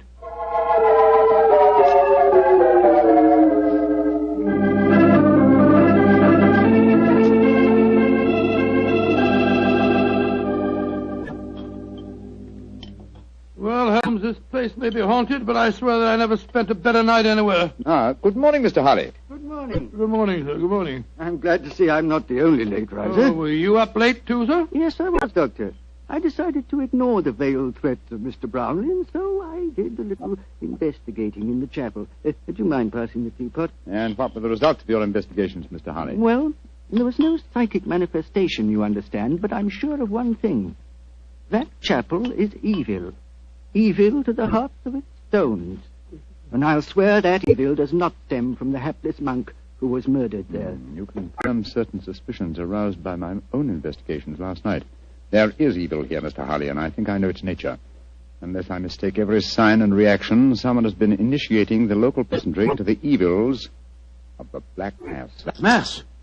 Good Lord, what a shocking thought. My own sensations last night confirm your theory, Holmes. There is a coven here, I swear it, hiding its own obscene practices under cover of the haunting. Well, that sounds quite feasible. After all, the people are so superstitious that they'd keep as far away as possible from the chapel when they heard the organ playing. This problem falls into both our fields, Harley. The practice of black magic is a criminal offense. Perhaps it's just as well the old laws against witchcraft are still in force. I imagine, Mr. Harley, that you have your own methods of combating such forces as we're up against? Oh, yes, Holmes. Though mine are not connected with the legal aspect of the case. May I ask what you plan to do, sir? Well, I have several rather elaborate preparations to make, Doctor. It'll take me most of the day, I'm afraid. However, I shall explain them to you all after dinner tonight.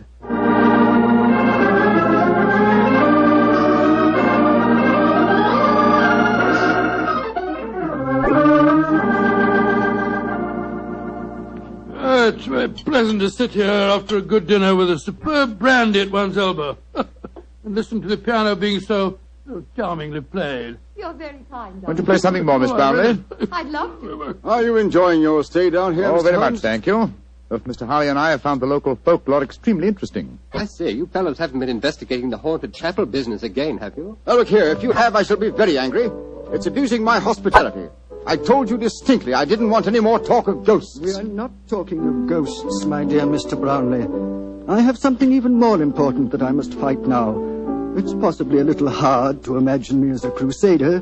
Me, the stooped little man, beside the four of you, as toweringly tall a quartet of men as I have ever faced. And yet, I am your St. George. What on earth are you talking about, sir? I'll tell you in secrecy. This mustn't reach the ears of the peasantry. I refer to myself as St. George because I go to wipe out an evil that lives in your midst, a living, modern dragon. Please, Mr. Harley. That sounds dreadfully frightening. And to rid you all of this fiend, I must cleanse the chapel, purify it, exorcise it, remove its residue of psychic evil. That, gentlemen, is my mission tonight. Dorothy! She's fainted. Get some smelling salts, quickly. I'm afraid you were a little too graphic, Mr. Harley. I'm sorry if I frightened the young lady, but I'm sure that after tonight she will have no further grounds for fear in Trevennis Manor.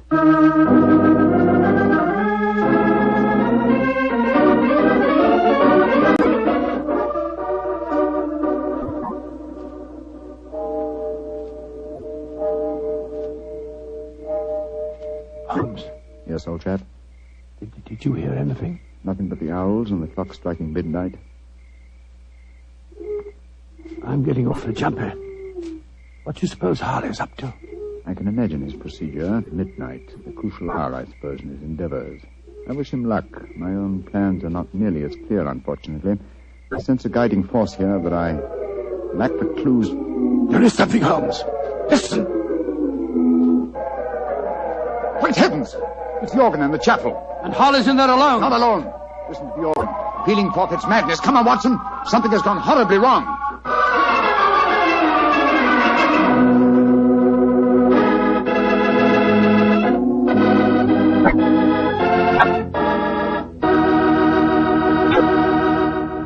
You'll hear the rest of Dr. Watson's story in just a second.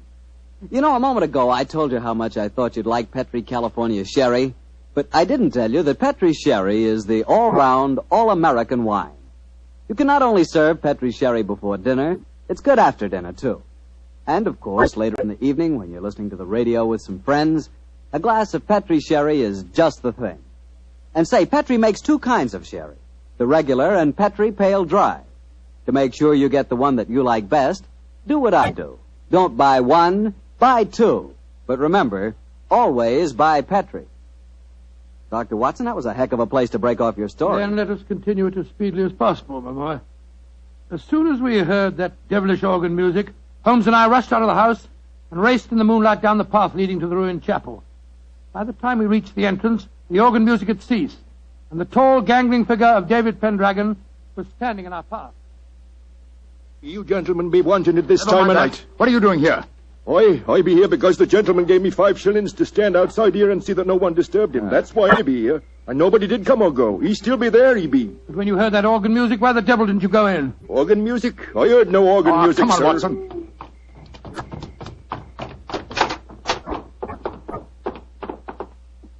Great heavens. Look at him. We're too late. Poor devil. A knife through his heart. It's obvious who did it. That fellow Pendragon. I'll go and grab him before he gets away. Watson, he's not our man. This murder was planned with devilish cunning. The curious thing, there's no sign of a struggle at all. Looks he just stood here and allowed himself to be stabbed. Are these chalk marks with which the body is surrounded? It is known as a pentagram, I believe. He thought it would protect him completely from the supernatural forces. Poor chap. For once his researches went too far. Yes, because they touched not on the supernatural, but upon natural evil. And remember, Watson, that only 3 people besides ourselves and David Pendragon knew of this vigil. Yes, Brownlee, his daughter, and young Miles, the secretary. Exactly. Go back to the house, will you? And bring them here. Perhaps we can lay a ghost by trapping a murderer.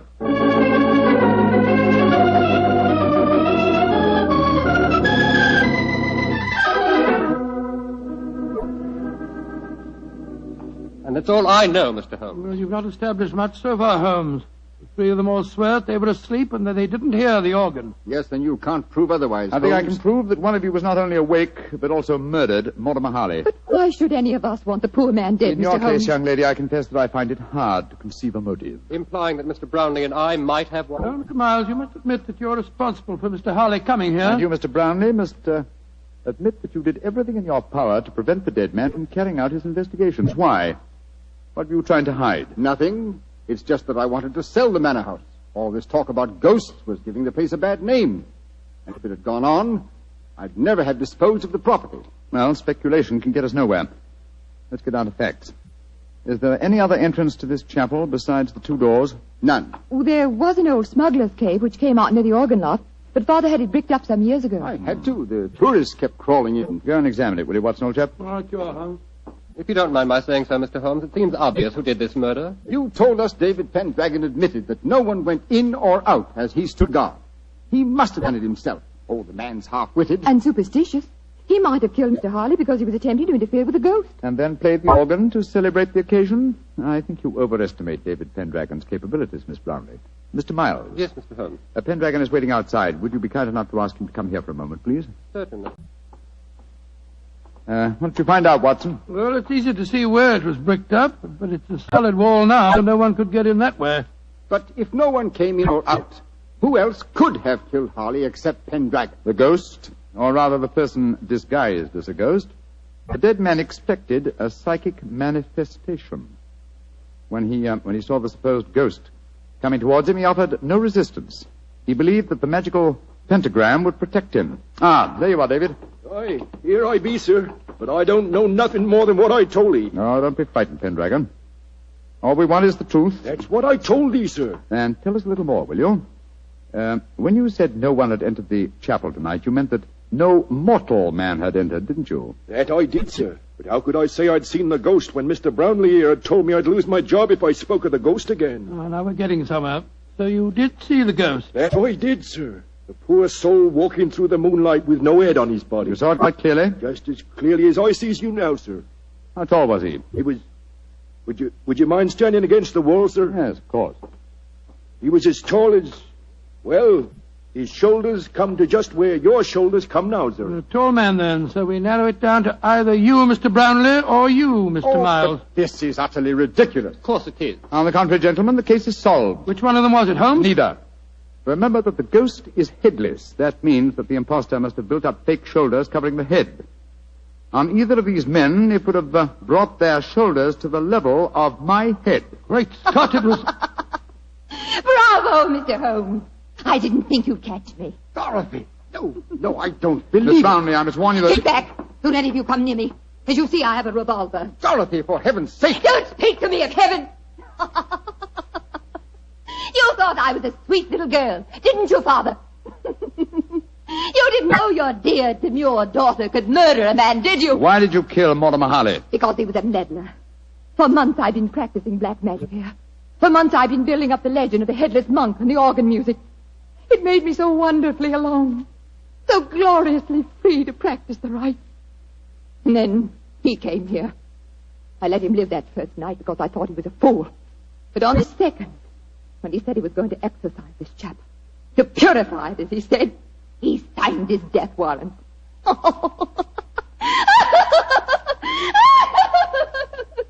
you could have seen his face, if you could only have seen his stupid, startled face as I plunged the knife into him. Dorothy! He bled so beautifully. Holmes, she's mad as a hatter. What are we going to do? Brownlee, give me that revolver. And let you take me to prison or an asylum?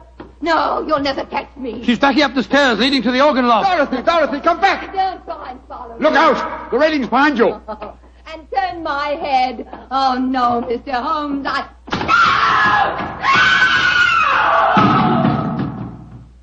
Dorothy! Dorothy! My poor little girl. Mr. Brownlee, the powers of evil are frightening. Your daughter had killed one man and might have killed more. She was insane. Hopelessly insane.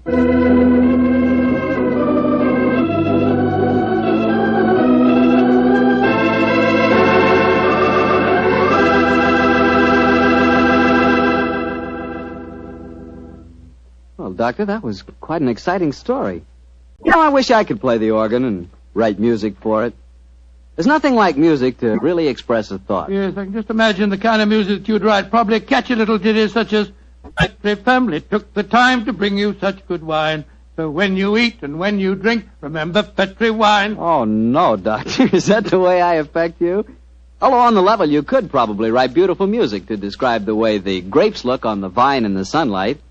But what music could tell you about the Petri family and how long they've been making fine wine? You know, the Petri family has been making wine for generations, handing on down from father to son, The knowledge necessary to transform luscious, sun-ripened California grapes into delicious, fragrant wine. And when you see that name Petri on a bottle of wine, remember, you're not looking at a mere trademark. That name Petri is the personal assurance of the Petri family that every drop of wine in that bottle meets their unusually high standards. Petri wine is always good wine. It's got to be, because Petri took time to bring you good wine. Well, Dr. Watson, what new Sherlock Holmes adventure do you have lined up for us next week? Well, now let me think. Next week, Mr. Bartell, I'm going to tell you a story that started quietly enough as Holmes and I sat at a London dinner party, and yet, before the evening was over, we found ourselves involved in one of the most shocking scandals that ever rocked London society.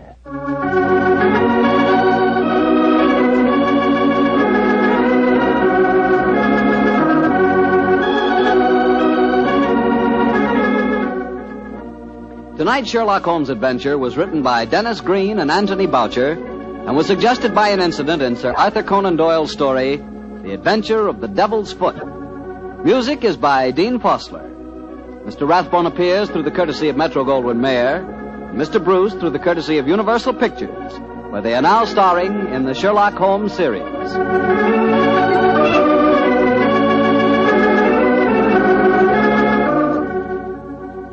The Petri Wine Company of San Francisco, California, invites you to tune in again next week, same time, same station.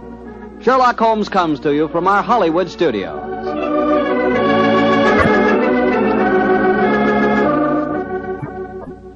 This is Harry Bartell saying goodnight for the Petri family. This is the Mutual Broadcast. Petri Wine brings you Basil Rathbone and Nigel Bruce in the new adventures of Sherlock Holmes.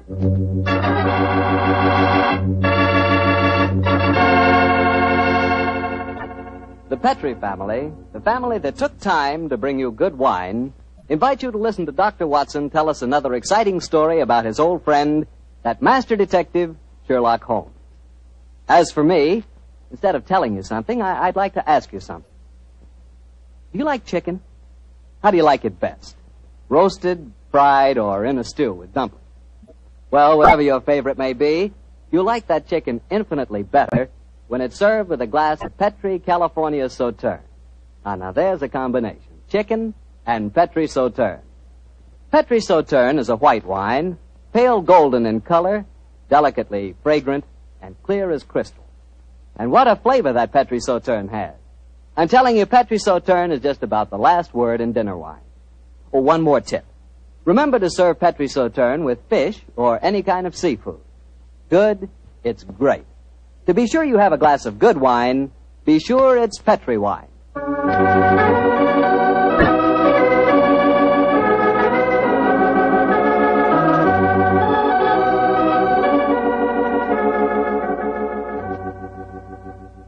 And now I'm sure our good friend Dr. Watson's expecting us. Let's go in and join him. Good evening, Doctor. Good evening, Mr. Bartell. Punctual to the minute, as usual. Draw up a chair and settle down, my boy. Well, I won't settle down too far, Doctor.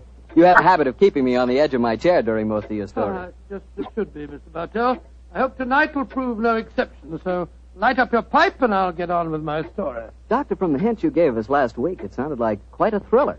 How did it begin? On a cold winter morning in 1897, Holmes and I, our breakfast just concluded, sat on either side of a cheery fire in our Baker Street lodging. A thick fog rolled down between the line of dun-colored houses, and the opposite windows loomed like dark, shapeless blurs through the heavy yellow reef. Another London pea souper, huh, Doctor? Exactly, Mr. Bartell. Our gas was lit and shone its flickering light on the white cloth and glimmer of china, for the breakfast table had not been cleared. Holmes was busy cross-indexing his record of crime, while I was engrossed in one of Clark Russell's fine sea stories. Our morning was not destined, however, to be a quiet one. For shortly after 11 o'clock, Mrs. Hudson ushered a young lady into our room. A young lady who seemed to be in serious trouble. Sit down, won't you, young lady? I'm Dr. Watson, and this is Mr. Sherlock Holmes. How do you do, gentlemen? I must apologize for not giving my name to your housekeeper, but I have to be so careful. Yes, we quite understand, my dear.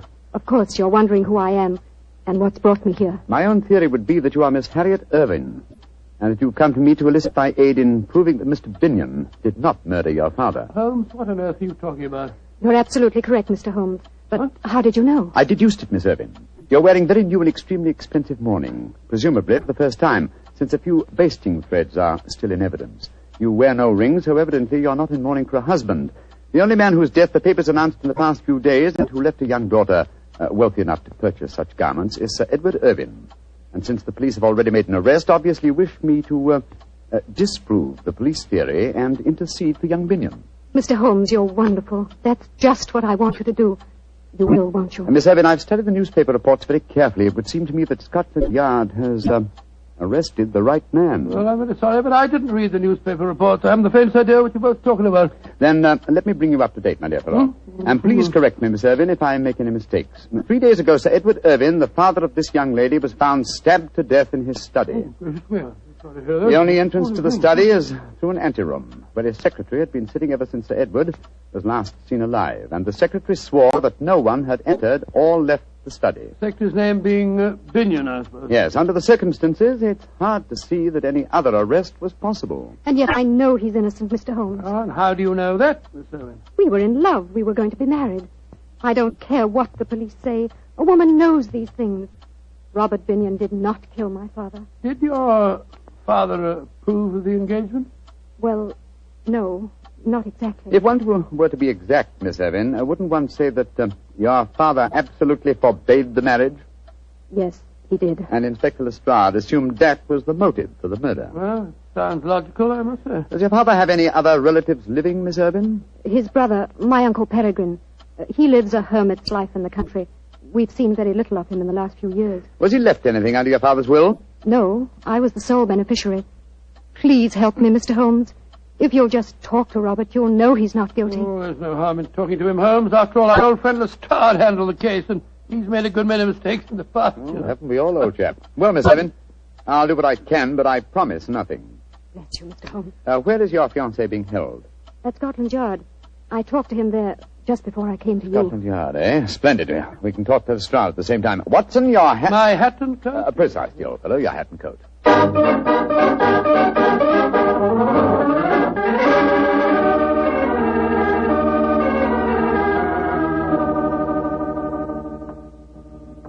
So, Mr. Sherlock Holmes and Dr. Watson think they know more than the Yard, eh? Come over here to teach us our business, I suppose. Nothing of the sort, Lestrade. We came over here to make a few inquiries. I'll tell you, gentlemen, that you're wasting your time. Young Binion is guilty, whatever his young lady may say. Lestrade? Yes, Mr. Holmes? What did the autopsy prove? Well, got a report of it here on my desk, but it won't tell you nothing you don't know. Mm-hmm. Death was instantaneous, caused by some weapon like a long needle, a fine stiletto, or an ice pick, penetrating the brain at the base of the skull. And no such weapon was found in the room. Or on Mr. Binion. True, sir. But then he had the chance of disposing of it. Well, just the same, the murder weapon hasn't been found, has it? No, Doctor, but we'll find it. Don't you worry about that. I should like to talk to the prisoner if you don't mind. Well, of course I don't mind. He's in the detention cell just down the corridors from here. Follow me, gentlemen. Has he given you any trouble, Lestrade? Trouble?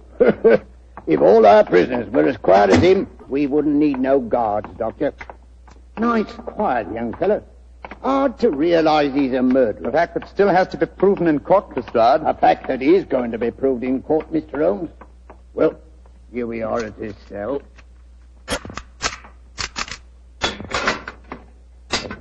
You've got visitors, Binion. Very distinguished visitors. Who are you, gentlemen? My name is Holmes, Sherlock Holmes, and this is my colleague, Dr. Watson. I'm sorry to see you in this plight, Mr. Binion. Mr. Sherlock Holmes. Then Harriet did come and see you when she left you. I'm so glad. You'll get me out of this mess. I know you will. Even Mr. Sherlock Holmes can't get you out of this one, young fellow, my Mr. lad. Binion, I promised your fiancé that I'd try and help you. My obvious course is to go to Sir Edward's house and examine the room in which the tragedy occurred. But before I do that, I'd like to ask you a question or two. Ask me any question you want to, sir. It was you who discovered the body, I understand. Yes, Mr. Holmes. Please describe the circumstances. Sir Edward was in his study. I'd been working in the anteroom adjoining. At 5 o'clock, I went in to say good night to him, and I found him slumped in his chair, dead, with blood streaming down the back of his head. Of course, I sent the butler for the police at once. Could anyone have entered that room without your knowledge? No, Mr. Holmes, I never left my desk. And there was no other entrance to the room save through my office. How about the windows in Edward's room? They were locked from the inside, Doctor. You don't need to worry. We examined the window ledges, not a mark. No one came in that way. What is your theory of the murder, Mr. Binion? I haven't one, Mr. Holmes. I'm completely baffled. I'm certain that no one entered that room. Yet I swear to you that I didn't stab him. So I can understand the police believing I did. Mm-hmm. Lestrade, I should like to examine the room in which Sir Edward was murdered. Well, easiest thing in the world, Mr. Holmes. I'll drive over with you if you like. His house is in Knightsbridge. Oh, you needn't bother, Lestrade. We can quite well go by ourselves. Oh, not a bit of it, Doctor. I'd like to come with you. Why, Lestrade? You're convinced Mr. Binion is guilty, are you? Won't you be wasting your time? Not me. For once I know you're on the wrong side of a case, Mr. Holmes, and I want to be there and see your faces when you find it out.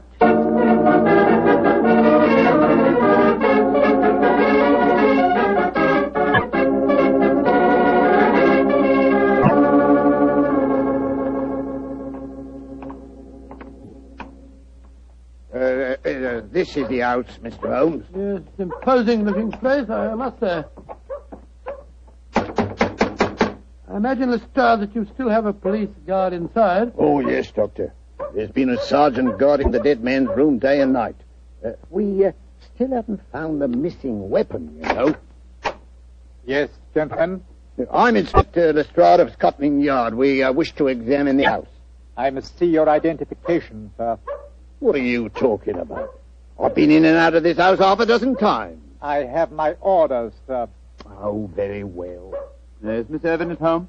Miss Irvin is not receiving, sir. Great Scott, man, can't you give us any information? There's been tragedy in this house, sir, and the truth of it's not known yet. I'm not answering any questions, but I don't have to. There now. Does this police guard satisfy you? Inspector Lestrade. Very good, Inspector. You may come in.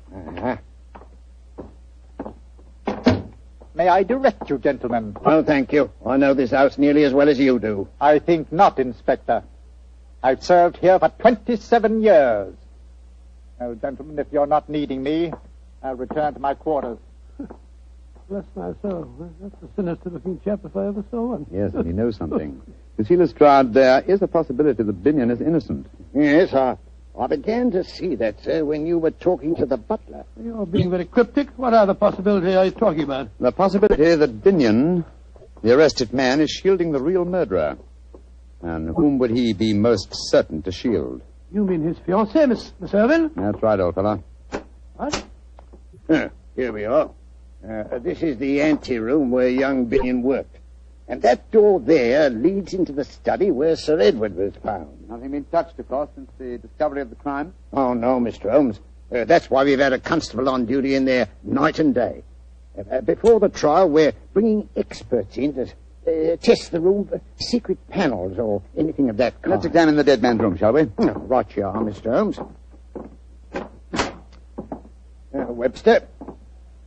Webster, get out of that chair and stand up, can't you? You're on duty. Asleep. Scotty. He's dead. Yes. The trickle of blood oozing out from the base of his skull. Well, strike me pink. He's been killed the same way as Sir Edward was. I presume you'll agree that Mr. Binion didn't commit this murder, Lestrade. Oh, of course not, Mr. Holmes. He couldn't have done it. He's locked up at the yard. Well, what are we going to do? Ask the butler to come here, will you? Oh, right you are, sir. What do you make of their wound, Doctor? Well, to fit the description of the one that killed Sir Edward. There's a fine puncture here at the base of the skull. I do, Holmes. They mentioned a stiletto, an ice pick. A wound like this might be caused by one of those long steel hat pins that women wear. Yes, it's a possibility, Watson, a distinct possibility. And Miss Irvin was wearing a long hat pin this morning, if you remember. Plastered walls. A little chance of secret panels here, I should say. And the window's locked from the inside, eh? Here he is, Mr. Holmes. Oh, yes. And by the way, what's your name? Travers, sir. You see what's happened, Travers? Yes, sir, I see.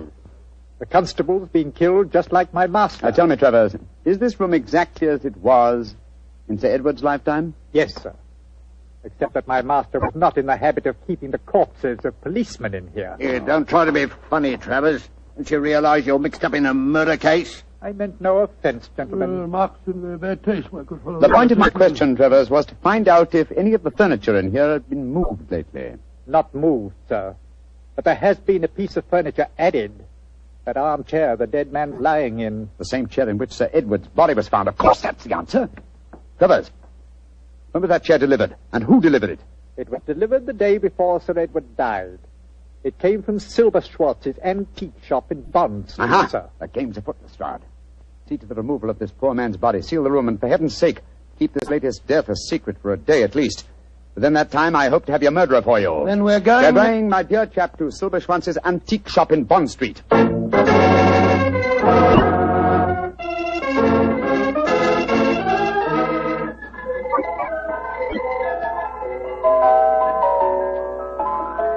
Those old music boxes are quite charming, Holmes, aren't they? Yes, but where's Mr. Silberschwanz? This is probably him. What a fine-looking old fellow. Oh, Mr. Silberschwanz. Yes, gentlemen. You are interested in musical books? No, sir, in chairs. Particularly in the handsomely carved chair you delivered to Sir Edward Irvin a few days ago. Ah, yeah, magnificent specimen. He's pleased with it? He was found dead in it, Mr. Silverstone. And half an hour ago, someone else was found dead in it also. That chair was one of a pair, wasn't it? Yeah, but... Holy begotten Himmel. That's impossible. Please to follow me. I will show you it's not possible. Look at the chair. It's exactly like the same one as Sir Edward's house. Oh, my friend, but there's such a difference. 15th century Italian, isn't it? Yeah, this is one of a pair of the famous Malipiero armchairs. There are only 3 pairs in the world, my friend. Of this pair, one, the one I delivered to Sir Edward, is simply a great specimen of the carver's art. This one, its mate, looks exactly like it, does it not? Exactly. I can't see any difference myself. You would if you sat in it, old chap. Precisely. That is why I have these cords stretched from one arm of the chair to the other. If anyone were to sit in it well, sometimes nothing will happen. But sooner or later, a hand will press on this hidden spring in the arm here, and death will strike. But nothing happened when you pressed the spring then, Mr. Silverstone? No, I don't understand. I do. This is the harmless chair. The lethal one was sent to Sir Edward. He sat in it, accidentally pressed the spring and drove the fatal needle into his brain. Just as that poor constable did today. Sir Edward bought both chairs, I presume? Yeah, I would not sell it. Let's pair separately. Then why didn't you deliver both at the same time? He was afraid of the deadly one. He asked me to keep it here until he found a safe place for it in his home. Mm-hmm. And some devil switched the arm cord from the fatal chair to the harmless one so that you delivered death to Sir Edward. There is a subtlety in this crime worthy of the fiendish maker of the chairs himself. Silberschwanz. Yeah, mein Herr. Didn't Malipieri die of being tricked into seating himself in one of his own chairs? Yeah, he did. Ah, poetic justice. I'm much obliged to you, Silberschwanz. Now I think I know how to trap our killer.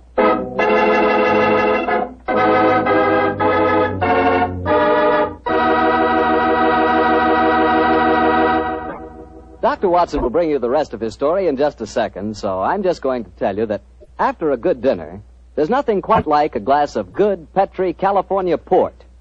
Petri port is really a wonderful wine. A deep, hearty red in color and rich and truly delicious in flavor. You know, port wine is actually America's favorite wine. Try a glass of Petri port and you'll know why. Petri port is not only fine after dinner, it's perfect whenever good friends get together. Just keep in mind the name Petri, because Petri wines are good wine. Well, Dr. Watson, this is quite a story you're telling us tonight. So you found out how the murders had been committed, but not who'd been responsible for it. That's quite right, Mr. Bartell. Holmes spent a long time cross-examining Mr. Silverschwanz, the owner of the antique store, as to who might have had the opportunity of switching the telltale cord from the fatal chair. And who did have that opportunity, Doctor? Well, Mr. Bartell, it transpires that 4 people might have been responsible. Sir Edward's daughter, the secretary, Mr. Binion, had both been in the shop with him at various times. So had the butler, Travers. The 4th suspect was Sir Edward's eccentric brother, Peregrine, who it appeared had dropped into the shop the day after the purchase had been made. With this last information, Holmes became very excited and launched into eager preparations, which ended a few hours later when we found ourselves disguised as furniture removers, driving a van along a quiet country lane near Dorking as we approached the house of Sir Edward's brother, Peregrine. There's the house, Watson. Ramshackle-looking place, isn't it? Yes, extremely so. Why are you so morose, my dear chap? You've hardly spoken a word on our drive down You here. never tell me anything.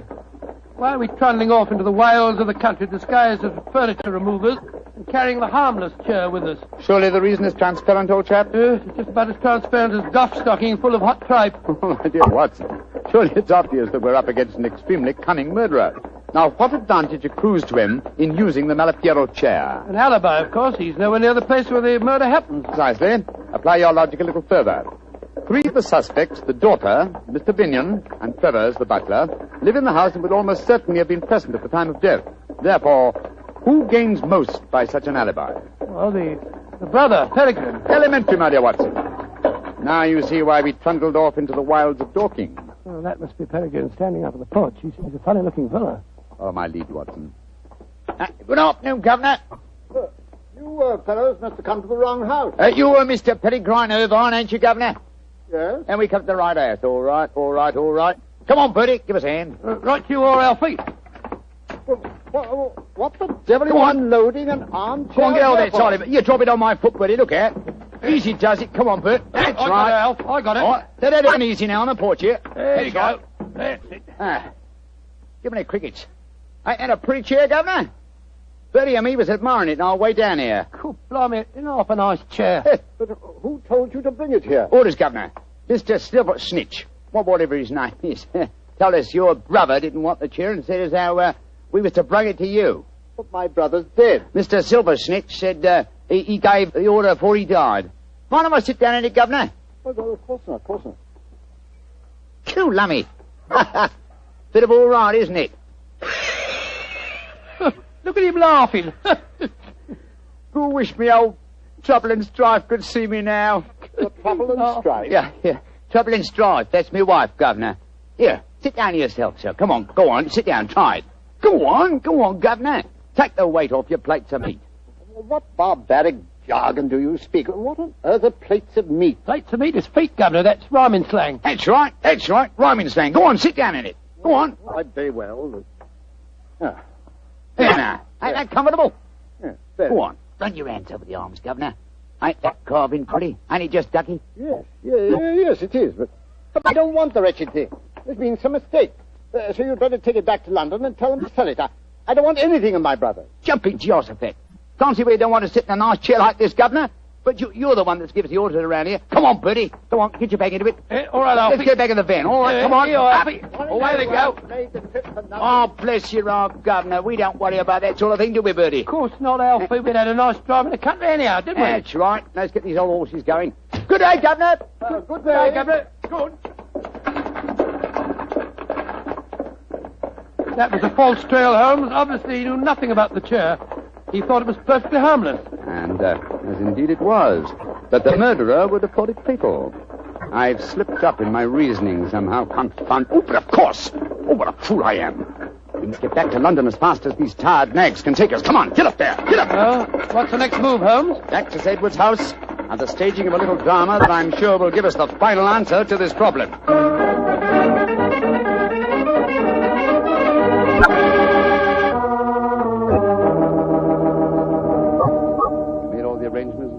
Yes, Mr. Holmes, I've got Miss Irving, young Binion, and the butler waiting outside. And no one knows we switched the chairs. Splendid. You're sure that this is the harmless chair, Yes, Holmes? of course I am. Look here. I sit in it. So, run my hands over the arms. Yes, this chair is harmless, as every person save one will know. Show them in, Lestrade. All at once, Mr. Holmes? No, I think we'll take Miss Irving and Mr. Binion first. Oh, right you are, sir.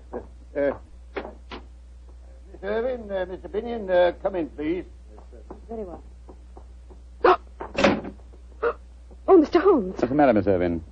It's just so horrible seeing you there in the same chair where I saw Father. Oh, Mr. Holmes, it's a trifle too macabre for you to assume the position of the corpse.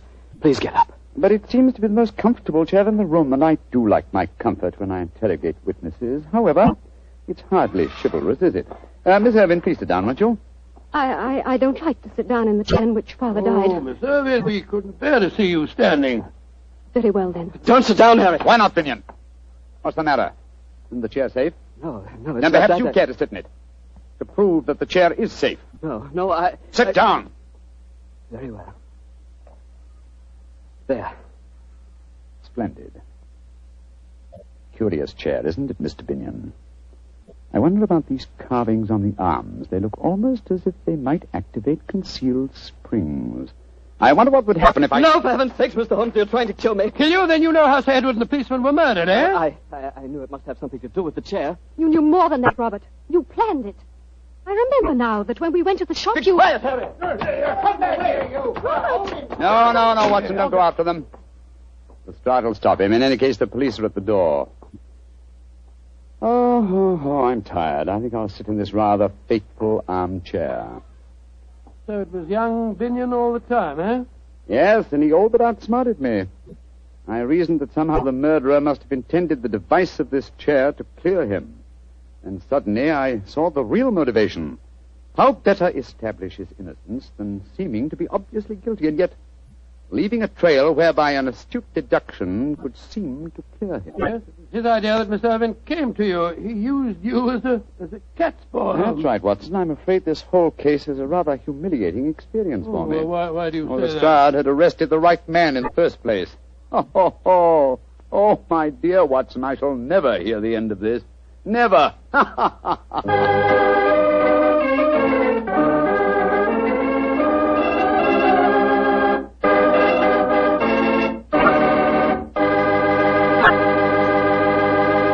As usual, Doctor, that was a swell story. Imagine Lestrade accidentally arresting the right man. Well, he had that one coming to him. Poor fellow, he'd been outwitted by Holmes so many times he was beginning to get an inferiority complex. What about Miss Irvin? How did she take it when her boyfriend Binion had proved guilty? Well, when she realized that her sweetheart had actually murdered her father, as they say in the penny thrillers, her love turned to hate. But at first, she took it pretty badly. I can imagine so. Mr. Bartell, my boy, that's one of the disadvantages of being a detective. When you bring the guilty to justice, you very often cause the innocent to suffer too. Believe me, never become a detective. Stick to being a wine expert. You calling me a wine expert? Now, wait a minute, Doctor. All I know about wine is that it either tastes good or it doesn't. And I know that Petri wine always does taste good. And I know why, too. It's because the Petri family has been making wine for generations. The art of turning luscious, sun-ripened grapes into fragrant, delicious wine is their heritage. A heritage handed down within the Petri family from father to son, from father to son. What particular type wine you prefer is, of course, a matter of your personal taste. But let me assure you of this. Whatever type wine you desire, for any occasion, you can depend on any wine that bears the Petri label. Petri took time to bring you good wine. And today, that name Petri is the proudest name in the long history of America's wine. Well, Dr. Watson, what new Sherlock Holmes adventure are you planning to tell us next week? Next week, Mr. Bartell. Now, let me see. Next week, I'm going to tell you a strange story that took place in one of the smaller states of Middle Europe. It concerns a young prince, a most unusual concert, and a beautiful contralto who sang 2 days after we'd seen her die at the hands of the firing squad. I call the story The Haunting of Sherlock Holmes. Doctor, that's one I've got to listen to. Yes, Mr. Bartell. And everyone should also listen to what Secretary of Agriculture Anderson says about saving used kitchen fats. We've all got to keep turning in every bit of used fat. Take it to your meat dealer. The shortage of fats is worse now than ever it was. And unless we help, and we all help, we'll all be faced with a serious shortage of soap. Yes, a serious shortage of paints, lubricating oils, drugs, and many other things that require fats in their manufacture. It's up to us. Keep turning in every bit of used kitchen fat. Tonight's Sherlock Holmes adventure was written by Dennis Green and Anthony Boucher and was suggested by an incident in Sir Arthur Conan Doyle's story, The Musgrove Ritual. Music is by Dean Faulkner. Mr. Rathbone appears through the courtesy of Metro-Goldwyn-Mayer, and Mr. Bruce through the courtesy of Universal Pictures, where they are now starring in the Sherlock Holmes series.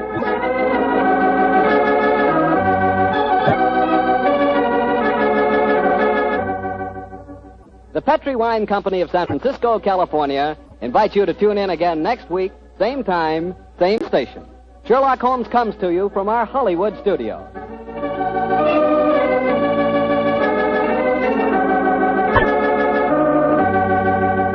This is Harry Bartell saying goodnight for the Petrie family. For a solid hour of exciting mystery dramas, listen every Monday on most of these same stations at 8 o'clock to Michael Shayne, followed immediately by Sherlock Holmes. This is the Mutual broadcast. I only caught a glimpse of her at the moment, but she was a lovely woman with a face that a man might die for. So says Sherlock Holmes in one of the most popular of the Conan Doyle adventures, A Scandal in Bohemia.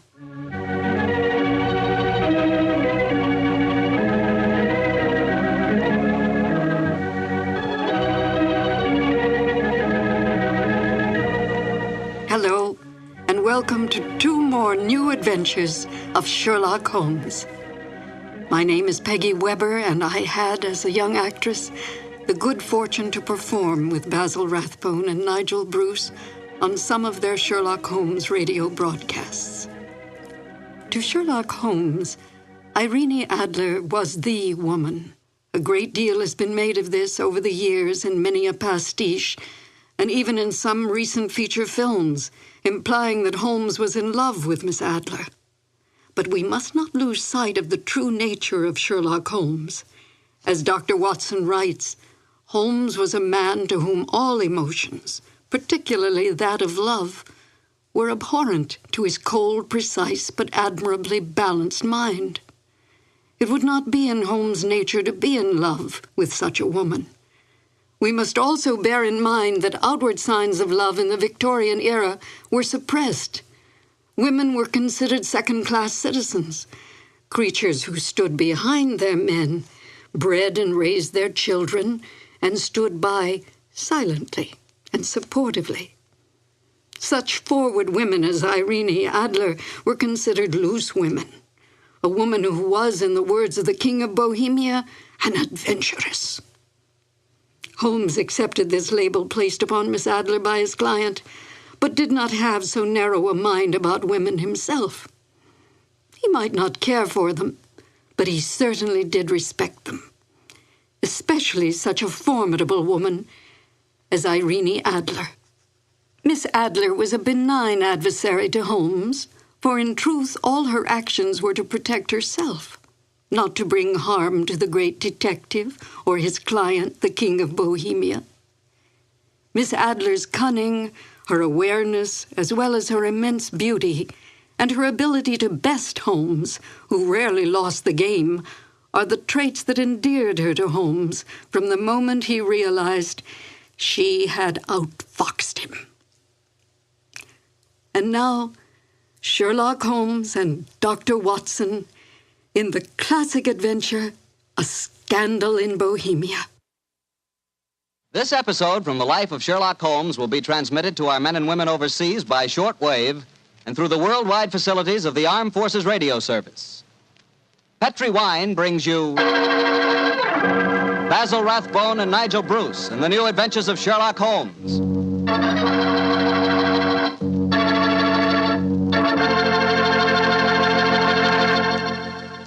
The Petrie family, the family that took time to bring you good wine, invites you to listen to Dr. Watson tell us another exciting adventure he shared with his old friend, that master detective, Sherlock Holmes. And you know something? I had an adventure tonight I wish you could have shared with me.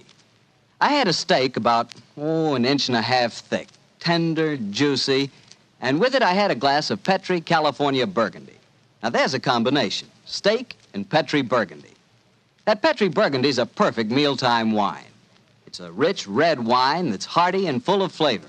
Flavor that comes right from the heart of the grape. And don't think that Petrie Burgundy is only good with steak. It'll make a hamburger sandwich taste like a feast, too. Try Petrie Burgundy with any meat or meat dish. It's just wonderful. And serve it proudly, too, because after all, the name Petrie is the proudest name in the history of American wines.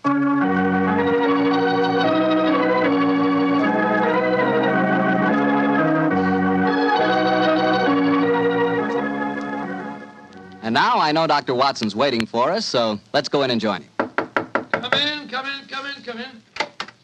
Good evening, Dr. Watson. Good evening, Mr. Bartell. You're quite muffled up tonight, I see. Overcoat, scarf, and gloves. Slip 'em off and come and join me by the fire. Thanks, Doctor.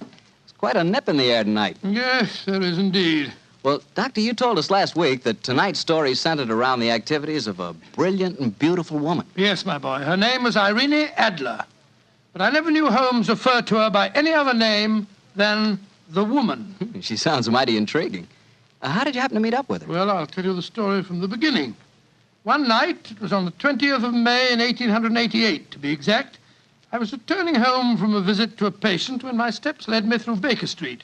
Since my marriage, I hadn't seen much of Sherlock Holmes. And you couldn't resist stopping by at 221B, I'm sure, Doctor. Of course I couldn't. As I stood outside the well-remembered door, I looked up at the lighted windows and saw the tall, spare figure of my old friend, pass twice in dark silhouette against the blind. He was pacing the room swiftly, eagerly, with his head sunk on his chest and his hands clasped behind him. To me, who knew every mood of his and habit of his attitude and manner told their own story. He was hot on the scent of some new problem. I rang the bell, and a few moments later, found myself standing before him. You look in splendid shape. Yes, Holmes, I'm feeling very well, thanks. And in practice again, I see. You didn't tell me that you'd gone back into harness. Oh, and how did you know? Elementary, my dear chap. If a gentleman walks into my rooms smelling of iodoform with a black mark of nitrate of silver on his right forefinger and a bulge on the left side of his hat to show where he's secreted his stethoscope, I should be dull indeed if I didn't pronounce him to be an active member of the medical profession. Just the same as ever, Holmes. By the way, I'm not interrupting you. Well, you are, old fellow, but it's a most welcome interruption. You're working on a new case? It looks like it. This letter arrived by the last post today. It's undated and has neither signature nor address. Read it. Let's have a look. There will call upon you tonight at 7:45 a gentleman who desires to consult you upon a matter of the very deepest moment. Your recent services to one of the royal houses of Europe have shown that you are one who may safely be trusted. This account of you we have from all quarters received. Be in your chamber, then, at that hour, and do not take it amiss if your visitor wears a mask. Great Scott, it's all very mysterious. What do you imagine it means? Look carefully at the note, old fellow. What do you deduce from it? Well, now, let me think. The man who wrote it was presumably well-to-do. Such paper couldn't be bought under half a crown a packet. And it's peculiarly strong and stiff. Peculiar. That's the very word. It's not an English paper at all. Hold it up to the light. Don't you notice anything? Yes.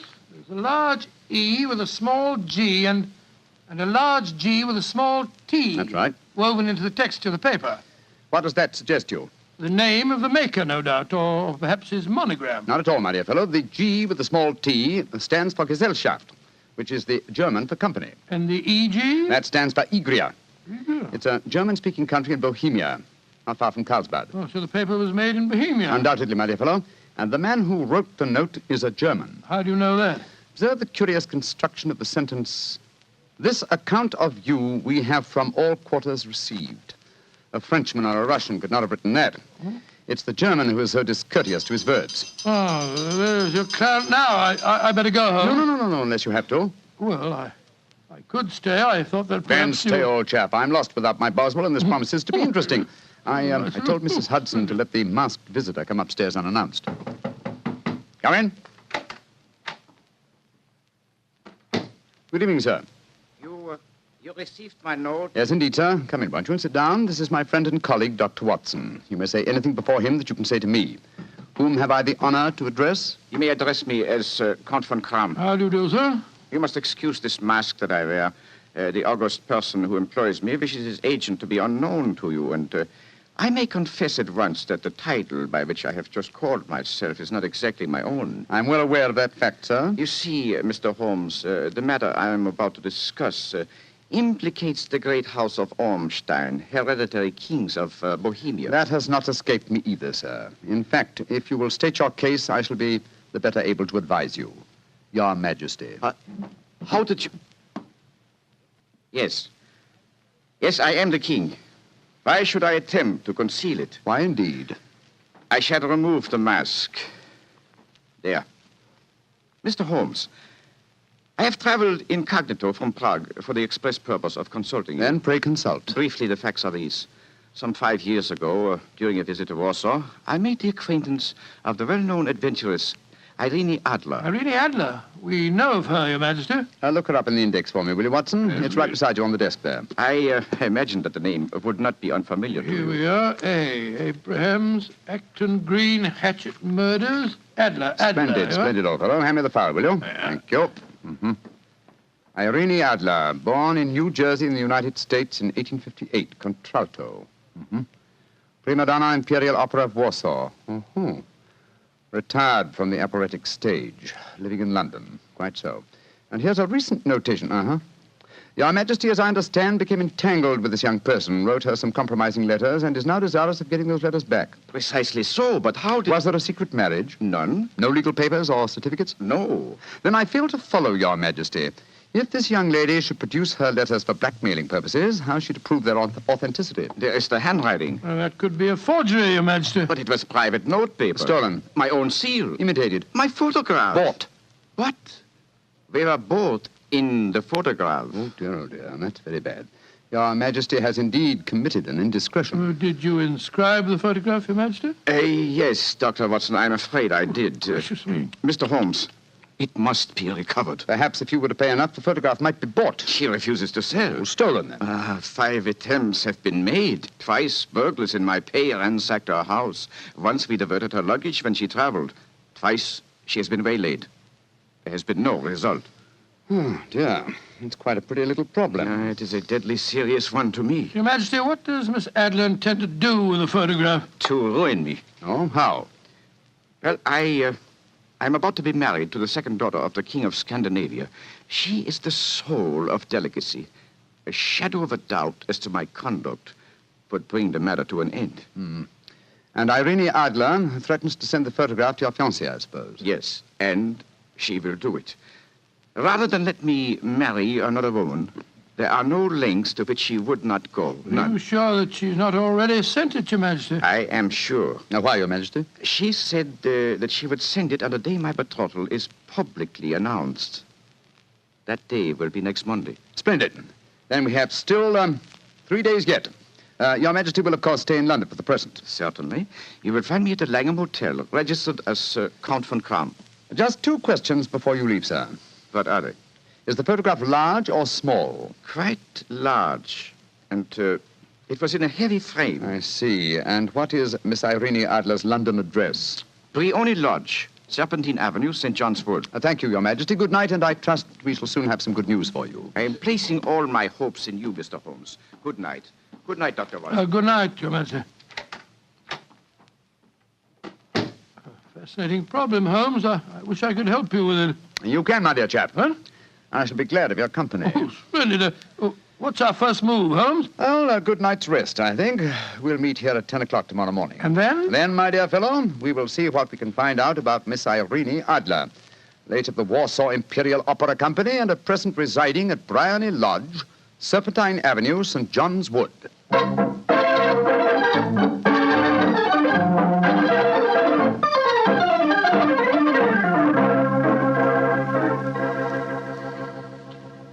Well, Holmes, a cursory examination of Briony Lodge didn't prove very illuminating. No, a bijou residence that represents the essence of dignified suburbia, but tells us very little about its owner. I think a visit to the local public house might prove more instructive. Come on, old chap. I see the door to the Coach and Horses inviting us from across the road. Well, our disguises shouldn't cause any suspicion, Holmes. That's why I suggested them. In the character of a couple of stable hands, I felt that we might inspire confidence. This is a horsey neighborhood. There's a wonderful sympathy and Freemasonry among the fraternity. There we are. Better let me do most of the talking. Yes, I will indeed. I'm sure that your accent will be more convincing than mine. Let's go in, shall we?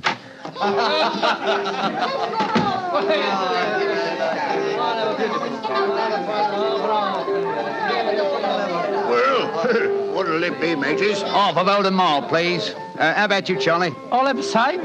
2 halves of Oldham Mile.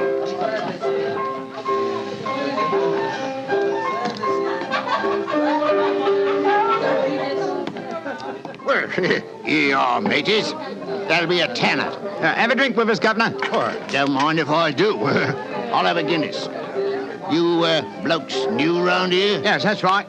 Came over from Clapham. Clapham, eh? Well, Here's looking at you. Hunting for jobs? That's right. We was told that Miss Idler across at Bryony Lodge needed a new coachman and a groom. Well, it's the first I've heard of it. It might be true. Have you been over there to ask? No, not yet. We thought we'd find out something about the old girl first. She ain't no old girl, matey. She's the prettiest young thing you ever saw under a bonnet, and that's a fact. You know her, Governor? Why, of course I know her. Used to drive her carriage, I did, afore I came to work here. Oh, what's she like? Oh, nice little lady, as you'll find, chum. Work hard? No. She lives quiet like. Goes out singing at concerts once in a while. The rest of the time, it's money for jam. She goes out for a drive in the park every day at 5 and comes back to dinner at 6:30. The rest of the time's your own. She ain't married, you say? No. But she's got a bloke what comes to see her all the time. He's a barrister. Nice gentleman. Mr. Geoffrey Norton is his name. Good-looking fella. Wouldn't be surprised to see him get spliced. Sounds like a cushy job to me. Come on, Charlie. Let's get over to the house and see what's what. Much obliged to you, chum. Well, good luck, mateys, and thanks for the dinners.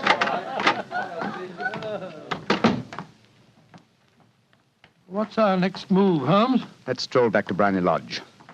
I'm undecided whether to continue my investigation there or to try and find out something about Mr. Geoffrey Norton, the barrister. If he's just her lawyer and nothing else, it's more than likely that she's entrusted the photograph to his safekeeping. Hello. There's a cab waiting outside Miss Adler's house. Hurry, Watson. Maybe Mr. Norton's. Here we are at the gate. Yes. Here comes a man hurrying down the pathway. Quick. Flatten yourself behind this post. Listen. Where to now, Mr. Norton? Drive like the devil. First to Gross and Hankey's in Regent Street, and then to the Church of St. Monica in the Edgware Road. Half a sovereign if you do it in 20 minutes. Right, you are, Mr. Norton. Up in. Try and signal the cab, Watson. We must follow him. Well, here comes one. Oh, no, it isn't. It's a private carriage. Miss Adler's, no doubt. Here she comes down the pathway. Back behind the post again, Watson. Where to, Miss Adler? The Church of St. Monica's, John, and half a sovereign if you reach it in 20 minutes. The game's afoot, Watson. Quick. We must get a cab and follow them. Here comes a hansom. Hi, cabby! Here! You blokes got enough money to take a cab? Here's a half sovereign for you, my man. Right, you are. Where to, Governor? The Church of St. Monica in the Edgware Road, and another half sovereign for you if you get us there in 20 minutes.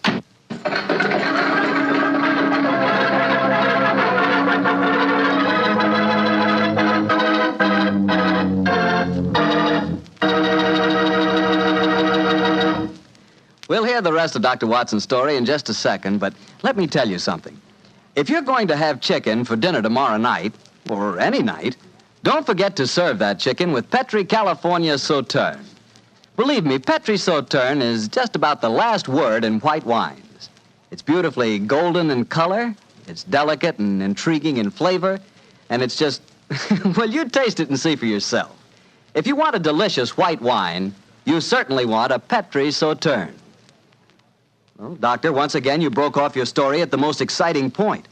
Did you and Sherlock Holmes reach that church inside the 20 minutes? Yes, Mr. Bartell, we did, but the other carriages were there before us.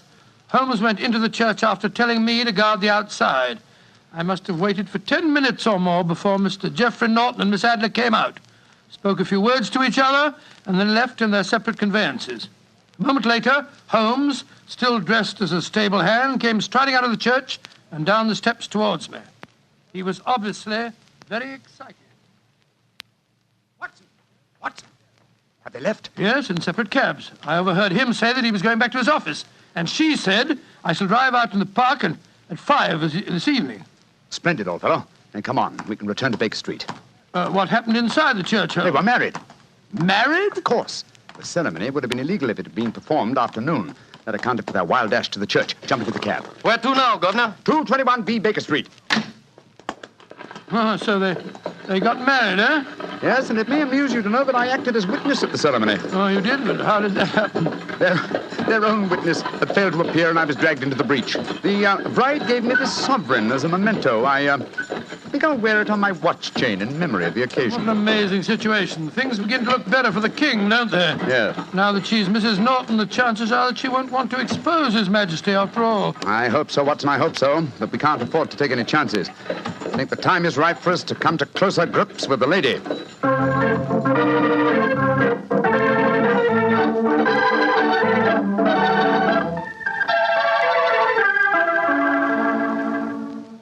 Well, Holmes, now that we've eaten, perhaps you'll tell me your plan. With pleasure, my dear fellow. And while I'm so doing, I'll proceed with applying the makeup for my new disguise. Another disguise? What's it to be this time? I think the character and appearance of an amiable and simple-minded nonconformist clergyman would be most suited to my plan for entering Miss Adler's house. Are you going to try and enter, then? I must, dear fellow. Yes, I'm sure the photograph is there. Miss Adler, or rather Mrs. Norton, will return from her drive in the park at 6:30. We must be at Bryony Lodge to meet her. And what then? You must leave that to me. I've already made my arrangements. There is only one point on which I must insist. You must not interfere, come what may. You understand? I'm to remain neutral. Yes, there will be some small unpleasantness. Don't join in it. It will end in my being conveyed into the house. As soon as I'm able to, I shall open one of the windows. You're to watch from the outside. When I raise my hand, you will throw an object which I shall give you through the window and at the same time cry, fire. Follow me? Entirely, but what am I to throw? Oh, it's nothing very formidable. Here it is. Looks like a great big cigar. What is it? Just an ordinary plumber's smoke rocket, fitted with a cap at each end to make it self-lighting. Your task is confined to throwing it through the window. When you raise the cry, fire, it will be taken up by quite a number of people. You will then walk to the end of the street, and I'll rejoin you in 10 minutes. I hope I've made myself clear. Perfectly. Good. And now, old fellow, as soon as I've donned my clerical attire, let's be on our way. There's no time to be lost.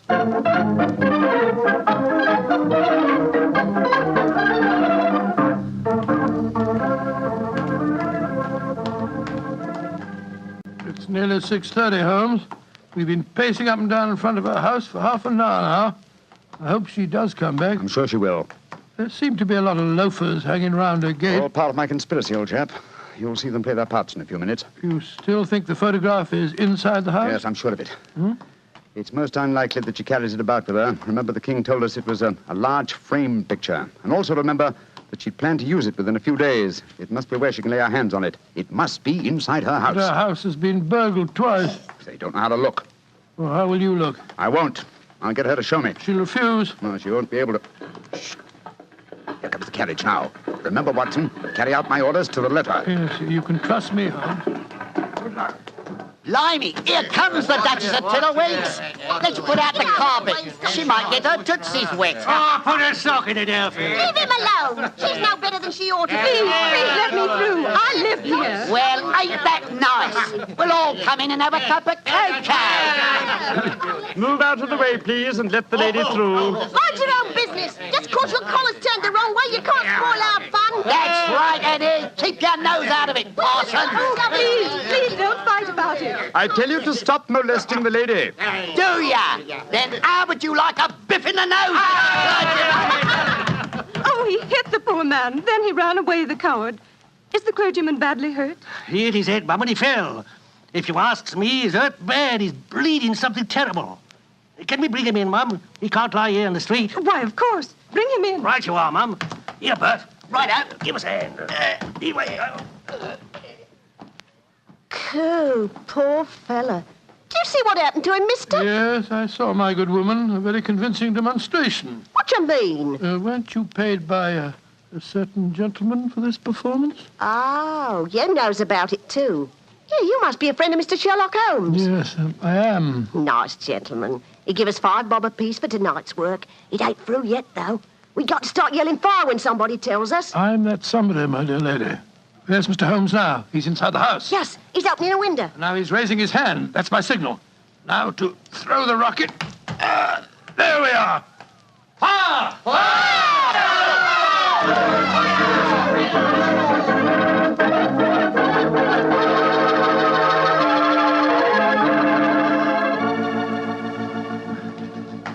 Holmes, there you are.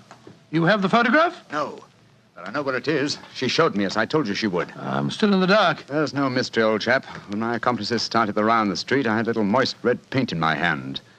As my good friend Alfie pretended to strike me, I clapped my hand to my head and fell down. It's an old trick. Yes, I understand that, but how did my throwing the rocket help you? It was all important, my dear fellow. When a woman thinks her home is on fire, her instinct is at once to rush to the thing she values most. A married woman grabs her baby. An unmarried reaches for her jewel box. In this case, of course, it was the photograph. Where was it? In a recess in the living room, just above the right-hand bell pull. I caught a glimpse of it as she half drew it out. When I made it known that the fire was a false alarm, she replaced the photograph. As soon as I was able, I assured her that I was feeling well enough to leave. You didn't take the photograph, then? No, I felt that over-precipitance at this stage might ruin everything. And what do we do now? Drive to the Langham Hotel and inform His Majesty of what has happened. Then return with him here. After that, my dear chap, the case will be ended.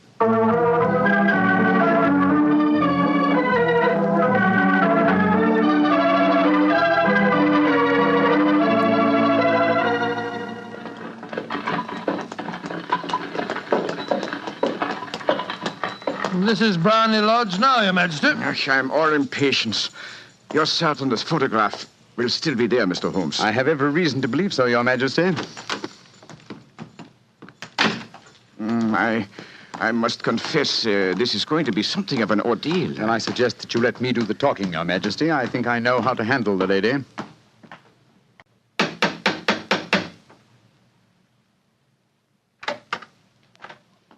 Mr. Sherlock Holmes, I believe. Yes. I am Mr. Holmes. How did you know? My mistress told me that you would be likely to call. She has left for the continent with her husband. You mean she's left England? Never to return. Then the papers, the photograph. All is lost, Mr. Holmes. We'll soon see. Follow me. She said you've been looking for something. I hope you find it. This was the bell pull. There's a sliding panel behind it somewhere. Ah, here it is.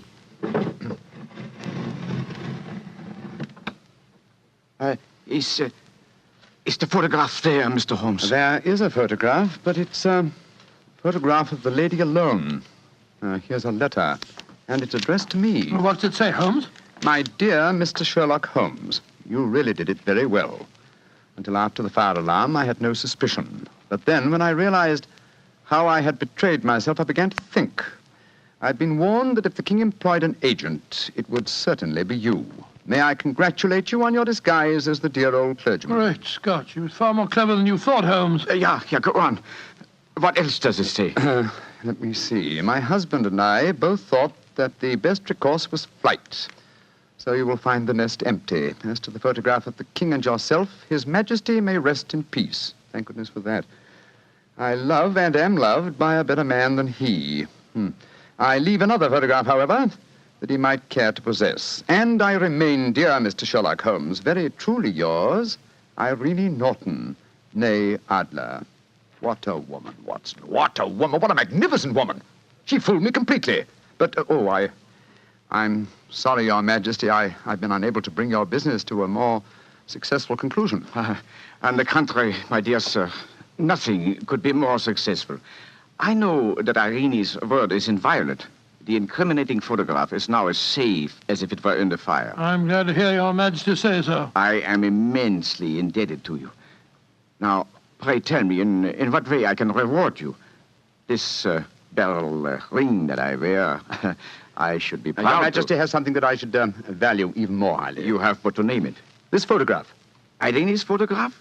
But certainly. However, you must let me give you something more substantial. No, Your Majesty. This is something I shall treasure all my life. This and a golden sovereign I received from the lady's hand. They will remind me that I was once tricked by a woman. A woman that I shall never forget.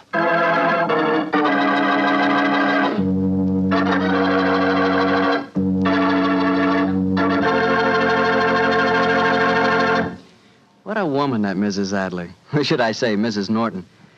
That's the kind of woman I could really go for, Doctor. You could. Just between ourselves, you know, I sort of could go for her myself. She was intelligent. Yeah, she was rich. Beautiful. That's the kind of woman you want sitting next to you in front of a cozy fire on a nippy fall night. Just the three of you. The three of you? Mm-hmm. You, she, and a glass of Petri port. Mr. Bartelli. Why not? That Petri California port is some wine. Boy, that Petri family really knows how to make good wine, all right. And no wonder. Look at all the experience they've had. Ever since they started the Petri business way back in the 1800s, the Petri family has handed down from father to son from father to son, the art of selecting perfect sun-ripened California grapes and making them into clear, fragrant, delicious wine. Those letters, P-E-T-R-I, on the label of every bottle of Petri wine are the personal assurance of the Petri family that every drop of wine in that bottle is good wine. It's got to be, because Petri took time to bring you good wine.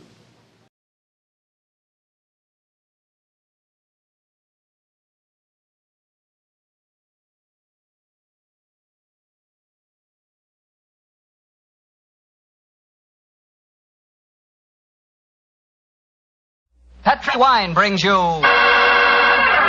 Basil Rathbone and the New Adventures of Sherlock Holmes.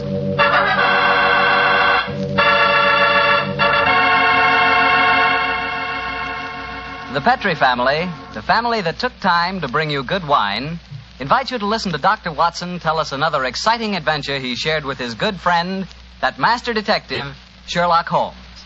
And as for me, well, I'd like to ask you if you know that one of the favorite wines of American women is Petri California Muscatel. In fact, the whole family likes Petri Muscatel. And you'll certainly know why if you'll just pour yourself a glass.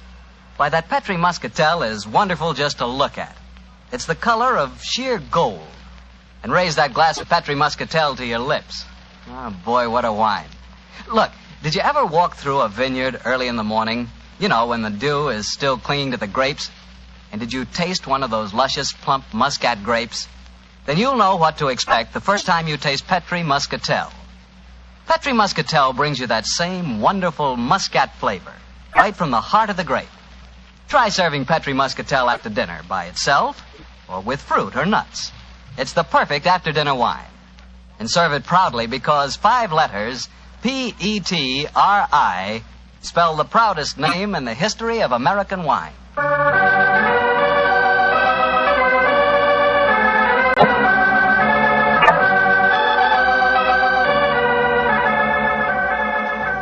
And now I'm sure our good friend Dr. Watson is ready for us. Let's go in and join him.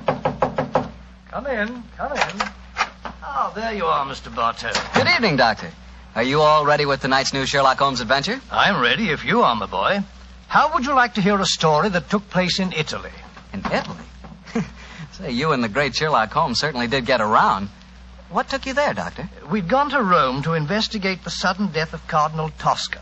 An inquiry, which I may tell you, Mr. Bartell, was carried out by Holmes at the express desire of His Holiness the Pope. Oh, say, Doctor, that sounds like a wonderful... No, Mr. Bartell, that's a story that I'm afraid I can never tell you. However, tonight's adventure took place a few days after Holmes had brought his case to a satisfactory, though somewhat terrifying conclusion. I suggested to the great man that a short holiday would be good for us before returning to England. And so we spent some happy days browsing among the architectural treasures of old Rome. The Colosseum, the Baths of Caracalla, the Forum, the wonderful ruins on the Palatine Hill. I couldn't drag Holmes away from them, Mr. Bartell. And at night time he was able to indulge to his heart's content his great love of music. Finally, it was 2 nights before we were to sail for England, I remember. We went to the opera house to hear the famous Italian soprano Gina Valchesi singing Verdi's immortal La Traviata. I can hear that exquisite voice now, Mr. Bartell, as Holmes and I, seated in a box, listened spellbound to the great Valchesi singing her last act aria.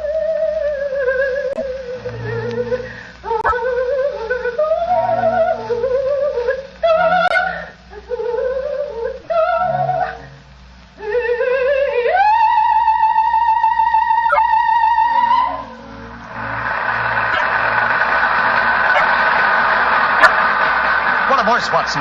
What a magnificent voice. Yes, it is, Holmes. A pity, though, that most opera stars who sing like Nightingale seem to have the figures of unusually well-fed pouter pigeons. Poor woman, she must weigh at least 20 stone. Nevertheless, you mustn't refer to her as poor, my dear chap. Despite her somewhat unfortunate proportions, Signora Gilda Valchesi remains one of the greatest and wealthiest of contemporary sopranos. Listen to the applause. Yes, undoubtedly she'll sing an encore.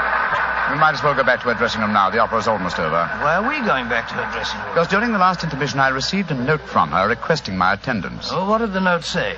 Well, it seems that the lady is not too popular with certain members of the opera company. Well, I've no wish to become entangled in any opera clash of temperaments. I confess I find myself not a little interested in meeting the lady. Shh. French singer. An encore.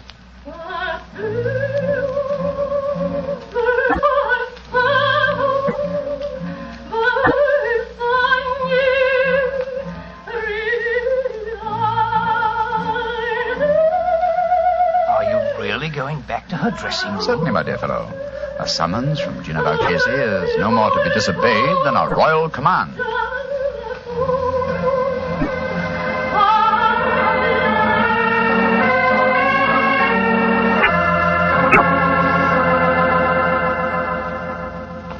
I must ask you, gentlemen, not to stand outside La Valchese's dressing room.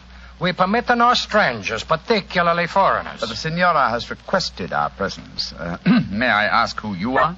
Permit me to introduce myself, gentlemen. I am Armando Bellini, Inspector of Police. My name is Holmes, Sherlock Holmes, and this is my friend, Dr. Watson. Sherlock Holmes? But this is a great honor. Allow me to apologize. Here in the Opera House, we have to be so careful, you understand, of intrigues. There are so many. But Senor Holmes and his friend, I am so happy to meet you both. At headquarters, I hear wonderful reports of your work in the Cardinal Tosca affair. I should prefer not to mention that unfortunate matter, Inspector, except under conditions of extreme privacy. Oh, quite so. And behind the scenes at the opera is not the most secluded place. Please to forgive me. You are waiting to see La Valchese? Yes. Well, she is still on the stage. She has requested your presence, you say, Senor Holmes? Yes, I trust the meeting is to be a social and not a professional one. We're sailing for England in a couple of days. And you came to hear the great Valchese sing before you left. Most understandable. A magnificent voice, Inspector. Yes, Doctor. And still, well, I am a devout opera lover myself. Yet I cannot help but feel its future lies with those who can add a youth and beauty to a great voice. That's true. True, Signor. But where can you find such a combination? I have found it. Here in the opera, there is a girl. She is my protege. Someday, I hope she will be my wife. At the moment, she is only understudying La Valchese. If she should ever get the opportunity of singing in her place, then a new star will be born. Oh, really? What's her name? Lisa Bordoni. She has but recently come to Rome from Milano, where she was studied with the great Alfieri. Confidentially, I think that La Valchese is so jealous of her that... Oh, here is Lisa now. And that is her brother with her. Lisa, cara mia, please to join us. By George, what a beautiful girl. What is it, Armando? Permit me to present the famous English detective, Senor Sherlock Holmes, and his friend, Dr. Watson. How do you do? How do you do, young lady? Glad to meet you both. This is my brother, Wally. How do you do, sir? I certainly feel that I know a lot about you two gentlemen. You know, I can't tell you how many times I've read your stories, Dr. Watson. Indeed, sir. I'm very flattered. Lisa, cara mia, we were just saying that in youth and beauty, combined with the voice, lies our future hope in the opera. Your day will come, Lisa mia. Your day will come soon. I hope you're right, Armando. But as long as I understudy Gina Valchese, I don't see when I'll get my chance. She's disgustingly healthy. If you'll pardon my saying so, young lady, though your name is Bordoni, you and your brother don't sound in the least Italian. Well, we're not, Mr. Holmes. We're American. But to succeed in Italian opera, my sister has found that an Italian name is essential. So the Borden family became the Bordonis. In any case, my real name is Lizzie Borden. Oh, really? I'm sure you, Mr. Holmes, as a famous detective, will see that I had to change my name. Yes, I can well understand. Who was Lizzie Borden? Well, my dear fellow, one of the greatest and most successful of murderesses, who wielded an axe with incredible dexterity. I've often regretted that I was in Tibet instead of America at the time of that particular case. Senor Holmes, I do not understand you Anglo-Saxons. To me, a murderess is a murderess. Now, when you speak of a greatness in women, I feel... Oh, but here comes Gina Valchese now. I will introduce you. How many times must I tell you allow no one to stand outside my dressing room? Send them away. La Valchese is tired. But you wish to see Senor Sherlock Holmes, the famous detective. He has come here in answer to your request. Please, permit me to present him, and also his friend, Dr. Watson. How do you do, Senor? I'm greatly honored to meet you, Senora Valchese. And now, perhaps, if we may come into your dressing room and confer privately. Perdido. What would La Valchese have to say to a detective? I mean you not the police, as Vero. Go away, all of you. Well, what do you think of that? She slammed the door in my face.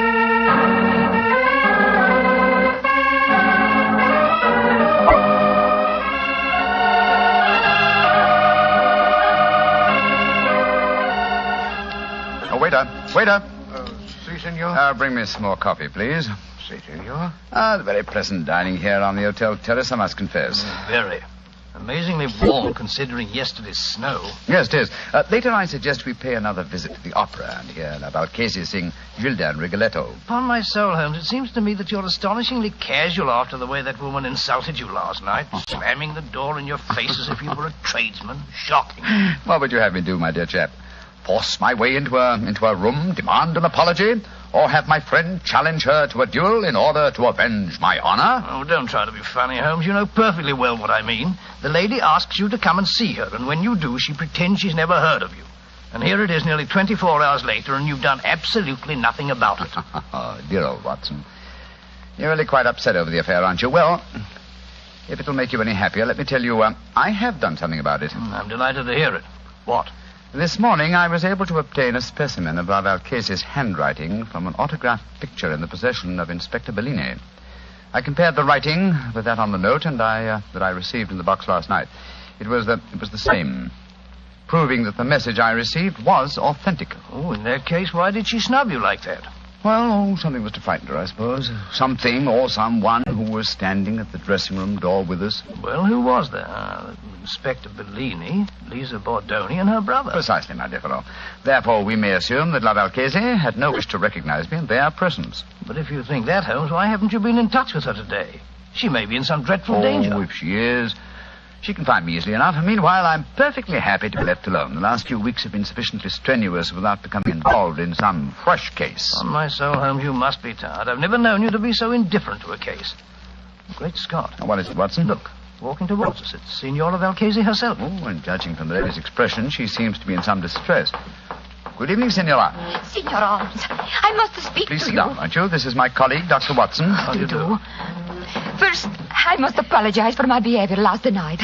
It would have been dangerous if La Valchese had acknowledged that she had to communicate with you. That's just what my friend assumed, madam. Please speak quite freely now, Signora.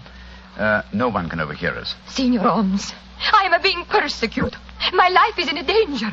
You must save me. You've been threatened. Si, Signor. And now today, tragedy has struck. My sister, my beloved Bella, lies near death from a murderous attack. An attack that was meant for me. Good Lord, what happened, madam? If you will please to keep quiet, and let the Valchese speak, will I learn what happened. Oh, I'm so sorry, madam. This morning, I always myself take my dog for a walk. But this morning, I feel a trace of a cold. I ask my sister to take the dog for a walk. Please do understand that my sister is very much like me in appearance. Yes, I understand, Signora. Please continue. She walk alone in the park. From nowhere, a horseman come gallop and ride her down. This much I learned from the traces in the snow when I hurry and go to find her. Was she able to tell you who the horseman was? No, she cannot speak, Signor. They say at the hospital that her skull is fractured, that she may not live. Signor Holmes, that attack, it was meant for me. You must protect me. Signora, I shall do everything in my power to... No! What's wrong, madam? Somewhere there is a cat. I know it. Make it go away. I cannot stand cats. They drive me mad. No! Oh, make it go away, please. I cannot sense them without even saying them. Shoot, run away, shoot. No. I can't see please, one. It must be your imagination. Signora, I am sorry to make such a scene, but I cannot bear to be near a cat. I cannot tell you what it do to me. It may sound a foolish weakness. No, not at all, Signora. Such a condition is quite common. In fact, I believe medical science has given it a name. It's known as ailurophobia. Oh, whatever it is called. It makes me ill. I must go to my room. I cannot stand much more. My poor sister. I imagine with your sister at death's door, Signora, you will not sing tonight. Signor Holmes, I love her very much. But even a sister is only a sister. My art is my life. In an hour, Signor, I sing Gilda in a Rigoletto. You will attend the performance. And afterward, you will tell La Valchese how she may trap this devil who seek to destroy her.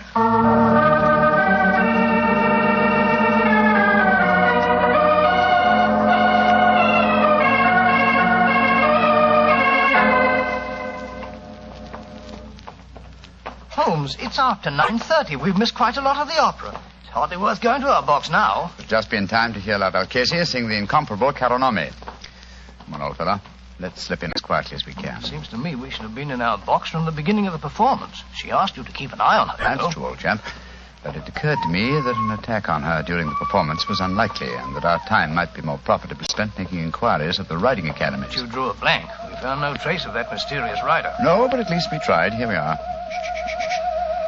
Let's stand at the back of the theater for a few minutes.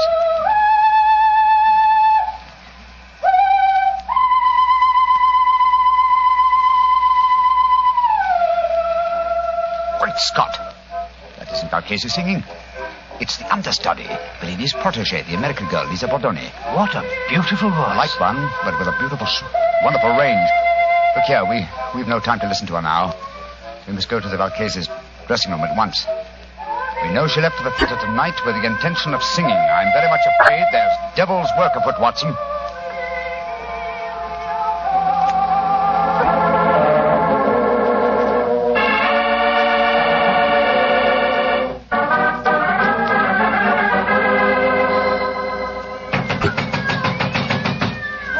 Doesn't she answer? Shh. Listen. There are cats inside our dressing room. Come on, Watson. Locked. Put your shoulder to it. Come on, help me. Watson, come on. Once more. Come on, again. Now, Watson, here. Great Scott, she's unconscious, Watson. See what you can do for her. She must have fainted with fright. Yes, some fiend, knowing her deadly fear of cats, has locked her in here with half a dozen of them. Shoot, off with you, shoot. Her eyes are opening, Holmes. She's coming to. Signora Valchese. Her lips are moving. She's trying to speak. Signora Valchese, tell me, who did this to you? Great heavens! Her voice is gone. I've known many vicious crimes in my lifetime, Watson. But to murder a voice that was one of the treasures of the world, is as vile a killing as I've ever encountered.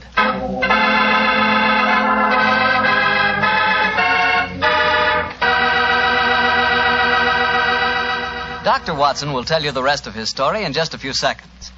And right now would be a wonderful time to try a glass of Petri California Port. In the evening after dinner, well, any time you're taking things easy, is the perfect time for Petri Port.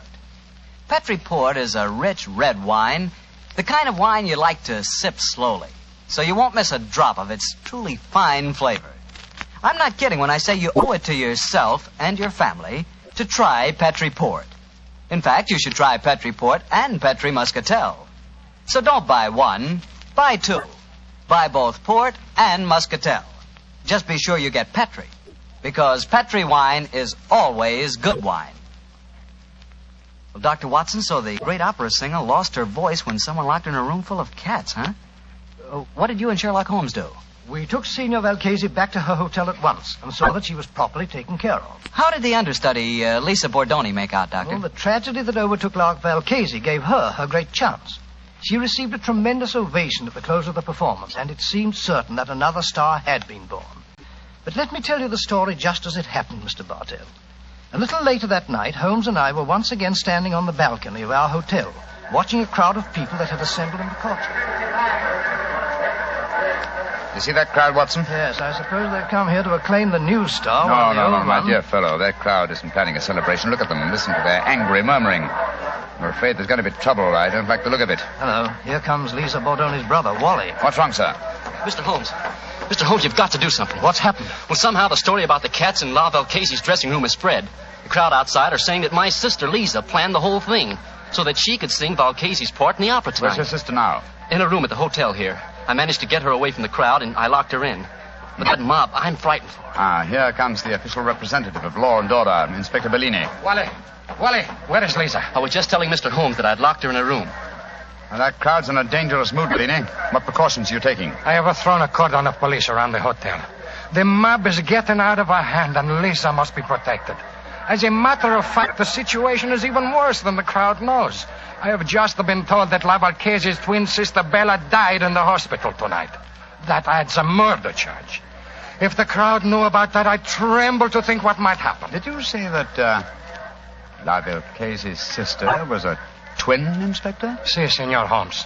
She was her exact double in everything but voice. Indeed, how very illuminating. If you don't mind, I should like to have a few words in private with my friend, Dr. Watson. Excuse us for a moment, please. What do you make of it, Holmes? What do you, old chap? Well, the American girl seemed very charming and all that, but she might have done it. It had to be either her brother, or the inspector himself. They all had a motive for wanting La Valchese to lose her voice. But I must say I can't understand the motive behind the murder of her twin sister. I think I can give you the answer to that question in a very few minutes. But meanwhile, the mob gets uglier and uglier. The only way to avert violence, Watson, is to give them quick proof and a certainty of conviction. I must go back to Bellini and the young American. I want to keep an eye on them.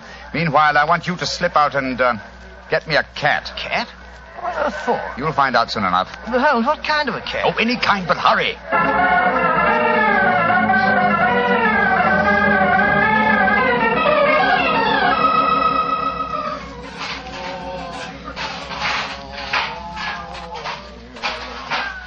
Kitty, come on, Kitty. There's a good kitty. Here. What you do in the hotel kitchen, senor? Oh, you want to play with my cat? Oh, is he your cat? Charming little fellow. I'd like to borrow him for a little while. Why you want to borrow my cat? Oh, I thought I'd take him up to my hotel room and have a little game with him. I've got some old socks he can play with. Deal. The English, they are a crazy race. My cat does not like to play with the old socks. Look here. Here's 50 lira for you. Wait. Oh, no. I tell you, my cat does not like to play with old socks. My cat will stay here, and you can keep your money. I'll give you 100 lira. So that you may stuff my cat full of old socks? No.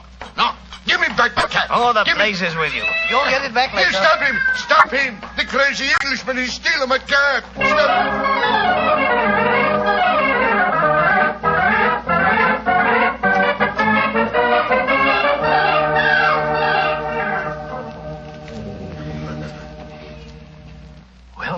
I've got the cat for you, Holmes, but I wish you'd tell me what we're doing outside Valchese's door with it. I'm going to try an experiment.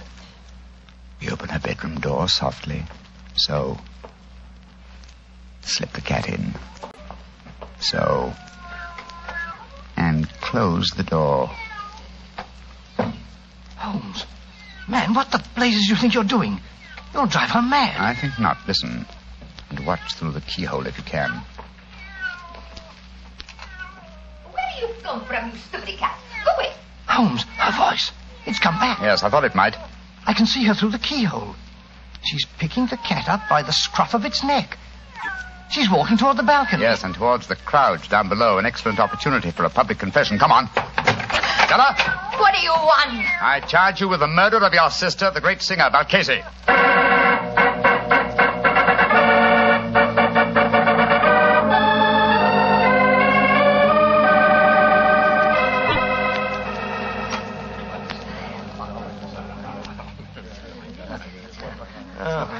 It was magnificent, Senor Holmes. Magnificent. The way you forced her to confess on the balcony in a full sight of the mob. And so you saved Lisa.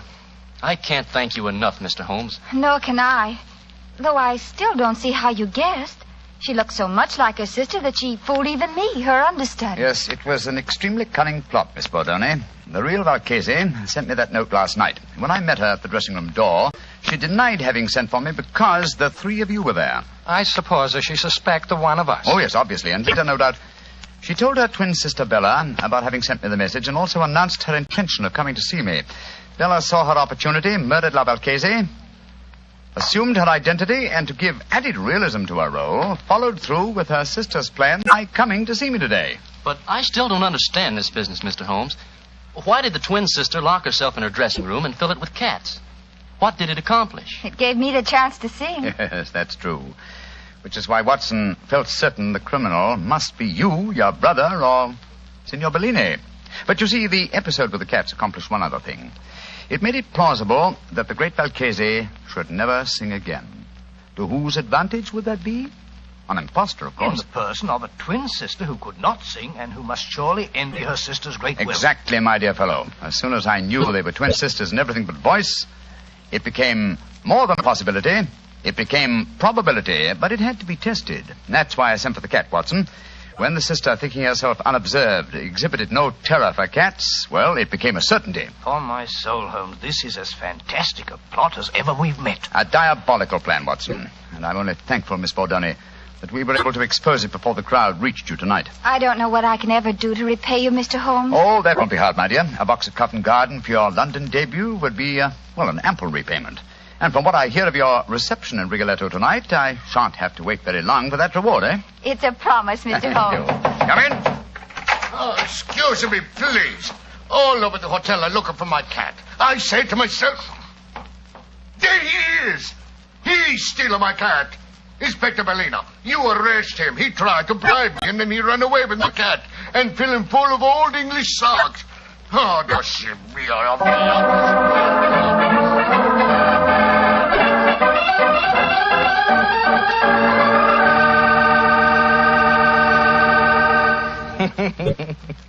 Doctor, I'd sure like to have a picture of you running away with that fellow's cat under your arm. You, a cat stealer. It's not a bit funny, Mr. Bartell. Believe me, it was most embarrassing. I know. But it was all for a good cause, and I think you were splendid about the whole thing. Incidentally, how'd you happen to look for a cat in the hotel kitchen? Oh, there's usually one round the back door of the kitchen. Haven't you ever wandered, backstage in a hotel? Fascinating. Oh, of course I have, but I've never been in a hotel kitchen. Then where were you? In the wine cellar. I should have known. Yes, Doctor, I like to look at bottles of Petri wine because when I see a Petri wine, I know I'm looking at a good wine. And Petri wine is good because of the Petri family. The Petri family first started making fine wine before the beginning of this century, generations ago. Since then, winemaking has been their heritage, handed on down from father to son. So you can take it for granted that the Petri family really knows how to turn luscious, sun-ripened grapes into clear, fragrant, delicious wine. And you can take it for granted, too, that the name Petri on a bottle of wine is more than a trademark. It's a personal assurance of the Petri family that every drop of wine in that bottle is good wine. You just can't go wrong with Petri wine because Petri took time to bring you good wine. Well, Dr. Watson, what story are you planning to tell us next week? Next week, Mr. Bartell, I'm going to tell you a strange adventure that Holmes and I had many, many years ago. It concerns a young girl, the mutilation of her doll, and the tragedy that overtook a certain wise woman from the mountains.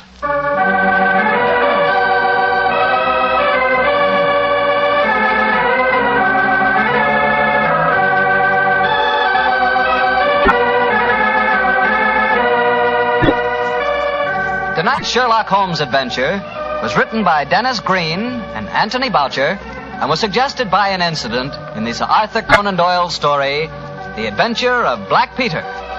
Music is by Dean Fossler. Mr. Rathbone appears through the courtesy of Metro-Goldwyn-Mayer, and tonight, Dr. Watson was played by Mr. Eric Snowden, who substituted for Mr. Nigel Bruce. Mr. Bruce is scheduled to return to the program next week.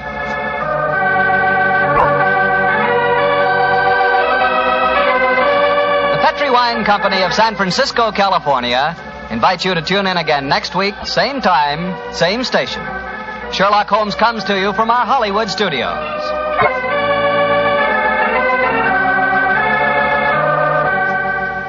This is Harry Bartell saying goodnight for the Petri family. For a solid hour of exciting mystery dramas, listen every Monday on most of these same stations at 8 o'clock to Michael Shayne, followed immediately by Sherlock Holmes. This is the Mutual Broadcast. Petri Wine brings you Basil Rathbone and Nigel Bruce in the new adventures of Sherlock Holmes.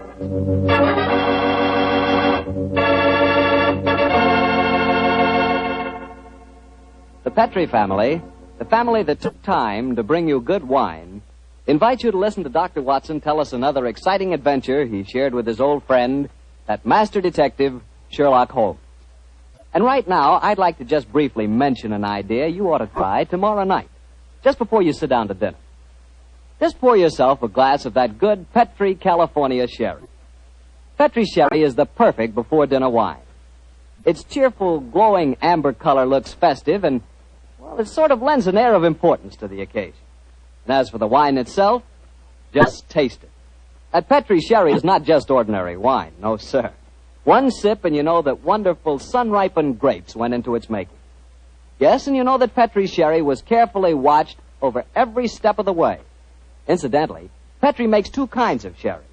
Regular sherry and Petri Pale Dry. If you're not sure just which kind you and your friends will like best, try them both. Don't buy one, buy two.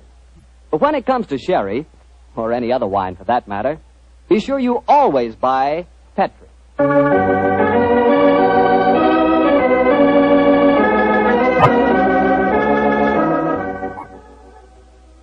And now I'm certain our good friend Dr. Watson's waiting for us. Let's go in and join him. Ah, there you are, Mr. Bartell. Punctual to the minute, as always. Well, this is one doctor's appointment I'm eager to keep. Nice of you to say so, my boy. Draw up your usual chair and make yourself comfortable. Thanks. Well, Doctor, today's April the 1st. Did anyone try and play any jokes on you? Yes, you did, Mr. Bartell, but I'm happy to say that nobody caught me. Not as in the story that I'm going to tell you tonight, but an April Fool's Day prank certainly scored a bullseye. I see you have the dispatch box out again, Doctor. Been refreshing your memory? Yes, I have, Mr. Bartell. And when I tell you the adventure took place in 1881, I think you'll agree that after such a lapse of time, a man can hardly rely on memory alone. 1881? Say, Doctor, tonight's adventure must have been one of the really early ones. Yes, it was indeed. In fact, to be exact, it took place only a little while after Sherlock Holmes and I had first met and had taken up lodgings together. How was the great detective in those early days? A profound mystery to me, Mr. Bartell. To give you an example, my boy, I'd shared our Baker Street lodgings with him for over a month before I was even certain of his profession, the knowledge of which I learnt to my awe and astonishment when our first adventure together took place. Oh, that was the one you called a study in scarlet, wasn't it, That's Doctor? right, Mr. Bartell. What a memory you've got, study in scarlet. But even after that adventure, I found myself wondering at times what I had let myself in for, sharing lodgings with such a strange companion. It was in one of those moods of doubt and confusion that my story begins.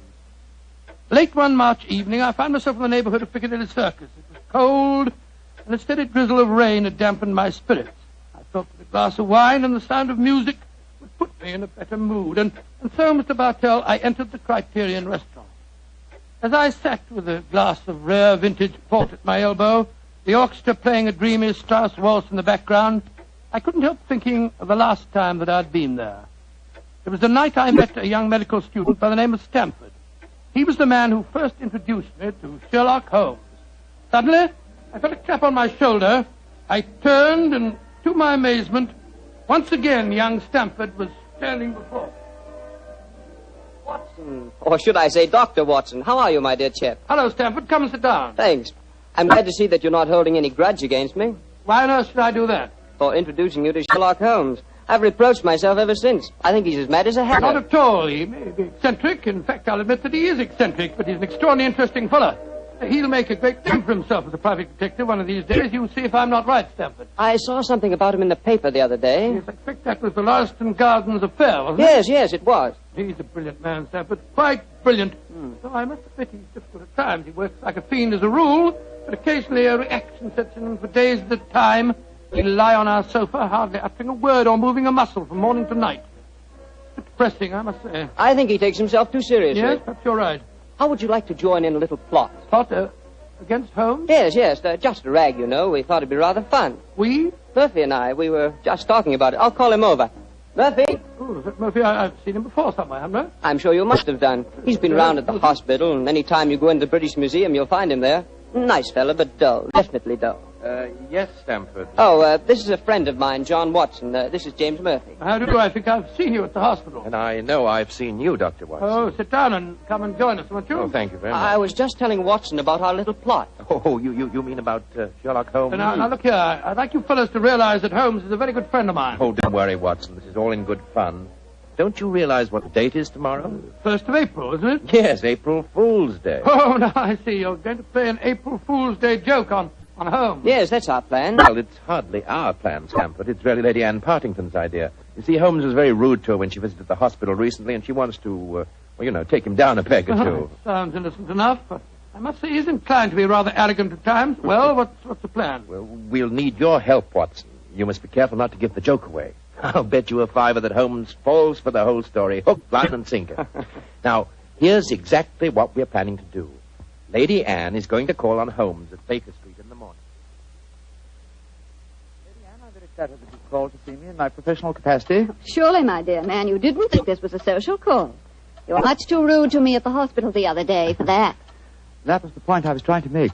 Please sit down, won't you? Please take this chair, won't you, Lady Anne? It's by far the most comfortable chair in the room. Oh, thank you, Dr. Watson. And now, what can I do to help you? You've heard of the Elphinstone Emerald? Oh, yes, indeed. A magnificent stone of very considerable value. An heirloom in your family, I believe. Yes, Mr. Holmes. I keep it in a wall safe in my bedroom. This morning, when I had occasion to go to the safe, I discovered that the emerald had been stolen. Stolen? Good Scott.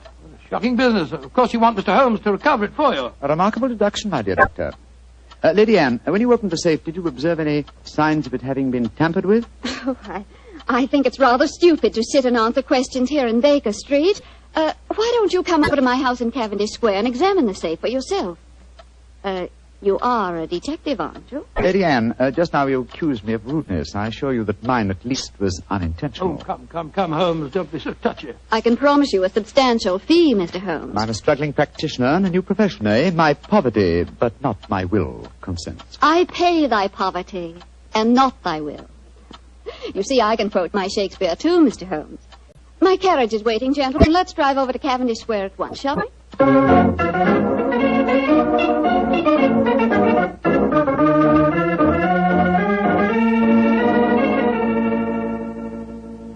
This is the wall safe, Mr. Holmes. Not too difficult a safe to crack for an expert. You placed the emerald in it last night, you say? Yes, when I went to bed. And this morning, it had gone. Well, surely, Holmes, this is a good occasion to use that magnifying glass that you're always fiddling about with. Excellent occasion, my dear doctor. That's why I brought it with me. Uh-huh. That's very interesting. What is it? This safe was opened by an expert. There isn't a sign of its having been forced. Hello. What have you discovered? There's a peculiar tarnish on the steel knob. It was obviously handled by someone whose fingers are habitually stained with chemicals. Amazing, Holmes. Elementary, my dear doctor. Where does that door lead to? My boudoir. I should like to examine it if I may. Oh, but of course. Thank you, Lady Anne.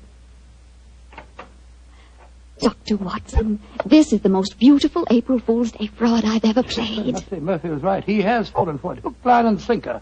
Just the same, I'm beginning to feel guilty. I can't help feeling a bit disloyal. Oh, nonsense. It's all in fun. Are Stamford and Mr. Murphy listening? Yes, they're next door in my drawing room.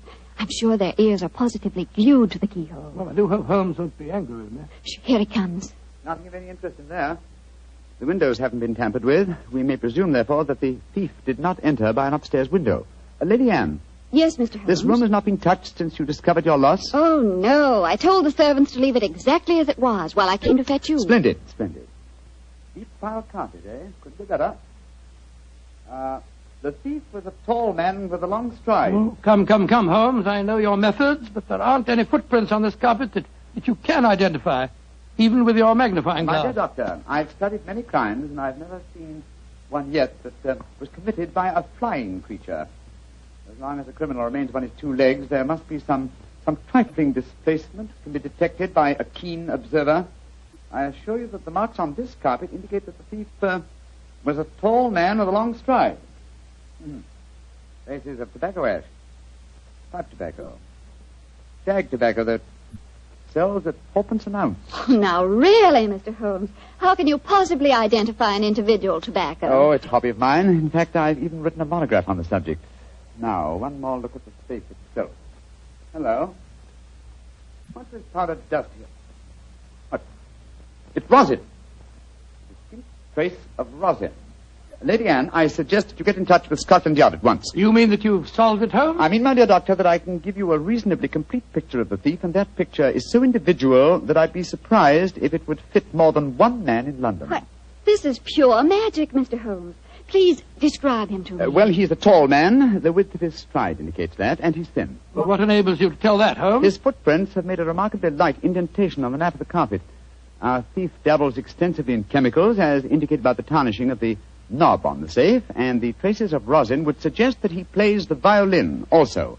He smokes shag tobacco, has a great practical knowledge of the ways of combination locks, and he's obviously in close contact with the criminal classes. How do you know that, Mr. Holmes? Well, he wouldn't steal a famous stone unless he knew how to dispose of it through some trustworthy fence. Yes, it's a very comprehensive picture, Holmes. I almost feel as if I knew the chap. Thank you, Doctor. I'm sure there's only one man in London, and it shouldn't be hard to trace him. I agree entirely, Mr. Holmes. Dr. Watson, I think the joke has gone far enough. Joke? What do you mean? You're quite right, Holmes, in saying there's only one such man in London. You've just given a perfect description of yourself. April Fool. Dr. Stamford, Mr. Murphy, you can come in now. April Fool, Holmes. April Fool. April Fool.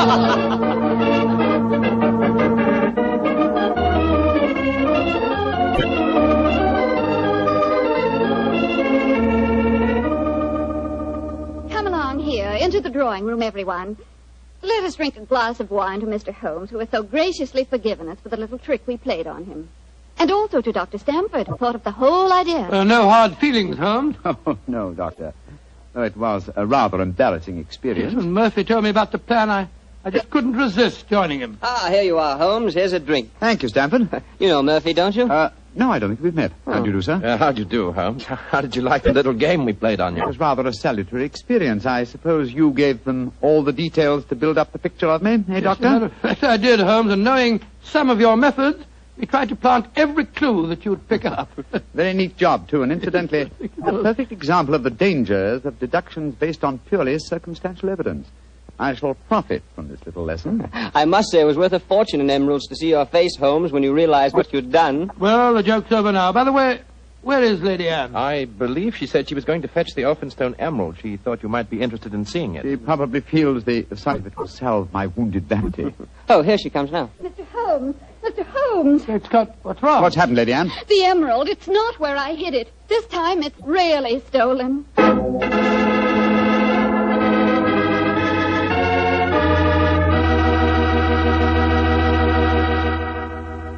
Dr. Watson's story will continue in just a few seconds, so I've just time to remind you that there are many, many different types of wine. But if you want one wine that's fine for almost any occasion, then you want Petri California Sherry.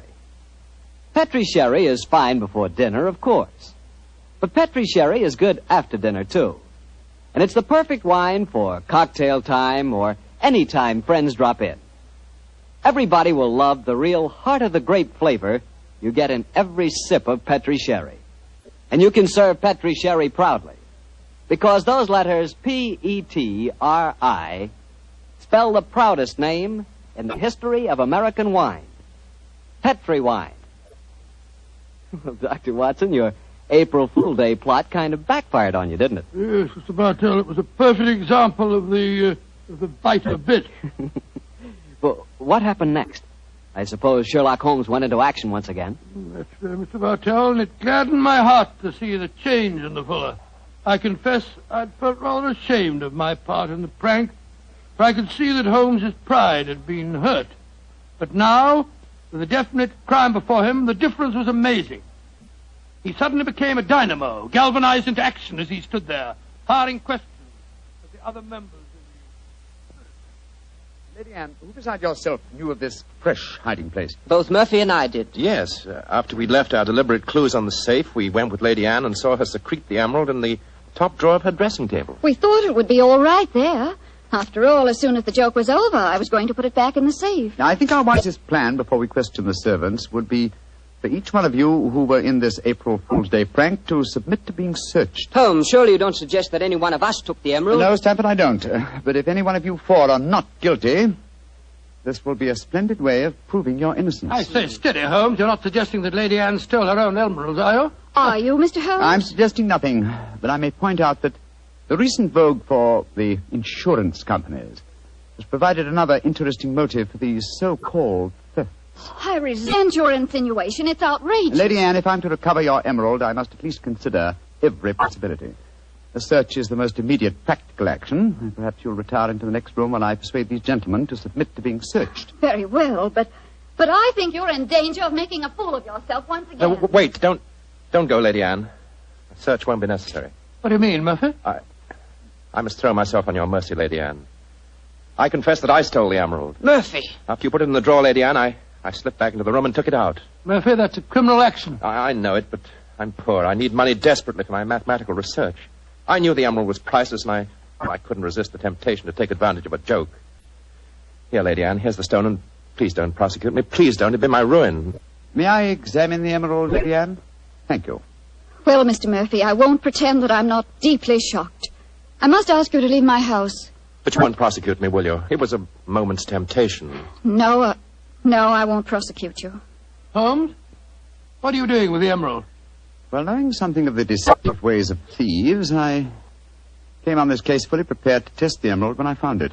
Now, a drop of this acid from this vial, so... Mr. Holmes, what are you doing? You'll injure the stone. No, not if it's a true emerald. Uh-huh, look at that.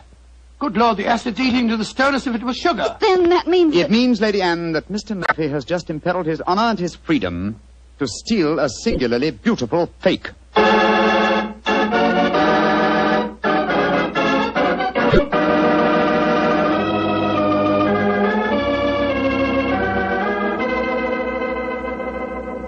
Mr. Holmes, this joke has turned into a nightmare.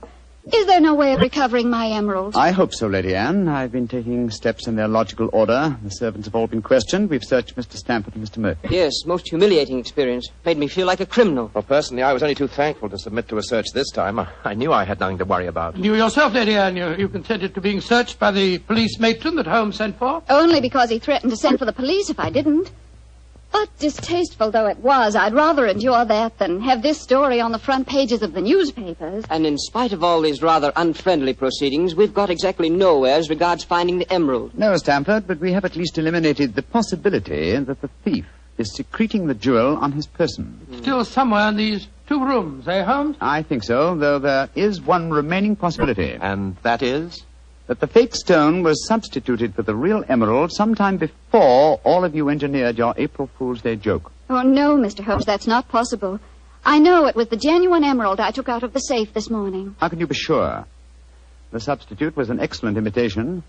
Without a chemical test such as I performed, it would be hard to be certain. I can tell you why I'm certain. Last night, Papa came to dinner and brought a Mr. Vanderleider of Amsterdam. He examined the stone. And you'll agree that a jewel expert like that couldn't be fooled. That's true, Lady Anne. And what did you do with the emerald after Mr. Vanderleider left? I locked it in my safe and went to bed. I didn't unlock the safe again until Dr. Stamford and Mr. Murphy came here this morning. That settles it, then. The real emerald is still hidden somewhere in these 2 rooms. But where? That's the question. I must say it's completely mystifying. Well, let's go back to what we were all doing at the exact moment you came into the room, Lady Anne, and informed us of the loss of your stone. Now, we were drinking a toast to you and... That's it. Lady Anne, hard thinking is, well, it's thirsty work. Oh, I'm so sorry. Let me get you something. A glass of port, perhaps? No, thank you. But I observe that you have a remarkably comprehensive assortment of liqueurs. I wonder if I might have a glass of creme de menthe. Oh, of course. I'll get it for you. Creme de menthe in the middle of the day, Holmes? I knew you were eccentric, but this really takes... This bottle, it clinked as I picked it up. I thought it might, Lady Anne. There's something inside it. Allow me, madam. Thank you. I'm sure you won't mind if I waste this liqueur on the aspidestra. No, of course not. So... Lady Anne, allow me to restore to you the Elphinstone Emerald. Great Scott. Amazing. Fantastic. Ingenious. The one safe hiding place in the room. Where could a green gem be more effectively hidden than in a bottle of green liqueur? But who stole it? Who substituted the fake stone? Frankly, I don't care. The gem is restored. That's all that matters. I prefer not to go to court. Neither you nor I, Mr. Sherlock Holmes, would show up in the best of lights. And my father would disapprove of this whole affair, I'm afraid. Just as you wish, Lady Anne. In either case, I shall expect your check for my services in due course.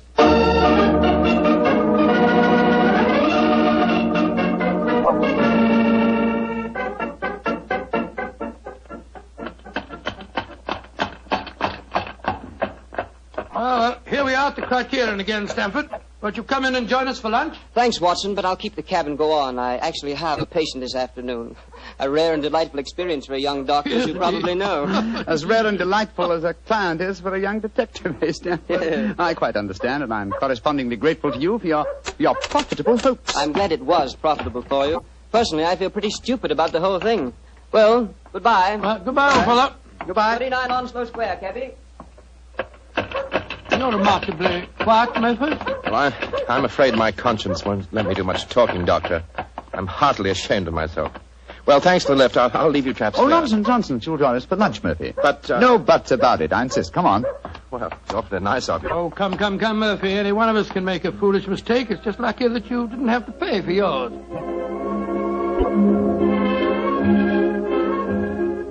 Monsieur wishes a table. Yes, for 3, please. This way, monsieur.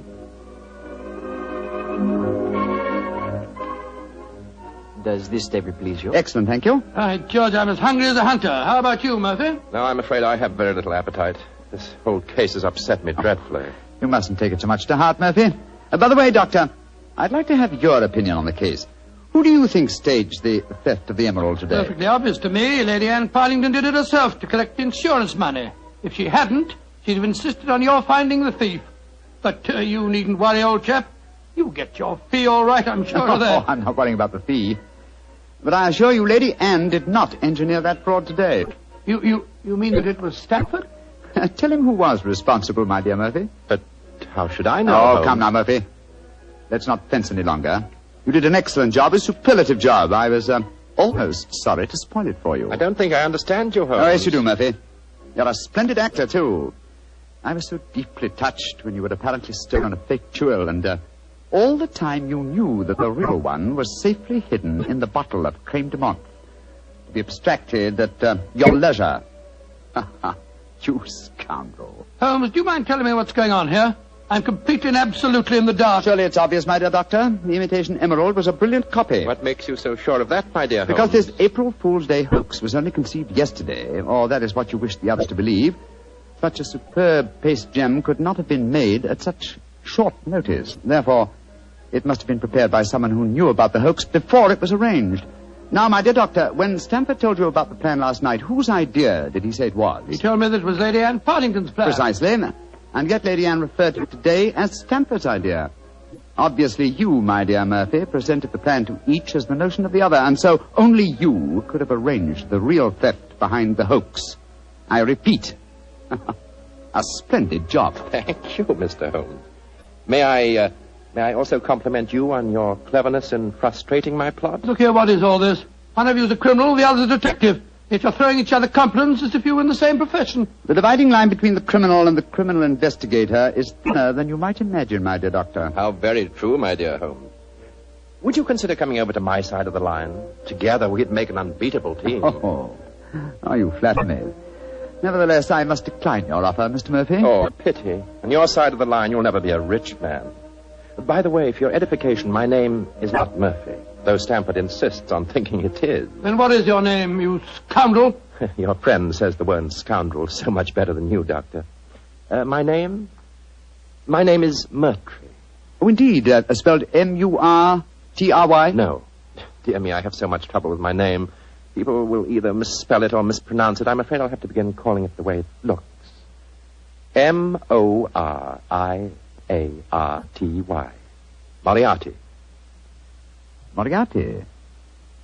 I shall remember that name. I have a feeling we shall meet again. I trust that we shall. You've won the first round, Sherlock Holmes, I admit that. But I believe that a return match is indicated. I shall look forward to it, Moriarty. And now, Doctor, I can't stand your baleful glare any longer. Let's order lunch, shall we?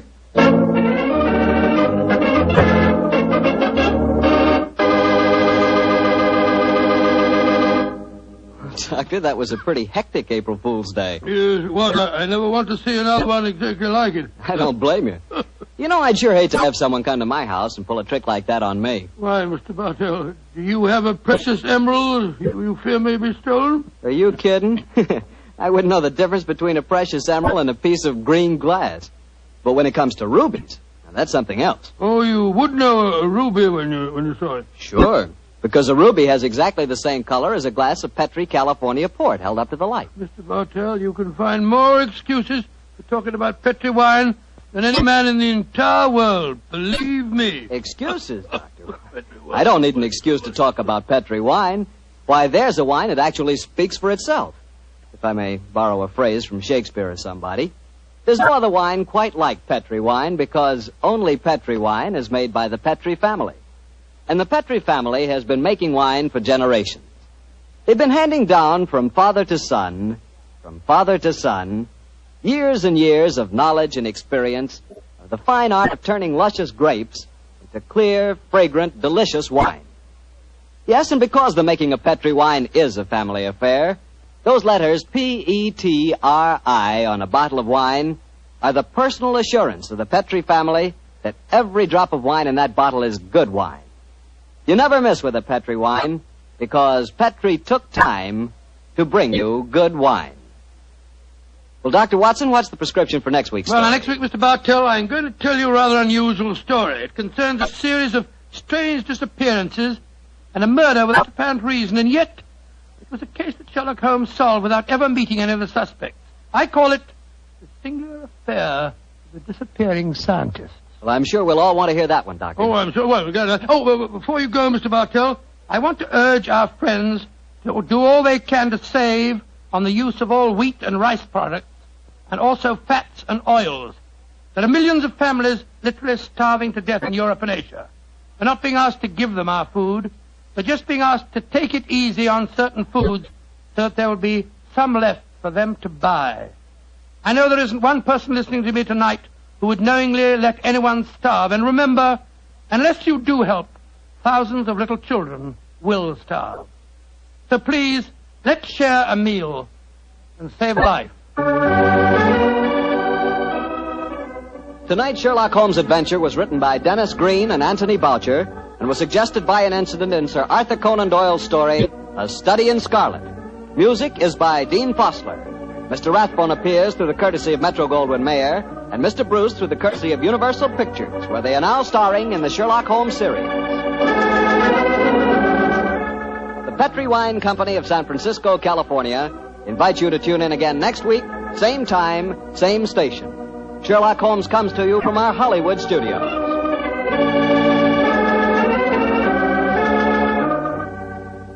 This is Harry Bartell saying goodnight for the Petri family. For a solid hour of exciting mystery dramas, listen every Monday on most of these same stations at 8 o'clock to Michael Shayne, followed immediately by Sherlock Holmes. This is the Mutual broad... As evening approaches, a thick London fog moves quietly across the still waters of the Thames River, spreading along the cobblestone streets, covering the familiar landscape of the city. In Baker Street, the lodgings of 221B are empty, for Sherlock Holmes and Dr. Watson have left long ago on another case of murder.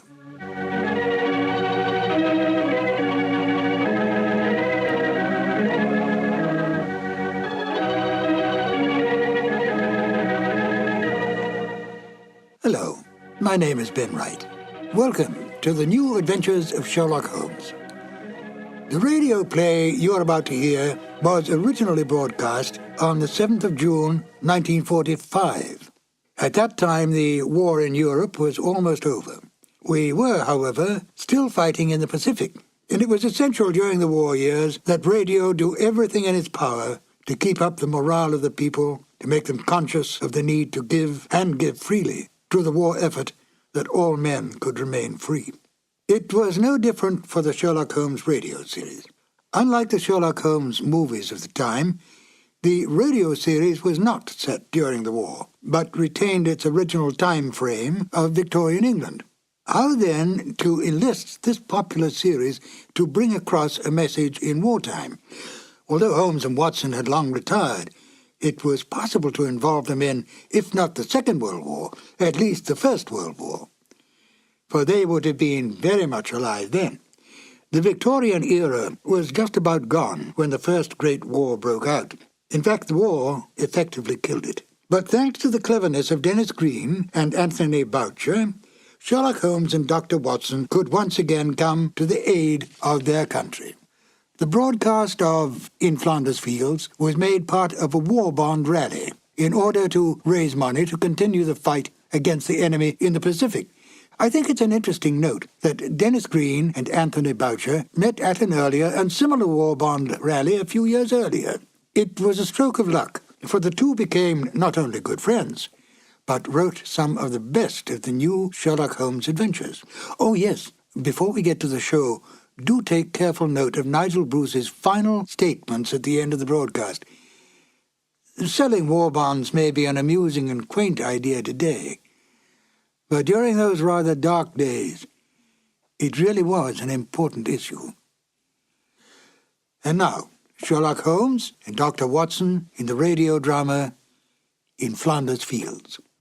This episode from the life of Sherlock Holmes will be transmitted to our men and women overseas by short wave and through the worldwide facilities of the Armed Forces Radio Service. From the stage of the Paramount Theater in Hollywood, Petri Wine brings you Basil Rathbone and Nigel Bruce in the new adventures of Sherlock Holmes.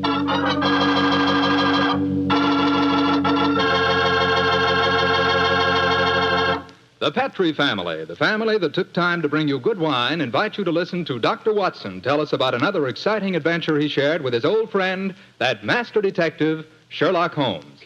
You know something? If right now it were possible for me to ask every one of you what you had for dinner this evening, I'll bet a good many of you would say chicken. Chicken is an all-American favorite. But boy, you just haven't tasted chicken till you've tried it together with a glass of well-chilled Petri California Sauterne. Petri Sauterne is a perfect mealtime wine, just made to go with chicken. That Petri Sauterne is a white wine, delicate in color, and what a flavor. A flavor that comes right from the heart of luscious, sun-ripened grapes. You can just taste those wonderful grapes. And I'll tell you something, that Petri Sauterne is pretty much on the terrific side when served with fish or any kind of seafood, too, and that's a fact. But say, whenever you serve that Petri Sauterne, remember you can serve it proudly, because the name Petri is the proudest name in the history of American wines.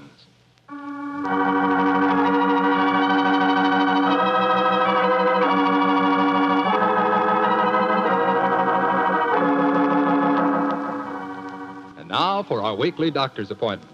Let's knock on his library door and see if... There's no point in doing that, Mr. Slattery. I'm right behind you. Oh, hello, Dr. Watson. Don't tell me you've been stalking me. No, my boy, I was on the patio and I heard your footsteps, so I thought that I'd come in and fetch you. Let's go back and sit out there, shall we? It's a beautiful evening. That's fine with me, Doctor. Here we are. Now, settle yourself down in a chair and light a cigarette, if you have one. And I'll get on with my story. Well, last week you told us it concerned an adventure that you and Sherlock Holmes had in Flanders during the First World War. That's right, Mr. Slattery, did. I thought that you and the great man had retired at that period. We had, my boy, but it was only natural that as soon as the war broke out, we both offered our services in any capacity that might help our country. Of course. And how did tonight's story begin, Doctor? It was in the winter of that first year. Things weren't going very well for the Allies. The Germans were advancing on Paris, and the picture was looking very black. It was just 24 hours before the famous Battle of the Marne began, the battle that changed the early course of the war, when Holmes told me that we had to go up to the front lines on a secret mission. We'd been in Paris for several weeks, where Holmes had just solved the case of the missing aide-de-camp. I was anxious to get back to England and my work in the war hospitals, but of course this new summons was in the nature of a command. And so, late on a rainy September afternoon, Holmes and I, with the boom of gunfire in our ears, found ourselves in the front seat of a staff car, sloshing and jolting its way towards the battlefield. Am I driving too fast for you, gentlemen? No, Sergeant, not at all. No, you're doing a splendid job. Oh, my man, look out considering the state of the road. Thank you, sir. Hello? The gunfire's getting nearer, Holmes. Yes, old fellow. I imagine we haven't much further to go, have we, Sergeant? No, sir, we're nearly there. Did you notice the two civilians in the back seat, Holmes? Yes. Handsome woman and a distinguished-looking man, several years her senior. I wonder who they are. I'll tell you. He's a Shakespearean actor of some note, though he never achieved the fame to which he thinks he's entitled. I shouldn't be at all surprised if he feels that he's been slighted in not receiving a knighthood. But, Holmes, that's amazing. How can you possibly deduce all that from just looking at the man as we got into the car? Elementary, my dear fellow, I didn't deduce it. We saw him twice last year in the London Theatre, if you remember. What? His name is Maitland Morris. As for his biography, he's a friend of my brother, Mycroft's. He told me about him. Well, what do you suppose he's doing up here near the front line? His brother is General Sir Stanley Morris, who's in command of this particular front, and it would seem reasonable to presume that his brother has come up here to give a performance for the front-line troops. I suppose this hut is as far as we can drive, Sergeant. I'm afraid so, sir. We're 4 miles from the front line now. You'll have to clear your papers here. See that ruined farmhouse there, sir? Yes, Sergeant. Is that the General's headquarters? Yes, sir.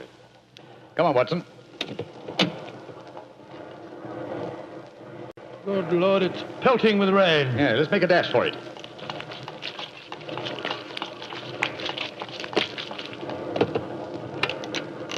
Oh, who goes there? Friend, Give the password. St. Crispin. Pass, friends, and show your papers. How did you know the password, Holmes? I was given it before we left Paris, old chap. Oh, Sherlock Holmes and Dr. Watson, isn't it? Yes, Captain. I'm Captain Maxwell, General Morris's aide-de-camp. He asked me to escort you up to his headquarters. By the way, weren't Maitland Morris and his wife in the car with you? Yes, they're just behind us. Oh, splendid. I'm afraid I'll have to ask to see your papers. Yes, of course. Here's my permit, Captain Maxwell. Thank you. I know you both, of course, but we can't afford to take any chances when they're this close to the enemy lines. Let's see. Oh, yes, that's fine, Doctor. Everything's in order. All right, yours, please, Mr. Holmes. Here you are. Thanks. Oh, who goes there? Friend. There's the rest of your party now. Oh, good. This is quite in order, Mr. Holmes. Show your papers. Oh, there you are, Captain Oh, Maxwell. hello, sir. Hello, Mrs. Morris. How are you, Captain Maxwell? Well, you've both met Mr. Sherlock Holmes and Dr. Watson, I suppose? Well, no, we haven't, even though we drove up in the same car.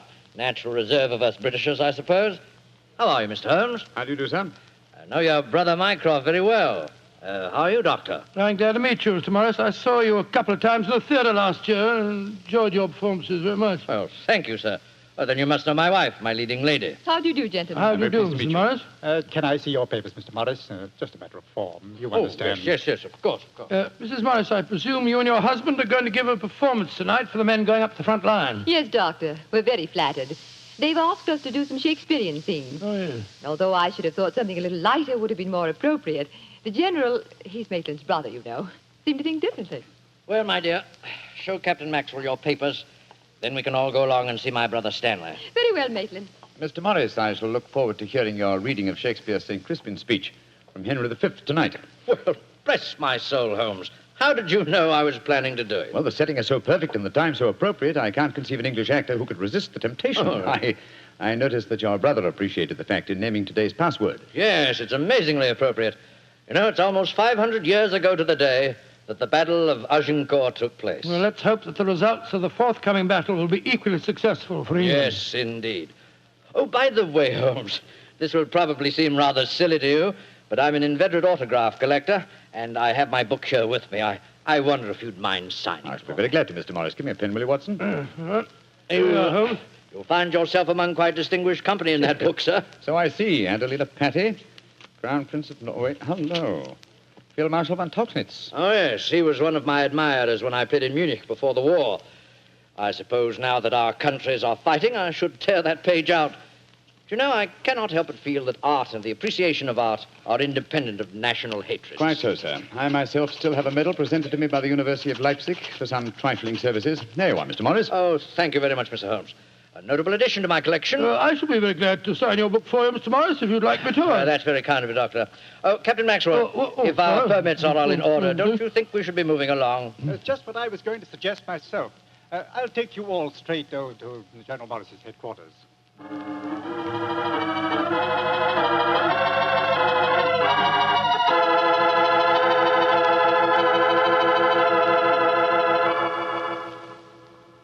General Morris, may I introduce Mr. Sherlock Holmes and Dr. Watson? How do you do, sir? How are you, General? How do you do? Know a lot about you.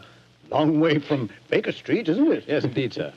Where's that brother of mine? Ah, there you are, Maitland. Cynthia, how nice to see you both. Oh, it's good to see you again, Stanley. Hello there, Stanley. The men will be glad you arrived. They're looking forward to your show tonight. We're very flattered that they want to hear us do some Shakespeare. Oh, rubbish, old boy. With you and Cynthia up there on the platform, you could read the telephone book and they'd love you. Oh, very kind. By the way, you'll find the stage very primitive, just a few trestles and a large tent and a curtain made of army blankets. And your dressing room will be even worse. Oh, don't worry about our comfort, Stanley. As long as we cheer the boys up, that's the important thing. Yes, of course. By the way, what program do you have mapped out for us? Well, I thought we'd have 2 shows. The tent's not large enough to hold everybody at once. Anyway, we have to keep up an alert all the time. Think you can manage 2 separate shows? Oh, of course I can, Stanley. I may look old, but I don't feel it. You don't even look it, you scoundrel. Thank you.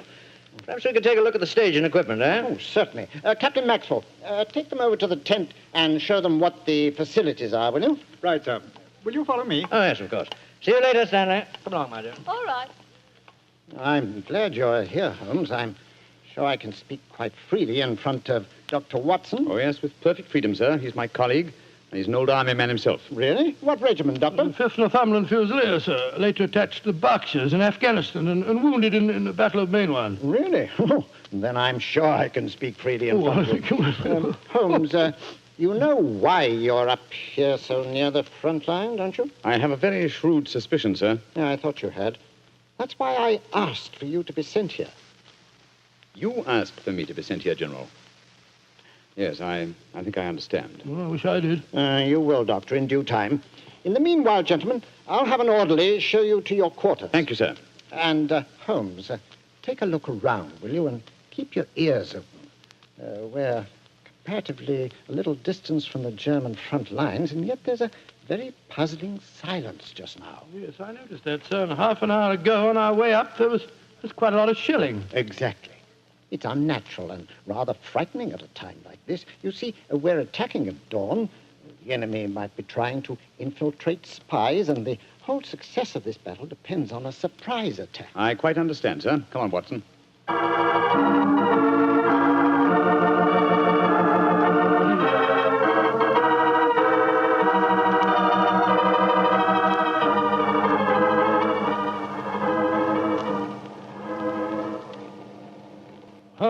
Holmes, the first performance starts in a few minutes, you know. They're all there waiting. Why are we tramping about out here in the mud and the rain? I thought a pipe or 2 in the open air would clear our brains. Yes, a pipe in the open air is one thing, but a pipe in a downpour of rain is another. Was it raining? Oh, didn't even notice it. I was listening to the silence. What do you mean? Thousands upon thousands of Germans. Armed Germans. Full of a blind fanatical hatred and desire to kill, are crouched in trenches only a mile or 2 from here. Surrounding us are an equal number of English boys, also armed, and with the will, if not the desire, to fight, because they know their cause is the cause of freedom and justice. All these thousands poised, ready to pounce on each other and fight to the death, and yet, beyond that patter of rain, there isn't a sound to break the stillness of a September evening. Strange world we live in, old chap. You're being unusually rhetorical, Holmes. Yes, I am, aren't I? Let's be a little more practical, shall we? I wonder what is wrong with the actors tonight. Oh, why do you ask that? Well, a little while ago, I noticed Mrs. Morris in a great state of excitement, going towards the farmhouse where the General is. Then she went back to her own quarters, and now she seems to be headed in our direction. Is anything wrong, Mrs. Morris? It's Maitland. What's wrong with him, madam? He's disappeared. Disappeared? What's happened? We were in the tent together, making up for our performance, when an orderly came in with a message. Maitland said it was from his brother, slipped on a raincoat and went out, saying he'd be back in a few moments. I waited and waited, and after a while I got worried, and I went over to see the General myself. He said that he'd sent no message, and that he hadn't seen any sign of Maitland. Good Lord, what could have happened to him? I don't know, Doctor, but I'm frightened. What shall I do, Mr. Holmes? You're a brave woman, Mrs. Morris. Brave? I don't know, Mr. Holmes. Why? Because the show must go on. I shall take your husband's place. But Holmes, something's happened to Maitland Morris. He's in danger. He might true, be... Watson, true. Huh? But 1,000 men inside that tent are in mortal danger, too. Tomorrow morning, many of them may be corpses on the fields of Flanders. But tonight, they've been promised a show. Do you think that you can do it, Holmes? Oh, I think I can, with the help of Mrs. Morris. I can't do it, Mr. Holmes. You can, Mrs. Morris, and you will. If only to uphold that great tradition of the theater, that the show must go on.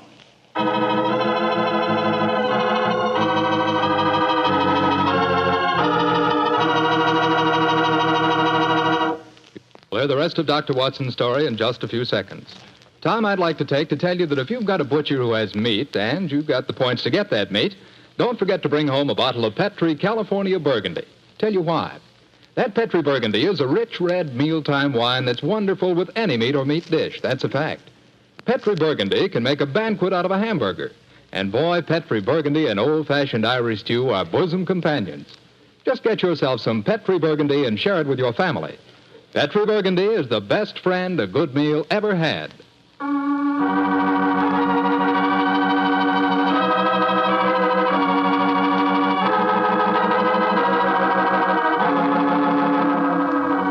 And now, back to tonight's new Sherlock Holmes adventure. It is just before the Battle of the Marne in the First World War, and Sherlock Holmes and Dr. Watson are at headquarters a few miles behind the front-line trenches. A famous Shakespearean actor who was to give a performance for the troops has mysteriously disappeared, and the great detective has taken his place at the last minute. As we rejoin our story, Sherlock Holmes, alone on the improvised stage, is delivering a Shakespearean speech before a spellbound audience. Happy breed of men, this little world, this precious stone set in a silver sea, which serves it in the office of a wall or as a moat defensive to a house against the envy of less happier lands. This blessed plot, this earth, this realm, this England.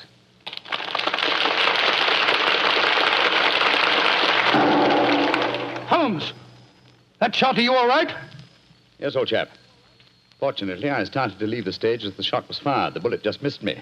I heard it splinter some wood nearby. But who on earth would want to shoot you? That's what we've got to find out, though I think it more likely that the shot was intended for me. It was not intended for me, but for Maitland Morris, the man for whom I'm substituting. Well, even so, who'd want to shoot him? Oh, don't ask me so many questions, old fellow. Let's see what clues we can find. Now, the shot was fired from outside the tent from behind me. Yes, look there. See the hole in the tent there? By Jove, yes. The footlights would outline your shadow on the back of the tent. Whoever it must have fired at your silhouette. The question is, where did the bullet embed itself? Aha. Look here, Watson. You got a penknife? Yeah, wait a minute. Here, Holmes. This shouldn't be hard to extract.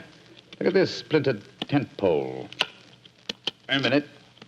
There we are. Excellent. Huh. Very interesting. Well, what's so interesting about it? Just a revolver bullet, isn't it? Oh, no, it isn't, Watson. Huh? It's far from just a revolver bullet. This bullet was fired from a German Luger pistol. A German pistol? There must have been a spy here behind our lines. That's a reasonable enough assumption. Yes, we may be sure that no English soldier would carry such a weapon and face inspection. Come on, I want to talk to Mrs. Morris.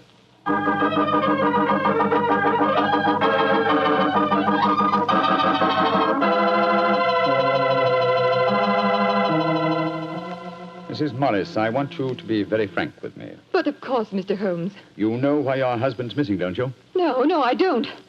Have you found out anything? Come, madam. Why keep up this pretense any longer?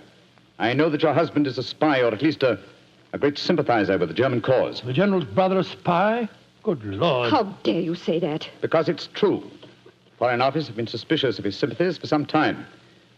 His own brother knew it. That's why he asked to have me sent up here to keep an eye on him during his visit. It is true. Why should I keep up the pretense any longer? You see, Maitland was a disciple of Stuart Houston Chamberlain. Oh, who was this Stuart Houston Chamberlain? An Englishman who married one of Richard Wagner's daughters and became a German citizen, and an arch-enemy of England. I tried to dissuade Maitland. I implored him to consider his British heritage, his brother's name and mine. But Maitland was a strange man. His life was one of frustration and envy. Envy of his brother, I suppose? Yes. When Stanley was knighted, it hurt Maitland terribly. He said it was typical if the English would knight a soldier and yet leave a great artist like himself unrecognized. That in Berlin, they really understood and rewarded the artist. Well, if the authorities knew that, it's amazing they allowed him to come so close to the front lines at a time like this. Oh, it was at the General's request. He wanted to plead with my husband to warn him that his secret was known. And now Maitland's gone over to the German lines. Oh, it's terrible. It's worse than that. It's disastrous. He can give them information as to the strength of our troops here. He knows the password. He might even know the hour the attack is timed to start. How did your husband expect to enter the German lines in safety, Mrs. Morris? He speaks fluent German, Mr. Holmes. I fancy the autograph book he was carrying containing the signature of Field Marshal von Tauchnitz was in reality his pass through the German lines. You've told the General that his brother was gone, of course. I haven't been able to. He moved up to the front line position immediately after the first performance, though I had warned him what I thought Maitland was planning to do. I think he intended to give his performance first, then cross the lines immediately afterwards. But something must have made him change his mind. Perhaps he suspected I'd warned the General. Anyhow, as you know, when I got back to our quarters, he'd gone. Did he leave any note, madam? Yes, he did. Here it is. Thank you. I have gone, my dear. Try and understand and forgive if you can. You wouldn't come with me, and so I'm taking what is left of my heart and my hopes where they belong, among the friends that understand and appreciate me. It is something stronger than love and blood and country that makes me do this. It is something dearer to me than life itself. Dearer to me than life itself. Oh, how could he? How could he? The shame of this will kill poor Stanley. Mr. Holmes, will you break the news to him? I know it's cowardly of me, but I just can't tell him myself. Don't worry, Mrs. Morris. I'll tell him. Dr. Watson and I will ask Captain Maxwell to escort us to the General's frontline headquarters. In the meantime, try and keep calm. We'll tell him.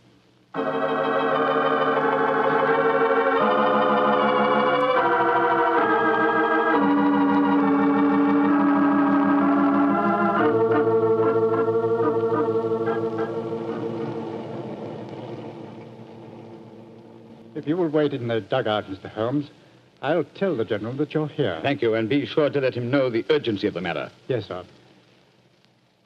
Holmes, this is a dreadful business. Yes, it is, Watson. Though if my plans work out correctly, I think the success of tomorrow's battle may not be imperiled. What plan? Listen. You know, Holmes, a strange silence from the German line since we came here might be accounted for by the fact that they knew Maitland was making his getaway. They wouldn't want to risk wounding such a valuable spy. Quite possibly. What I still don't understand is who shot at you with a German pistol and why. You're being very dense, old fellow. Surely it's obvious that... Here comes General Morris now. Poor devil. This is going to be a dreadful shock to him. Hello, Holmes. Dr. Watson? General Morris, I'm afraid that I've bad news for you. Your brother has gone over to the German lines. Maitland did go there. I should have put him under an armed guard as soon as he came here, but I thought I could reason with him, appeal to his sense of honor. Instead of which you tried to shoot him, sir, but fortunately for me, you missed. You see, I took his place at the first performance. But that shot was fired from a German pistol. True. That was when I first knew the General had fired the shot. But I still don't see how you could now. Only a high-ranking officer, not subject to inspection, could carry a non-regulation firearm. You're an old army man, you should know that. In any case, you'll observe that the General carries a Luger at his waist. Great heavens, Holmes, I thought I was firing at Maitland. I had no idea that it was you. You intended to kill your own brother, sir? Yes, and I'm sorry I failed. I'd rather see my brother dead than alive and a traitor to his country. But now he's safely in the German lines. Heaven knows what secrets he may be imparting. One thing we can be certain, our chance of a surprise attack in the morning is gone. Possibly not, sir. Oh, what do you mean, Holmes? You see, I took the liberty of altering your brother's credentials quite extensively. How, Holmes? I knew of his German sympathies. Mycroft had given me a great deal of information about him, and so I took it on myself to decide that it was unsafe to allow him so near the enemy lines with his own identification on him. Well, what did you do, Holmes? I took the liberty, sir, of stealing his autograph book, the one containing the magical signature of Field Marshal von Tauchnitz. I have it in my pocket now. I think we shall find within its pages a code concealed in the various autographs, giving valuable information to the enemy. Good Lord. I also switched military permits on him. I felt that in the event that he did go over to the German lines, his welcome might be less cordial if they were under the impression that they'd captured Sherlock Holmes.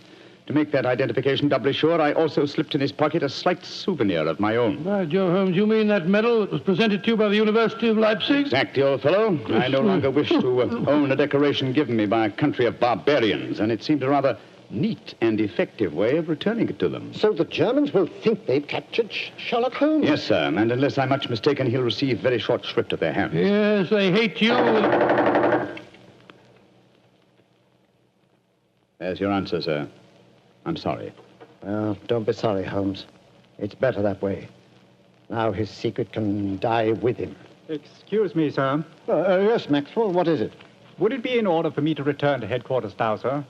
It's very nearly time for the second performance, and I've still been unable to trace the whereabouts of your brother. Well, my brother will not be acting tonight, I'm afraid. Holmes, I wonder if I might ask you to take his place once again. If you want me to, General. I do. Maitland had planned to do the St. Crispin speech from Henry V. He knew how much I loved him. I realize that, sir. When I was told the password up here, Well, can you remember the speech, Holmes? Oh, I think so. At any rate, I can try. Then do it for me, my dear fellow, will you? For me. I'll be very proud to do it, General. Goodbye and good luck. Thank you, Holmes. Captain Maxwell, take them back to headquarters, will you? The men will be waiting for the performance.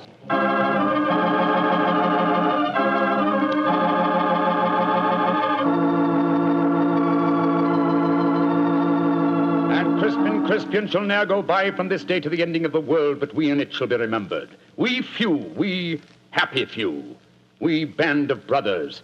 For he today that sheds his blood with me shall be my brother. Be he ne'er so vile, this day shall gentle his condition. And gentlemen in England now abed shall think themselves accursed they were not here, and hold their manhoods cheap, while any speaks that fought with us upon St. Crispian's Day.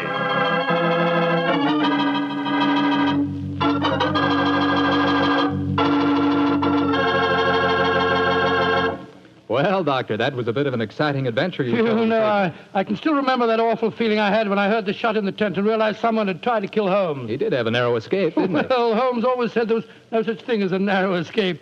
He said you either escaped or you didn't. If you did, well, why worry? And if you didn't, you couldn't worry, so what? Quite a philosophy. I'd like to discuss it with you further. Over a bottle of wine? How else? What kind of wine? Naturally. Naturally. You couldn't ask for a more delicious wine than Petri. That's because the Petri family knows how to make good wine. They ought to. They've been making fine wine ever since they started the Petri business way back in the 1800s. And because the business has always been family-owned and operated, well, they've been able to hand on from father to son, all they've ever learned about the art of turning luscious grapes into fragrant, delicious wine.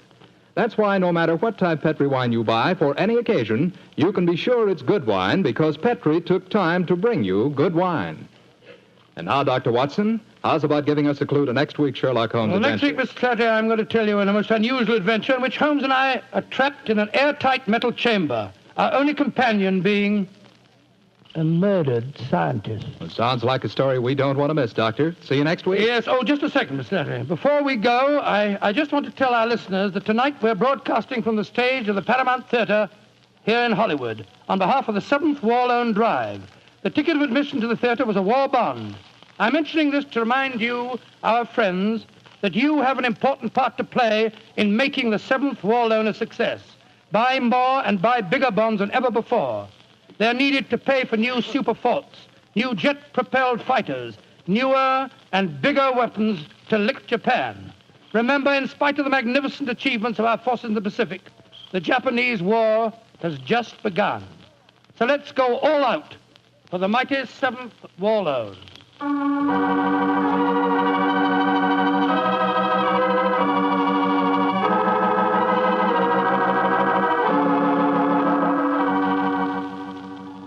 Tonight's Sherlock Holmes adventure is written by Dennis Green and Anthony Boucher and is based on an incident in the Sir Arthur Conan Doyle story, The Adventures of the Blanched Soldier.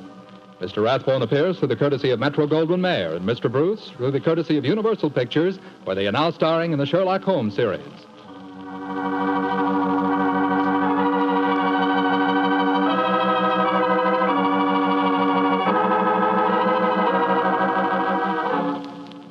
The Petri Wine Company of San Francisco, California, invites you to tune in again next week, same time, same station. Oh, the Petri family took the time to bring you such good wine. So when you eat and when you cook, remember Petri wine. To make good food taste better, remember Petri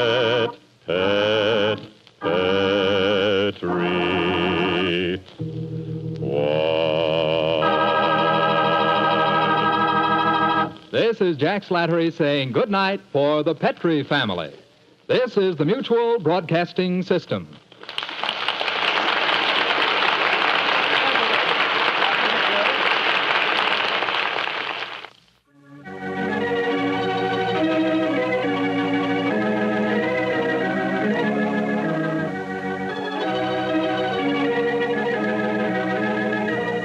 It was only a short time later that calls for the sale of war bonds would come to a complete halt. The reason? The dropping of the A-bomb on Japan. Not only did this bring the Second World War to an abrupt end, but it changed the entire life and rhythm of the world. I often feel that life might be richer if we could have grown into this atomic age at a slower pace. Still, we can go back in our imagination to an easier, slower time, a less violent time, a time of Sherlock Holmes and the good doctor. This is Ben Wright, and I'll join you again shortly with another new adventure of Sherlock Holmes.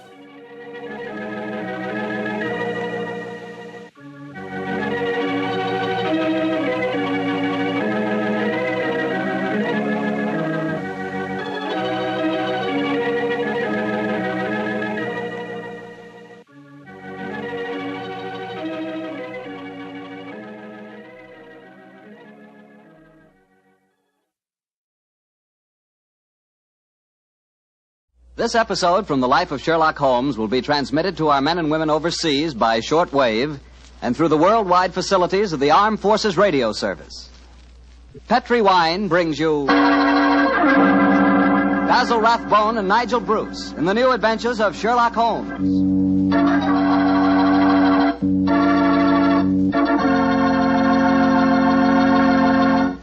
The Petri family, the family that took time to bring you good wine, invite you to listen to Dr. Watson tell us another exciting adventure he shared with his old friend, that master detective, Sherlock Holmes.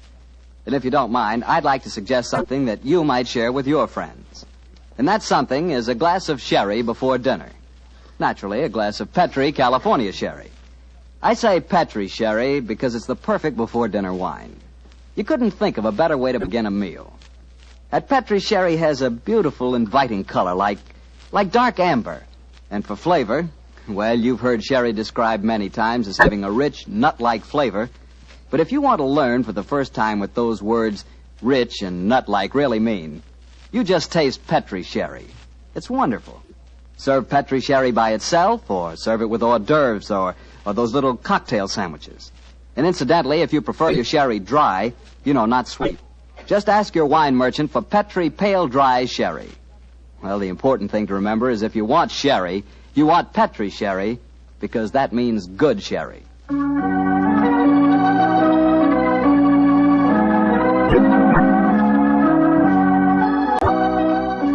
now let's look in on our genial friend and good host, Dr. Watson.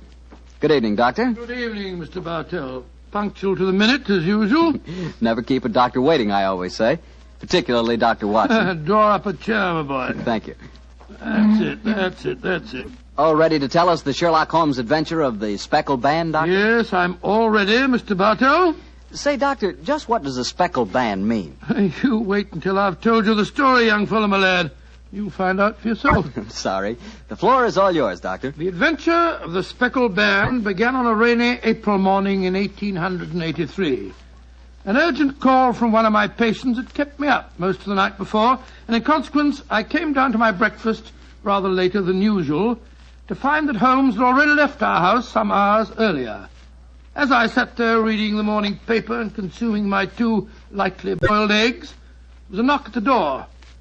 It opened to disclose a typical example of the British working man, a bag of tools in one hand and a grimy cap in the other, as he spoke to me from the doorway. You sent for me, Mr. Holmes? I'm not Mr. Holmes. Oh, beg your pardon, Governor. But I've come to mend the guest bracket over the mantelpiece. Oh? What's wrong with it? I've got a leak in it. Oh, leak? Well, what's wrong with your work? Yes, sir. Hope I won't be disturbing you, No, sir. No, that's all right, my man. Don't mind me. Oh, dear. Very untidy man, Mr. Holmes, sir. What do you mean by that? Well, you can't help noticing the mess this room's in. I've heard say he was as tidy as any when he started. But he learned bad habits from a bloke what lived with him. Dr. Watson, I think his name is. You impertinent fellow. How dare you talk to me like that? I've got a good... Oh, where does he go to? Here, you come out of there. That's Mr. Holmes's room. Don't be angry with him, Watson. Just slipping out of these grimy rags into a dressing gown. Good gracious me. So was you, Holmes. Well, upon my soul, I'd never recognized you, but why the disguise? A case, my dear Watson, a case. One of those small problems which a trusting public occasionally confides to my investigation. To the British workman, old chap, all doors are open. His costume is unostentatious and his habits are sociable. Tool bag is an excellent passport, and a tawny moustache will secure the cooperation of the maids. But what's the case, Holmes? A modest little drama of life in the kitchen, one of those seemingly inconsequential affairs, and yet, Watson, the honor of a duchess is at stake. Duchess? A mad world, my masters, a mad world. Now I feel a little more comfortable. Let's return to the sitting room, shall we? A strong cup of tea would be most acceptable. Oh, I wish you'd tell me about the Duchess and life in the kitchen, Holmes. Some other time, old fellow, some other time. At the moment, suppose you tell me what you know about Miss Helen Stoner. I received a letter from her this morning in which she informed me that she would be calling here at 11, and also that she was a friend of yours. Helen Stoner? Oh, yes. A charming girl indeed. Pour me a cup of tea, Watson, and tell me about her. Well, I befriended her at the time of the tragic death of her sister 2 years ago. I told you about the case, don't you remember? The sudden death of Violet Stoner at an old house in Stoke Moran. Oh, yes. It all comes back to me now. There was an inquest, wasn't there, with a string of stupid, ineffective witnesses. Huh? I was one of them. Oh, I'm sorry, old fellow. Then you were the exception, of course. Wait a minute. Let me see. I docketed the evidence on the case. Where is it? My scrapbook. Here we are. Let me see. Yes, S. Salisbury, Hatchet, Murder, Lord St. Simon. Here we are. Stoke Moran. Yes, I remember the affair well now. The villain of the piece was Dr. Grimsby Roylott, wasn't he? Yes, a dreadful fellow. He's the stepfather of the two girls. Violet, the one that died so mysteriously, and Helen, the one who's coming here to see you. Dr. Roylott has a pretty record. 55 years of age, killed his kit Magar in India, once in an insane asylum, married money, wife died, distinguished surgeon. Well, Watson, I wonder what the distinguished surgeon has been up to now. Oh, some deviltry, I fear. Why do you say that? You remember that Miss Violet Stoner's death followed close upon the announcement of her engagement? Yes. Well, I met Miss Helen Stoner on the streets a few weeks ago. She told me that she'd just become engaged to a young fellow in the army who was leaving for the Far East. She was very upset at the thought of being alone with her stepfather at Stoke Moran. Oh, naturally she was. Dr. Roylott stands to lose a considerable sum of money in the event of his stepdaughter's marriage. Yes, they both had a trust fund which he administered only as long as the girls were unmarried. That fact was brought out at the coroner's inquest 2 years ago. But if Roylott did poison the other stepdaughter, and I'm pretty convinced that he did, it seems unlikely that he'd try it again. 2 sudden deaths in the same household could hardly pass the coroner. Oh, no, my dear Watson.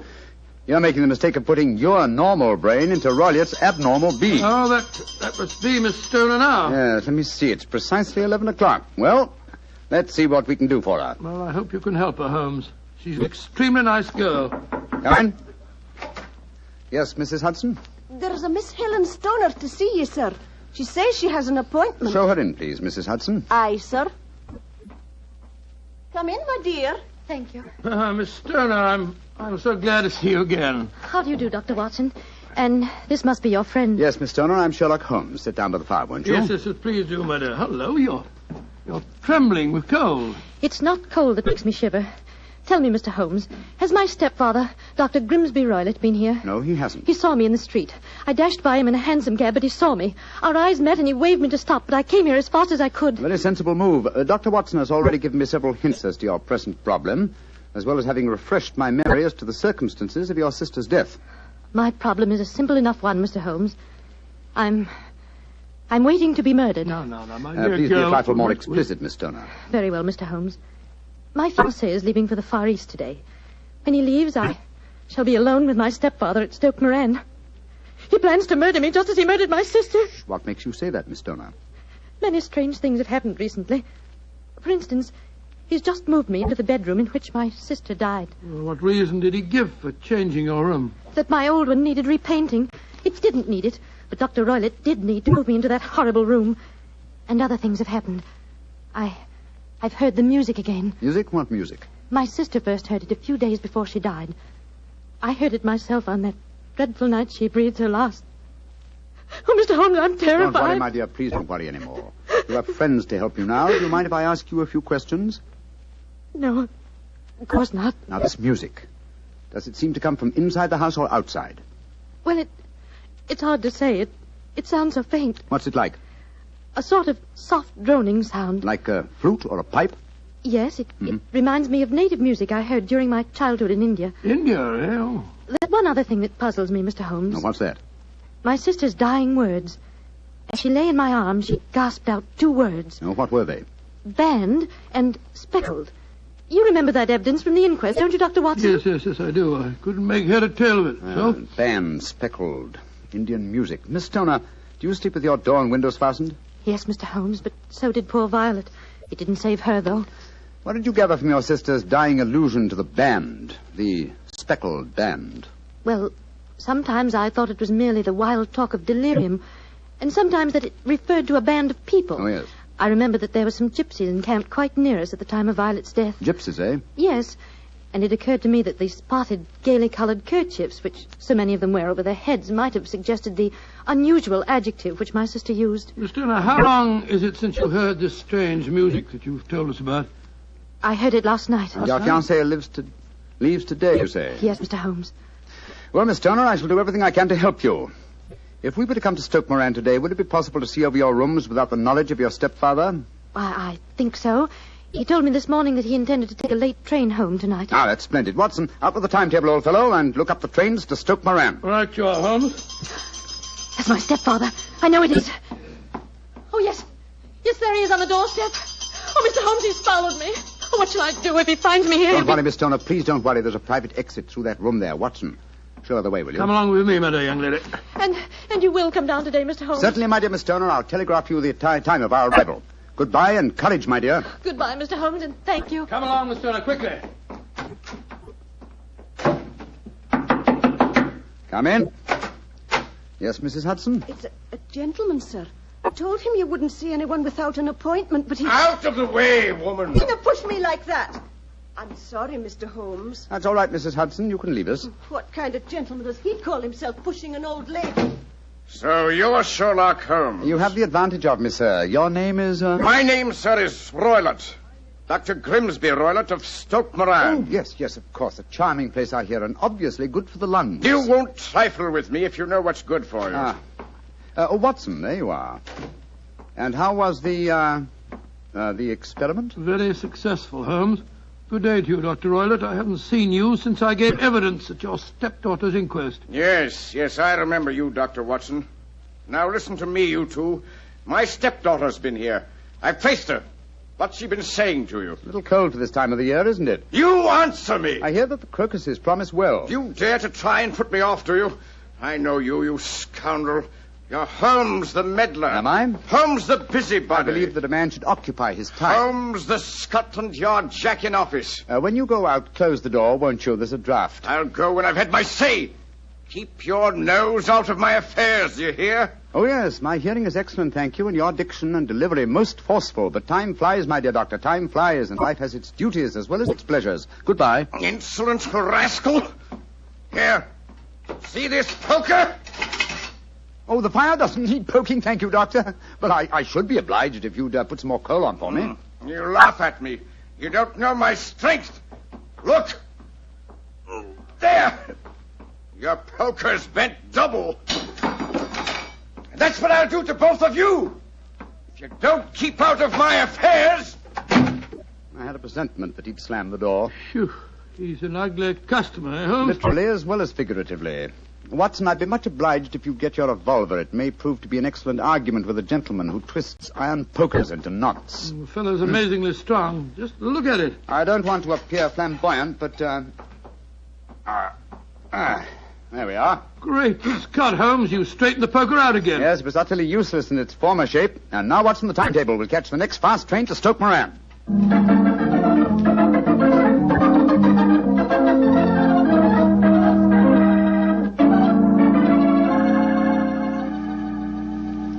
Oh, Mr. Holmes, Dr. Watson, I'm so relieved that you've come.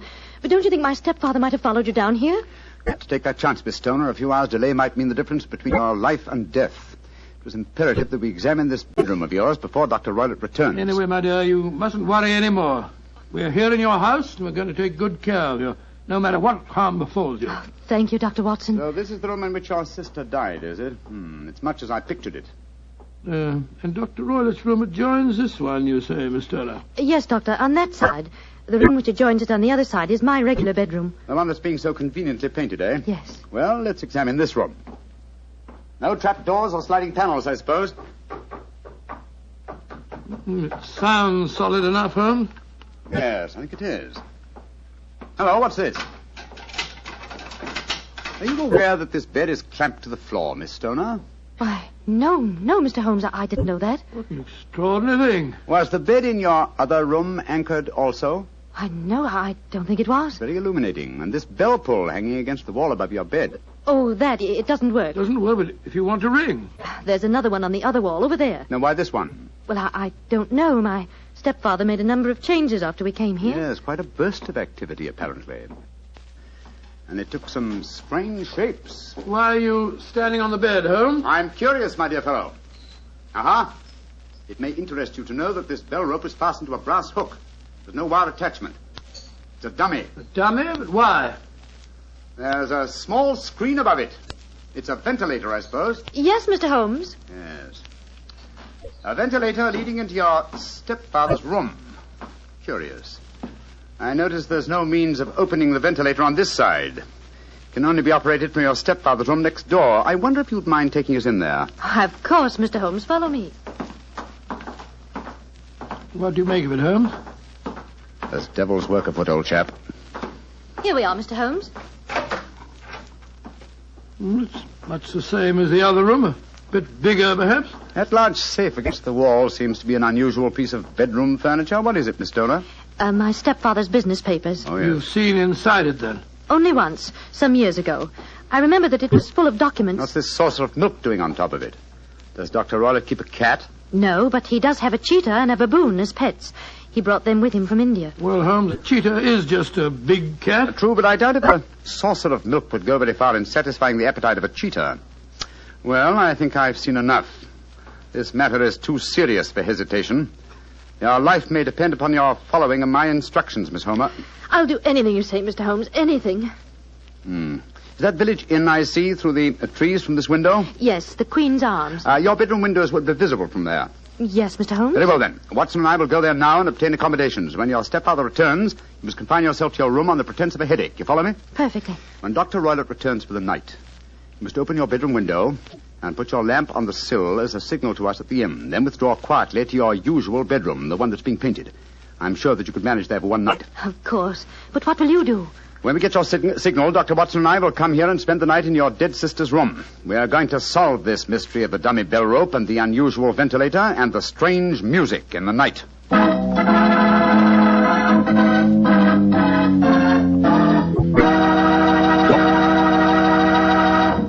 You'll hear the remainder of Dr. Watson's story in just a second, so I'm just going to point out that at any really important dinner, like when diplomats get together, you'll find wine on the table.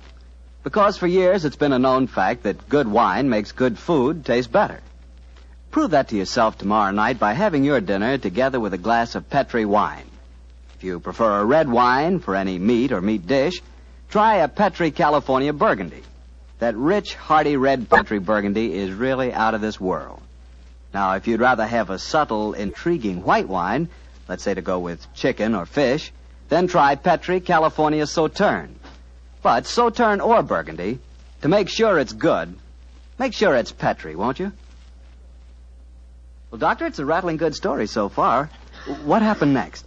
You went to the local inn, I guess, and waited for that lantern to appear in the bedroom window at Dr. Roylott's house? That's right, Mr. Bartell. We had an early dinner at the Queen's Arms and then retired to our upstairs bedroom and sat there side by side, puffing away at our pipes, our eyes straining through the darkness for that telltale lantern to give us the signal that there was dangerous work ahead for us. As we sat there discussing the various aspects of the case, I remember that Holmes was very concerned about my own safety. Watson, I really have some scruples about taking you with me tonight. This is an infernally dangerous business. What about that poor girl, alone in the house with that fiend Roylott? I can handle the case by myself, old chap. I'm coming with you, Holmes. You speak of danger. You haven't seen more in those rooms than was visible to me. No, but possibly I've deduced a little more. I imagine you saw all that I did. No, I saw nothing remarkable except the bell rope, and what purpose that could answer, I confess, is more than I can imagine. You saw the ventilator, too. Yes, but I don't think it's such an unusual thing to have an opening between two rooms. It's so small that a mouse could hardly pass through it. True, but at least you will admit there was a curious sequence of coincidences. A ventilator is constructed. A bell cord is hung from it. A lady sleeps in a bed directly below the ventilator, a bed that is anchored to the floor. The lady dies. Well, I begin to see what you're driving at, Holmes. Look. There's the lantern in Miss Turner's window. That's our signal, all right. Come on, Watson. Our night's vigil begins.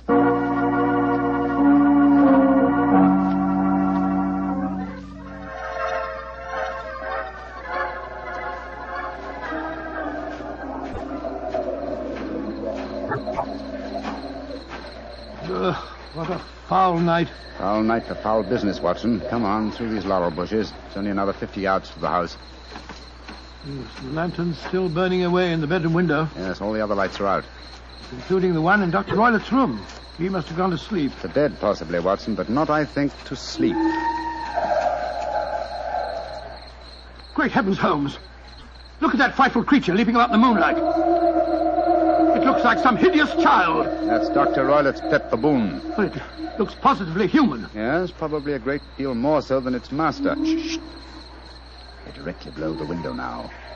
This ivy provides a most convenient ladder. I'll go up first. Careful, Holmes, careful. Wait a minute. I hope the thing's strong enough to hold us both. We look pretty stupid on our backs in the mud. Give me a hand, will you, Holmes? I can't quite get my leg up over this window ledge. Oh, thanks, old boy. Oh, say, phew. Now to close the window shutters. This room looks exactly like the same as it did this afternoon. Least sound would be fatal to our plans. Keep the lamp covered, so that if the ventilator is open from Dr. Roylett's room, no light will show from in there. That's it. Why are you carrying that stick, Holmes? I'm prepared for a visitor that I expect before the night is over. A visitor who will herald his entrance with faint music from an Indian pipe. You mean the music is a signal? Exactly, old fellow. The signal to an accomplice who can enter a room with locked doors, an accomplice who kills and leaves no trace. You mean that... Shh, no more talking, Watson. I'll sit on the edge of the bed here. You sit on that chair. Have your revolver ready in case you should need it. Right you are, Holmes. Have the lantern ready, too. When I shout now, turn the light full on the top of the bell rope. You understand? Yes, perfectly. Good. Now we must wait. Perhaps for some time. But don't go to sleep, Watson. Don't go to sleep. Your very life may depend on it.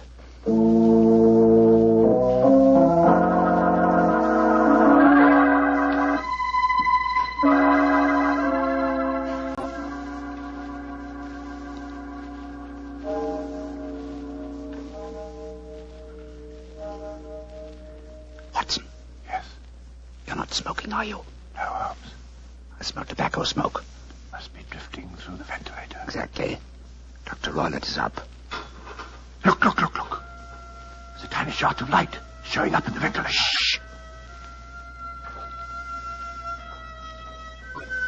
Listen. There's the music. Yes. Heralding the messenger of death. Have your lantern ready, Watson.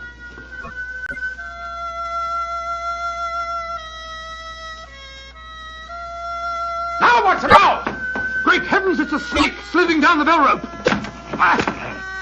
You can't get it with that stick, Holmes. Out of the way. Let me get a shot at it. I'm trying to drive it back the way it came. Get out. There it goes. Back through the ventilator. Oh, what a fiendish plan.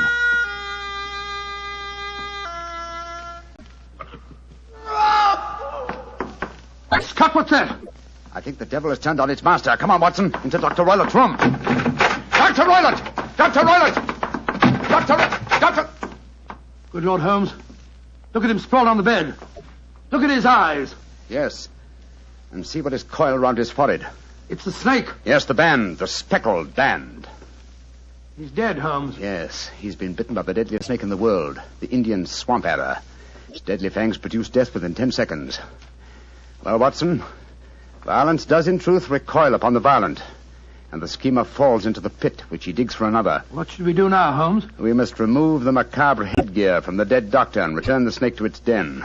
Then I suggest that we tell Miss Stoner that there's no more danger under this roof. After that, we can turn the matter over to the local police. Our work is done.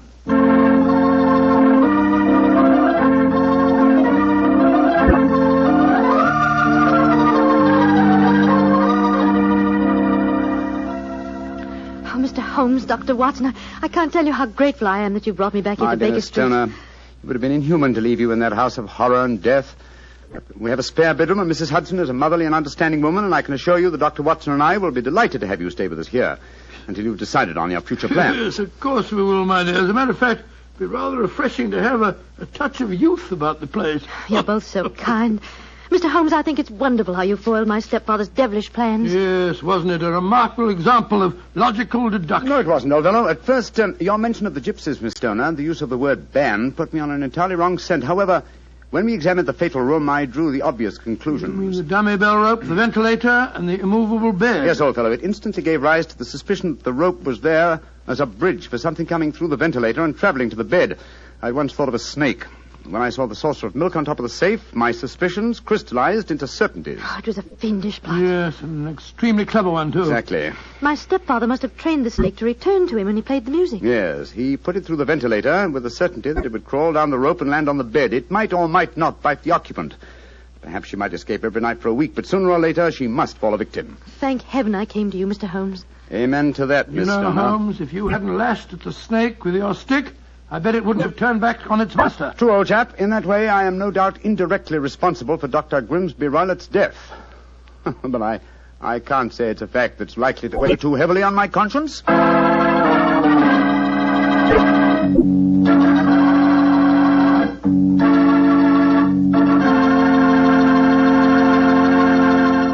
Doctor, that was quite a fascinating story. You know something? I'm not exactly a coward, but no kidding, my toes really curl when I get mixed up with snakes. Oh, you're not alone in that respect, Mr. Bartell. I must admit that I like to have a revolver and at least 20 feet between me and any snake that wants to cross my path. Well, if you want a revolver and 20 feet, I'll take a cannon and 20 miles. It's fortunate that you're a wine expert, Mr. Bartell, not a detective. I'm afraid you wouldn't, shall we say, find detecting to your liking? We certainly shall say it. And incidentally, I'm not a wine expert, Doctor. All I know about wine is that it either tastes good or it doesn't. And I also know that Petri wine always tastes good. The Petri family sees to that. The name Petri on the label is the personal assurance of the Petri family that every drop of wine in that bottle is good wine. And they know how to make it good because they've been making fine wine for generations. Handing down from father to son, every secret, every skill of the winemaker's art. Yes, the Petri family took time to bring you good wine. That's why, no matter what type of wine you wish, you can't go wrong with a Petri wine. Well, Dr. Watson, what new Sherlock Holmes story are you planning to tell us next week? Now, let me see. Now, next week, Mr. Bartell, I think I'll tell you an adventure that took place at a gambling casino in the south of France. It's a strange story of sudden tragedy and death. I call it The Adventure of the 00. Sounds swell. We'll all be listening. Yeah, now, Mr. Bartell, before I go, I want to say that every one of our friends bought war bonds to help our boys win the war. Now let's all buy victory bonds to help bring our boys back home again. Yes, and let's buy victory bonds to make sure that the men who were wounded will get the finest possible care. Those same victory bonds will help make the GI Bill of Rights a success, too. And they'll help provide for the families of those men who gave everything, including their lives. The men of our armed forces finished their job. Now let's finish ours. Buy victory bonds.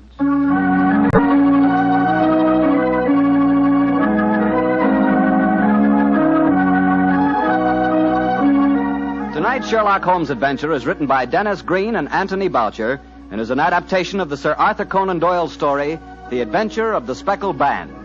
Music is by Dean Fossler. Mr. Rathbone appears through the courtesy of Metro-Goldwyn-Mayer, and Mr. Bruce through the courtesy of Universal Pictures, where they are now starring in the Sherlock Holmes series. The Petri Wine Company of San Francisco, California, invites you to tune in again next week, same time, same station. This is Harry Bartell saying good night for the Petri family. Sherlock Holmes comes to you from our Hollywood studios. This is the Mutual Broadcasting System.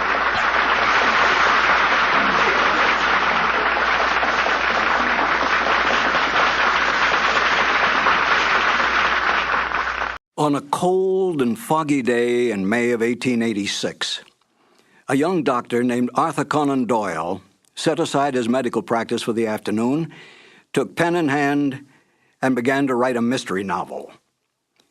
The doctor-turned-writer did not realize then what a lasting effect his works would have on literature. Hello, and welcome to 2 more new adventures of Sherlock Holmes. My name is Harry Bartell, and I'm proud to say that I was the announcer on the Sherlock Holmes radio series starring Basil Rathbone and Nigel Bruce.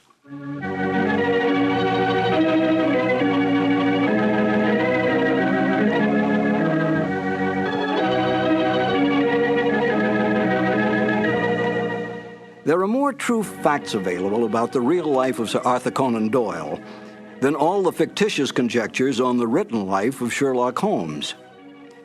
Yet it was Conan Doyle's great detective that brought the author worldwide fame. This saddened Conan Doyle, for he was really a romantic writer who wanted desperately to be recognized through his well-written historical romance novels. But it was not to be. The first short story to appear, A Scandal in Bohemia, was what made the name of Sherlock Holmes a household word. After writing but 6 short stories, Conan Doyle tired of the great detective. He wanted out. But Conan Doyle's agents, his book publisher, his reading public, and even the author's own mother continued demanding more and more Sherlock Holmes stories. Conan Doyle gave in, spending most of his time devising mystery plots for the great detective to solve, devoting only small periods of time on his other works, all of which he considered more important than Sherlock Holmes. Within months, the popularity of Sherlock Holmes spread worldwide. Conan Doyle was no fool. He knew which side his bread was buttered on, and he soon gave up his medical practice to spend all his time and energy on writing. Today, anyone can go into a bookstore and ask for a copy of Sherlock Holmes stories. Try to do that with any of Conan Doyle's other great works.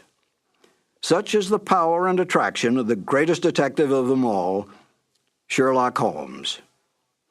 Now, let's listen to Basil Rathbone and Nigel Bruce in one of the original Conan Doyle mysteries, The Adventure of Thor Bridge.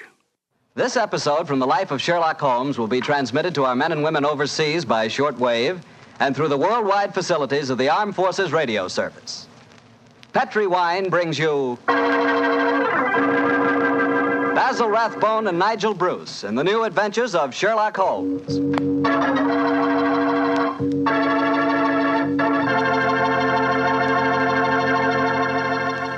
The Petri family, the family that took time to bring you good wine, invites you to listen to Dr. Watson tell us another exciting adventure he shared with his old friend, that master detective, Sherlock Holmes. And while you're settling back comfortably in your chair, mind if I tell you about something I'd like you to share with me? It's a glass of Petri California Sherry. Of course, most people think of Petri California Sherry as the one wine that's really swell any time, but personally, I like a glass of that Petri Sherry just before dinner. You know, that's the time you're a little on edge, you've just finished your day's work, and you're waiting for your dinner, and, well, that's when you want to lean back and take it easy.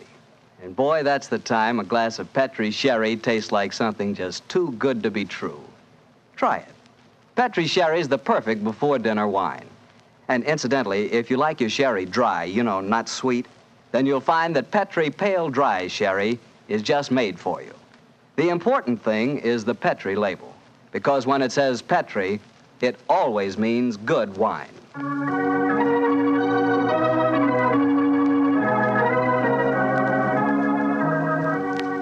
And now for our weekly visit with our good friend and host, Dr. Watson. Good evening, Doctor. Good evening, Mr. Bartell. You're a bit late. I've been keeping some dinner hot for you. Here, pull up your chair and join me. That's very nice of you. Thanks, Doctor.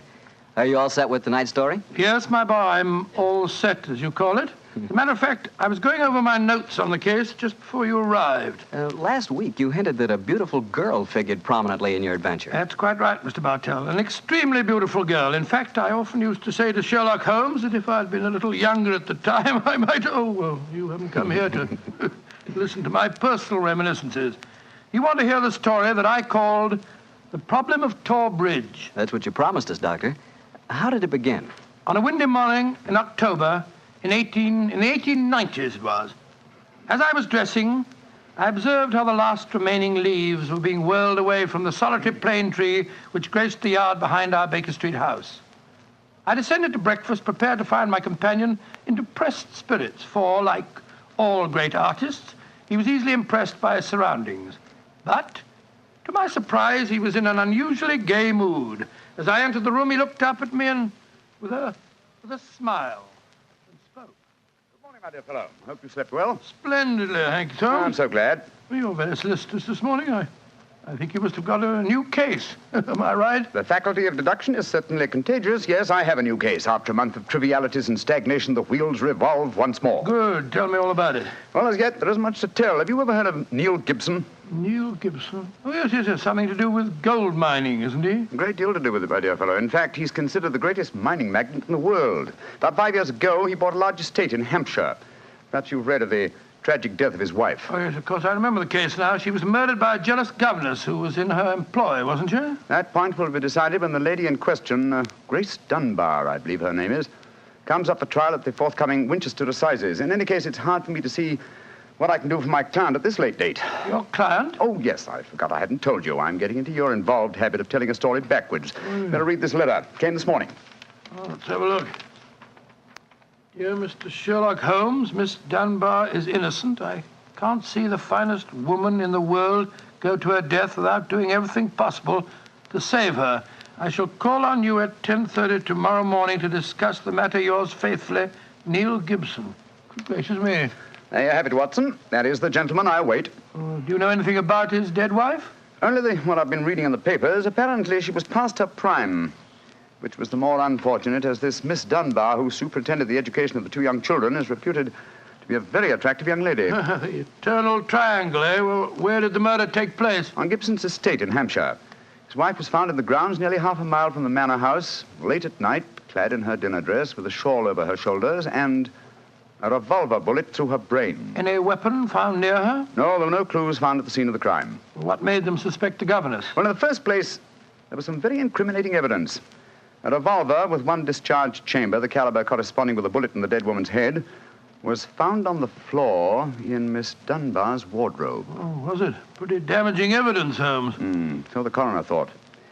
And to make the case even blacker against Miss Dunbar, the dead woman had a note on her making an appointment at that very spot. And the note was signed by the governess. It seems obvious that the girl's guilty, and the motive's clear. Mr. Gibson would be a great catch for a young girl. Love, fortune, power, all dependent on one life. Possibly, Watson, but circumstantial evidence can be very misleading at times. There's the gentleman in question, unless I'm very much mistaken, considerably before his time. I can see him from the window here. Formidable-looking fellow. Must be well over 6 foot tall. Judging by the way he's wrenching at that doorbell, he's a man with a violent temper. Mrs. Hudson's opening the door to him now. Meet him on the stairs, will you, old chap? It'll save Mrs. Hudson a journey. Sure, Holmes. Up here, sir. Thank you, Mr. Hudson. All right. Are you Mr. Sherlock Holmes? No, indeed. I'm his colleague, Dr. Watson. Come along in, won't you? Mr. Neil Gibson, I presume? That's right. So you're the great Sherlock Holmes, huh? The adjective is your own, Mr. Gibson. Sit down, won't you?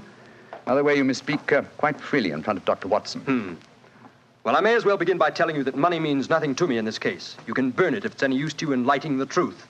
Miss Dunbar is innocent, and it's up to you to prove it. Just name your fee. Mr. Gibson, my professional charges are on a fixed scale. I don't vary them except when I omit them altogether. Very well. I imagine that you've read the newspaper reports of the coroner's inquest? Yes, very thoroughly. I don't see that I can add anything that'll help you. But if there are any questions you'd like to ask, I'll answer them. Thank you. First, what were the exact relations between you and Miss Dunbar? I suppose you're within your rights in asking such a question, Mr. Holmes? We will agree to suppose so, shall we? Then I can assure you that my relations with Miss Dunbar were always those of an employer towards a young lady with whom he never conversed or even saw, except in the company of his children. Oh. Rather a busy man, Mr. Gibson, and I've no time or taste for aimless conversation. I wish you good morning. What the devil do you mean by this, Mr. Holmes? My dear sir, the case is difficult enough without your giving me false information. Meaning that I lie, sir? I was trying to express it as delicately as possible, but if you insist on the word, I won't contradict you. Why, you confounded... Don't be noisy, Mr. Gibson. Please don't be noisy. I find that after breakfast, even the smallest argument is unsettling. I suggest that a stroll in the morning air and a little quiet thought will be greatly to your advantage. I suppose I can't make you take the case, but you've done yourself no good this morning, Mr. Holmes. I've broken stronger men than you. No man ever crossed me and was the better for it. Good morning, Mr. Gibson. You've a great deal yet to learn. On my soul, Holmes, you were unusually severe with him. I dislike liars, Watson, and I cannot tolerate arrogance, particularly when it's coupled with great wealth. Well, how did you know about his relations with the governor? I didn't. It was pure bluff. Bluff? It certainly worked. Think he'll come back? Oh, of course he will. He needs my help too badly. He'll probably change his mind before he's halfway down the stairs. Come in. Ah, Mr. Gibson. Just saying to Dr. Watson that I was certain you'd be back. I've been thinking it over, Mr. Holmes, and I feel that perhaps I was hasty in taking your remarks amiss. Just the same, I can assure you that the relations between Miss Dunbar and me really don't affect this case. Surely that is for me to decide, Mr. Gibson. You see, Mr. Gibson, my friend is like a doctor. He wants every symptom before he can give his diagnosis. Fire away, Mr. Holmes. What is it you want to know? The truth. I can give it to you in very few words. To begin with, I met my wife when I was gold mining in Brazil. Your wife was Brazilian by birth, wasn't she, sir? Yes, Doctor, and very beautiful. Well, to make a long story short, I fell in love and married her and brought her to England. After a few years, I realized that we had nothing, absolutely nothing in common. And then I suppose this young governess, Miss Dunbar, arrived on the scene. That's right, Mr. Holmes. Well, the story should be obvious to you from there. You fell in love with this girl, I suppose, sir? Who could help it? Did you suggest marriage to her? Yes, though I knew that my wife would never divorce me. I see. Then you made an utterly insincere proposition to her. Now, look here, Mr. Holmes. I came to you on a question of evidence, not of morals. I'm not asking for your criticism. It's only the young lady's sake that forces me to touch your case at all. Now, tell me, sir, what is your own opinion as to Miss Dunbar's guilt? It's very black against her, I can't deny that. One explanation of the tragedy did come into my head, Mr. Holmes. I give it to you for what it's worth. Pray continue, Mr. Gibson. My wife was bitterly jealous. She was half crazy with hatred. She might have planned to murder Miss Dunbar, or we'll say to threaten the girl with a revolver and so frighten her into leaving us. There might have been a struggle in which the gun exploded and gone off and shot my wife, who was holding it. Well, that possibility has already occurred to me. It's the only obvious alternative to deliberate murder. The revolver, Holmes, was found on the floor of the governess's wardrobe. Now, Mr. Gibson, I should like to examine your house and the scene of the murder as soon as possible. Certainly, Mr. Holmes. Sergeant Coventry of the local police is still down there. He'll give you any help you may need. Excellent. Watson, old fellow, out with the timetable. We're catching the next fast train to Winchester.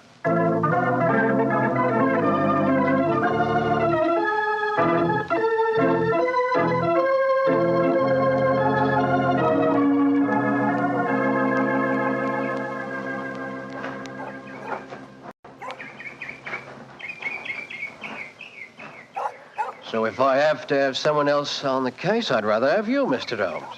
If the yard gets called in, then we local police loses all credit for success. Generally gets blamed for the failures. Now I've heard that you play straight. I do not appear in the matter at all, Sergeant Coventry. If I can clear it up, I don't ask to even have my name mentioned. Well, that's handsome of you, I'm sure not. I know your friend Dr. Watson can be trusted, too. Oh, don't worry, my dear fellow. We won't steal any of your thunder. Well, that's nice and friendly of you, Doctor. Well, come on, gentlemen. I'll walk you down to the bridge. That's where we found Mrs. Gibson's body. It's not far from the house here. Well, I must say, Mr. Gibson has a beautiful estate. It must be 60 or 70 acres. Oh, nearly twice that, Doctor. The woods back of the house there belongs to him, too. Mr. Holmes. Yes, Sergeant? There's a question I'd like to ask you. A question I wouldn't ask anyone else. Then please ask it. Don't you think there might be a case against Mr. Gibson himself, sir? I've been considering that possibility. That there Miss Dunbar's a bit of all right. If you ask me, he wanted his wife out of the way, and the pistol she was shot with was his pistol, you know. Oh, was that fact proven? Yes, Doctor. It was one of a pair that he had. One of a pair? Where's the other? Well, Mr. Gibson has a lot of firearms. We never quite matched that particular pistol, but the box was made for two. Well, if it was one of a pair, surely you'd be able to match it. Well, we have them all laid out at the house if you want to look them over. And we'll do that later. Ah, this, I presume, is Tor Bridge. That's right, sir. Found Mrs. Gibson's body lying right here at the approach to the bridge. I see. I gathered from the newspaper reports that the shot was fired at very close quarters. Yes, sir, very close. Near the right temple, wasn't it? Just behind it, sir. How did the body lie, Sergeant? Oh, on its back, Doctor. No trace of a struggle, no marks, no weapon. The note from Miss Dunbar was clutched in her left hand. Clutched, you say? Yes, sir. We could hardly open the fingers to get at it. Ah, that's of greatest importance. It excludes the idea that anyone could have placed the note there after death in order to furnish a false clue. What did the note say, Sergeant? Little enough, Doctor. It just said, I will be at Tor Bridge at 9 o'clock, and it was signed Grace Dunbar. Miss Dunbar admit writing it? Oh, yes, sir. What was her explanation? She wouldn't say nothing. Said she was saving her defense for the trial. Yes, it seems odd that Mrs. Gibson was still clutching that note. Seems perfectly natural to me. Oh, come now, old fellow. Argue the thing out logically. If the letter is genuine, it was certainly received sometime before the tragedy, say an hour or two. Why, then, was the dead woman still clasping it in her left hand? Why should she carry it so carefully? She certainly didn't need to refer to the note at all at the interview. Doesn't it strike you as rather strange? Well, now you put it that way, it does seem a little peculiar. Hello. Did you notice this, Sergeant? Oh, you mean that chip out of that stone on the underside of the parapet of the bridge, sir? Yes, I noticed it. Didn't think nothing of it, though. It's a very large chip. Yes, but it's been done recently. Notice how the stonework is white just here. It took some violence to do that. Hand me your cane, Watson, will you? Here you are, Bullet. Thanks. Yes. It's a hard knock. And in a curious place, too. But it's 15 feet from where we found the body, Mr. Down. Yes, Holmes, I don't see how it could have any connection with Mrs. Gibson's murder. Possibly it hasn't. But it's a point worth noting. There were no footprints, you say, Sergeant? None, Mr. Holmes. The ground was as hard as iron. It's been a very dry summer, and we haven't had any rain to speak Yes, of this pity. year. Well, Sergeant, I'm much obliged to you, and now I think we'll get back to the house. Right. Cesar will show you where the firearms are, sir. Oh, who is Cesar? Oh, funny kind of a bloke. Brazilian he is. Brazilian, eh? Like Mrs. Gibson? Yes, Mr. Holmes. Comes from the same town that she does, as a matter of fact. Something very fishy about him, if you ask me. Now, if you'll excuse me, gentlemen, I'm going to take a little stroll around the grounds. You started me on a new train of thought in this case, Mr. Holmes. Oh, I'm delighted, Sergeant. I'll get back to the house.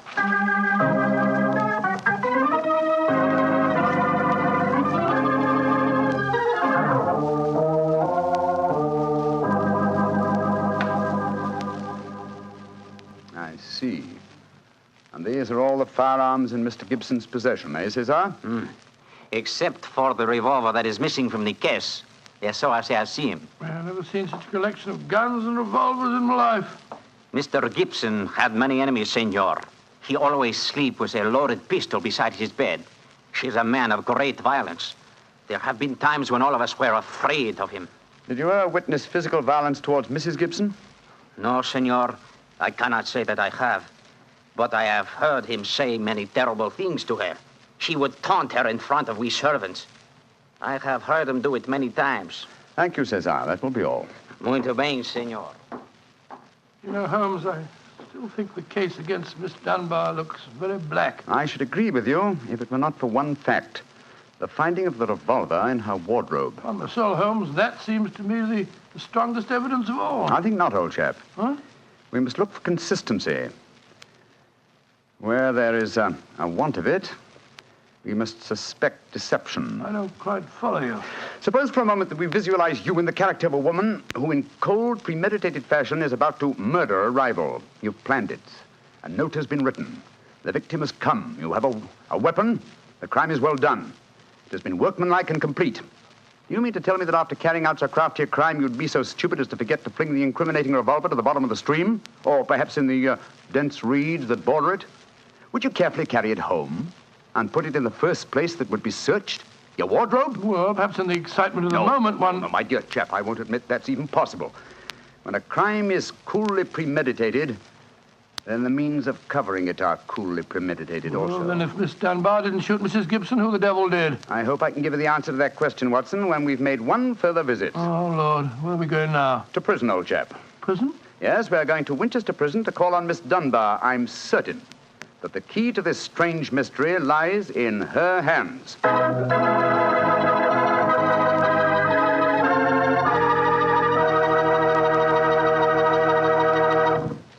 You'll hear the rest of Dr. Watson's story in just a few seconds. Just time enough for me to remind you that the easiest way to make good food taste better is to serve that good food with a good Petri wine. If you like a red wine, well, you want a Petri California Burgundy. If you'd rather have a white wine, then you want a Petri California Sauterne. But red or white, Petri Burgundy or Petri Sauterne, you're choosing a dinner wine that's sure to turn a simple meal into a feast. Your whole family and all your friends will love Petri, the wine that makes good food taste better.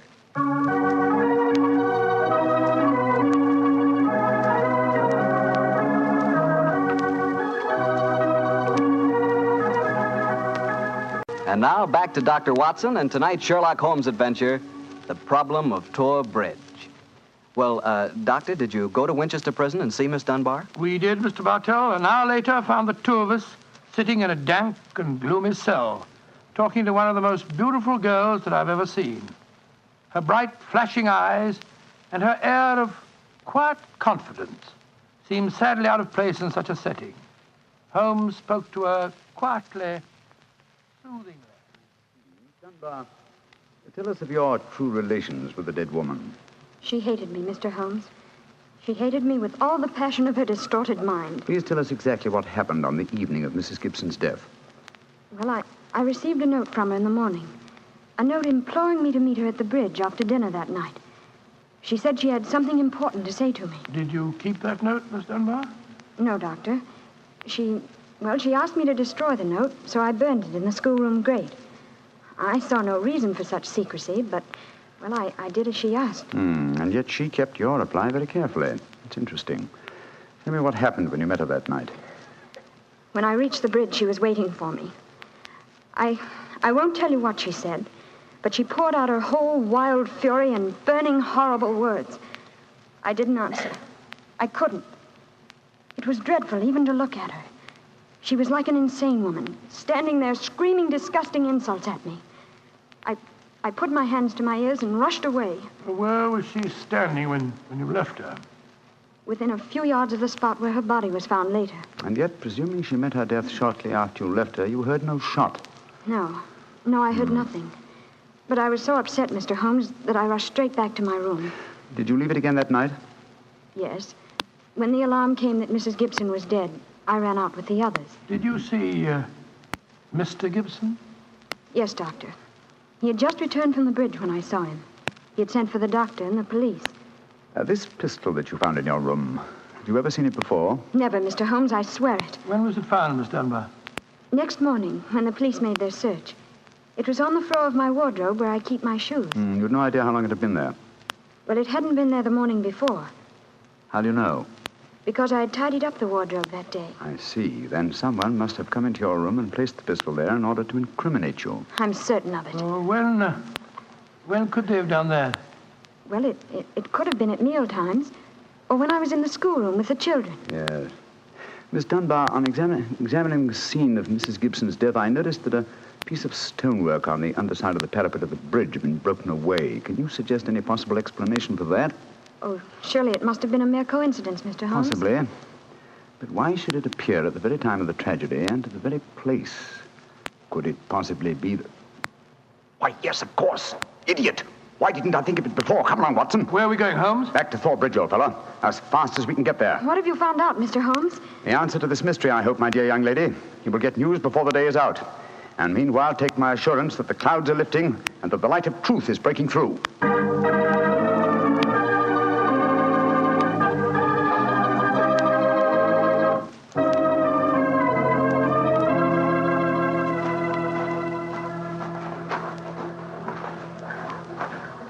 Well, Mr. Holmes, you're soon back here.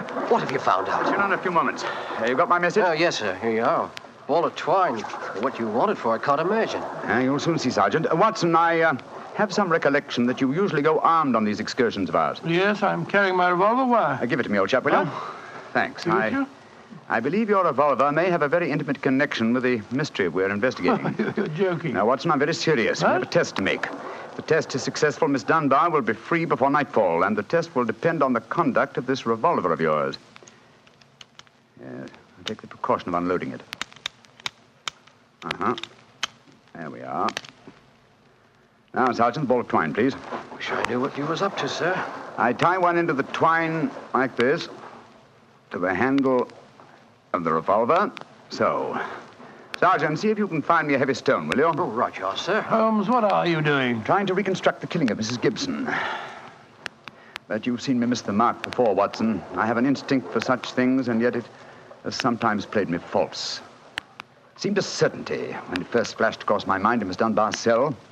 But one drawback of an active mind is that one can always conceive alternative explanations which would make our scent a false one. And yet, oh well, we can but try. Here's a nice stone, Mr. Holmes. Thank you, Sergeant. Yes, now, sir. I tie the other end of the twine to the stone. Wait a minute. Like that. Splendid. Sergeant, will you please take this stone and stretch the twine across the parapet of the bridge there, so that the stone will swing just clear of the water on the other side of the bridge? Right, sir. I'll stand on the spot where Mrs. Gibson's body was found. That's it, Sergeant. Over the parapet. How's that, Mr. Holmes? The stone swinging about 8 feet above the water. Splendid. Now, Watson, watch closely. I raise the revolver to my head. Careful, Holmes, careful. Don't worry, old chap's not loaded.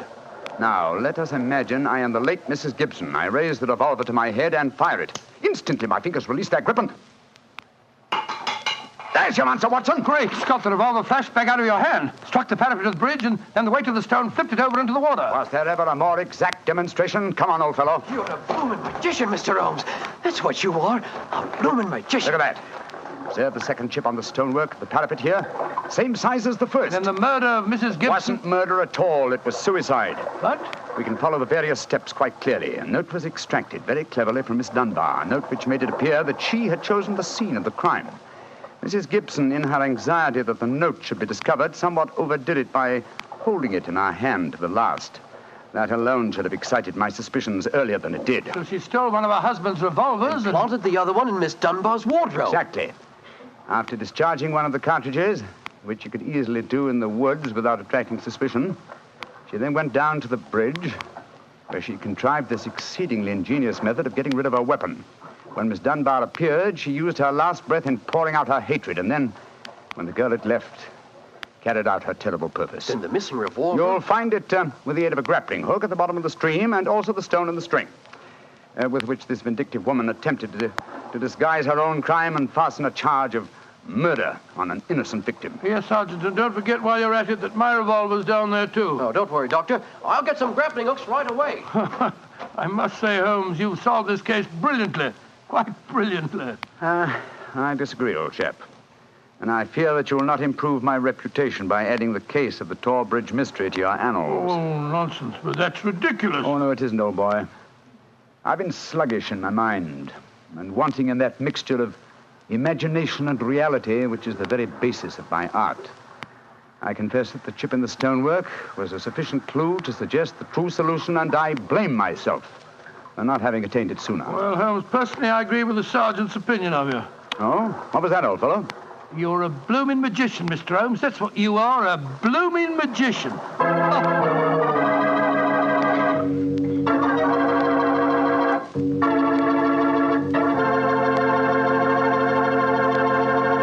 Well, Doctor, Holmes really was a magician. That is, if you did find Mrs. Gibson's revolver and your own in the stream. Oh, we found them all right.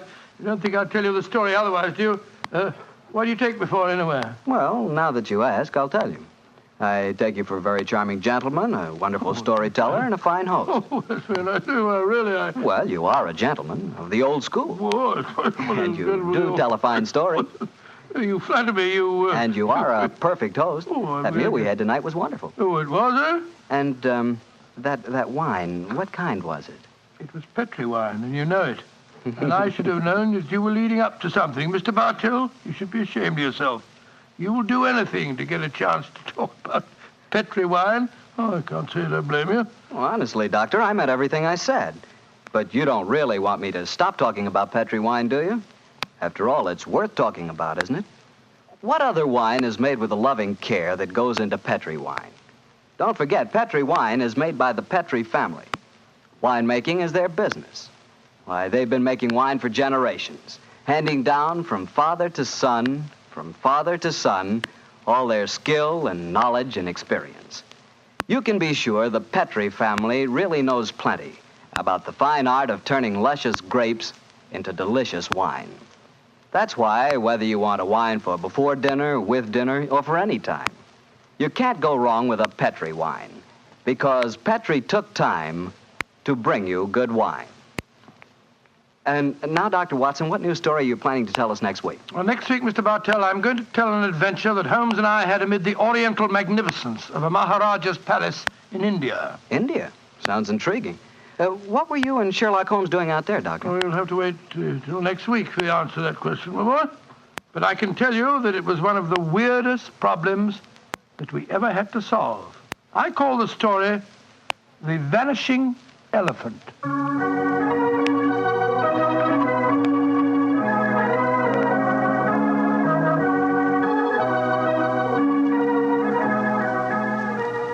Tonight's Sherlock Holmes adventure is written by Dennis Green and Anthony Boucher and is adapted from the Sir Arthur Conan Doyle story, The Problem of Tor Bridge. Mr. Rathbone appears through the courtesy of Metro-Goldwyn-Mayer and Mr. Bruce through the courtesy of Universal Pictures, where they are now starring in the Sherlock Holmes series. The Petri Wine Company of San Francisco, California, invites you to tune in again next week, same time, same station. Oh, the Petri family took the time to bring you such good wine. So when you eat and when you cook, remember Petri wine. To make good food taste better, remember... Petri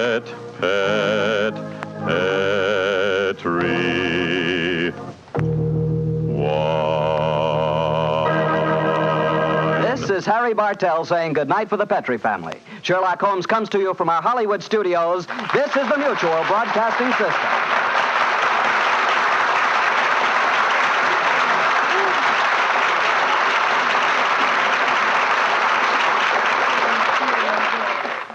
Of course, many of you are already familiar with this intriguing mystery story, but this is the first time in over 40 years that Basil Rathbone and Nigel Bruce have had the pleasure of once again entertaining you with Sir Arthur Conan Doyle's original story, The Adventure of Tor Bridge. This is Harry Bartell. I'll be right back with more notes on Sir Arthur Conan Doyle and another new adventure of Sherlock Holmes.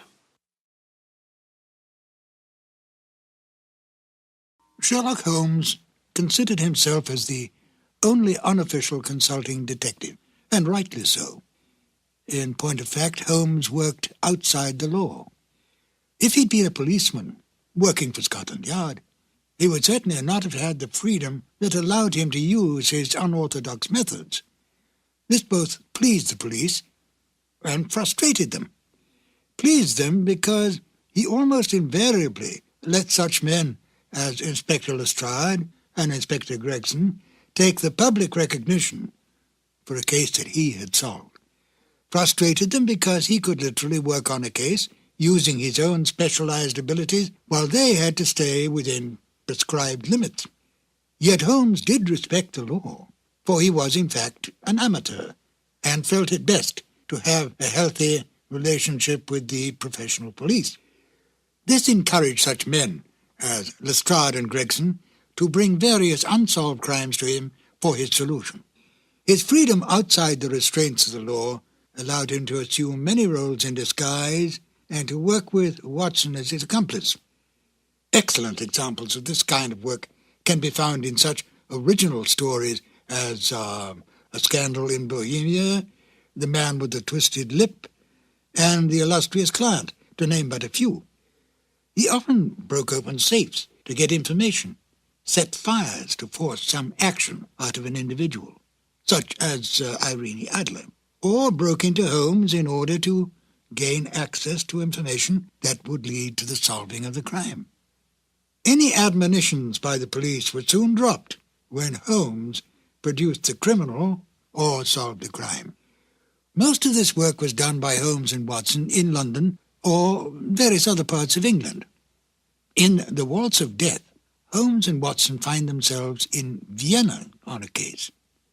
Now here, on foreign territory, and completely outside the orthodox methods of the English police, Holmes had even more free rein. He still used his brilliant sense of deductive logic, but now he did not have to worry about reprimands from Scotland Yard. And besides, there was new excitement for Holmes when he could deal with murder from other than the English criminal. Join me now as we present Sherlock Holmes and Dr. Watson in The Waltz of Death. Petri Wine brings you Basil Rathbone and Nigel Bruce in the new adventures of Sherlock Holmes.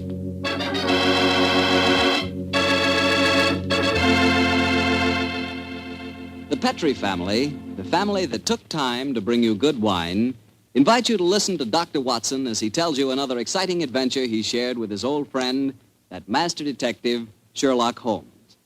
And as for me, well, I'm going to tell you about a swell idea. The idea of serving Petri California sherry before dinner. Tomorrow night, just before dinner, instead of that last-minute rush, take it easy. Pour yourself a glass of Petri sherry. Now, if you'll do that just once, I wouldn't have to say another word about Petri sherry. You'd be a customer for life. Because Petri sherry is good wine with a capital good. Judge that Petri sherry any way you like. By its beautiful amber color, its heart-of-the-grape aroma, or by the best test of all, its flavor. Petri sherry is delicious. And you have a choice of two kinds, Petri regular and Petri pale dry sherry. If you're not sure which you'll like better, try them both. Don't buy one, buy two. But remember, always buy Petri.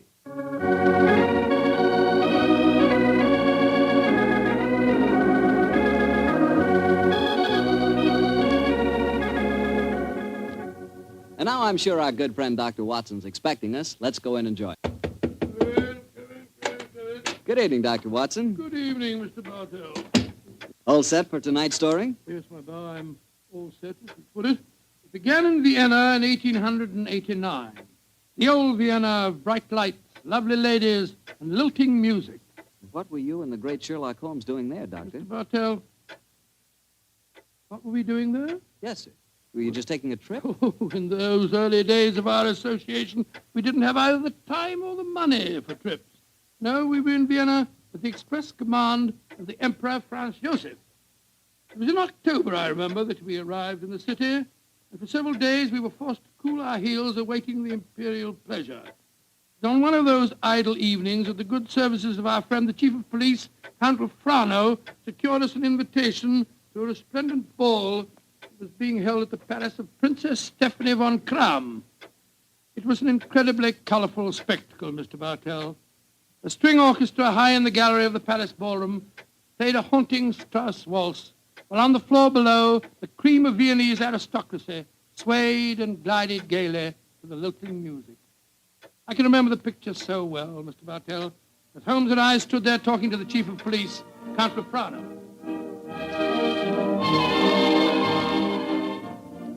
A colorful scene, is it not, gentlemen? Right, George, yes, Count Frano. It must be a real holiday for you and Mr. Holmes. What makes you say that, Watson? Well, it's hard to think of the criminal world when one looks at such a gathering. And yet Count Frano knows as well as I do that the criminal is not confined to class or environment. Indeed, no, Mr. Holmes. I can assure you that every guest here tonight has been scrutinized as he entered. Yes, I imagine that many plainclothes men are present in this room now, aren't they, Count Frano? Oh, yes. We take no chances. I suppose you can't afford to. There's enough jewelry being worn here tonight for a king's ransom, I should say.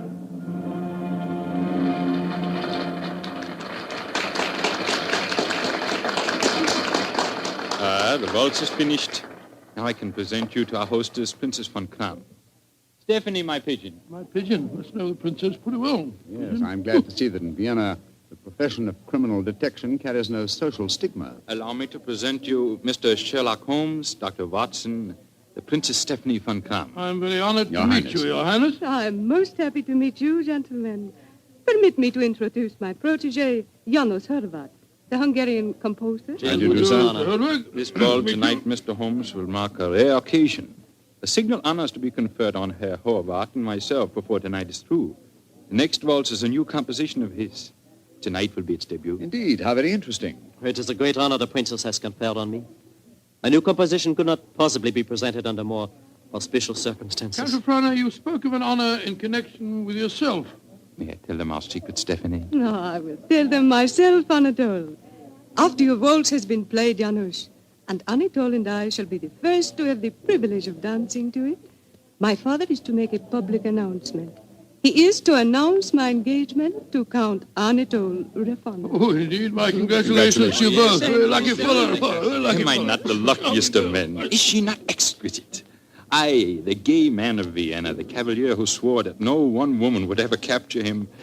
I confess it, gentlemen, I'm in love. Oh, but I pity you. Even the great waltzes of old Vienna could hardly be worthy of this moment. Oh, Anatole, you are a born flatterer. Oh, come, the waltz is about to begin. I shall see you gentlemen later. Auf Wiedersehen. Auf Wiedersehen. The orchestra is tuning up, Herr Horvath. I imagine this is a great moment for you. A very frightening one, I assure you, my friend. In a few minutes, I shall know whether my new work is to be crowned with success or failure. Count Frano is leading the princess to the center of the floor. The conductor is raising his bottle. This is your moment, Herr Horvath. Good luck. Pray for me, gentlemen. Pray for me. There they go, the princess and Count Frano. They're starting the waltz. Ah, they make a striking pair, don't they? Here come the other couples out on the floor. Charming. Quite charming. It reminds me of... Great Scott, that was a revolver shot. It's the princess. She's been shot. Come on, Watson. Out of the way, please. Out of the way. Count Frano. What happened? Stephanie, Dr. Watson, see what you can do for her. Count Frano, there's nothing I can do, I'm afraid. She was shot through the brain. She died instantly. Stephanie is dead. Stop that devilish music! Lock all the doors! There's a murderer to be found!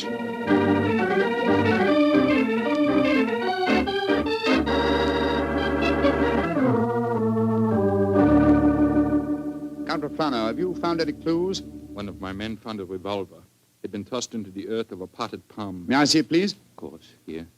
Rammed into the soft earth. Confound it. Count Frano, your fiancée was an extremely beautiful woman. You must have had rivals? Yes, several, but none of them are present tonight. Who will inherit her estate? Her 6-month-old nephew. Who's his guardian? The Emperor Franz Joseph himself. No, Mr. Holmes, I know of no obvious motive for someone wishing poor Stephanie dead. Well, perhaps it was a political crime. She was a wealthy aristocrat and a very prominent one. Yes, it's very possible. Many nihilist assassins have been active in my country recently. Meanwhile, we have a ballroom full of suspects waiting for us. So I was just going to suggest we went back there. We can't find out very much by staying here in the library. It's a delicate matter. Almost everyone present tonight is known to me personally. May I suggest that you go back to the ballroom and have the male guests file past you? Detain for questioning anyone whose evening clothes do not fit perfectly. Clothes don't fit? What's the cut of a man's clothes got to do with this? Anyone invited to such a ball as this would naturally have his own tailor. I think, Count Frano, if you found a man who had to hire his costume, he might be an impostor and may well prove to be your assassin. Well,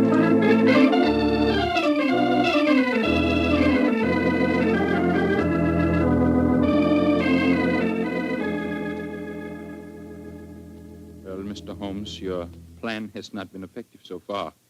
We find one Englishman who is unusually badly dressed, and what do we discover? He's an English milord whose luggage was lost on the train. Yes, and the second suspect proved to be a perfectly respectable Viennese doctor whose nasty little child had taken a last-minute snip at his tailcoat with a pair of scissors. And the third was poor Horvath, the composer, who cannot yet afford a good dress suit, eh? Well, Count Frano, why not have the next suspect shown in? Yes, of course. Schober, bring in the next man. Ja, Herr Count. Kommen Sie herein, bitte. Ein bitte, what a frightful-looking fellow. Your name, please. My name is Gruning. What do you wish with me? Gruning? Your name was not on the list of invitations. One moment, please. Let me see your right hand, Herr Gruning. You have no right to touch me. Where did you get these fresh earth stains? Your right thumb is pitted and the nail is full of dirt. What does that poor policeman... Not a short while ago, you tried to hide your revolver by ramming it into an earth-filled flower pot. Give me that revolver, please, Count Frano. It will be easy to compare the samples of earth. It will not be necessary. Wait, well, you admit that you murdered the princess tonight, then? Certainly, I admit it. Why did you kill her? She was an aristocrat. She was an oppressor of the poor. I'm glad I killed her. One day, I and my party will kill all of you filthy aristocrats. Count Frano, put down that revolver. Shoot him like the dark he is. No, Count Frano, even you can't take the law into your own hands. Why do you not shoot me? I'm not afraid to die. Have him taken away, Schober. Nehmt den Hund ins Gefängnis. Thank you for stopping my hand just now, Doctor. But when he spoke of Stephanie that way, I could have killed him just as he killed her. A very understandable impulse, sir, but one that would have ruined your life. My life? Now that she is dead, my life is empty. What right do love and beauty have to exist in a world that no longer holds Stephanie? She was was all light and life, loveliness. And now... But I am hardly displaying my Viennese blood, am I? The murder is caught, thanks to you, Mr. Holmes, and my life, such as it is, must go on. Somehow. That's how the story began, Mr. Bartell. Began?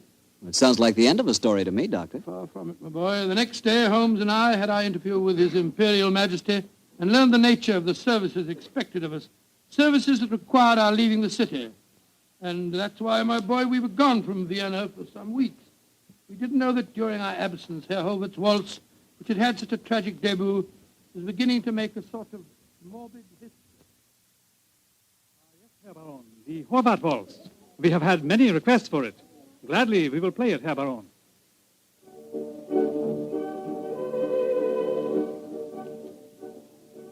Isn't that the Horvath waltz they are playing? Yes, my dear, and see who is walking onto the floor to dance to it. Leah Mollenstein, the actress. A beautiful creature. Are you trying to make me jealous, Hans? Gott in Himmel, it's Leah Mollenstein! She's been shot!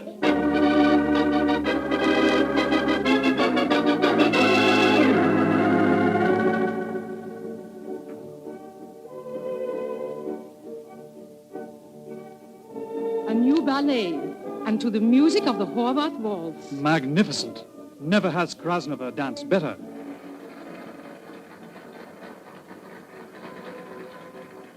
Have you ever seen such exquisite pirouettes?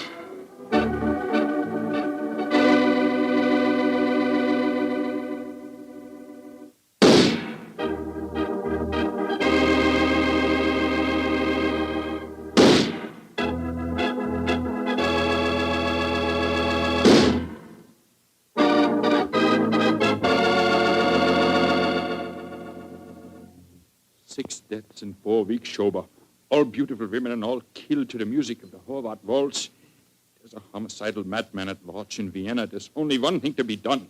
We must forbid absolutely the playing of that waltz by imperial decree. Hear all of this, Mr. Bartell, until we return to Vienna. And then, I suppose, Sherlock Holmes was drawn into the case again, Doctor. Yes, my boy. Holmes immediately made a close study of the newspaper reports on the tragedies, and it was with great difficulty that I tore him away from his investigations to attend the reception at which the Emperor was to thank us for our services on the mission that we just completed. As we arrived at the Imperial Palace, almost the first person we ran into was the Hungarian composer, János Horváth. Dr. Watson, you have heard of the tragedies connected with my waltz? Yes, we have indeed, sir, we have indeed. I was making a close study of the newspaper reports on them just before I came here. You must do something, Mr. Holmes. People will hardly listen to other music. They want my waltz. But that is forbidden.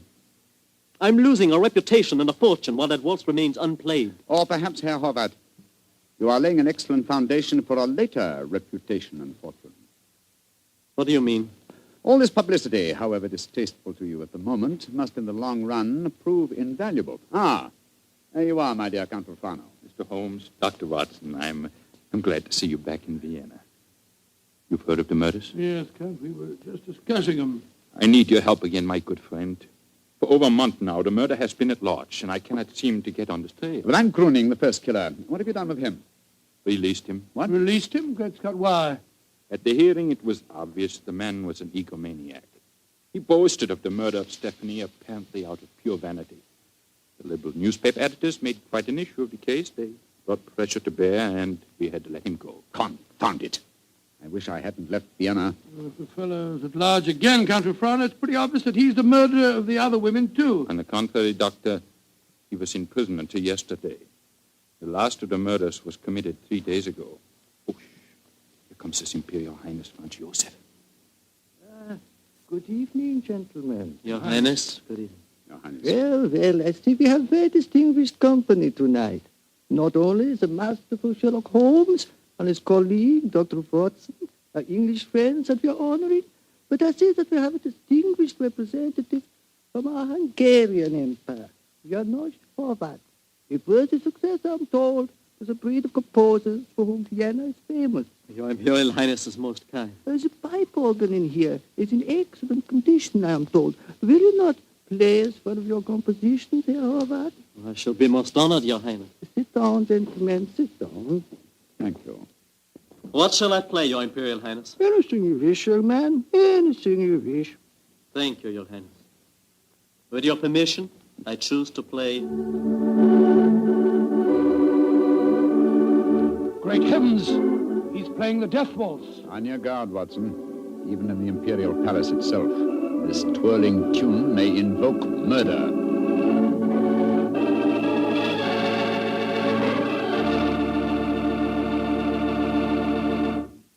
You'll hear the rest of Dr. Watson's story in just a second, which just gives me time to remind you that if any one wine could be called the perfect wine for almost any occasion, that one wine would be Petri California Sherry. Petri Sherry is not only a fine before-dinner wine, but it's wonderful after dinner, too. And, of course, when you're entertaining or when guests drop in, whether in the afternoon or evening, there's nothing better than a glass of Petri Sherry. And it's comforting to know that you can serve Petri Sherry proudly, because the name Petri is the proudest name in the history of American wines. Dr. Watson, you certainly left me hanging on a cliff that time. You broke off your story just as the Hungarian composer started to play his ill-fated waltz to the Emperor Franz Joseph.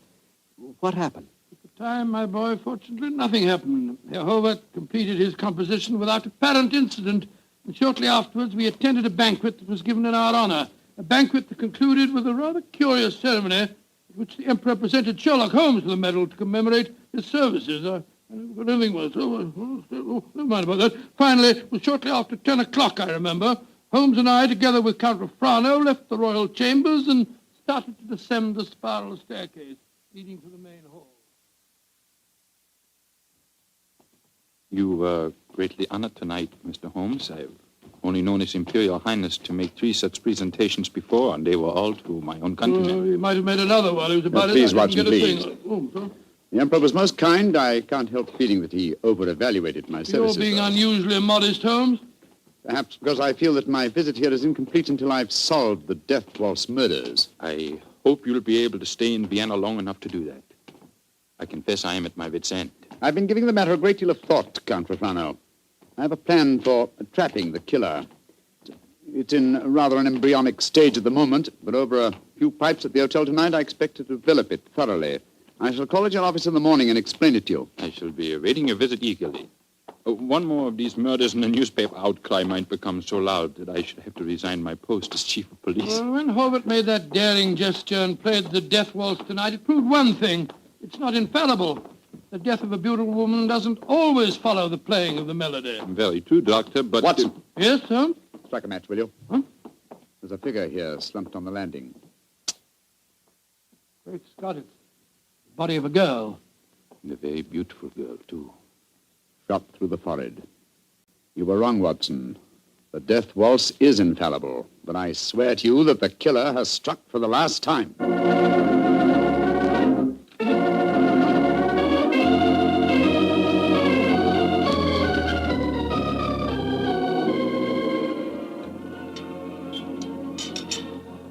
Ah, there you are, my dear Count Refrano. Yes, I followed the instructions you gave me this morning, Mr. Holmes. Schönbaum's is at the moment the smartest restaurant in Vienna. I've reserved the best table for you, and I've invited the guests that you named. A strangely assorted couple, I must say. Janos Horvath, the composer, and that grinning fellow, the one that admitted shooting your fiancée, Count Refrano. It's as much as I could do to keep my hands off him when he arrived here, Doctor. But Mr. Holmes insisted that I ask him. Just the same, I wish he would tell me his plan. I'm completely in the dark. Completely in the dark. I can sympathize with you, Count Refrano. Holmes never tells me a thing either. Let's join our guest, shall we? In a very few minutes, I'm sure that my plan will be perfectly apparent. Good evening, Herr Hobart. Oh, good evening, Mr. Holmes. Dr. Watson. How do you do, Herr Hobart? And how are you tonight, Herr Gröning? Angry at having to come here against my will. My party does not approve of these aristocratic, padded pigsties. But Count Refrano informed me that if I did not come here tonight, I could expect to find myself back in prison. How could I resist such a persuasive invitation? Ah, here comes the third guest for our table. I met her at the hotel a few hours ago. Miss Banks, I'm so glad that you were able to come. Hello, Mr. Holmes. I didn't know this was going to be a party, but I couldn't be happier. Allow me to present you, Count Refrano, Dr. Watson, Herr Horvath, Herr Gröning, Miss Barbara Banks from the United States of America. How do you do?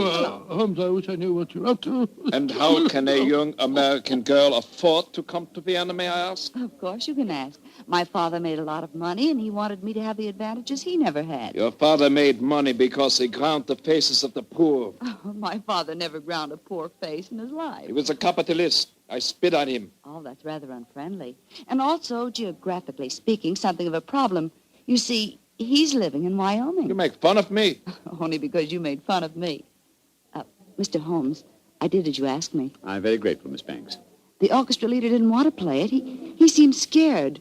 But I waved a lot of money in front of him, and I promised to pay the fine as well. Splendid. Great Scott, I see it all now. So do I.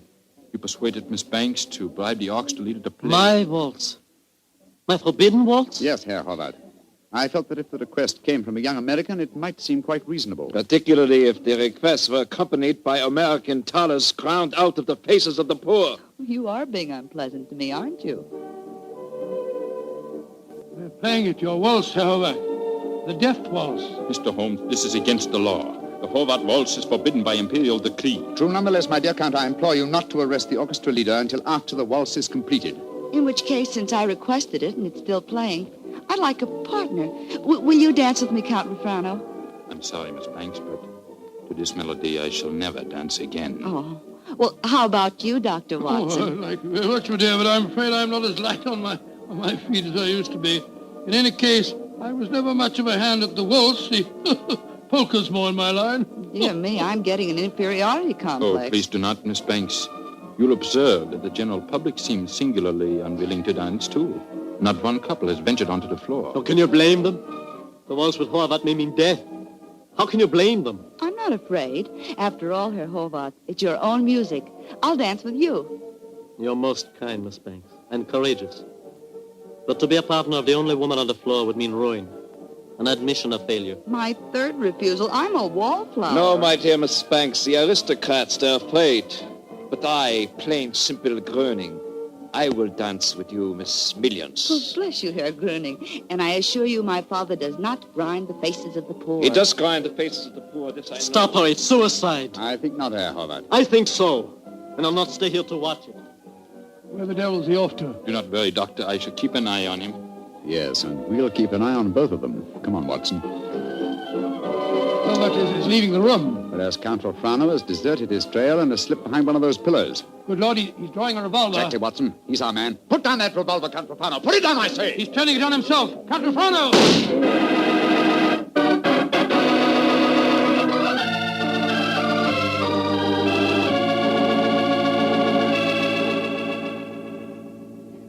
I still can't believe it, Holmes.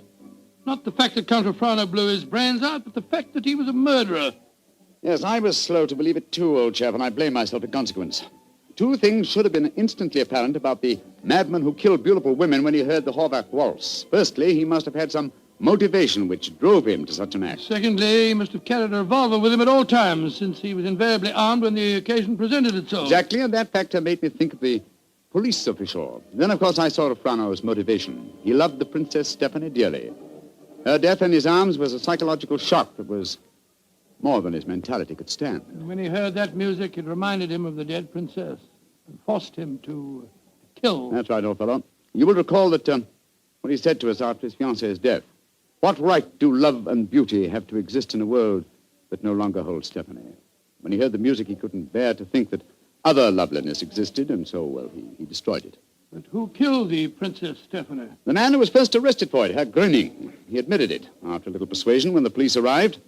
Taken back to prison in the carriage that just took Count Refrano's body. It's shocking to think that 7 innocent women have been murdered before this case was solved. Yes, a fact that will be a constant reproach to me, I assure you. Oh, I didn't mean that, my dear fellow. We weren't even in Vienna when 5 of the killings took place. Hello. Here comes Miss Banks. Mr. Holmes, what happened to that funny little man who danced with me? Herr Gröning? Mm-hmm. He went to prison, Miss Banks. He was a murderer. Well, I must say this is a strange kind of a party you asked me to, Mr. Holmes. One of the guests blows his brains out, and the other, the only man who danced with me, turns out to be a murderer. Oh, I see now why Father sent me to Europe. An evening like this could never happen in Wyoming. Look. Elvis walking out in front of the orchestra. Ladies and gentlemen. Shh. Listen. Ladies and gentlemen, I, almost Horvath, wish to assure you, upon the word of the great English detective Sherlock Holmes, that never again shall my new waltz be an accompaniment for murder. Henceforth, its melody will be for life and love and laughter. I have ordered a bottle of the finest Tokay sent to each of your tables. Raise your glasses and pledge me as I now conduct my waltz. Free at last from the kiss of death.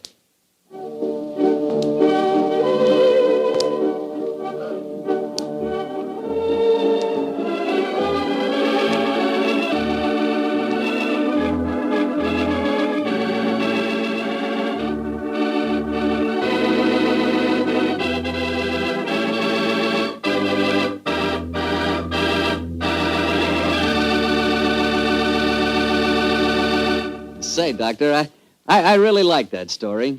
That was a baffling. Yes, wasn't it? A highly placed police official is the last person in the world you'd think guilty of murder. I must confess I wasn't of so much help to Holmes in solving that case. Oh, don't let that worry you, Doctor.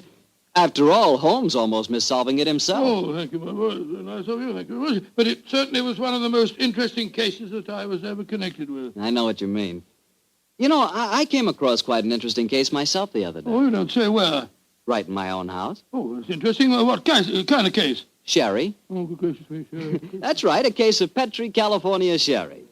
You see, I buy it by the case, Doctor, because that Petri wine is really extraordinary. But all Petri wine is unusual wine, unusually good, because the Petri family has been making wine for generations. Because this is so, and because the Petri business has been owned and operated by the Petri family ever since its beginning, and is today the largest independent family-owned wine company in America, naturally the name Petri on a bottle of wine is more than a trademark. It's the personal assurance of the Petri family that every drop of wine in that bottle is good wine. Naturally good wine because Petri took time to bring you good wine.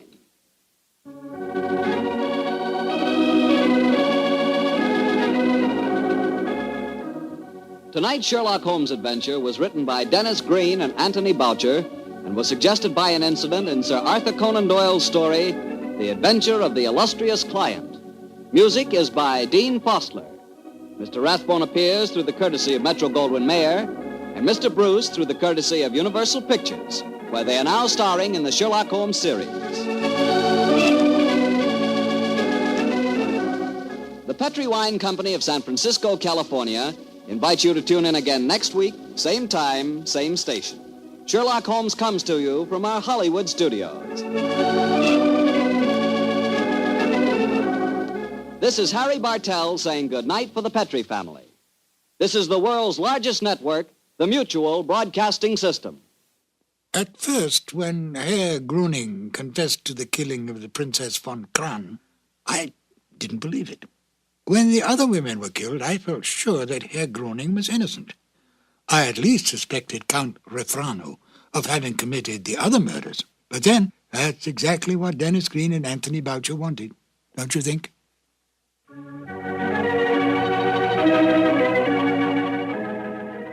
The two episodes you have just heard, The Out-of-Date Murder and The Waltz of Death, are part of the new adventures of Sherlock Holmes, starring Basil Rathbone and Nigel Bruce, and are a 1988 copyrighted production of 221A Baker Street Associates. The Sherlock Holmes stories and the characters of Sherlock Holmes and Dr. John H. Watson were created by Sir Arthur Conan Doyle and are used with the kind permission of Dame Jean Conan Doyle. This is Ben Wright. Won't you join me again soon for more new adventures of Sherlock Holmes? Thank you for listening.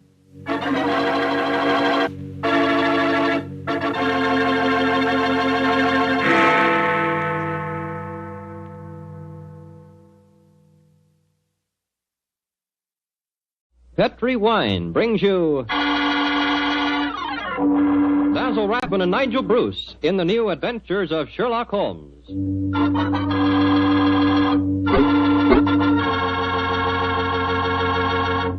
The Petri family, the family that took time to bring you good wine. Invite you to listen to Dr. Watson tell about another exciting adventure he shared with his old friend, that master detective, Sherlock Holmes. Of course, I can't be as entertaining as Dr. Watson, but I can tell you something that's really worth knowing. Simply this. The best beginning a good meal ever had is a glass of Petri California Sherry. Petri Sherry is the perfect before-dinner wine. While you're waiting for dinner to be put on the table, pour yourself a glass of that clear, amber-colored Petri Sherry. Now, just sit back and sip it slowly. Take your time so you can thoroughly enjoy every single drop of that wonderful Petri flavor. And what a flavor that sherry has. Comes right from the sun-ripened heart of wonderful California grapes. Now, you may be a real wine expert and know all about sherry wine, but believe me, until you've tried Petri Sherry, you're really missing something, and no kidding. Serve Petri Sherry alone, or serve it with canopies or appetizers. And by all means, serve it proudly. You can, because the letters P-E-T-R-I spell the proudest name in the history of American wines. Petri.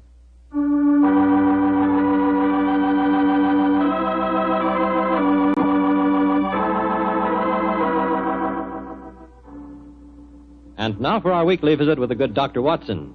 Let's see if he's expecting us. Come in. Ah, good evening, Doctor. Good evening, Mr. Campbell. It's about time you got here. Draw up a chair and make yourself comfortable. Oh, thanks. Well, you have the old black dispatch box out again, I see. I suppose you've been going over your notes on tonight's adventure. That's right, my boy. And this may interest you. Mrs. Watson figured prominently in the story. She did? Yes, in fact, if it hadn't been for some remarkably quick thinking on her part, Holmes and I might have... well, there I go again, telling you the end of the story before I began it. Well, how did it begin, Doctor? On a winter evening in 1887. I'd been married some months, and in consequence, I hadn't seen much of my old friend Sherlock Holmes. Well, you're still living at Baker Street, I suppose. Yes, my boy, but we couldn't persuade him to come round and see us. From time to time, I'd heard some vague accounts of his doings, of his summons to Odessa, in the case of the Trepoff murder, and of his clearing up the singular tragedy of the Atkinson brothers. But to get back to tonight's story, my wife and I had just finished an excellent dinner. I remember had settled ourselves down for an evening of pleasant domesticity. She was stitching away on a piece of extra petit pois, and I was at my desk balancing figures in the family account book. After a few moments, my wife looked up to me and said, John, dear, don't look so troubled. "Oh, was I looking troubled?" Well, you've been scowling at that account book for 10 minutes now.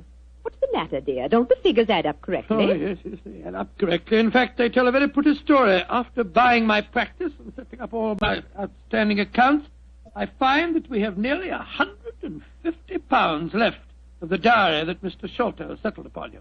160, isn't it, dear? I was doing the same sum this morning. Oh, well, but still 160. In any case, Mary, dear, the point I was going to make is that we don't need the money just now. My practice is picking up splendidly, and I was thinking that we might invest it in something really sound, of course. Who's been talking to you, John? Dr. Wilson again. Well, as it happens, I did bump into him at the hospital today. He can put us onto something very good in Peruvian silver. What do you think of the idea? Well, John, the fact is, I'd almost decided to make a business investment with it myself. I thought I'd surprise you. Well, now let me tell you about it, John. Oh. Yesterday, when you were out on your rounds, yes? a most charming man called here. Oh, a Mr. Ted Barber. He introduced himself as a friend of Mrs. Cecil Forrester's. He said he was certain we'd be interested in his new company. And he talked so convincingly that, well, I'm afraid I almost promised him I'd buy some stock in the company. Did you really? What sort of company is it? Well, I didn't quite understand that part of it. But it sounded wonderful. He left a prospectus. It's in the right-hand drawer of the desk. It's something to do with a wonderful new metal that's been discovered by an American chemist called Paradol or Paradies or something. Oh, let's have a look and see what it says. A company formed to exploit the amazing new metal discovered by Dr. Paradies. Paradol preferred stock. The potentialities of this new alloy are immeasurable. The fourth dimension has been conquered. What? Vital dislocation is an accomplished fact. Oh, gracious me, my dear child. This prospectus is absolute poppycock. Now, John, you mustn't be stubborn. I think at least we should investigate it. The man said that if we went to the laboratories, Dr. Paradies would give us a demonstration himself. But Mary dear, the fourth dimension. I mean to say, obviously fraud. That's what everyone says when a new invention comes out. But this might be an opportunity for us to make a lot of money, John. Mary, I do wish to please me, dear. Well, I can't argue with you for very long, Mary. All right. I'll take you to the laboratory in the morning, but I warn you, I'll show this Dr. Paradise up for the charlatan that he is.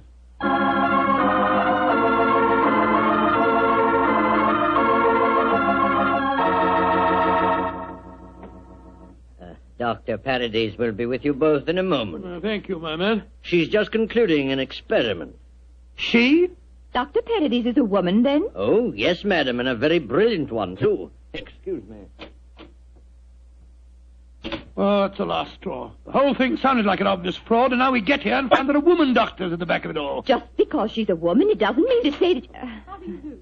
I'm Dr. Paradise. Oh, how do you do, madam? I'm Dr. Watson, and this is my wife, Mrs. Watson. Oh, yes. Come into the laboratory, won't you? Oh, thank you so much, Dr. Paradise. Oh, I'm afraid we're just wasting your time. We're not really interested in this at all, you know. John, don't mutter. Mr. Barber told me that he had called on you, Mrs. Watson, and that you were very interested in my invention. Oh, yes, I am. That's why I persuaded my husband to come down with me and see a demonstration. I'll be most happy to show you everything I can. Here's a practical example of the application of my work. This chamber you see in front of you is made completely of my new alloy. Oh, what's the thing do? It's just a great metal box with a lot of dials and switches and things. Why is it so big? Do people get inside it? They can. What? Though if they do, they're liable to find themselves transported many miles from here. Come inside, won't you? Oh, what a lot of nonsense. Now, John. Before I give you the demonstration, I want you both to see that there is no exit from inside this chamber. No trapdoors or anything. The only exit is the door we just came through. Yes, it's just like an airtight metal room. Stuffy in here, isn't it? Now let's go outside again. I'll show you how the machine operates. Albert! Yes, Dr. Paradise. I'm going to demonstrate the Paradol chamber to Dr. and Mrs. Watson. Oh, very well. The usual time? Yes, please, Albert. Now, my assistant goes inside the chamber. I close this metal door on him, so... What are you going to do with him? Within a matter of seconds, he will be 7 miles from here. Really, madam, you Please, can't Dr. expect Watson, us to believe... You're a scientific man. At least give me the opportunity of demonstrating my work. I'm sorry. Now, I adjust these dials, turn on the electrical generator, and...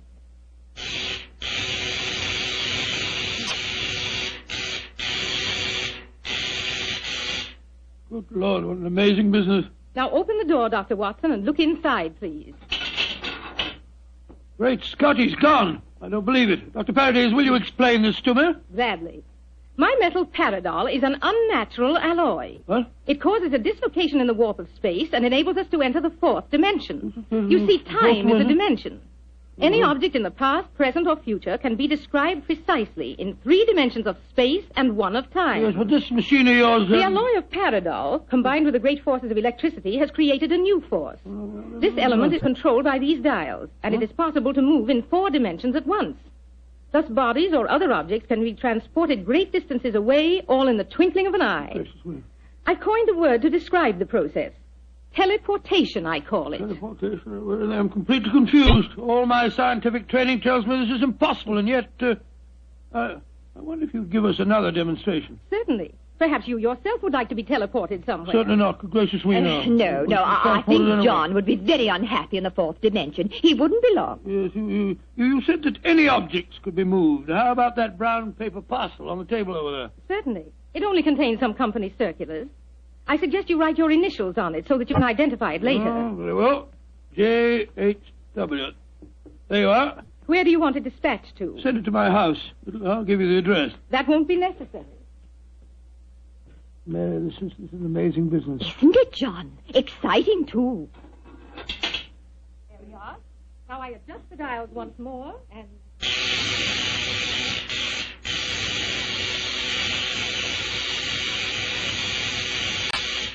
The parcel is already at your house. Oh, it's impossible. Come on, Mary. Let's get a cab and race back there as fast as we can. Well, Yes, goodbye, dear. Doctor. Goodbye, Doctor.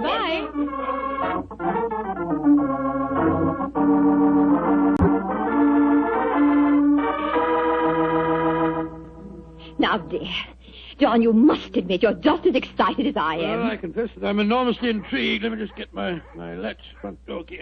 Here we are. Dr. Paradis is a devilishly clever woman. Even so, my intelligence tells me it's impossible for the package to have reached here before us. Here we are. There you are, Master. Mum, just in time for lunch. Tell me, Annie, did a package arrive for us? Oh, yes, it did, Mum. I put it on your table. Great Scott.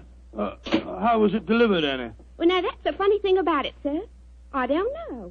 I went out to polish the brass on the door knocker a few minutes ago, and there was the parcel, lying on the doorstep. No one had rung the bell or anything. I didn't know how it got there. Thank you, Annie. You can go now. Yes, Mum. Well, John, what do you say now? There's a miracle's been performed. I don't believe my eyes. Look, there are my initials on the package. Mary, I think that if you don't mind, after lunch You'll go round to Baker Street and tell Sherlock Holmes about this. Do you mind, dear? Of course not, dear. Good. It'll be nice to see Holmes again anyway.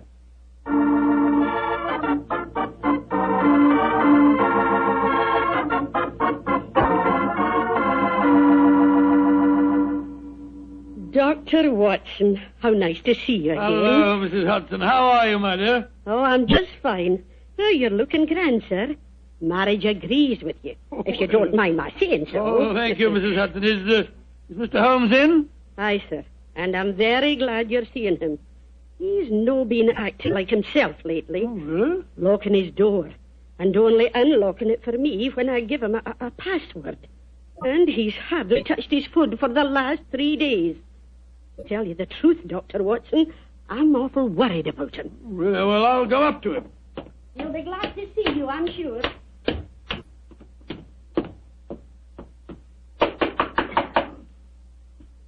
Yes? Who is it? It's me, Watson.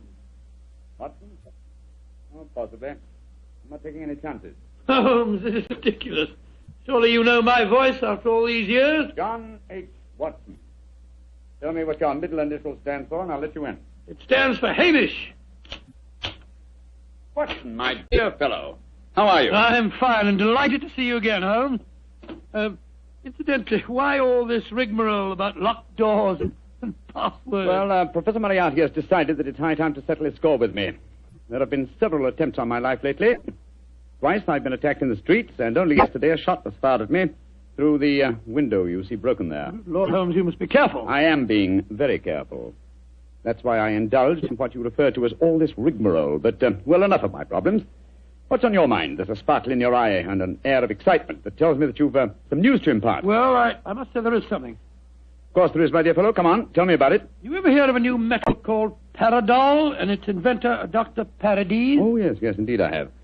I received a prospectus concerning it the other day. Well, what do you think of the idea? Oh, obviously it's rubbish designed to fool a gullible public into buying shares. Don't tell me that you were taking advice. Oh, no, of course not, Holmes. Naturally, as a scientific man, I knew it was rubbish. My wife, however, had become a little involved in the concern, and so today, to prove to her that the whole thing was a fraud, we went down to the laboratory and met this Dr. Paradis. Oh, did you indeed? In the first place, let me tell you, this Dr. Paradis is a woman. Oh, a woman? As you can imagine, I didn't have any difficulty in discrediting her theories. In fact, I'm afraid I made her seem rather stupid. However, we did stay there long enough for her to give us a demonstration.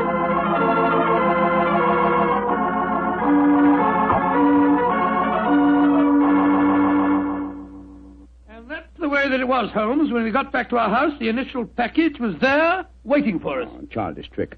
Obviously, the Paradol chamber contains an ingeniously hidden trapdoor, through which the assistant disappeared and later the package. A fast cab then took it to your home before you could get there. Oh, yes, oh, really? Well, yes, of course, that's exactly how I explained the thing to Mary. Was she impressed with the feat? Yes, she was. But you know how women are. I tried to tell her the whole thing was a fraud. She's very obstinate.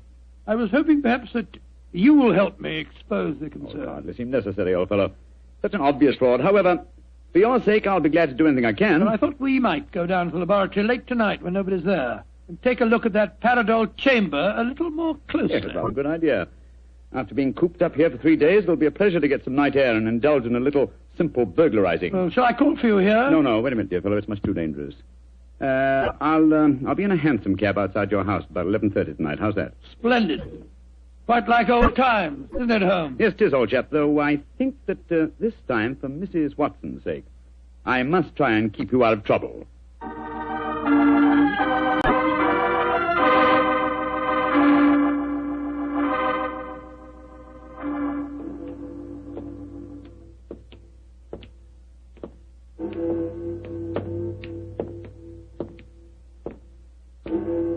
Midnight, Holmes. Yes, Watson. Time that only confirmed old bachelors like myself should be wandering the streets of London. Oh, rubbish, Holmes. You talk as if Mary was a tyrant. Now, don't get angry with me, old chap. I was only being facetious. Is this, Dr. Parody's laboratory? Yes. I'd like to be seen. I don't imagine it'll be very hard to break in, though. Strike a match, will you? I took the precaution of bringing this lantern. There you are. Thanks, old fellow. Is the door locked? Yes, but I think the skeleton key will do the trick. Hold this lantern for a second, will you? Yeah. Oh, this is child's play so far. Come on. There's the paradol chamber over there. Uh-huh. Give me the lantern again, old chap, will you? Thanks. Mm-hmm. Quite an elaborate construction. The door's been left open. Let's go in and take a look at the inside of it. Ah, not both of us, Watson. If this is the only entrance, and the two of us walked in, it'd be too easy to slam the door shut on us. I suppose so. You go in and I'll keep watch out here. All right. Oh, I trust that in a few minutes I won't find myself lying on your doorstep. Holmes, there are times when your sense of humor is a little strained.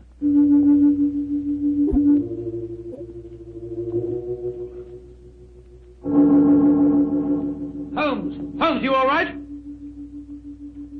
Watson! What is it, Holmes? The body of a dead woman. She's been shot. Unless I'm much mistaken... Let me come and look. 1,000 to 1 it's Dr. Parody's. Yes, it is. Watson, get out of here. Don't you see that? Good Lord, someone has slammed the door shut on us. Yes, my dear fellow. We walked into a trap very neatly. I'm afraid that we're imprisoned in what appears to be an airtight metal chamber, and the only person who can help us to get out of it again is a corpse.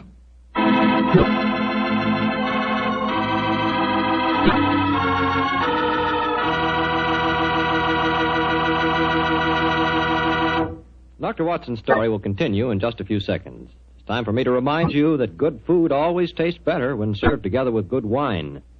Did you know that Petri makes 2 wonderful mealtime wines?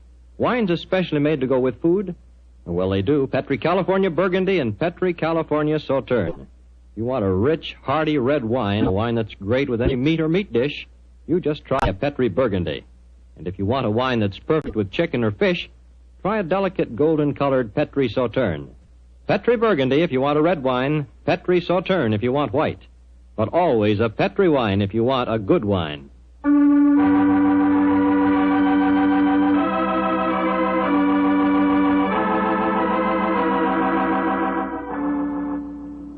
Now back to tonight's new Sherlock Holmes adventure. It is in the early hours of a winter's morning in 1887. The famous pair, while investigating the mysteries of a scientific laboratory in the East End of London, have been trapped in an airtight metal cabinet, their only companion being the dead body of a woman scientist. As we rejoin our story, Sherlock Holmes and his old friend Dr. Watson are listening intently as footsteps approach what appears to be their metal coffin. There's someone outside. They're sliding back the metal panel. Good evening, gentlemen. That voice, it's Dr. Parody's assistant. Let us out of here. Or should I be more precise, Mr. Holmes, and say good morning? Hello, Moriarty. Moriarty, you scoundrel. I can just get my hands on him. Dr. Watson, I wish you could get over your dislike for me. For my own part, I'm genuinely sorry that my trap had to catch you, too. I've often felt unhappy that you're not on my side. Such slavish admiration of you given your friend Sherlock Holmes must be highly gratifying. There's never mind about all that. What do you think you're up to? It's obvious, my dear Watson. The whole scheme was a plan to lure me out of my safe hiding by presenting an intriguing problem, and one that victimized the wife of my old friend. You knew it would get back to my ears, didn't you, Moriarty? Yes, exactly. But why did you murder this Parody's woman? That's equally obvious, my dear Watson. It served her purpose in presenting a most convincing scientific front. As soon as the trap was baited, it was a liability. She might tell tales, and so she was killed. Like so many other of your accomplices, my dear Professor. Ah, precisely. Now, my dear fellows, I'm afraid that I must close this panel and say goodbye. Quite sorry to have to kill you, but you're becoming dreadfully in my way. And how do you plan to kill us, Moriarty? By doing nothing more than closing this panel. Oh, I could be frightfully dramatic and release deadly gases into the chamber, or poisonous snakes, or something equally colorful. But quite frankly, it seems so much simpler just to shut you in. Your oxygen supply won't last very long, you know. And for your benefit, Dr. Watson, I may tell you that Paradol, whatever its other shortcomings as a metal, is bulletproof. Goodbye, you meddling fool! Well, there seems nothing for us to do but look around and ascertain our chances of escape. Holmes, I don't like this. We're in a very nasty situation. My dear Watson, sometimes you're a master of understatement. Aha, just as I thought. What have you found, Holmes? Sliding panel, just behind the dead woman. It leads to a passageway. A passageway that has been bricked up only within the last few hours. But long enough, I'm afraid, to make it impossible. No, there's no escape here. Hold the lantern a little higher, will you, old chap? Yeah. That's it. Well, what are we going to do now? I was just estimating the cubic capacity of this chamber. The air supply should last comfortably for at least another 8 hours. I recommend a brief sleep to refresh us and also to conserve our oxygen supply. Sleep? Who could sleep at a time like this? I can and you can, old chap, if you discipline yourself. Well, I'll try, Holmes, but I know perfectly well I shan't close my eyes.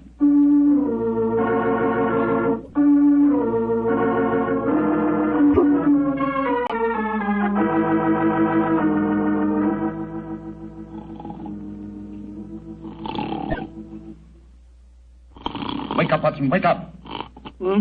Yes, Mary dear. It's you. Oh, we're still in this infernal trap. I'm afraid so, old chap. What time is it? Just after 7 in the morning. How long did you estimate our oxygen supply would last? Probably about another hour. Well, it's just possible that some worker will come to the laboratory early and let us out. I shouldn't count too much on that if I were you.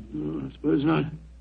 I say, Holmes, I'm famished. Yes, I thought you would be, my dear chap, so I saved you this half of a bar of chocolate. I ate my own share just before you awakened. Oh, thanks, my dear fellow. Did you sleep too, Holmes? No, I didn't, Watson. I employed my time in conducting a minute examination of this chamber. I was trying to find some possible way of getting out. And you failed, eh? I'm afraid so. Holmes, this looks like the end, doesn't it? Well, if it is my time to die, I'm glad that we're together again. Although I blame myself entirely for letting you into the trap. Come now, my dear fellow. Don't take it as badly as that. But you admitted you're defeated and that there's no possible way out of this destiny. I meant that there's no way out from the inside. So my plan worked. Good gracious me, what on earth?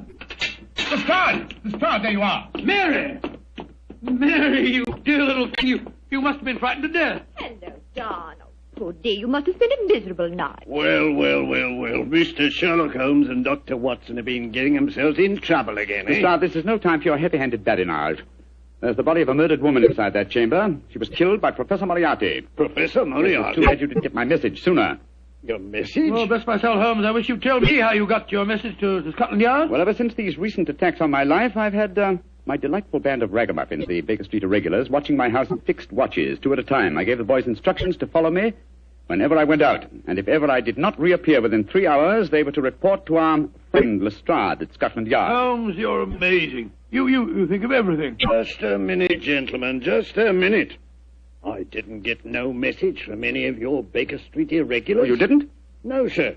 Though I did find a couple of the boys tied up when we came in here just now. If you didn't get a message from them, how did you come here so opportunely? That's an easy one. Because Mrs. Watson here came and fetched me. You did, Mary? But how on earth? Go on, Mom. Tell him. Well, it's really very simple. When John came back from seeing you yesterday, Mr. Holmes, he was over elaborately casual in his references to the Peridol chamber. So, of course, I knew at once the two of you were going to investigate the matter. I also caught him oiling his revolver after dinner. I didn't know that you slipped out last night, John. But as soon as I woke up this morning, I realized what had happened. So I went straight to Scotland Yard for Inspector Lestrade and brought him here with me. Why, Mary, you clever little thing. Isn't she a clever darling, Holmes? Mrs. Watson, this has been a salutary experience. Will you allow me to congratulate you on your deductive ability? Well, that's very nice of you, Mr. Holmes, but I really don't deserve any compliments, if you don't mind my saying so. It was elementary, my dear Mr. Holmes. Elementary.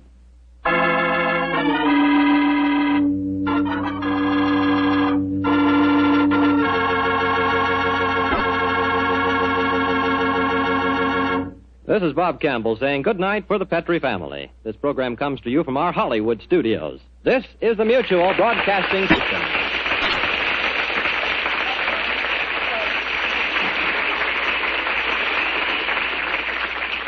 This episode from the life of Sherlock Holmes will be transmitted to our men and women overseas by shortwave and through the worldwide facilities of the Armed Forces Radio Service.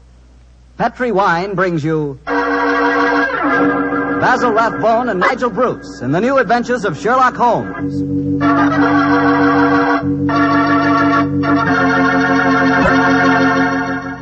The Petrie family, the family that took time to bring you good wine, invite you to spend the next half hour listening to Dr. Watson tell us another exciting adventure he shared with his old friend, the world-famous detective, Sherlock Holmes. As for me, I'd like to leave you with one thought. Namely, the best way to begin a good meal is to start it off with a glass of Petrie California sherry. While you're waiting for dinner to be ready, just sit back, take it easy, and sip some of that wonderful Petrie sherry. Now, there's a wine. Hold that Petrie sherry to the light and look at that rich amber color. Smells good, too, doesn't it? And just wait for that first sip. What a flavor. No kidding, you'll find that Petrie sherry can turn the usual before-dinner lull into a real event. Petrie sherry is the best beginning a good meal ever had. Try it. And say, if you like your sherry dry, not sweet, just ask for Petrie California Pale Dry Sherry. But no matter how you like it, you're sure to like it if the label says Petrie. See for yourself.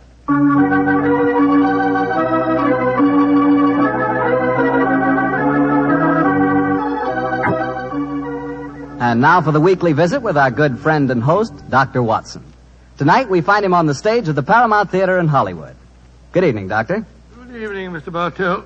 If you've bought a victory bond, you're welcome. I have, Doctor. Now, what's the recipe for tonight's new Sherlock Holmes adventure? Well, now, let me see. Take equal parts of beautiful English countryside and black villainy. Mix them, add a dash of romance, a sprinkling of danger, season well with the usual theatrical condiments, and you have the case of the accidental murderess. Sounds like a tasty dish. How did the story begin, Doctor? On a beautiful summer day in 1895, Holmes had just concluded his famous investigation of the sudden death of Cardinal Tosca, an inquiry which was carried out at the express desire of His Holiness the Pope. And in consequence, the great man felt that a couple of weeks' rest in the heart of Warwickshire would be a pleasant change after our rather strenuous adventures in Italy.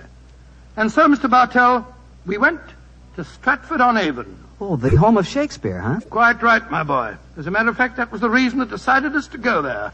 Holmes was a great lover of the drama, and at the time my story begins, the Shakespearean festival was in full swing.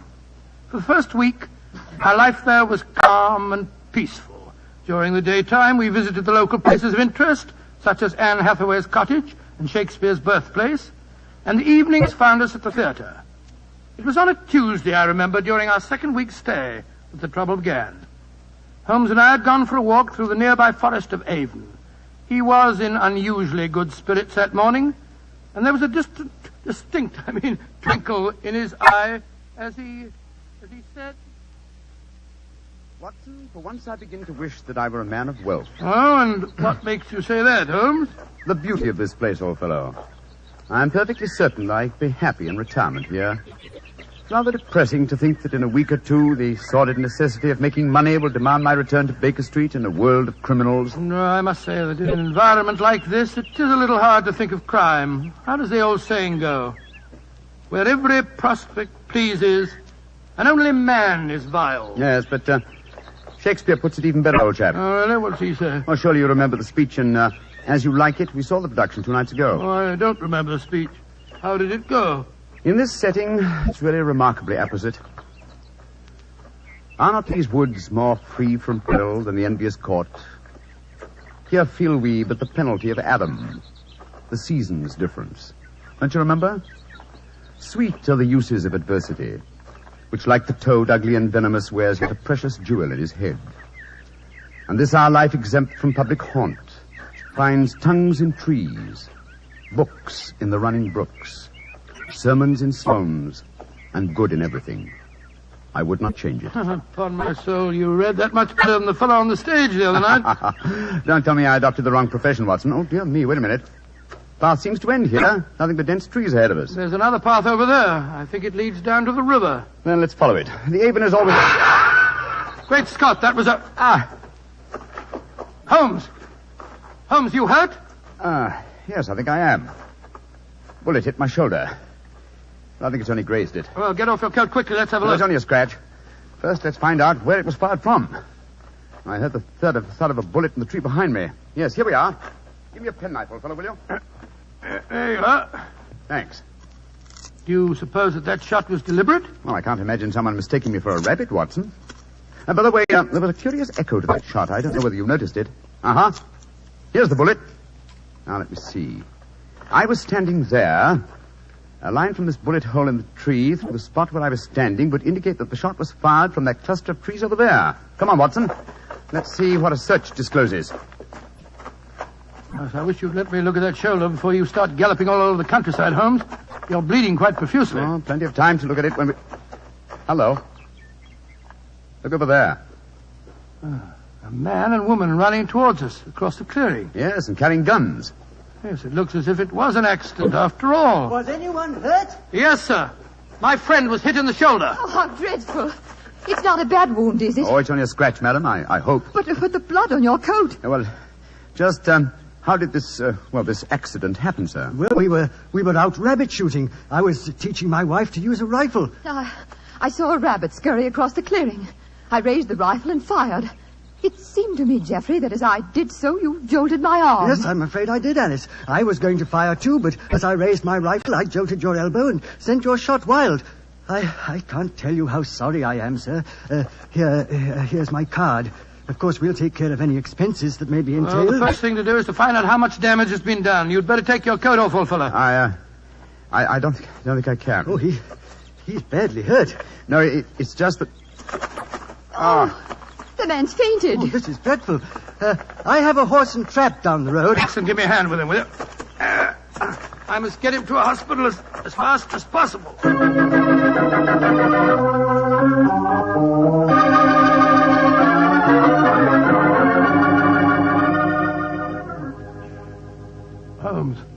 Holmes, you feeling any better? Has the nurse gone? Yes. She's bringing in the house surgeon. And the man and his wife? They're down in the hospital waiting room. Oh. I found out their name. It's Markham. Then we're alone. Yes, old fellow. In that case, I can stop behaving as if I were at death's door. Holmes, you mean that you shammed that collapse just now? Yes, I did, Watson. Well, spare me a little pity, old chap. My shoulder's confoundedly painful, I assure you. Well, I'm sure it is. But what made you pretend to faint? I recognized this Mrs. Markham, and I think she recognized me. It's important she assume I'm out of action for a while. Oh? Mrs. Markham. Why? Well, Mrs. Markham is, in reality, the notorious Mrs. Dangerfield. You remember the Dangerfield case? The Dangerfield? Great Scott, yes. She was tried for the murder of her husband by poisoning, wasn't she? Yes, she was, old fellow. She was acquitted when the jury decided he was an habitual arsenic addict who happened to take an accidental overdose. Well, didn't you have some connection with the case? It was I who tracked down the sale of the arsenic she claimed to have bought for cosmetic purposes. Well, if you ask me, that shot at you was no accident. Oh, of course it wasn't. I'm certain that I was recognized. In any case, her record is a bad one. Prior to her husband's death, there was an episode in which her uncle was killed in a shooting accident on a grouse moor in Scotland. An uncle who left her a large fortune on his death. And I suppose Mrs. Dangerfield was a member of the shooting party when the accident happened. Yes, she was. She's something of a femme fatale, Watson. I must plan my actions very cautiously. I'm up against a dangerous opponent. Well, you'll have to stay in the hospital until your wound's being examined and dressed. That's true, fellow. And while the local staff are taking care of that, I want you to shadow the Markhams. Of course I will, Holmes. Stick close to them, old fellow. Make them believe that I'm going to be kept here for some days. Find out as much as you can, and then report to me. Right, I'll do my best.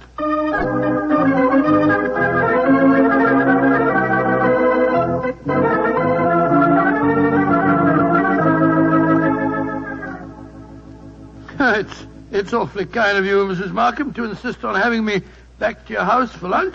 My dear Dr. Watson, after injuring the famous Mr. Holmes, it's the least I could do. Of course it is. Geoffrey, dear, will you bring us some sherry? It's Ada's day off, you know. Very well, Alice. Is anyone else coming to lunch? Only Dennis Romney. Oh, Lord, that fellow seems to live here. Well, I'll go and get the sherry. Sit down, won't you, Dr. Watson? Thank you, madam. Thank you. You say that you think Mr. Holmes will be in the hospital for some days? I'm afraid so. The wound wasn't serious. He lost quite a bit of blood. Oh, I feel perfectly dreadful about it. Well, you mustn't blame yourself too much, madam. It was an accident. Yes, but I might so easily have killed him. Well, you haven't, and that's all that matters. Did you say that Dennis Romney was coming to lunch? Is that the actor fellow from the Memorial Theatre? Yes. Have you seen him on the stage? Yes, several times. Holmes and I have been going to the festival regularly since we came down here. A fine actor, isn't he? A shame they give him such poor parts. Well, it was really good. Imagine them letting that frightful Basil Grant play Hamlet last night, while Dennis only played Laertes. Dennis is 3 times a better actor. I suppose he is. He's coaching me in acting. Oh, coaching you? Really? Yes, he thinks that I may be able to get small parts here next season. I've always had a great urge to go on the stage, but no one's ever encouraged me before. Oh, here's Geoffrey. This sherry's rather special, Doctor. Jerez de la Frontera. Only a few bottles left. Oh, that's very nice of you, sir. Oh, that must be Dennis. I'll go let him in. We might as well have a drink. You'll find it'll help making this actor fella more tolerable. I take it, Mr. Markham, that you're not an admirer of Mr. Dennis Romney's. Can't bear him. He's always quoting Shakespeare and behaving generally as if he were another Irving. He's got Alice completely fooled. Here's a glass, Doctor. Oh, thank you, sir. Thank you. Dennis, I want to introduce you to Dr. Watson. How do you do, Mr. Romney? How do you do, sir? Hello, Geoffrey. Want a glass of sherry? Thanks. That'd be very nice. Are you a disciple of the theatre, Dr. Watson? Well, hardly a disciple, sir, but I've been attending the festival during the last week. I enjoyed your performances immensely, if I may say so. Oh, you may say so, Doctor. Here's your sherry, Dennis. Oh, don't be crotchety, Geoffrey. And please remember that Dennis is our guest. Oh, it's all right, Alice. I know that Geoffrey's bark is a good deal worse than his bite. And what play are you appearing in tonight, Mr. Romney? King Lear. I shall once again portray the thankless role of the King of France. Well, that incredibly bad actor, Basil Grant, tears a multitude of passions to tatters in his rendition of Lear. Oh, horrible, horrible, most horrible. I thought his Hamlet was atrocious last night, Dennis. Wasn't it? When he came to his final line, the rest is silence, was as much as I could do to prevent cheering. I felt rather the same way when you were killed in the duel, Dennis. Oh, Geoffrey, you're being intolerably rude. Why don't you take Dr. Watson upstairs and show him your butterfly collection? Then at least you'll know what you're talking about. Are you interested in butterflies, Doctor? I have quite a rare collection. Oh, really? I'd like to see them very much. Come on, then. I think we just got time before lunch. Try and bring yourself down with a few better manners, Geoffrey, dear. I'm really quite an easygoing man, Doctor, but the arrogance of that fellow Romney infuriates me. Well, I must say he does seem to have rather a good opinion of himself. Don't put too much weight on that balcony rail. It's absolutely full of wormholes. Part of the attraction of an old house, my wife tells me. But I regard it as confoundedly dangerous. Yeah, and this is my little museum. In these cases, I think you'll find some of the finest specimens of Lepidoptera you've ever seen. It's my hobby, and I may say that, with the exception of the Natural History Museum, I doubt if you'll find a finer collection. It must have taken you years to collect them. It has. Many years, many disappointments, and a great deal of patience. Look at this fella. He's my prize specimen, a North American monarch. North American monarch? Beautiful, beautiful. Isn't he? And this is an admiral. Well, of course, I know Very him. rare. And this is a perfect bee-hawk moth. And here's an emperor. Ever see more exquisite markings? Well, never. Tell me, Mr. Markham, when you captured a butterfly, how'd you kill it without marking it in any way? With poison. Oh? What poison? Cyanide. Not arsenic? You heard me say cyanide, Doctor. The only reason I mention it is that a friend of mine collected butterflies once, and I'm certain that he always used arsenic to kill them. Why'd you keep talking of arsenic? Are you trying to hint at something? No, my dear fellow. I was just curious, that's all. Yes. A trifle too curious, perhaps. There's the luncheon gong. Let's go downstairs again. I see, old man. I didn't mean to offend you. No, of course you didn't. But my nerves are a little on edge today. Must be that accident to your friend that's upset him. I really must get that balcony rail mended. Shh. What is it, sir? My wife and young Romney. They're going into lunch. Listen. Darling, why won't he understand? How could you expect him to, Dennis? Jeffrey has no imagination. He's never understood you. Well, Doctor, they say that listeners never hear good of themselves. You know, sometimes I wonder if my wife wouldn't like me out of the way. Let's go down to lunch, shall we?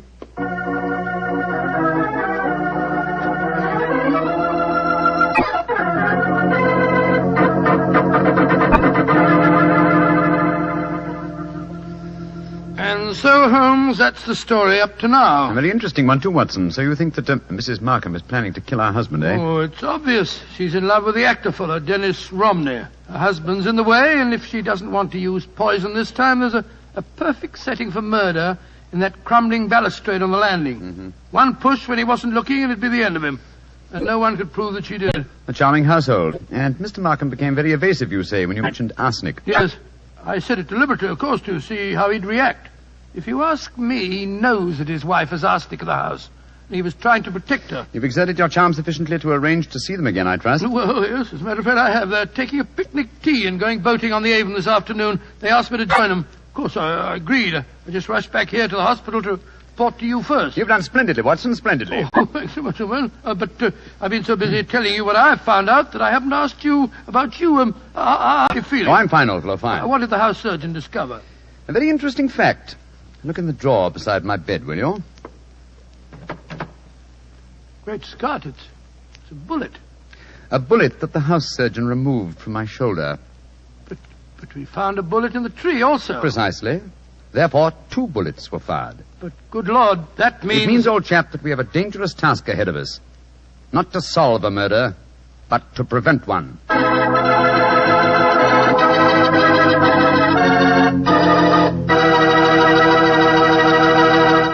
We'll hear the rest of Dr. Watson's unusual story in just a moment.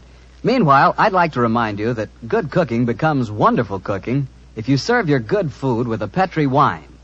If you like a red wine, say with meat or any meat dish, try Petri California Burgundy.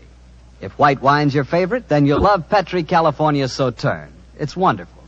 But Burgundy or Sauterne, whichever you prefer, it's just bound to be good if you see the letters Petri on the bottle. Because Petri wine is always good wine. And now, Dr. Watson, what happened next?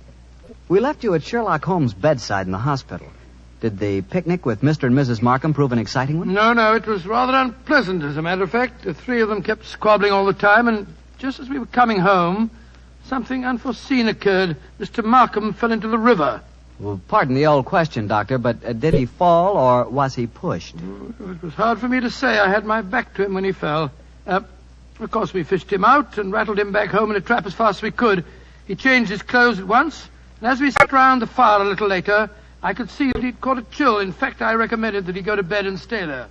Mrs. Markham agreed with me. Geoffrey, dear, I do wish you'd follow Dr. Watson's advice and go to bed. For the 5th time, Alice, I will not go to bed. I'm perfectly all right. No, it's no thanks to you and Dennis. And what do you mean by that remark, Geoffrey? You know perfectly well what I mean. It wasn't an accident that I fell in the river just now. One of you 2 pushed me when I was struggling with the punt pole in the long reeds. Geoffrey, you're talking rubbish. Am I? You were in the boat, Dr. Watson. Didn't you see what happened? No, I didn't, sir. My back was turned to you when you fell in. Well, then we'll call it an accident. An accident that happened by a curious coincidence, just where the river is deepest and the reeds thickest. Geoffrey, I don't like your tone. You can accuse me of anything you like, but when you start suggesting that If Alice... you don't like the way I talk to my wife, I suggest that you don't come to my house. I'm going to get a scarf. I'm chilly. Dr. Watson, I must apologize for my husband's behavior. I don't know what's come over him. Oh, that's quite all right, Mr. Markham. I quite understand. Well, I wish I did. I don't mind him yelling at me, but he's being so abominably rude to you, Alice. The last couple of weeks, it's been getting worse than ever. I know. Ever since we had that argument about the insurance policies, he's been unbearable. Insurance? Yes, Doctor. We took out quite large policies on each other's lives recently. You didn't tell me that, Alice. Well, it was his idea. And yet when the insurance man came here, you'd have thought I was forcing him into taking out the policy. Insurance? Great Scott, You what, Doctor? Nothing, Mr. Markham. Nothing at all. Sounds as if you don't approve of insurance, sir. Oh, it's not that, Romney. It's just that I... Who can can that be? I wasn't expecting anyone. Answer the door, Dennis, will you? Yes. Sounds as if Jeffrey's already done so. Oh, Alice, we have a visitor. Holmes, you shouldn't be up. Good evening, Mrs. Markham. Hello, Watson. Well, I'm delighted to see you, Mr. Holmes. Though I understood from your friend that you'd be in the hospital for several days. The constitution of an ox and the obstinacy of a mule, two characteristics of mine, have combined in making possible an early departure from the hospital. How do you do, Mr. Romney? I think I've seen you at the theatre. My name is Sherlock Holmes. How do you do, sir? You'll stay to supper, I hope. If it's not inconvenient, Mrs. Markham. Of course it isn't. I'll go in and arrange for it. Upon my soul, Holmes, I'm glad to see you. And are you, old fellow? Let's take a stroll on the terrace, shall we? It's rather warm inside this evening. You can go out through the French windows. Oh, thank you, Mr. Markham. Holmes, are you quite sure that you're well enough to go walking about? Of course I am. You must tell me, Watson, what the latest developments are. In the meantime, I myself have not been idle. Yes, Watson, I think our stage is set, and I have a feeling that I may contribute to a rather dramatic last act curtain.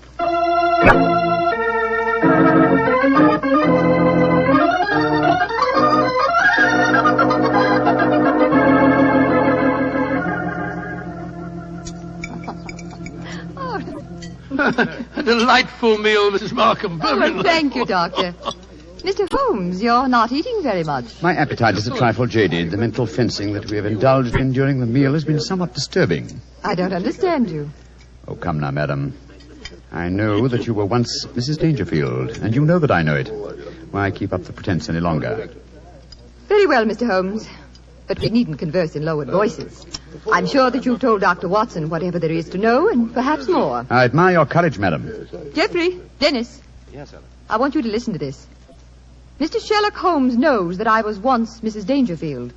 He's apparently under the impression that this is a dark secret of mine.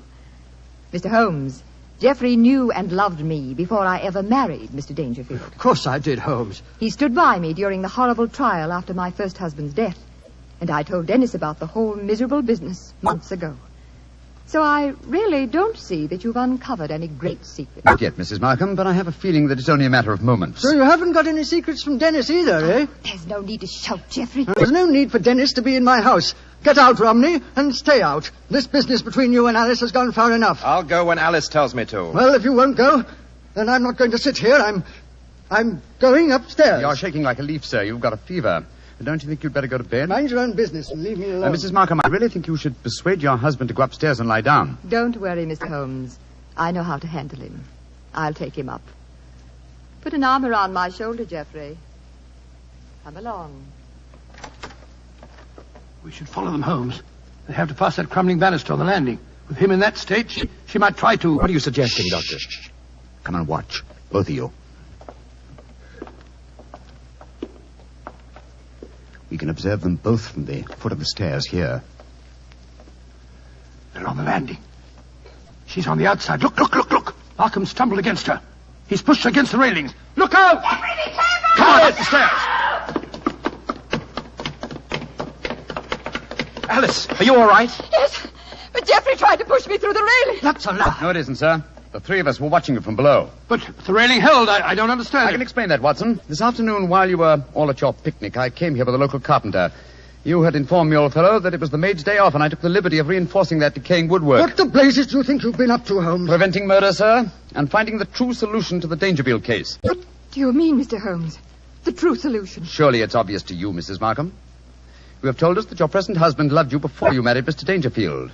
It was he who accidentally killed your uncle so that you might inherit a fortune. It was he who accidentally gave your first husband an overdose of arsenic. Arsenic that he obtained for the purpose of destroying butterflies. Yes, and it was he who tried to send you to your death by pushing you through those railings. And all the time, Mrs. Markham, I thought that you were the potential murderer. You fellows have got hold of the wrong end of the stick. All I've been trying to do is to conceal the fact that my wife was a murderess. Jeffrey, how can you say that? Markham, if you were a Just a younger moment, man, Mr. Romney.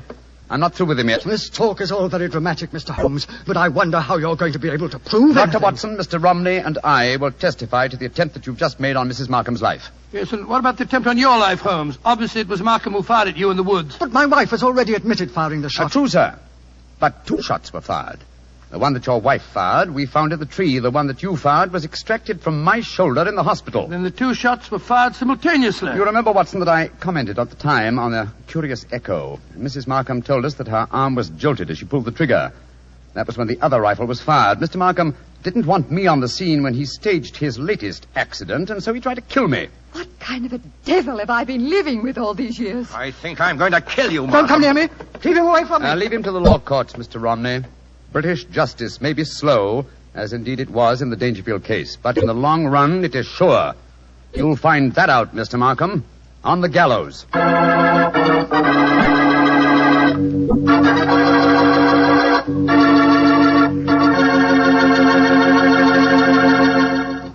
Well, tell me, Doctor, did Mr. Markham finally end on the gallows? Yes, he did. And it might interest you to know that Mrs. Markham and Dennis Romney were married. A nice chap and a fine actor, that boy. Maybe that's what I should have been. An actor. To be or not to be, that is the question. Whether it is noble in the mind to suffer. Well, what's the matter, Doctor? Don't you like it? The words are beautiful, but your delivery of them... Not good, huh? No, not good, Mr. Bartow. Okay. I'd rather talk about Petri wine anyway. Now, there's something to really talk about. Petri wine. A wine with generations of winemaking behind it. That's a fact, you know. The Petri family started making Petri wine generations ago. Way back in the 1800s. So they've had the time to develop the art of winemaking, and they've been able to hand down that art from father to son, from father to son. Yes, the Petri family really knows how to turn luscious, sun-ripened California grapes into clear, fragrant, delicious wine.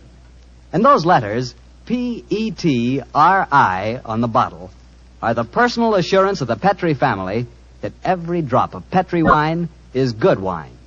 It's got to be. Because don't forget, Petri took time to bring you good wine. Well, Dr. Watson, what new Sherlock Holmes story are you going to tell us next week? Well, I'll never say next week, Mr. Bartell. I'm going to tell you an exciting adventure Holmes and I had in North Africa. It begins at the headquarters of the Foreign Legion and ends with a strange death in the Cafe of 1,000 Sighs. I call the story Murder in the Casbah.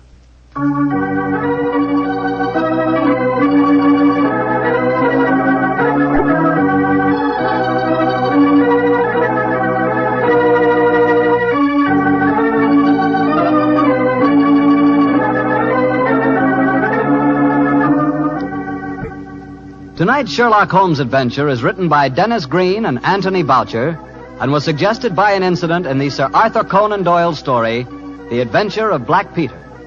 Music is by Dean Fosler. Mr. Rathbone appears through the courtesy of Metro-Goldwyn-Mayer and Mr. Bruce through the courtesy of Universal Pictures, where they are now starring in the Sherlock Holmes series.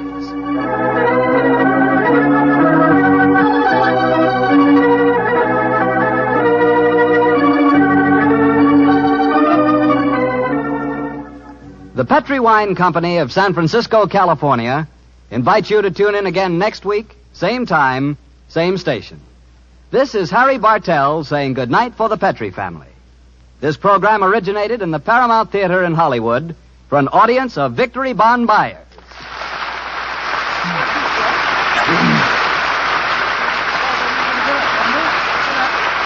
This is the Mutual Broadcasting System.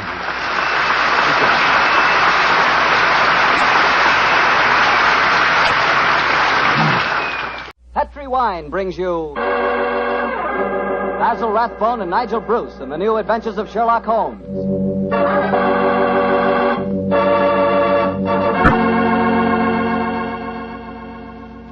The Petri family, the family that took time to bring you good wine, invites you to listen to Dr. Watson tell us another exciting adventure he shared with his old friend, that brilliant detective, Sherlock Holmes.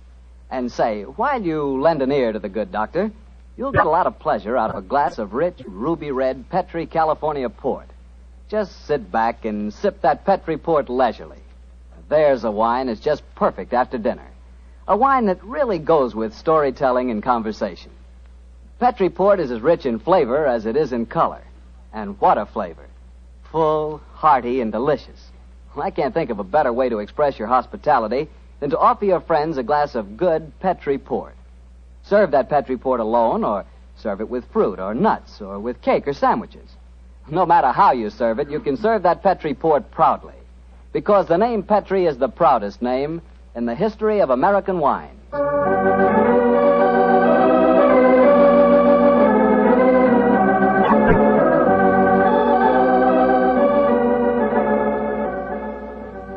Well, here we are once again, keeping our weekly date with Dr. Watson.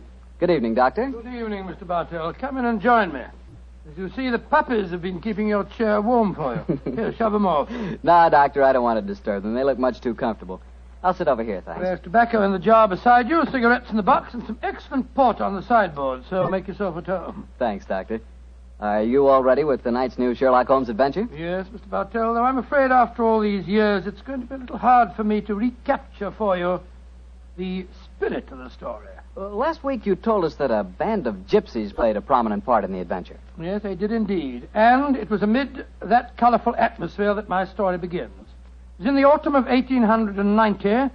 My old friend Sherlock Holmes had persuaded me to leave the comforts of my domestic fireside for a few days and to accompany him to the tiny village of Bragston-on-the-Marsh, in the heart of the Norfolk Fen district. What took Sherlock Holmes up there, Doctor? I'm afraid that at the time we left London, Mr. Bartell, he concealed his true purpose from me, saying only that he wanted friendly companionship and a strong right arm. Not until later did I learn that he was then on the track of one of the last clues that led to the confining of the Moriarty gang. But to get on with my story. We arrived at Bragston-on-the-Marsh and settled ourselves in the village inn. And after an early dinner, we strolled across the fields to the gypsy fair that was encamped nearby. It was a colourful sight, Mr. Bartell. Naphtha flares lighted a group of tents, and caravans dotted round the edge of the marsh. And as gold-earring gypsy girls told fortunes and danced, swarthy gypsy men played on their violins the haunting melodies of their ancestors. We watched the side shows for a few moments and then strolled towards the center of the gypsy encampment. It seems only like yesterday, Mr. Bartell, as Holmes turned to me and said...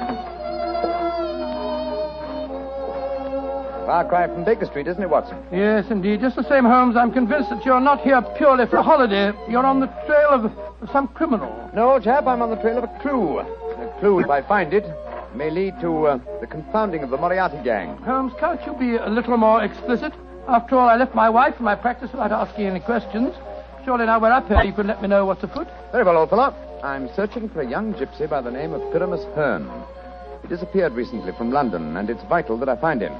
I know that he can give me some essential information on our old enemy, Professor Moriarty. And you're expecting to find the gypsy here? I hope to get news of him, at least. His father, Jasper Hearn, is head of this particular encampment. Well, why don't you ask if you can see him? Just what I'm about to do, my dear fellow. Well, here comes the gypsy. Now, I'll ask him. All right. Oh, excuse me. You speak to me, Gorgio? Can you tell me where I may find Mr. Jasper Hearn? What you want with Jasper Hearn? I have a message for his son, Pyramus. That is different. Jasper Hearn stands in the booth yonder. He is the Timberlangro. Timberlangro? He's the gentleman engaged in an interesting exhibition of skill involving 3 thimbles and a pea. What our American cousins refer to, I understand, as the old shell game. Let's stroll over there, shall we, old fellow? If you would wish to talk to Jasper, it would be better to wait until he is finished. A Timberlangro needs all his wits about him. By Joe, look at that stunning girl in the tent over there. Who's she? Her that is penning the rice tuckering. That is Lydia Pentalangro. Excuse me, I shall tell Jasper to expect you later. I can't understand a word they say, Holmes. Penning the what? At last, my dear fellow, you can appreciate how I have felt at times. But at least their words are clear, even if the sense is not, to someone who is unfamiliar with the Romany language. I don't know why you keep hinting that I'm hard to understand. No one else ever complains of it. In any case, what does penning the thingamabob mean? Well, if I remember rightly, penning duckerin is telling fortunes. And from the sound of things, Lydia Pentalangro is not greatly pleased with the duckerin she pens. No more. Lydia can tell no more fortune. Come on, Watson. Let's see what the trouble is. What do you mean? You must finish it. But, Olive, my dear, if the young lady doesn't want to tell my fortune... Rubbish. You crossed her palm with silver. She's taking money under false pretenses. Here, I give you your silver back. Lydia has never taken money under false pretenses, nor has she told the future when she does not wish to. Goodbye to you. The insolence of these gypsies is intolerable. If I had my way, they'd be run out of the county. Now, my dear, don't get so excited. The poor girl's probably... Good evening. Major Treadgold, isn't it? Huh? I don't think I have the pleasure of your... Oh, dear me. It's Mr. Sherlock Holmes. Yes, sir. Well, bless my soul, haven't seen you since that last meeting of the Geographical Society. Oh, I'd like you to meet my wife. How do you do, Mrs. Treadgold? How do you do? This is my friend, Dr. Watson. How do you do? And what brings you up to this part of England, Holmes? Are you hot on the trail of some desperate criminal? Oh, dear me, no. Dr. Watson and I are taking a little holiday, and you and your wife? We live here in the manor house. Well, you're very lucky. It's a beautiful part of the country, Mrs. Treadgold. I hate it. I was born and brought up in London. I'm never really happy outside the city. Yes, Oliver's not one for the peace of the countryside, I'm afraid. Well, perhaps we'll get back there. It's a little difficult these days, you know. We've got the boy to consider. Boy? Your son, sir? My dead brother's son, Doctor. We have no children. My little nephew's only 4 years old, you see, and I'm his guardian as well as being executor of his estates up here.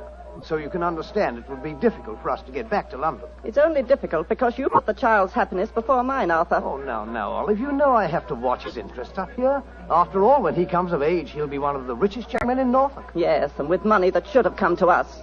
In any case, Arthur, if we do have to live up here, I'd find it more tolerable if you'd keep this gypsy scum off the estates. You seem to have taken a violent dislike to the gypsies, Mrs. Treadgold. May I ask why? Oh, they persecute us. They steal our sheep, they break our windows, and just the other day they wantonly led our prize pig into the Bragstone quagmire and let the beast perish. Why should they single you out for persecution like this, do you suppose? Well, I can't imagine. I've always tried to be nice to them. Too nice, Arthur. That's your trouble. Well, I have a very good reason for humoring them, my dear. You see, Holmes, I've always been afraid they may carry this feud so far that they'll even hurt the baby. Olive, my dear, I wonder if you'd go ahead and wait for me in the carriage. It's getting rather chilly. I'll join you in a moment. Very well, Arthur, but don't keep me waiting long. Good evening. Good evening. Good night, Mr. Treadgold. Let's stroll away from the camp, shall we? I've got something very important to tell you. Something I didn't like to say in front of Olive. The gypsies have threatened to kidnap our boy. How shocking. What form did their threat take, sir? This letter. I found it pinned on the frame of my dressing room mirror when I went up after dinner tonight. Let me see it, will you, please? Well, what does it say, Holmes? A Romany Rye... A Romany Rye won't take your insults forever, Major and Mrs. High and Mighty. Watch out for the Treadgold heir. The Bragstone quagmire would make a nice finishing school for him. Romany Rye? What's that mean? Well, it's their own term, meaning gypsy. Mr. Holmes, what shall I do? Major Treadgold, I should say... Great heavens! That shot just missed me. Where the blazes did it come from? I can't see a soul. Easily have come from behind any one of those caravans ahead of us. If you wanted direct evidence, gentlemen, this is it. That is the first open attempt on my life. Holmes, what extraordinary luck for me that you're in the neighborhood. I'll pay you any fee you name to handle this business. It seems to me that this is a job for the police. I don't want to go to them. Oh, why not, sir? Well, I'm afraid that these attacks may stem from some injustice to the gypsies committed by my late brother. If that were so, I wouldn't wish to expose the fact. I want this kept private. What do you say, Mr. Holmes? Very well, sir. I'll accept the case. It shall be kept private, and I promise to do everything in my power to protect the safety of the Treadgold heir. We are staying at the Rose and Crown in the village. Please get in touch with me if there should be any further developments. The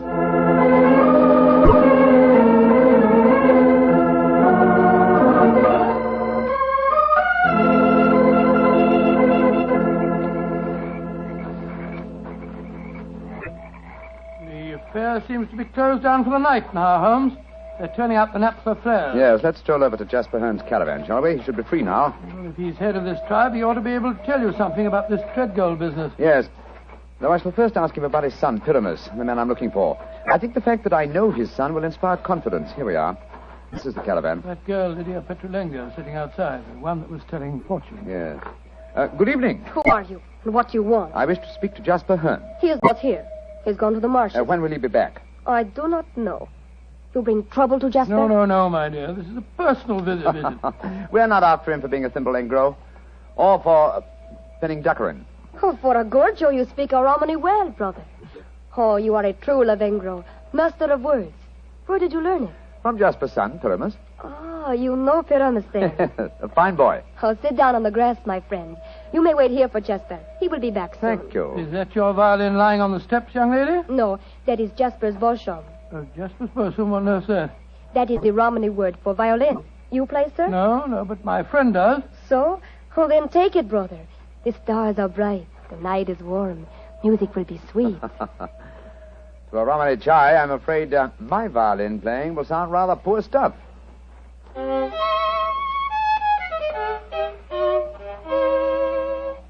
Play on, brother.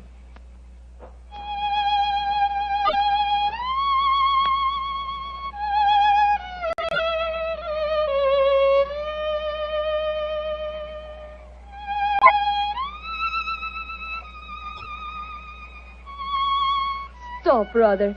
You play well, but Sarasate Zigeunerweisen is not the true gypsy music. I've heard it in London and in Budapest. They call it gypsy. But what can a gorgio know of the true heart of Romany? Wait here. I will get my own violin. Charming girl, charming. But why do you keep on talking about gorgios? Is that more of their confounded gibberish? Gorgio, chap, is the term they use for anyone who is not a true gypsy. Now I will play for you the real gypsy airs. Thank you. I appreciate it very much. But before you begin, I wonder if I might ask you a question. A friend of Pyramus may ask me any question. What is it? I observed you telling fortunes earlier on tonight. You refused to give a certain gentleman's hand and gave the money back. Did you know who the gentleman was? No, brother. Nor the noisy woman with him. I refused to pen the dockerin because I saw blood and violent death in his hand. Violent death it is soon to come. Violent death? Good Lord. Watson, old fellow, I want you to do me a favor. Yes, of course I will. What is it? I must remain here until Jasper Hearn comes back. I should like you to return to the inn. It's more than possible that we may have news from our client before the night is out. I'll be back later. Oh, well, it's nice of you to give me the best job. Good night, Miss Petrolina. Good night. And now, please play for me a true Romany air. Very well, my friend. Listen.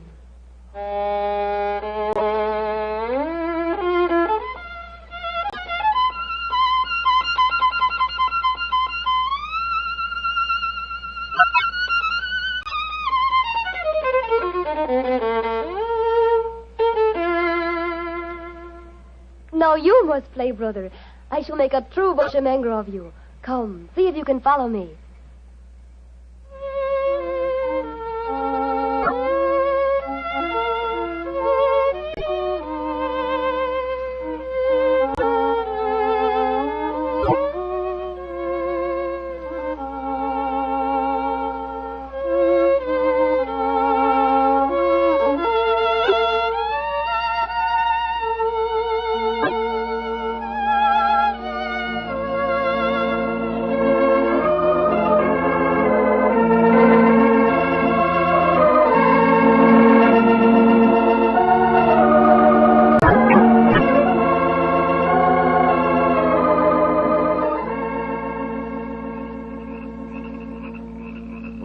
You have taught him well. You have made a true bushmenger of him. He is an apt pupil, Jasper. Well, with such a teacher, it's hard to be otherwise, Mr. Hearn.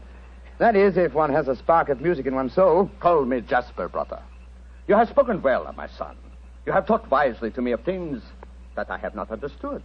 Come, we shall drink wine together underneath the stars. I shall get glasses and a flagon. Jasper has taken a great fancy to you, brother. And I to him. He's a fine man.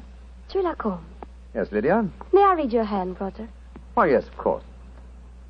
A strange hand, and a beautiful one. A long lifeline, and yet I see sudden death and violence surrounding you. Now, at this moment. And in the future, I see a journey for you, across the seas, within a year. Beware of water that runs in the mountains. Near death will befall you there. More travels, more dangers. Oh, you must be careful, brother. Oh. What is it? Our paths are destined to cross but once. We shall not meet after this night. That makes me